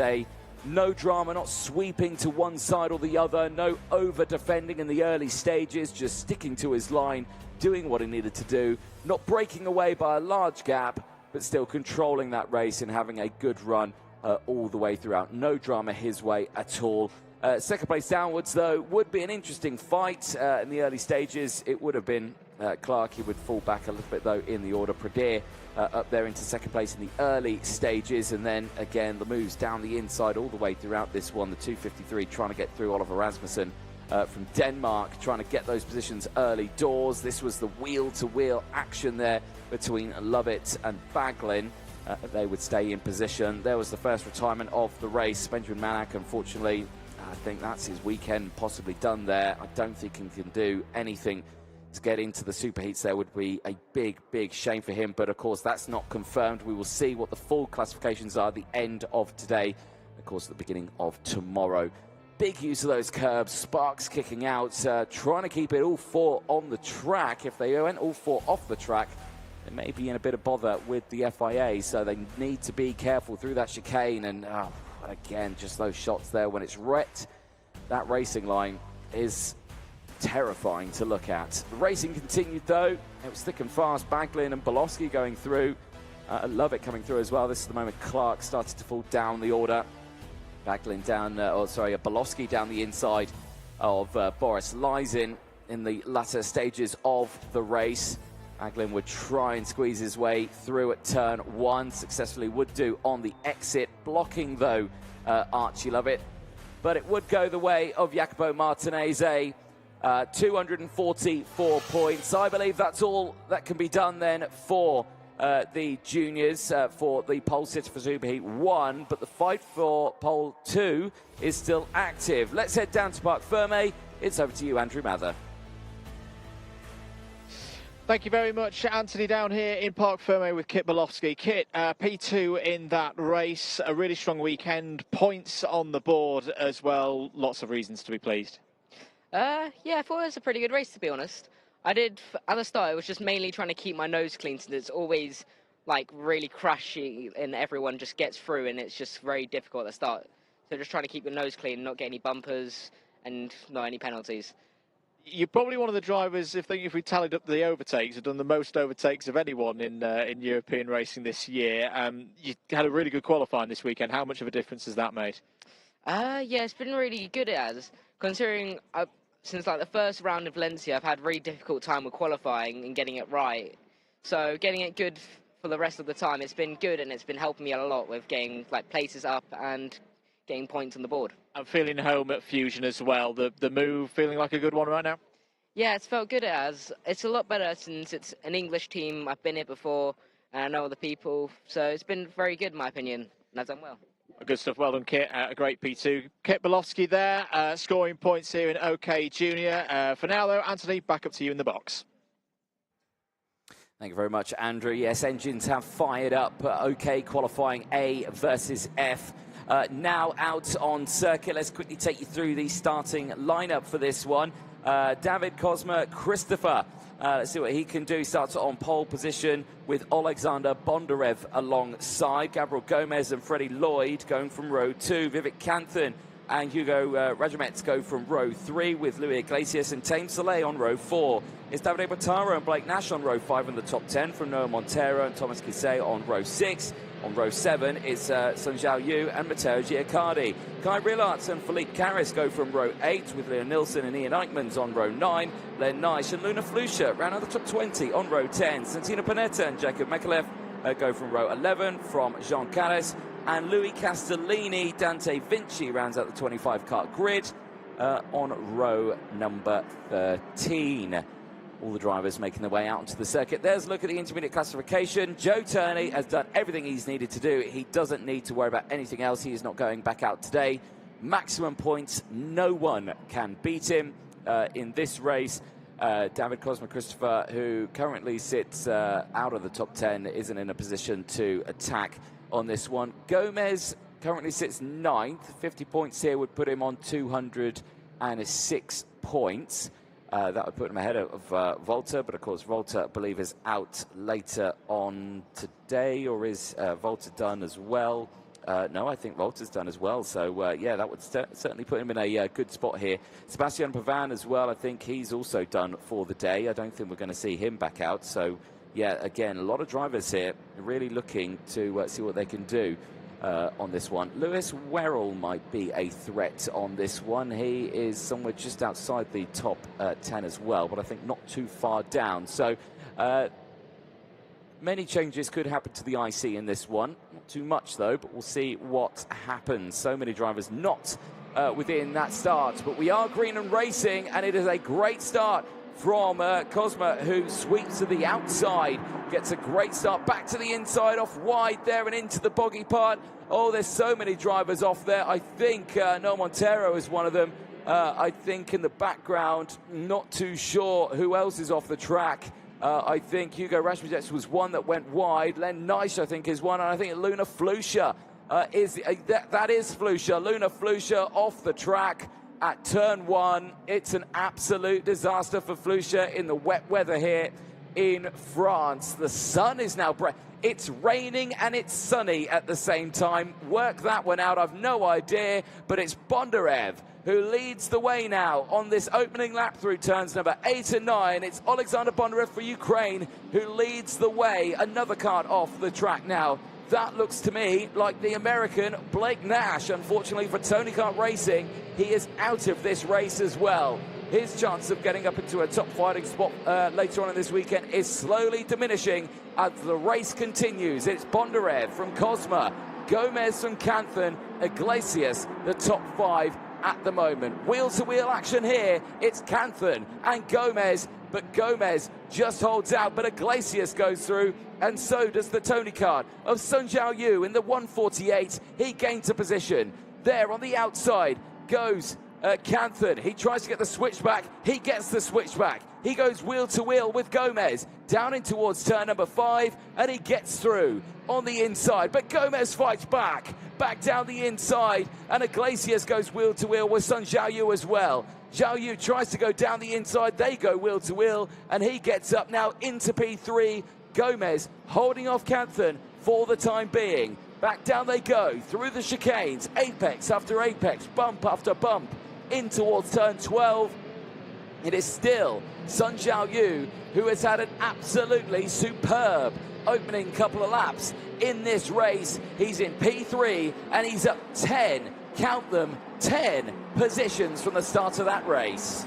What a performance indeed from the Tony Kart driver. It's still quite strange conditions out there. Persistent rain, but a bit of sun coming through the clouds as well, which gives some hope for some of the drivers that the conditions will improve once again out there. New fastest lap of the race, Alexander Bondarev, 1 minute 2.494, and has just gone purple again, Anthony, through sector number 1. Certainly has. He's pushing really strong now in this race. That gap opening to 1.8 seconds. There's Sun Zhao Yu. Well, what a race here. Started 13th, up 10 places now in P3. That's an amazing start here. Where on earth has that pace come from? I honestly don't know. I don't know, but it's the things that can happen in these conditions at times. That a driver, if they just get in the groove and if they have the confidence that, yeah, the grip's there for me, it doesn't matter what's happening to everybody else. If they're struggling, you can come through at the field. Investigation flag out for the 141. That's Santino Panetta. Where is Panetta at the moment? It's in 10th place, and that's gone up 11 positions.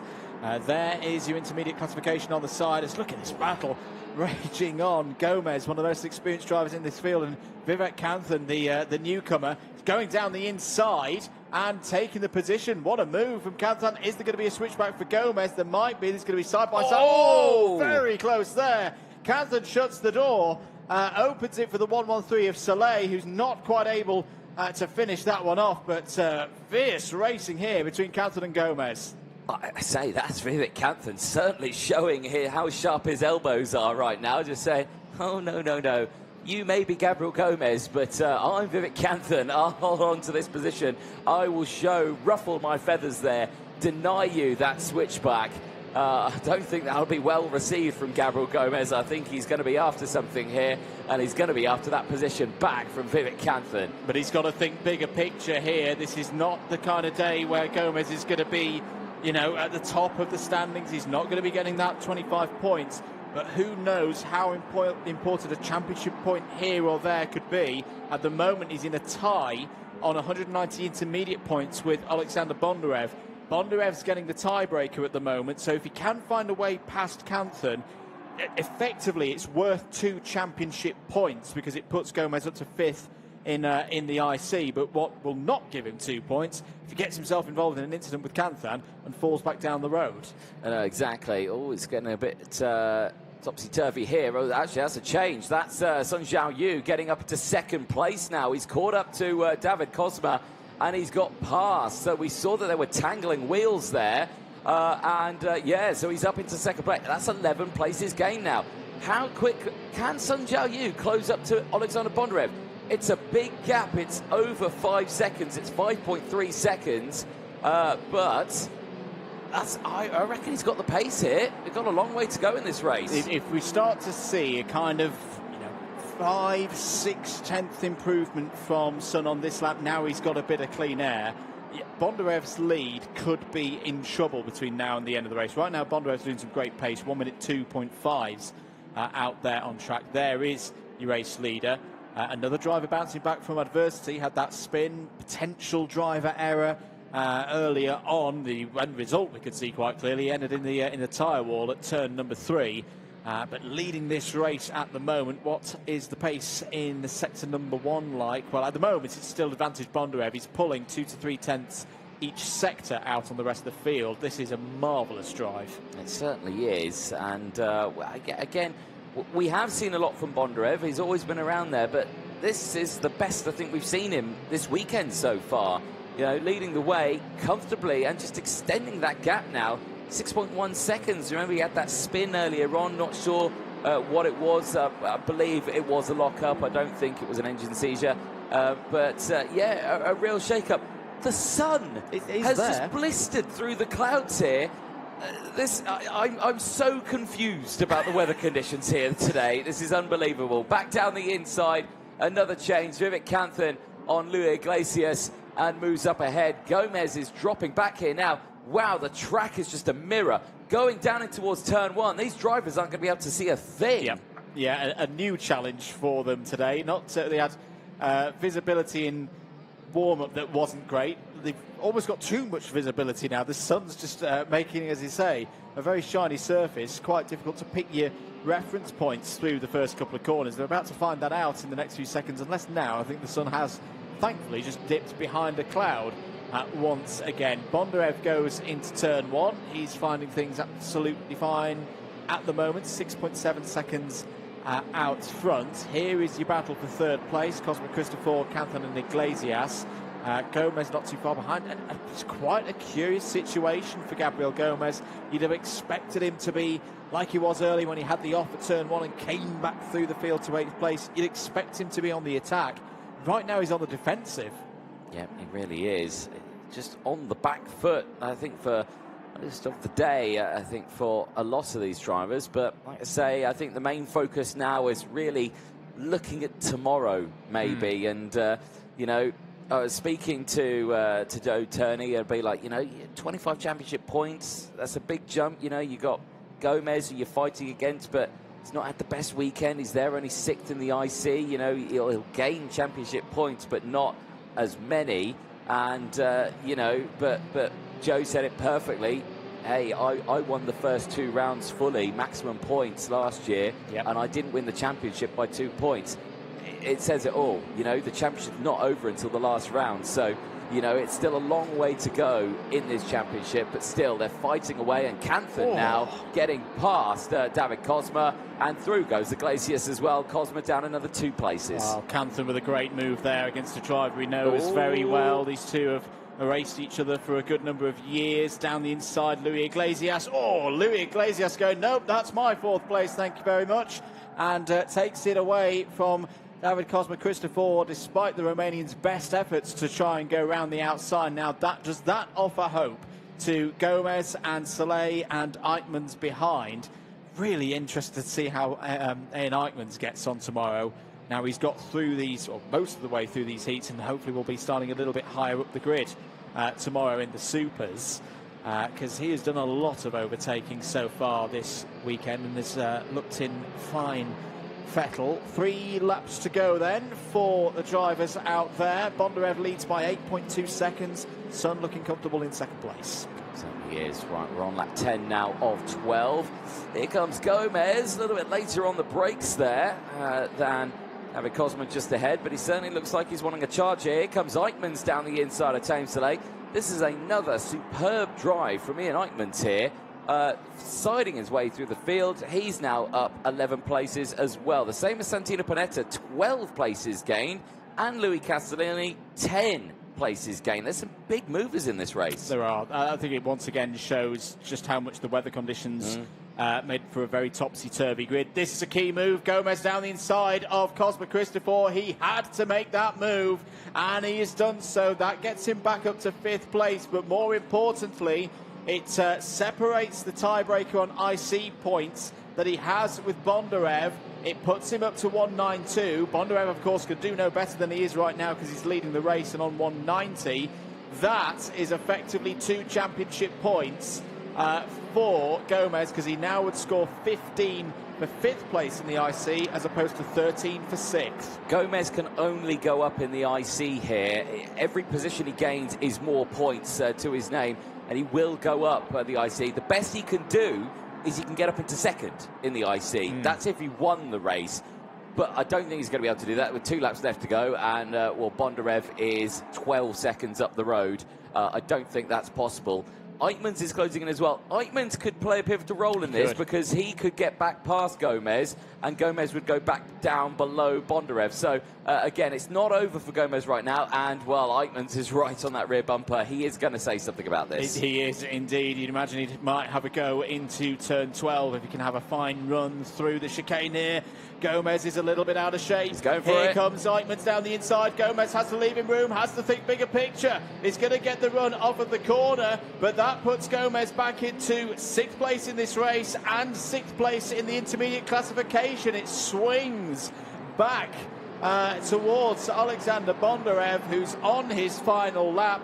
This is going to be one of the most dominant performances of the weekend. He is 10 seconds clear of the field. He is pretty much on average 0.8, 0.9 of a second quicker per lap. Yep, certainly is. This is Canthan back down the inside. Big send here. Vivek Canthan on Sun Zhao Yu. He close back in. Zhao Yu goes wheel to wheel and gets back into 2nd place, but runs wide again. And then Canthan goes through, but he fights back. Contact between the 2 of them. They go wide. It's Louis Iglesias splits the 2 of them. I thought he was going to get into 2nd place there. Sun Zhao Yu desperate to hold on to this spot. This will be his best result of the weekend. This is his best result of the weekend. It's Alexander Bondarev across the line. He wins in his final qualifying heat of the weekend before they go into tomorrow. He helps himself out. He goes up to 5th in the intermediate classification, but there is one more senior race to go today. We do not know where people are going to finish, but right now it is all over to Bondarev.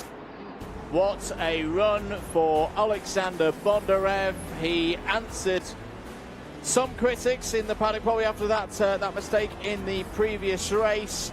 That's him back on form and back to the top of the order. As you say, Anthony moves himself up to 5th place in the intermediate classification. And we shouldn't forget, though, that in the remaining race for the OK category here this weekend, you've got a number of drivers who could still hop up the order, them including, of course, pole sitter in that race, Matheus Morgato, and also yes, Morgato and McLaughlin, I think, could move up there as well. The drivers will come into Parc Ferme. That is them done for the day. The next time we'll see all of those drivers listed on your screen right now will be in the super heats tomorrow. Bondarev wins by 12.2 seconds. Clear of Sun, Iglesias, Canthan and Eichmann's all in the top 5. Gomez 6th. The best he will have in terms of the IC will be 6th.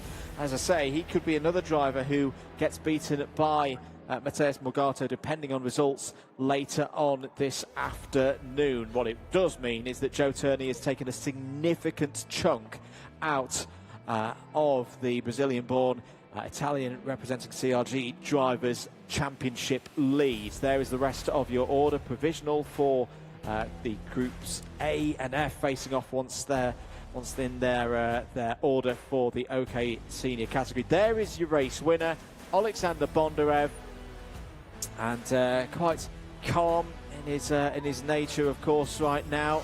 Very professional job. Let's have a look and see how he did it. Well, from the front row of the grid, didn't get the best of starts. It was Cosmo Christopher around the outside, then a really good run here as out off the circuit there. That was Luna Flusha leaving the scene. Blake Nash, and also a retirement there on the first lap of the race. By the end of lap 1, the start of lap number 2, Bondarev had taken the lead away from Cosmo Christopher, and Gabriel Gomez at this point was looking good, was up to third momentarily, then overtaken by CRG teammate Luis Iglesias. In the middle of all of that as well, you had Sun Xiao Yu, had an incredible start, some stunning pace on the way to second place in that race. At this point, well, as soon as we said it was going well for Gomez, this is where all of a sudden he was on the back foot. Down the inside was Vivek Kanthan. He took 5th place. Iglesias fought back on Sun there to retake second spot. They would continue that duel all the way to the end of the race, separated by 0.166 of a second on the line in the favour of the Chinese driver for Tony Kart. Gomez knew that every single position was going to be key for the story of his weekend and potentially his championship bid. Kanthan wasn't interested in that, though. He wanted places for himself. This was a close moment, a tiny touch there, bumper to bumper between Kanthan and Gomez. Kanthan in the end would head on to 4th place. Tame Soleil also wanted a piece of the action there in the Sauber Academy 113. Sun went on the attack, got past David Cosmo Christopher, who still perhaps struggling a little bit for race pace. The qualifyings are good, but the Romanian was slipped down the order in the second half of the race and finish in P10. Ian Eichmann for the star this weekend. The Belgian once again coming up through the field, 13 places gained. He's currently sitting in 8th place in the intermediate classification. We are going to see his kart at the very front, I think, tomorrow. He's got some good race pace and has put those timed qualifying woes behind him. Heading into the last couple of laps, Bondarev was clear, gone, dominant performance. Tame Soleil down the inside of Cosmo Christopher through turn 1. Ian Eichmann went on the attack of Gabriel Gomez, who was in a position where he would be ahead of Bondarev in the intermediate classification. That move from Eichmann reversed it and put Gomez back into 6th place in those points. Close quarters action once again there between Sun and Kanthan. Back through came Iglesias. Bondarev took the win on the line, elevated himself to 5th place in the points with one set of races still to run here at Val d'Argenton. But it's time that we get straight into the action for the last race of the qualifying heats for OK Junior. Groups B and C are out on circuit now for their formation laps. There is your order of things in the intermediate classification. Before we get on to that, let's have a look through the grid for this one. Daniel Kelleher has pole position for Kart Republic. Alongside him on the front row is Christian Kostoya. Vladimir Ivanikov took a win on the road earlier, starts P3. Dean Hugendorn has been impressive this weekend, starts P4. Roger Coronel and Louis Cachet form up row number 3 ahead of Devin Waltz and James Anagnostiidis. Henry Domain and Gianmatteo Russo start on the 5th row of the grid. On row 6 we find Tamas Gender in the X3 and Bogdan Cosmo Christopher. Andrea Marni starts on row number 7 alongside Sebastian Letimaki from Finland. And then it's an all-British row 8 with Cole Denham starting alongside Kenzo Craigie. Nicholas Schaufler goes from row 9. He's joined by Oliver Kinmark. Florentine Hattemer and Matteo Rivals complete the top 20. On row 10 ahead of Efrem Durinov and Jesse Phillips on row 11. Row 12 is Marco Gast and Chao Si-yun. Maria Neto and Drew Waltz go from row 13. Sun Anze and Mariano Lopez start on row 14. It's a 30-cart field completed by row 15, Filippo Pancotti and Alexander Kortunov. Well, action will be thick and fast on this one. Again, the rain has stopped. The blue sky is coming over. It's patchy blue sky, don't get me wrong. There's still cloud. Yeah, it's a weird one. And the crucial thing is, the wind is quite high now as well, which will clear a track, which will dry a track quite quickly. So, again, we have that. All these drivers are on wet tyres. Understandably, the track's wet. But it's drying really quickly, and that last race of the day might be on the knife point here. Lights go green. We are racing. There's carnage in the background. 2 cuts around. One of them is the 207 that's gone round. Now, who's the 207? That's Oliver Kinmark from the middle of the field. He's ended rotating. There's another cut off the track. There's another one there. That's a Prema. That's James Anagnostiidis off the track. He is out of this race unless he can get that restarted. So that's been a disastrous start. The other one, yeah, Oliver Kinmark, and I think it was Filippo Pancotti was the other driver, because his sector 1 was 1 minute 39 apparently. So yeah, he's had a disastrous start as well. Looks like Anagnostiidis has got going again, which is good. He's still in this race. More carnage out of the exit of turn number 5. There's another spinner out on track, and I think, is that Dean Hugendorn? No, it's not Dean Hugendorn. I'll try to find out who that is. Maybe Drew Waltz. I think it is Drew Waltz in the Forza racing car, the American, out of this race. Yeah, not good news for any of those drivers. It is positive, though, for Kelleher, Ivanikov, 2 race winners so far this weekend. First and second at the end of lap 1. There out of the race is Drew Waltz. Goes no further in the 2-3-8 and joins Oliver Kinmark on the sidelines. So it's Kelleher. Was in 4th, but it's just slipped down to 7th place. Lost positions there to Costoya, Domain and Gender. But for Kelleher, this is a good start. He's in a battle for trying to get into 5th place at the moment in the intermediate classification. He needs Christian Costoya to lose some positions to gain any more spots, but Kelleher right now doing all he could do, leading the race. Yep, he is indeed. Right, let's see how this works out for the rest of the race. Oh, again, they hit that every time I see them hit that curb. I wince just that little bit more. It looks so painful for the driver, but Kelleher controlling this race. Ivanikov had the race win earlier on. Another one right now certainly would help him out, because where is he now? So he's there at 2nd place. He's currently 6th. He's way behind on the points, so even if he gets past Kelleher, he doesn't gain anything.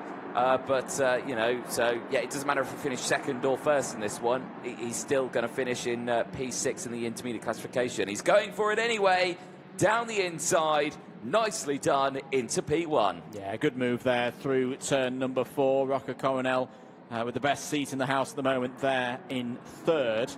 And Christian Costoya in 4th. I do note, I think Matteo Rivals might have had an off-track excursion, because I know he's scored twice through as the leader at the moment. We'll keep you up to date with what's going on with the Frenchman there in the Sodi kart, but we can say for definite at the front of the order, here is your battle for the lead. Pretty much 4 karts in it. Ivanikov, Kelleher, Coronel, Costoya driving away from the rest of the fields.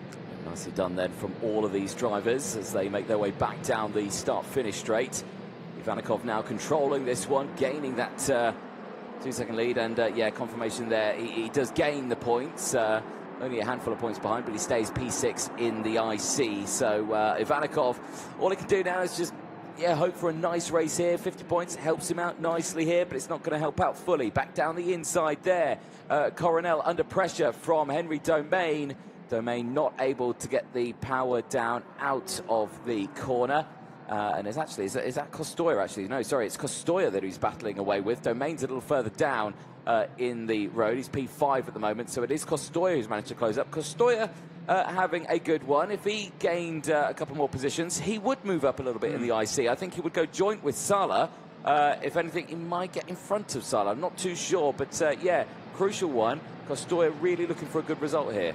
Yeah, he's been on a really good form so far this weekend, and yeah, excited to see what he can do across the course of the weekend. At the moment in this race, he's scoring 38 points. If he could get another place, that would be another 3.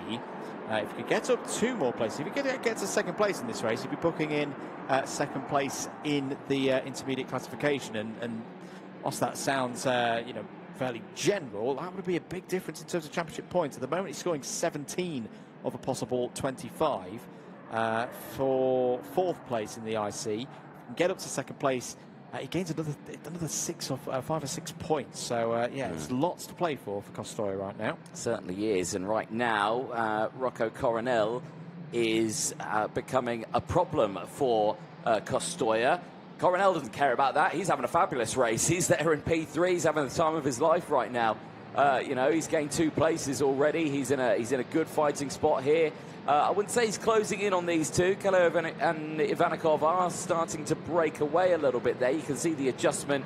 Coronel cooling the engine down there. He's lowering the cover on the radiator there, allowing more air to cool the water to obviously then cool the engine down. So clearly he's running it at a hot temperature there in the early stages of this race to try and push it on. That does benefit power. Running it hotter, running it cooler does slow it down just fractionally. So maybe thinking that that was the best pace I had, and I still wasn't closing in. Might want to cool it down now and get it to the end of this race. Indeed. There's Nicolas Schaufler, 9th place at the moment for the Austrian. We've not spoken about Schaufler really all weekend, have we? Which is a huge shock because Valencia, he dominated the heats, didn't he? He didn't score anything in the final. No. That final didn't go his way. He did retire from that one a few weeks ago. But, right now, it's just been, he's not been there, which again makes this championship just that ever closer because it's not the same winner over and over and over again, which makes it really close and exciting. Well, you think back to around a month ago, it was the Van Langendonk versus Schaufler battle, wasn't it? It was like which one of them was going to blink first, which one of them was going to get the 250 perfect score, and which one of them wasn't. You look at the table at the moment, neither of them are in the top 6. No.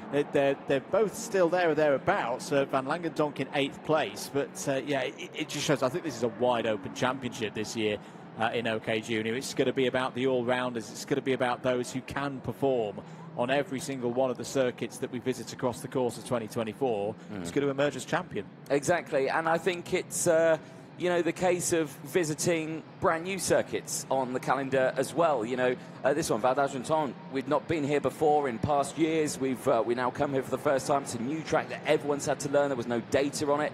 We go to the Slovakia ring next. In Slovakia, another brand new kart circuit on the calendar. No data that have been received from that circuit. There may be 1 or 2 drivers who have had a test session here or there, but there's been no proper race weekend that all these drivers will have done there. So, that as well brings in a new development because you could have a local driver who is rapid there and then wins that one who is in this championship and dominates in that area, which would shake up the championship again in its own right. The testing's important between now and the next round, but all I'll always say is there's nothing quite like racing. There's always things that you find out that are completely new that you can't replicate in a test session or a series of test sessions. Plenty to look forward to, and do hope you can be with us all the way through the course of the 2024 season, including tomorrow when we'll have the super heats and the finals and the last round of heats as well for the Academy. I shouldn't forget that. It all kicks off from 10 o'clock local time here in France. End of lap number 8. 2 more laps then for Vladimir Ivanikov. The sun comes out again from behind the clouds right into the driver's eyes as they go through turn number 1. It'll be behind them now into turn number 3. There's an investigation flag out there for the number 273. That's Bogdan Kosma-Christopher. Yeah, he's a little further down in the field at the moment, currently P12. We'll keep an eye on that one. But still here, Ivanikov, a brilliant race here. A fantastic second half of the day for Ivanikov here. Clearly a setup change has happened. Because he was not around this pace earlier on, and of course worked hard there. The French team really pushing it. Well, actually the Italian team, aren't they? But they really worked hard, really pushing the development of that kart. And right now, just right now with him as the pilot there, they've done a fantastic job in the second half today. What you always want to do with a Saturday, particularly if you've had a difficult Friday, is have the trajectory going in the right direction ahead of the big races, the ones with a bit higher weighting in the championship tomorrow. It's definitely been a box ticked for Vladimir Vanikov today. You saw on the screen James Anagnostiadis, the fastest driver out of the circuit, or was. That was before Vanikov took the last lap of the 1 minute 0.534. I just wonder if there's a bit of frustration there for Anagnostiadis. You know, he's clearly got a lot of pace in this race, but it all went wrong there on the first lap. He's about to catch up to the back of the main pack again, but finds himself 24 seconds behind the race leader. Yeah, it's never a nice thing to happen, but those things do happen. It's part of racing. The only thing you can do is just keep your head held high, work hard, come back fighting tomorrow, as tomorrow is another day. For some, though, they will not make it there for the superheats, but this young man, he certainly will. Out of the final corner, it is Vladimir Ivanikov across the line. He wins the final Junior OK qualifying heat of the day as he crosses the line ahead of Daniel Kelleher, clear by 9/10 of a second. Rocco Coronel finishes in third.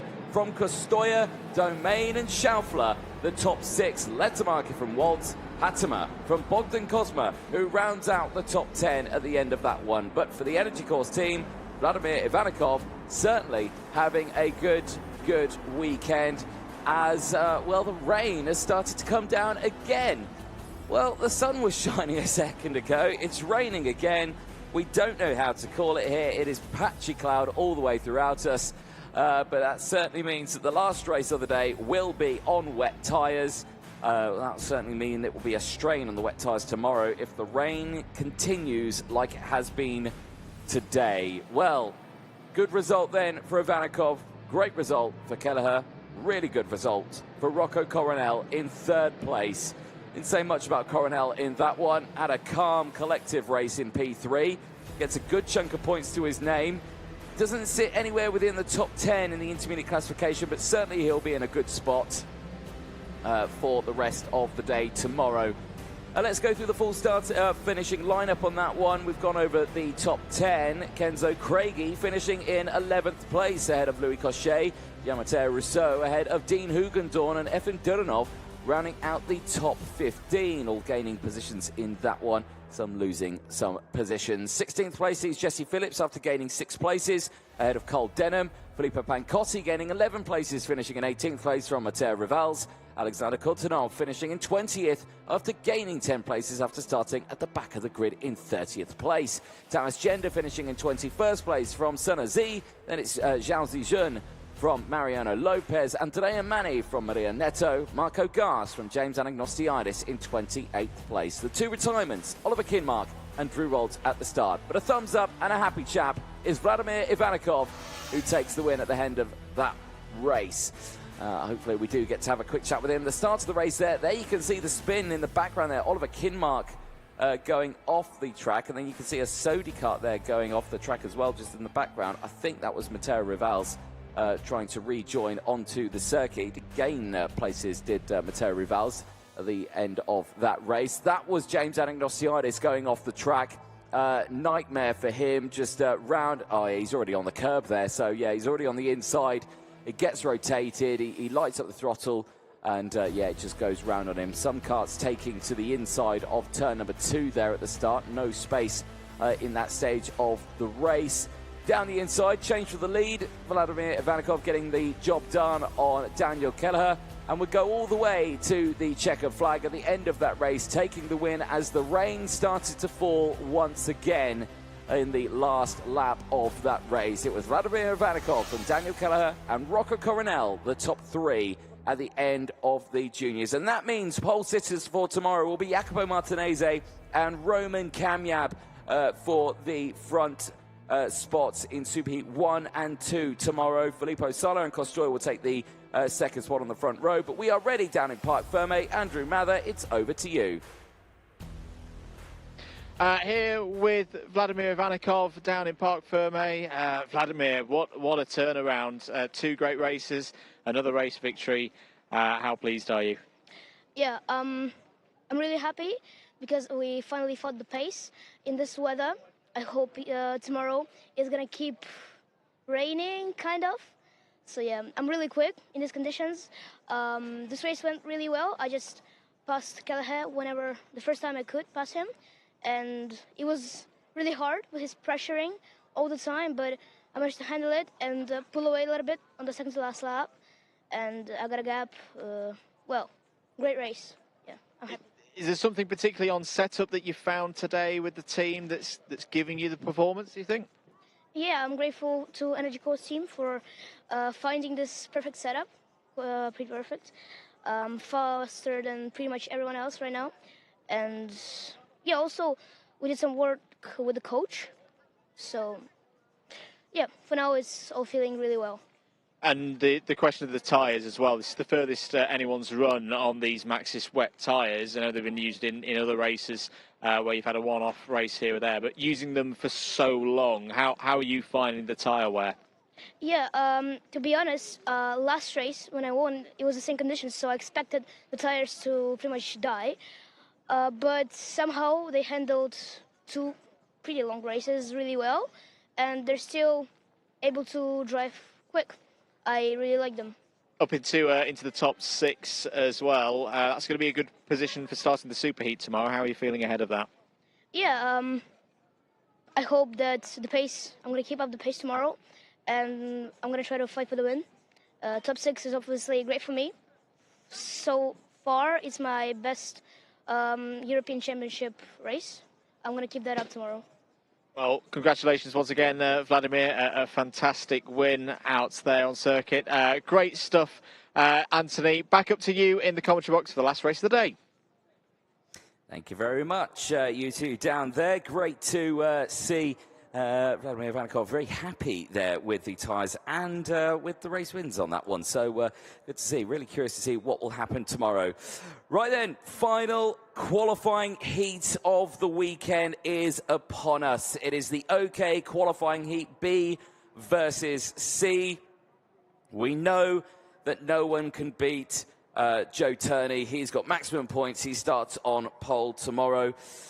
I don't even think we can see a change for a pole in Superheat 2 on this one. Have a look at the IC at the moment. David Volta, 223 points. David Volta is not in this race, so he can't gain any more points. Pavan is not in this race. He can't gain any points. For Matthias Morgato, he is currently 7th in the IC.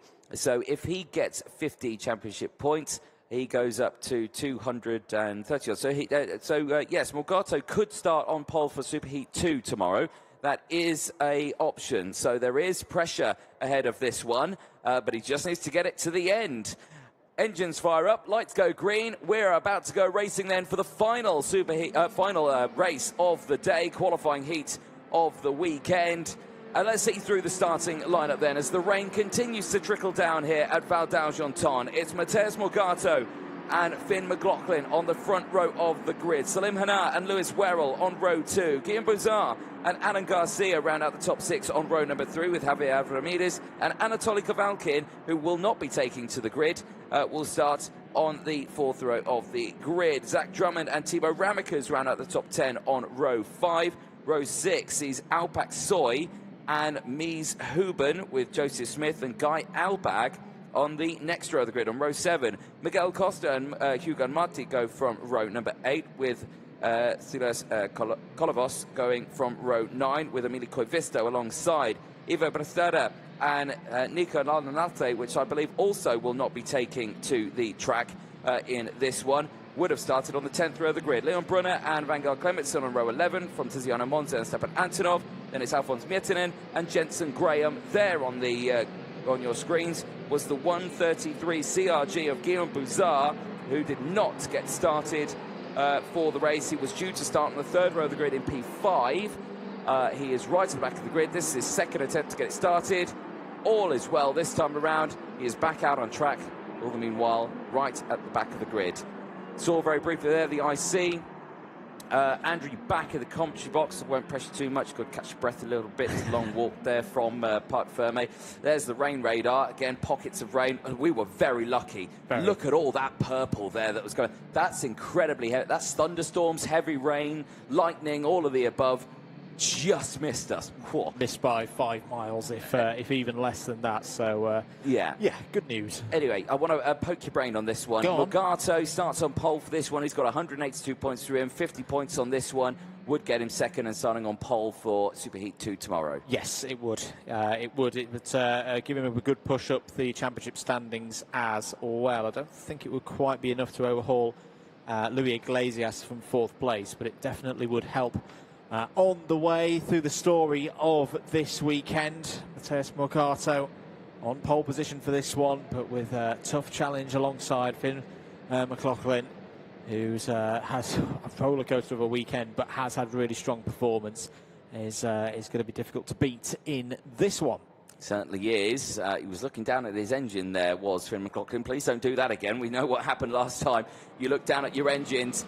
False start, we're going round again. So the last race of the day not getting underway just yet. So that gives another lap to get some temp into the tyres. Maybe dry the track out a little bit more. But maybe they don't want to do that because they are all on wet tyres. And again, it's just stopping and starting raining at the moment. The track once again beginning to dry out.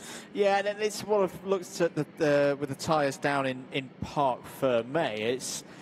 It's tread depth. It's tread depth that's disappearing as the tyres have been worn away. Probably about 4 races ago were the worst ones I saw, where you could actually see the almost beading of the marbles as the rubber compounds being stripped away. So the actual integrity of the tyres are still very good, just worn.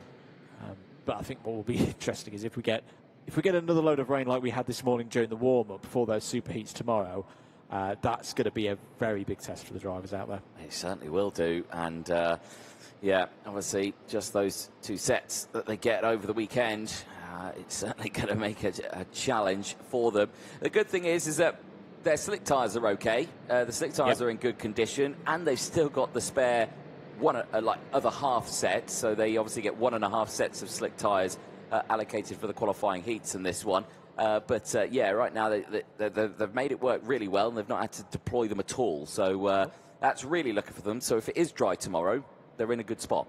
Right then, into the final corner. We are green and racing. It's a great start for McLaughlin on the outside road, but Morgado with the inside line holds on to it as Salim Hanad gets through, goes wide, and through goes the Forza car. Now, who's that? Is that Lewis Werrell? It is. Werrell up into P3 as McLaughlin dances with Morgado and gets into the race lead. Morgado into second. He won't like that because he needs a win to help him through. That is Miguel Costa off the track. He is out of this race. Yeah, real shame for Costa. There was a cart on the inside hooked on the curb that when it dropped off of said curb, went straight into the side of Costa's 114, an innocent bystander in all of that, and now out of the race. Back at the front of the order. Another great start from Lewis Werrell. How good have his getaways been so far today? Very impressive stuff from the driver who was on the podium in Valencia. And once again, it's looking a little bit more like a steeplechase at the moment through the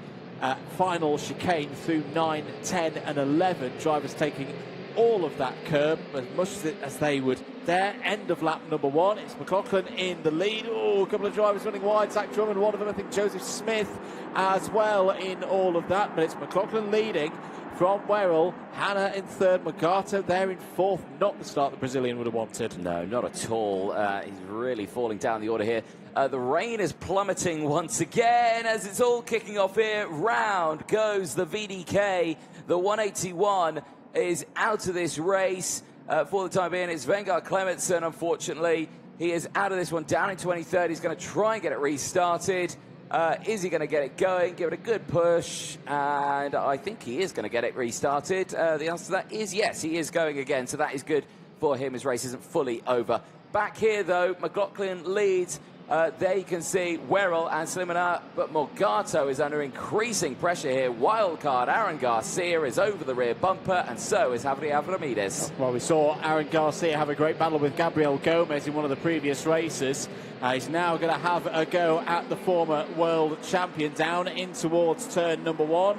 So switchback possibly for Garcia. No, not that time. Good control from Morgado, holding that inside line, not washing too far to driver's left and opening the door for Garcia. But you can see Garcia is keen to get through here. Avramidis not too far behind as well, needing a good result after a retirement earlier on in the weekend.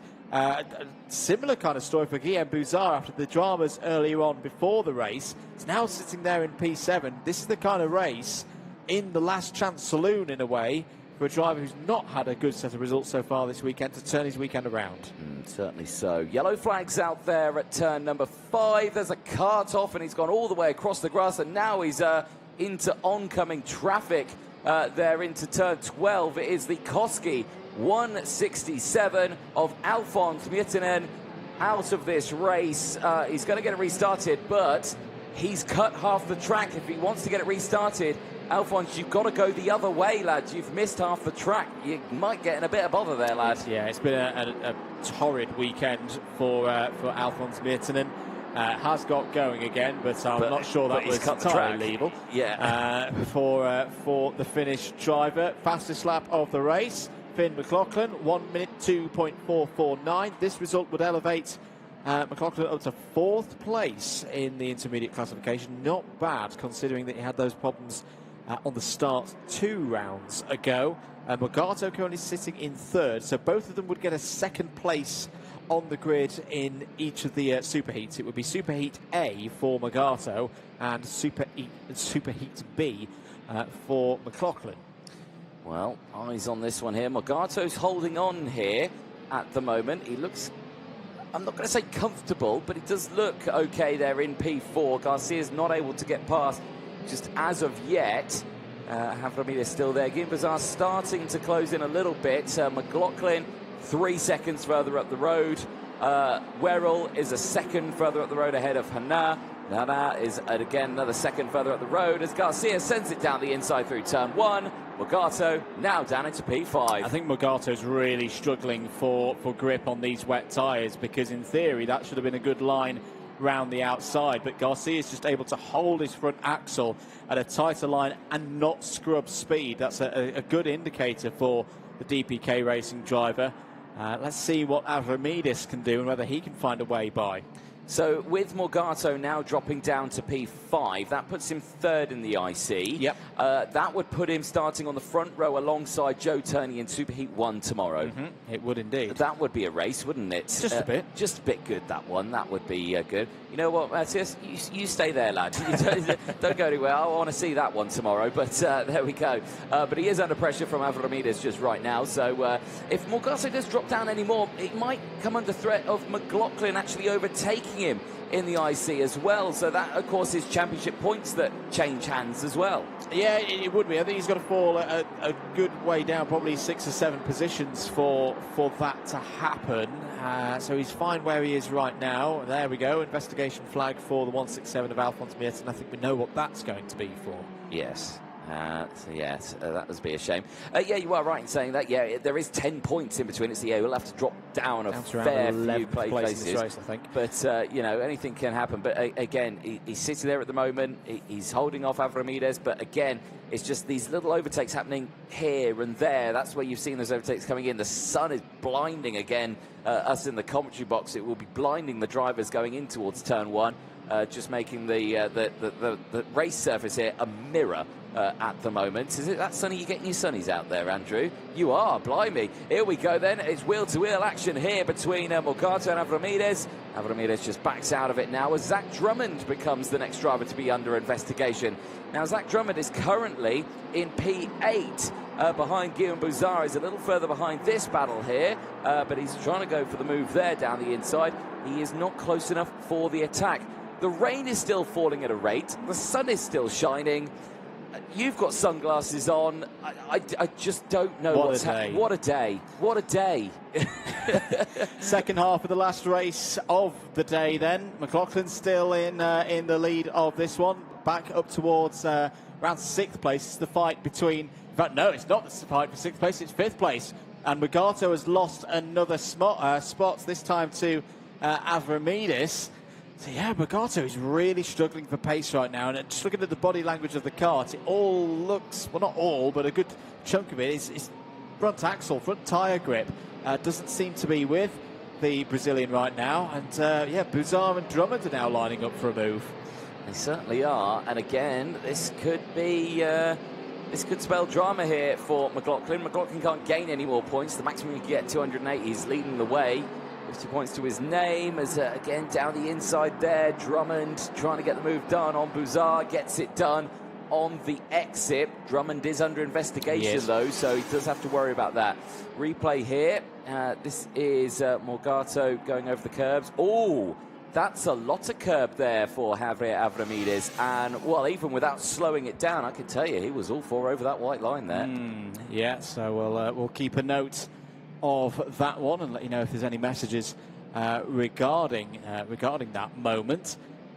Less than 5 laps to go here. McLaughlin 4.7 clear of Werrell now, and McLaughlin, I think, has got a real chance this weekend. So I'm having a very good preparation,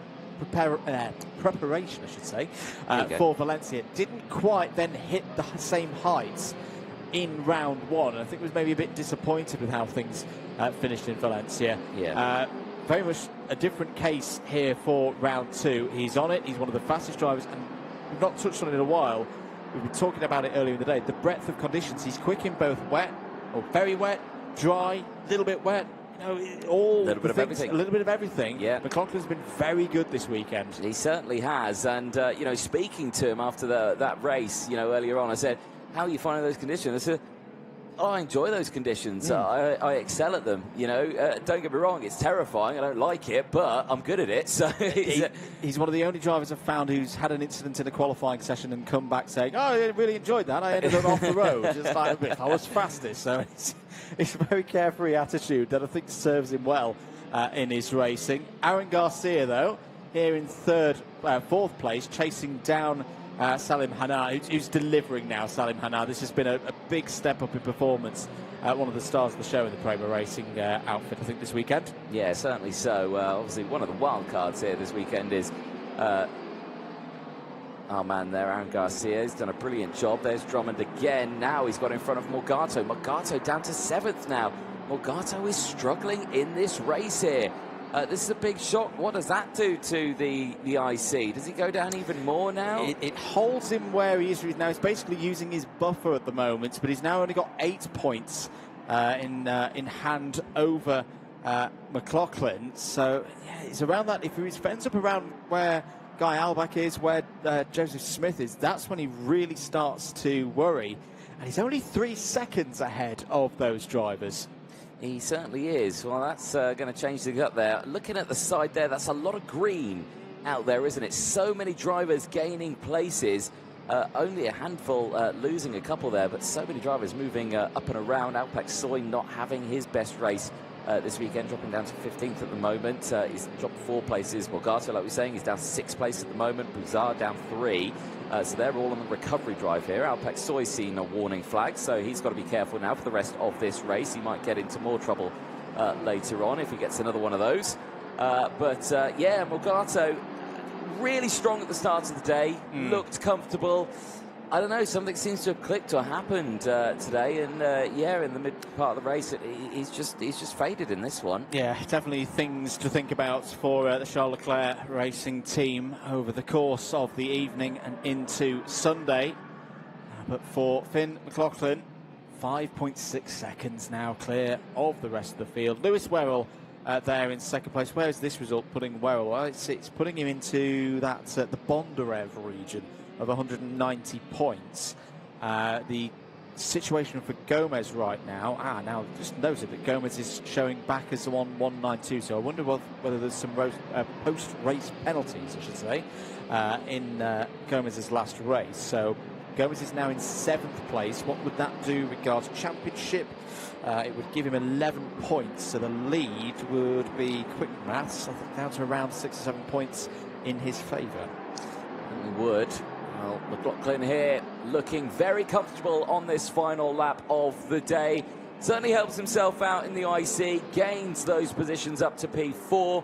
He would start on the front row of the grid in Superheat 2 tomorrow. It will be a good race for him. He's got good points. He'll be in a good position for that final. He may even come away with a final win with how good he's been in these sort of conditions. If we have these conditions tomorrow, I mean, I'd put my money on Finn McLaughlin. He's winning this race, having started P2 on the grid. Why would he not be able to do it again tomorrow? Finn McLaughlin comes around the final corner and takes victory again here in Val d'Argenton, and it's his biggest one yet. It puts him up to 4th place in the intermediate classification, bags a front row start for Superheat B tomorrow, and beats the field by 5 seconds. A superb drive.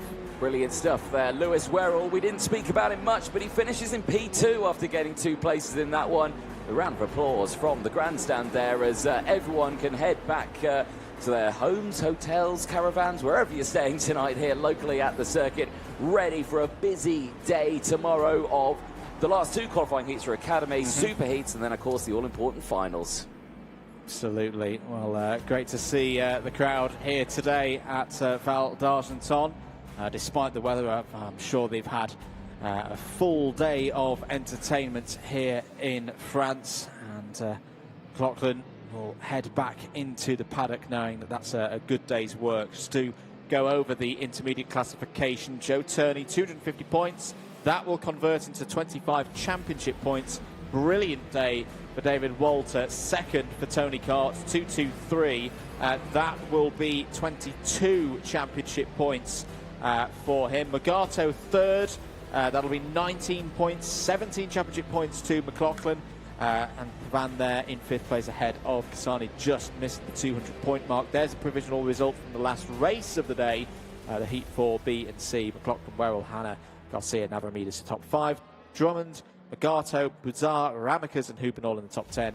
Joseph Smith back into the top 15. That also included Hugo Marti, Tiziano Monza, Guy Albag and Aksoy, Stepan Antonov, Jensen Graham, Emily Koivisto, Leon Brunner, Ivo Bestera in the top 20s. Difficult race there for Stylianos Kolovos. Even more difficult race for Alphonse Mirton, and has got investigation overshadowing him. Vegard Clemenson was the last of the finishers. Retiring from that race was Miguel Costa. 2 did not start for Kavalkin and Lachna Latte. Have a look at the highlights then from that one. It was a good start to the race for Morgato, holding on to the lead. And again, pole position, it was looking like it was going to go this way. McLaughlin, though, really brave around the outside there at the start of that race. Held on to P2, would then go for the race lead literally 1 or 2 corners later. Werrell trying to get up into that one, but yes, there you go. The switchback down the inside. And he would get up into P1 there for McLaughlin. That was Miguel Costa retiring at the start of the race. Big shame for him. As the race continued, drama all the way throughout. But again, it was Morgato who just started to slowly fall down the order there. Just slowly fading away. It's the worst feeling, isn't it? It is, but he can be consoled by the fact it didn't lose him any places in the intermediate classification. So, again, the positives, if a bit of tyre life was saved that he could need tomorrow, that's worked out quite well. Here was a wild moment for the 181 of Vegard Clemenson, all over the curb there. Out of the race, in effect, would go Alphonse Mirtanen. Actually left the circuit at turn 5. Yeah, rejoined it at turn 12. Yeah. So that was the reason for the investigation into the 167.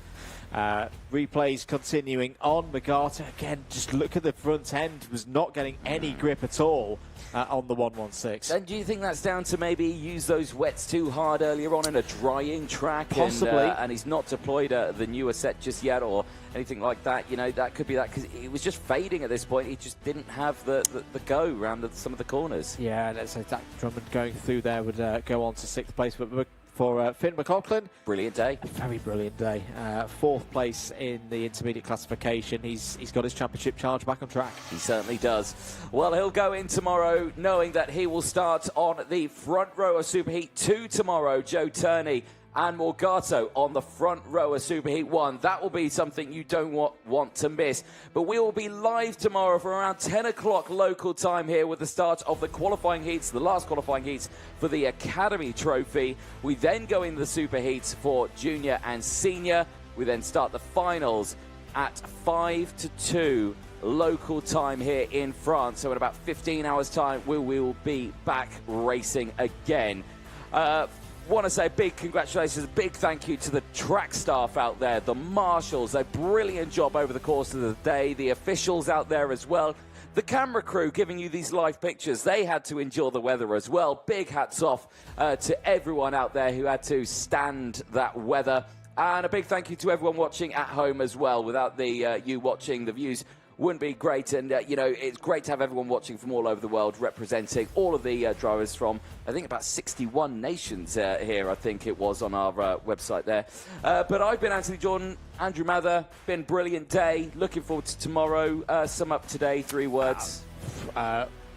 Weather doing what? Weather doing what? Like it. We'll see you in 15 hours for round 2 of the FIA Karting European Championships here in Val d'Argenton in France.